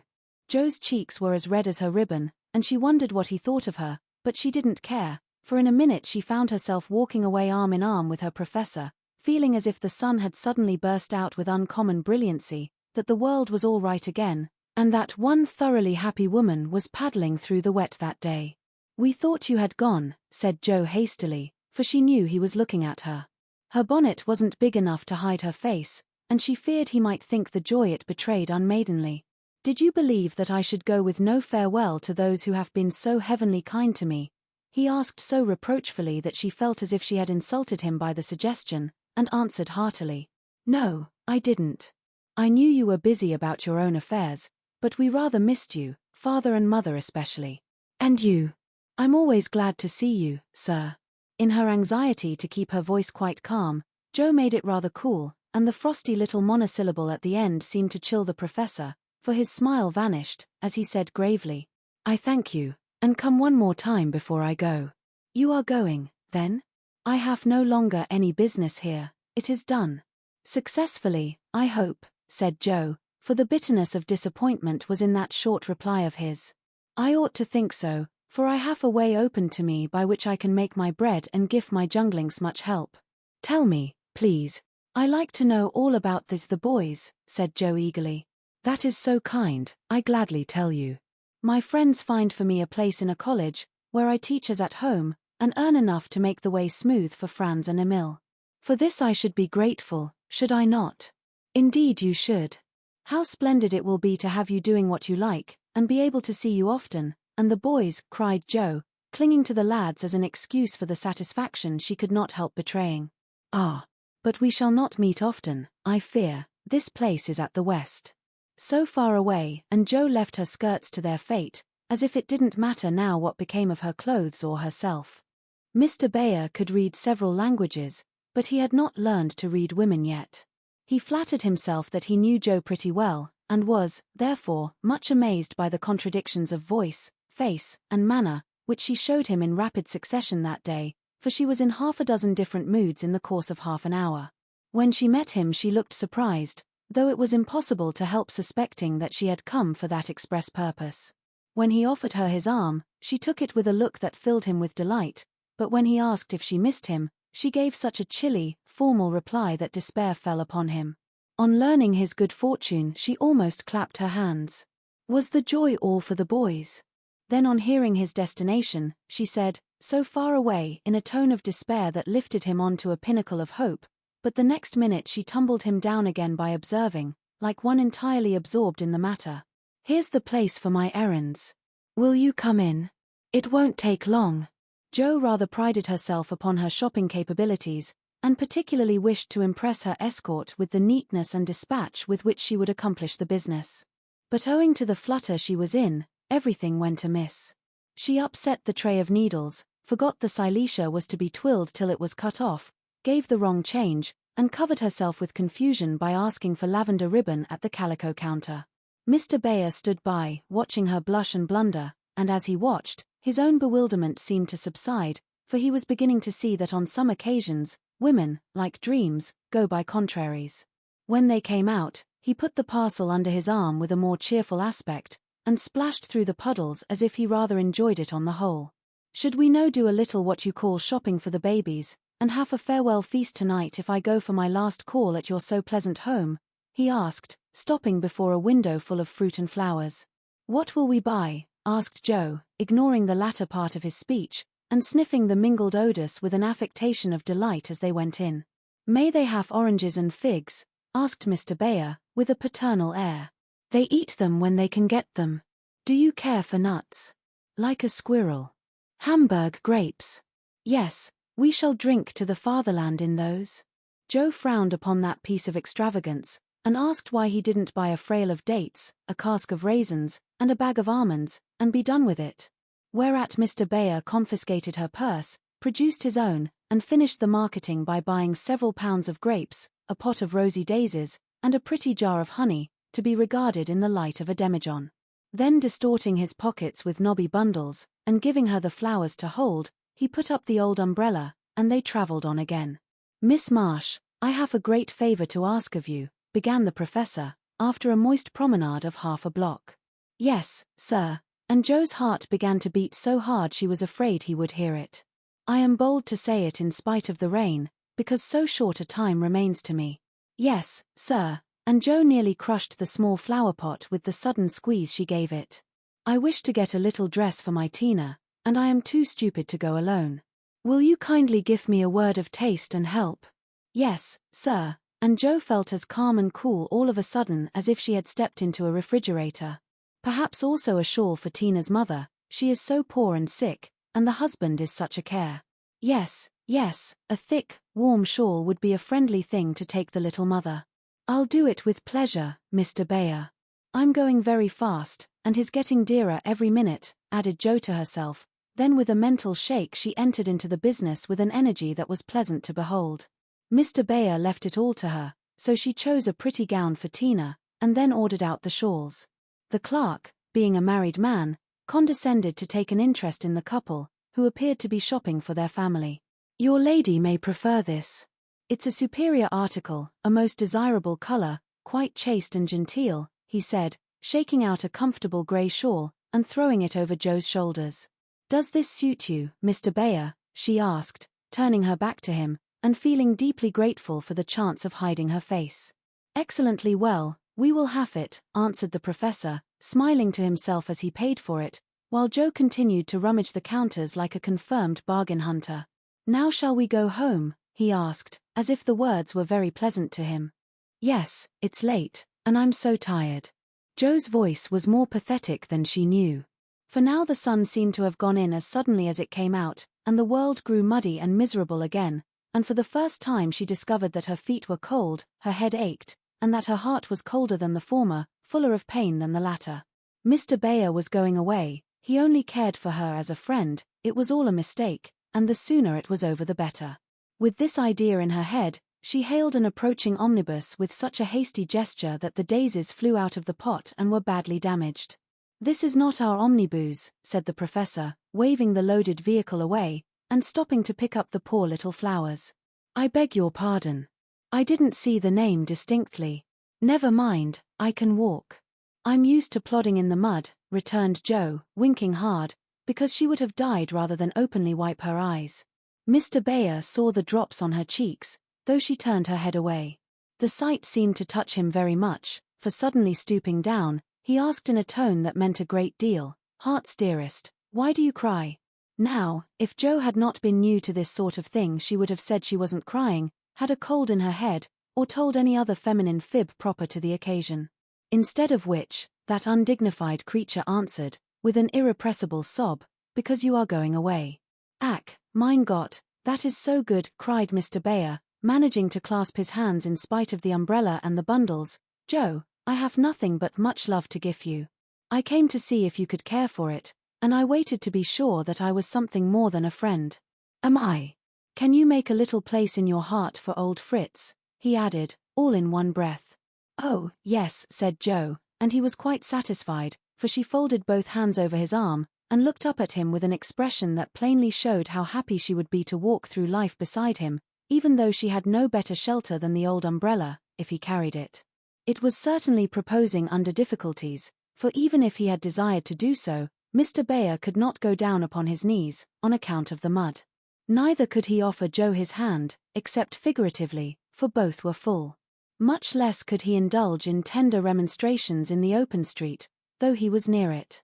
So the only way in which he could express his rapture was to look at her, with an expression which glorified his face to such a degree that there actually seemed to be little rainbows in the drops that sparkled on his beard.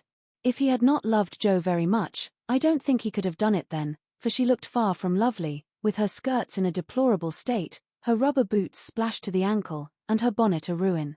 Fortunately, Mr. Bayer considered her the most beautiful woman living, and she found him more Jove-like than ever, though his hat brim was quite limp with the little rills trickling thence upon his shoulders, for he held the umbrella all over Jo, and every finger of his gloves needed mending. Passers-by probably thought them a pair of harmless lunatics, for they entirely forgot to hail a bus, and strolled leisurely along, oblivious of deepening dusk and fog. Little they cared what anybody thought, for they were enjoying the happy hour that seldom comes but once in any life, the magical moment which bestows youth on the old, beauty on the plain, wealth on the poor, and gives human hearts a foretaste of heaven. The professor looked as if he had conquered a kingdom, and the world had nothing more to offer him in the way of bliss. While Jo trudged beside him, feeling as if her place had always been there, and wondering how she ever could have chosen any other lot. Of course, she was the first to speak intelligibly, for the emotional remarks which followed her impetuous "oh, yes" were not of a coherent or reportable character.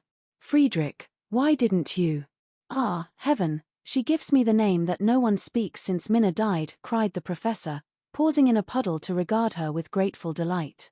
"I always call you so to myself. I forgot, but I won't unless you like it." "Like it? It is more sweet to me than I can tell. Say thou, also, and I shall say your language is almost as beautiful as mine." "Isn't thou a little sentimental?" asked Jo, privately thinking it a lovely monosyllable. "Sentimental? Yes. Thank God, we Germans believe in sentiment, and keep ourselves young amighty it.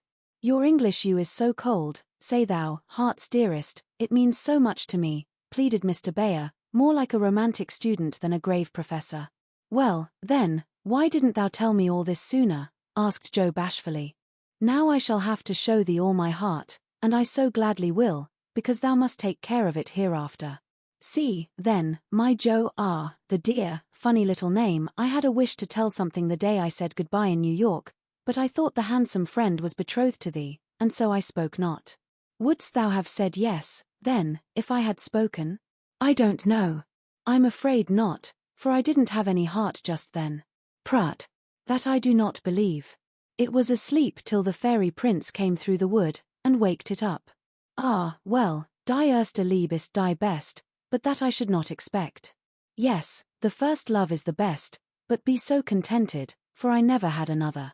"Teddy was only a boy, and soon got over his little fancy," said Jo, anxious to correct the professor's mistake. "Good. Then I shall rest happy, and be sure that thou givest me all. I have waited so long, I am grown selfish, as thou wilt find, Professoren." "I like that," cried Jo, delighted with her new name. "Now tell me what brought you, at last, just when I wanted you." "This," and Mr. Bayer took a little worn paper out of his waistcoat pocket. Jo unfolded it, and looked much abashed, for it was one of her own contributions to a paper that paid for poetry, which accounted for her sending it an occasional attempt. "How could that bring you?" she asked, wondering what he meant. "I found it by chance. I knew it by the names and the initials, and in it there was one little verse that seemed to call me. Read and find him. I will see that you go not in the wet. In the garret. 4 little chests all in a row, dim with dust, and worn by time. All fashioned and filled, long ago, by children now in their prime.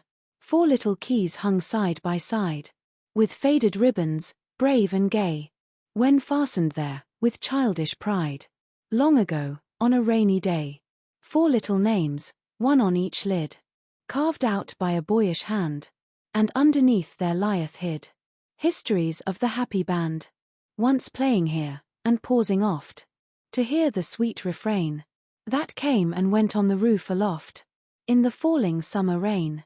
Meg on the first lid, smooth and fair, I look in with loving eyes. 4 folded here, with well-known care, a goodly gathering lies, the record of a peaceful life, gifts to gentle child and girl, a bridal gown, lines to a wife. A tiny shoe, a baby curl. No toys in this first chest remain, for all are carried away, in their old age, to join again in another small Meg's play. Ah, happy mother, well I know, you hear, like a sweet refrain, lullabies ever soft and low, in the falling summer rain.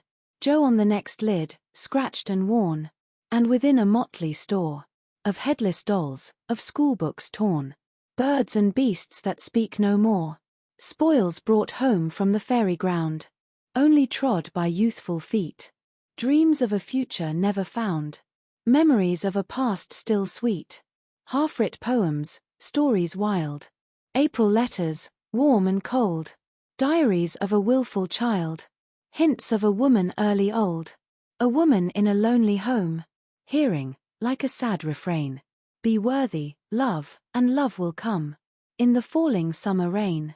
My Beth, the dust is always swept from the lid that bears your name, as if by loving eyes that wept, by careful hands that often came. Death canonized for us one saint, ever less human than divine, and still we lay, with tender plaint, relics in this household shrine. The silver bell, so seldom rung, the little cap which last she wore, the fair, dead Catherine that hung by angels born above her door, the songs she sang, without lament, in her prison house of pain, forever are they sweetly blent with the falling summer rain, upon the last lid's polished field.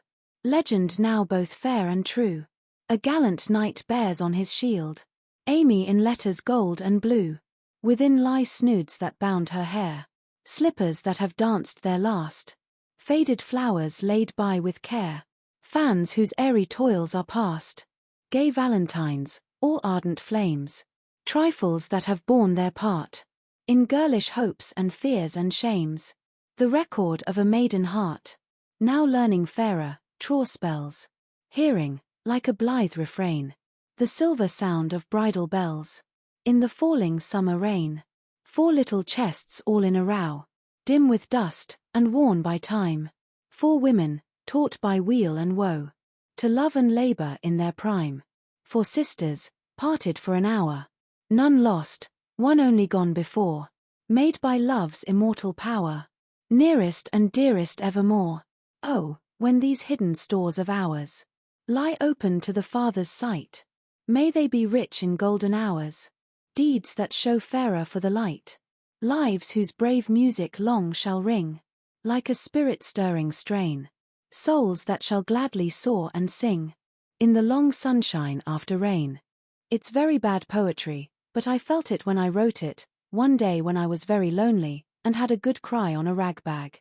I never thought it would go where it could tell tales, said Joe, tearing up the verses the professor had treasured so long.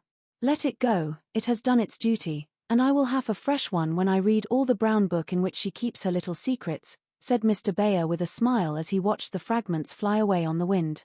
Yes, he added earnestly, I read that, and I think to myself, she has a sorrow, she is lonely, she would find comfort in true love. I have a heart full, full for her. Shall I not go and say, if this is not too poor a thing to give for what I shall hope to receive, take it in God's name? And so you came to find that it was not too poor, but the one precious thing I needed, whispered Joe. I had no courage to think that at first, heavenly kind as was your welcome to me. But soon I began to hope, and then I said, I will have her if I die for it, and so I will, cried Mr. Bayer, with a defiant nod, as if the walls of mist closing round them were barriers which he was to surmount or valiantly knock down. Joe thought that was splendid, and resolved to be worthy of her knight, though he did not come prancing on a charger in gorgeous array. What made you stay away so long? She asked presently, finding it so pleasant to ask confidential questions and get delightful answers that she could not keep silent. It was not easy, but I could not find the heart to take you from that so happy home until I could have a prospect of one to give you, after much time, perhaps, and hard work. How could I ask you to give up so much for a poor old fellow, who has no fortune but a little learning? I'm glad you are poor. I couldn't bear a rich husband, said Joe decidedly, adding in a softer tone, don't fear poverty. I've known it long enough to lose my dread and be happy working for those I love, And don't call yourself old, 40 is the prime of life. I couldn't help loving you if you were 70. The professor found that so touching that he would have been glad of his handkerchief, if he could have got at it. As he couldn't, Joe wiped his eyes for him, and said, laughing, as she took away a bundle or two. I may be strong-minded, but no one can say I'm out of my sphere now, for woman's special mission is supposed to be drying tears and bearing burdens. I'm to carry my share, Friedrich, and help to earn the home. Make up your mind to that, or I'll never go, she added resolutely, as he tried to reclaim his load. We shall see. Have you patience to wait a long time, Joe? I must go away and do my work alone.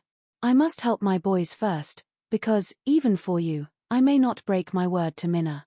Can you forgive that, and be happy while we hope and wait? Yes, I know I can, for we love one another, and that makes all the rest easy to bear. I have my duty, also, and my work. I couldn't enjoy myself if I neglected them even for you, so there's no need of hurry or impatience. You can do your part out west, I can do mine here, and both be happy hoping for the best, and leaving the future to be as God wills. Ah, thou givest me such hope and courage, and I have nothing to give back but a full heart and these empty hands, cried the professor, quite overcome. Joe never would learn to be proper, for when he said that as they stood upon the steps, she just put both hands into his, whispering tenderly, not empty now, and stooping down, kissed her Friedrich under the umbrella. It was dreadful, but she would have done it if the flock of draggle-tailed sparrows on the hedge had been human beings, for she was very far gone indeed, and quite regardless of everything but her own happiness. Though it came in such a very simple guise, that was the crowning moment of both their lives, when, turning from the night and storm and loneliness to the household light and warmth and peace waiting to receive them, with a glad welcome home, Joe led her lover in, and shut the door. Chapter 47. Harvest time. For a year Joe and her professor worked and waited, hoped and loved, met occasionally, and wrote such voluminous letters that the rise in the price of paper was accounted for, Laurie said. The second year began rather soberly, for their prospects did not brighten, and Aunt March died suddenly. But when their first sorrow was over, for they loved the old lady in spite of her sharp tongue, they found they had cause for rejoicing, for she had left Plumfield to Joe, which made all sorts of joyful things possible. It's a fine old place, and will bring a handsome sum, for of course you intend to sell it, said Laurie, as they were all talking the matter over some weeks later. No, I don't, was Joe's decided answer, as she petted the fat poodle, whom she had adopted, out of respect to his former mistress. You don't mean to live there? Yes, I do. But, my dear girl, it's an immense house, and will take a power of money to keep it in order. The garden and orchard alone need 2 or 3 men, and farming isn't in Bayer's line, I take it. He'll try his hand at it there, if I propose it. And you expect to live on the produce of the place? Well, that sounds paradisiacal, but you'll find it desperate hard work. The crop we are going to raise is a profitable one, and Joe laughed. Of what is this fine crop to consist, Boys. I want to open a school for little lads, a good, happy, home-like school, with me to take care of them and Fritz to teach them. That's a truly Joyan plan for you. Isn't that just like her? Cried Laurie, appealing to the family, who looked as much surprised as he. I like it, said Mrs. March decidedly. So do I, added her husband, who welcomed the thought of a chance for trying the Socratic method of education on modern youth. It will be an immense care for Joe, said Meg, stroking the head of her one all-absorbing son. Joe can do it, and be happy in it. It's a splendid idea. Tell us all about it, cried Mr. Laurence, who had been longing to lend the lovers a hand, but knew that they would refuse his help. I knew you'd stand by me, sir. Amy does too, I see it in her eyes, though she prudently waits to turn it over in her mind before she speaks. Now, my dear people, continued Joe earnestly, just understand that this isn't a new idea of mine, but a long-cherished plan. Before my Fritz came, I used to think how, when I'd made my fortune, and no one needed me at home, I'd hire a big house, and pick up some poor, forlorn little lads who hadn't any mothers, and take care of them, and make life jolly for them before it was too late. I see so many going to ruin for want of help at the right minute. I love so to do anything for them. I seem to feel their wants, and sympathize with their troubles, and oh, I should so like to be a mother to them. Mrs. March held out her hand to Joe, who who took it, smiling, with tears in her eyes, and went on in the old enthusiastic way, which they had not seen for a long while. I told my plan to Fritz once, and he said it was just what he would like, and agreed to try it when we got rich. Bless his dear heart, he's been doing it all his life, helping poor boys. I mean, not getting rich, that he'll never be. Money doesn't stay in his pocket long enough to lay up any. But now, thanks to my good old aunt, who loved me better than I ever deserved, I'm rich, at least I feel so, and we can live at Plumfield perfectly well, if we have a flourishing school. It's just the place for boys, the house is big, and the furniture strong and plain. There's plenty of room for dozens inside, and splendid grounds outside. They could help in the garden and orchard. Such work is healthy, isn't it, sir? Then Fritz could train and teach in his own way, and father will help him. I can feed and nurse and pet and scold them, and mother will be my standby. I've always longed for lots of boys, and never had enough. Now I can fill the house full and revel in the little dears to my heart's content. Think what luxury, Plumfield my own, and a wilderness of boys to enjoy it with me. As Jo waved her hands and gave a sigh of rapture, the family went off into a gale of merriment, and Mr. Laurence laughed till they thought he'd have an apoplectic fit. I don't see anything funny, she said gravely, when she could be heard. Nothing could be more natural and proper than for my professor to open a school, and for me to prefer to reside in my own estate. She is putting on airs already, said Laurie, who regarded the idea in the light of a capital joke. But may I inquire how you intend to support the establishment? If all the pupils are little ragamuffins, I'm afraid your crop won't be profitable in a worldly sense, Mrs. Bayer. Now don't be a wet blanket, Teddy. Of course I shall have rich pupils, also, perhaps begin with such altogether.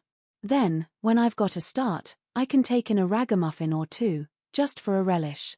Rich people's children often need care and comfort, as well as poor. I've seen unfortunate little creatures left to servants, or backward ones pushed forward, when it's real cruelty. Some are naughty through mismanagement or neglect, and some lose their mothers. Besides, the best have to get through the hobbledehoy age, and that's the very time they need most patience and kindness. People laugh at them, and hustle them about, try to keep them out of sight, and expect them to turn all at once from pretty children into fine young men. They don't complain much, plucky little souls, but they feel it. I've been through something of it, and I know all about it. I've a special interest in such young bears, and like to show them that I see the warm, honest, well-meaning boys' hearts, in spite of the clumsy arms and legs and the topsy-turvy heads. I've had experience, too, for haven't I brought up one boy to be a pride and honor to his family? I'll testify that you tried to do it, said Laurie with a grateful look. And I've succeeded beyond my hopes, for here you are, a steady, sensible businessman, doing heaps of good with your money, and laying up the blessings of the poor, instead of dollars. But you are not merely a businessman, you love good and beautiful things, enjoy them yourself, and let others go halves, as you always did in the old times. I am proud of you, Teddy, for you get better every year, and everyone feels it, though you won't let them say so. Yes, and when I have my flock, I'll just point to you, and say there's your model, my lads. Poor Laurie didn't know where to look, for, man though he was, something of the old bashfulness came over him as this burst of praise made all faces turn approvingly upon him. I say, Jo, that's rather too much, he began, just in his old boyish way. You have all done more for me than I can ever thank you for, except by doing my best not to disappoint you. You have rather cast me off lately, Jo, but I've had the best of help, nevertheless. So, if I've got on at all, you may thank these two for it, and he laid one hand gently on his grandfather's head, and the other on Amy's golden one, for the three were never far apart. I do think that families are the most beautiful things in all the world, burst out Jo, who was in an unusually uplifted frame of mind just then. When I have one of my own, I hope it will be as happy as the three I know and love the best. If John and my Fritz were only here, it would be quite a little heaven on earth, she added more quietly. And that night when she went to her room after a blissful evening of family councils, hopes, and plans, her heart was so full of happiness that she could only calm it by kneeling beside the empty bed always near her own, and thinking tender thoughts of Beth. It was a very astonishing year altogether, for things seemed to happen in an unusually rapid and delightful manner. Almost before she knew where she was, Jo found herself married and settled at Plumfield. Then a family of 6 or 7 boys sprung up like mushrooms, and flourished surprisingly, poor boys as well as rich, for Mr. Laurence was continually finding some touching case of destitution, and begging the Bayers to take pity on the child, and he would gladly pay a trifle for its support. In this way, the sly old gentleman got round proud Jo, and furnished her with the style of boy in which she most delighted. Of course it was uphill work at first, and Jo made queer mistakes, but the wise professor steered her safely into calmer waters, and the most rampant ragamuffin was conquered in the end. How Jo did enjoy her wilderness of boys, and how poor, dear Aunt March would have lamented had she been there to see the sacred precincts of prim, well-ordered Plumfield overrun with Toms, Dicks, and Harrys. There was a sort of poetic justice about it, after all, for the old lady had been the terror of the boys for miles around, and now the exiles feasted freely on forbidden plums, kicked up the gravel with profane boots unreproved, and played cricket in the big field where the irritable cow with a crumpled horn used to invite rash youths to come and be tossed. It became a sort of boys' paradise, and Laurie suggested that it should be called the Bayergarten, as a compliment to its master and appropriate to its inhabitants. It never was a fashionable school, and the professor did not lay up a fortune, but it was just what Jo intended it to be, a happy, home-like place for boys, who needed teaching, care, and kindness. Every room in the big house was soon full. Every little plot in the garden soon had its owner. A regular menagerie appeared in barn and shed, for pet animals were allowed. And 3 times a day, Jo smiled at her Fritz from the head of a long table lined on either side with rows of happy young faces, which all turned to her with affectionate eyes, confiding words, and grateful hearts, full of love for Mother Bayer. She had boys enough now, and did not tire of them, though they were not angels, by any means, and some of them caused both Professor and Professorin much trouble and anxiety. But her faith in the good spot which exists in the heart of the naughtiest, sauciest, most tantalizing little ragamuffin gave her patience, skill, and in time success, for no mortal boy could hold out long with Father Bayer shining on him as benevolently as the sun, and Mother Bayer forgiving him 70 times 7.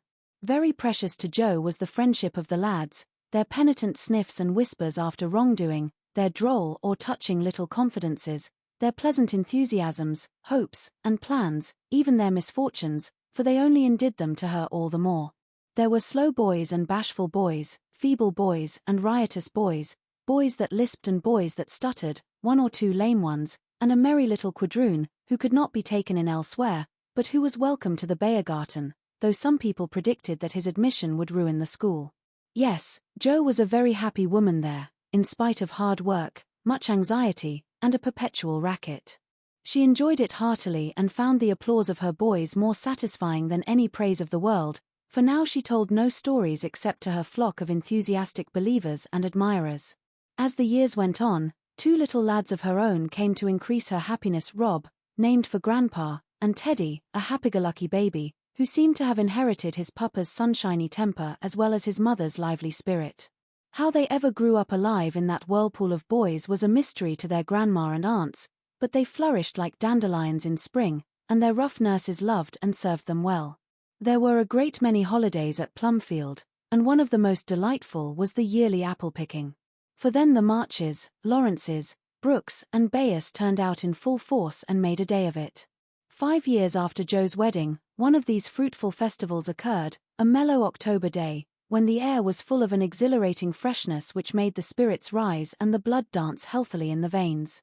The old orchard wore its holiday attire. Goldenrod and asters fringed the mossy walls. Grasshoppers skipped briskly in the sere grass, and crickets chirped like fairy pipers at a feast. Squirrels were busy with their small harvesting. Birds twittered their adieus from the alders in the lane, and every tree stood ready to send down its shower of red or yellow apples at the first shake. Everybody was there. Everybody laughed and sang, climbed up and tumbled down. Everybody declared that there never had been such a perfect day or such a jolly set to enjoy it, and everyone gave themselves up to the simple pleasures of the hour as freely as if there were no such things as care or sorrow in the world. Mr. March strolled placidly about, quoting Tusser, Cowley, and Columella to Mr. Laurence, while enjoying the gentle apple's winy juice. The professor charged up and down the green aisles like a stout Teutonic knight, with a pole for a lance, leading on the boys, who made a hook and ladder company of themselves, and performed wonders in the way of ground and lofty tumbling. Laurie devoted himself to the little ones, rode his small daughter in a bushel basket, took Daisy up among the birds' nests, and kept adventurous Rob from breaking his neck. Mrs. March and Meg sat among the apple piles like a pair of pomonas, sorting the contributions that kept pouring in, while Amy with a beautiful motherly expression in her face sketched the various groups, and watched over one pale lad, who sat adoring her with his little crutch beside him. Jo was in her element that day, and rushed about, with her gown pinned up, and her hat anywhere but on her head, and her baby tucked under her arm, ready for any lively adventure which might turn up. Little Teddy bore a charmed life, for nothing ever happened to him, and Jo never felt any anxiety when he was whisked up into a tree by one lad, galloped off on the back of another, or supplied with sour russets by his indulgent papa, who labored under the Germanic delusion that babies could digest anything, from pickled cabbage to buttons, nails, and their own small shoes. She knew that little Ted would turn up again in time, safe and rosy, dirty and serene, and she always received him back with a hearty welcome, for Jo loved her babies tenderly. At 4 o'clock a lull took place, and baskets remained empty, while the apple pickers rested and compared rents and bruises. Then Jo and Meg, with a detachment of the bigger boys, set forth the supper on the grass, for an out-of-door tea was always the crowning joy of the day. The land literally flowed with milk and honey on such occasions, for the lads were not required to sit at table, but allowed to partake of refreshment as they liked, freedom being the sauce best beloved by the boyish soul. They availed themselves of the rare privilege to the fullest extent, for some tried the pleasing experiment of drinking milk while standing on their heads, others lent a charm to leapfrog by eating pie in the pauses of the game, cookies were sown broadcast over the field, and apple turnovers roosted in the trees like a new style of bird. The little girls had a private tea party, and Ted roved among the edibles at his own sweet will. When no one could eat any more, the professor proposed the first regular toast, which was always drunk at such times, Aunt March, God bless her, a toast heartily given by the good man, who never forgot how much he owed her, and quietly drunk by the boys, who had been taught to keep her memory green. Now, Grandma's 60th birthday. Long life to her, with 3 times 3. That was given with a will, as you may well believe, and the cheering once begun, it was hard to stop it. Everybody's health was proposed, from Mr. Laurence, who was considered their special patron, to the astonished guinea pig, who had strayed from its proper sphere in search of its young master. Demi, as the oldest grandchild, then presented the queen of the day with various gifts, so numerous that they were transported to the festive scene in a wheelbarrow. Funny presents, some of them, but what would have been defects to other eyes were ornaments to Grandma's, for the children's gifts were all their own. Every stitch Daisy's patient little fingers had put into the handkerchiefs she hemmed was better than embroidery to Mrs. March. Demi's miracle of mechanical skill, though the cover wouldn't shut, Rob's footstool had a wiggle in its uneven legs that she declared was soothing, and no page of the costly book Amy's child gave her was so fair as that on which appeared in tipsy capitals the words, "To dear Grandma, from her little Beth." During the ceremony the boys had mysteriously disappeared, and when Mrs. March had tried to thank her children, and broken down, while Teddy wiped her eyes on his pinafore, the professor suddenly began to sing. Then, from above him, voice after voice took up the words, and from tree to tree echoed the music of the unseen choir. As the boys sang with all their hearts the little song that Jo had written, Laurie set to music, and the professor trained his lads to give with the best effect. This was something altogether new, and it proved a grand success, for Mrs. March couldn't get over her surprise, and insisted on shaking hands with every one of the featherless birds, from tall Franz and Emil to the little quadroon, who had the sweetest voice of all. After this, the boys dispersed for a final lark, leaving Mrs. March and her daughters under the festival tree. I don't think I ever ought to call myself Unlucky Joe again, when my greatest wish has been so beautifully gratified, said Mrs. Bayer, taking Teddy's little fist out of the milk pitcher, in which he was rapturously churning. And yet your life is very different from the one you pictured so long ago. Do you remember our castles in the air? Asked Amy, smiling as she watched Laurie and John playing cricket with the boys. Dear fellows, it does my heart good to see them forget business and frolic for a day, answered Jo, who now spoke in a maternal way of all mankind. Yes, I remember, but the life I wanted then seems selfish, lonely, and cold to me now. I haven't given up the hope that I may write a good book yet, but I can wait, and I'm sure it will be all the better for such experiences and illustrations as these," and Jo pointed from the lively lads in the distance to her father, leaning on the professor's arm, as they walked to and fro in the sunshine, deep in one of the conversations which both enjoyed so much, and then to her mother, sitting enthroned among her daughters, with their children in her lap and at her feet, as if all found help and happiness in the face which never could grow old to them. My castle was the most nearly realized of all. I asked for splendid things, to be sure, but in my heart I knew I should be satisfied if I had a little home, and John, and some dear children like these.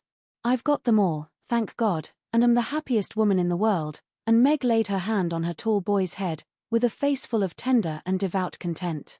"My castle is very different from what I planned, but I would not alter it, though, like Jo, I don't relinquish all my artistic hopes, or confine myself to helping others fulfill their dreams of beauty. I've begun to model a figure of baby, and Laurie says it is the best thing I've ever done. I think so, myself, and mean to do it in marble, so that, whatever happens, I may at least keep the image of my little angel." As Amy spoke, a great tear dropped on the golden hair of the sleeping child in her arms, for her one well-beloved daughter was a frail little creature and the dread of losing her was the shadow over Amy's sunshine. This cross was doing much for both father and mother, for one love and sorrow bound them closely together. Amy's nature was growing sweeter, deeper, and more tender.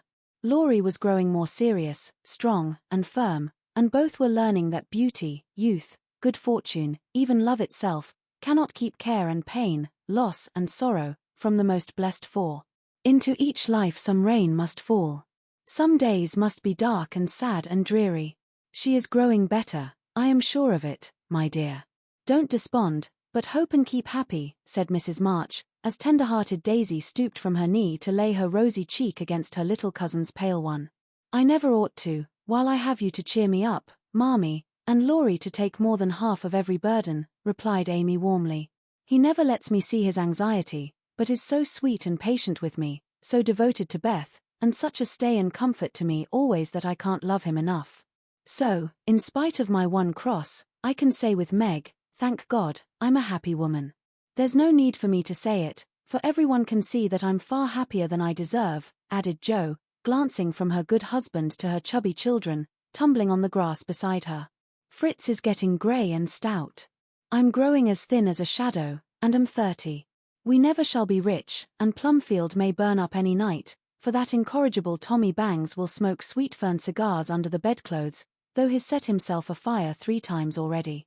But in spite of these unromantic facts, I have nothing to complain of, and never was so jolly in my life. Excuse the remark, but living among boys, I can't help using their expressions now and then. Yes, Jo, I think your harvest will be a good one, began Mrs. March, frightening away a big black cricket that was staring Teddy out of countenance. Not half so good as yours, mother. Here it is, and we never can thank you enough for the patient sowing and reaping you have done, cried Jo, with the loving impetuosity which she never would outgrow. I hope there will be more wheat and fewer tares every year, said Amy softly. A large sheaf, but I know there's room in your heart for it, Marmee dear, added Meg's tender voice.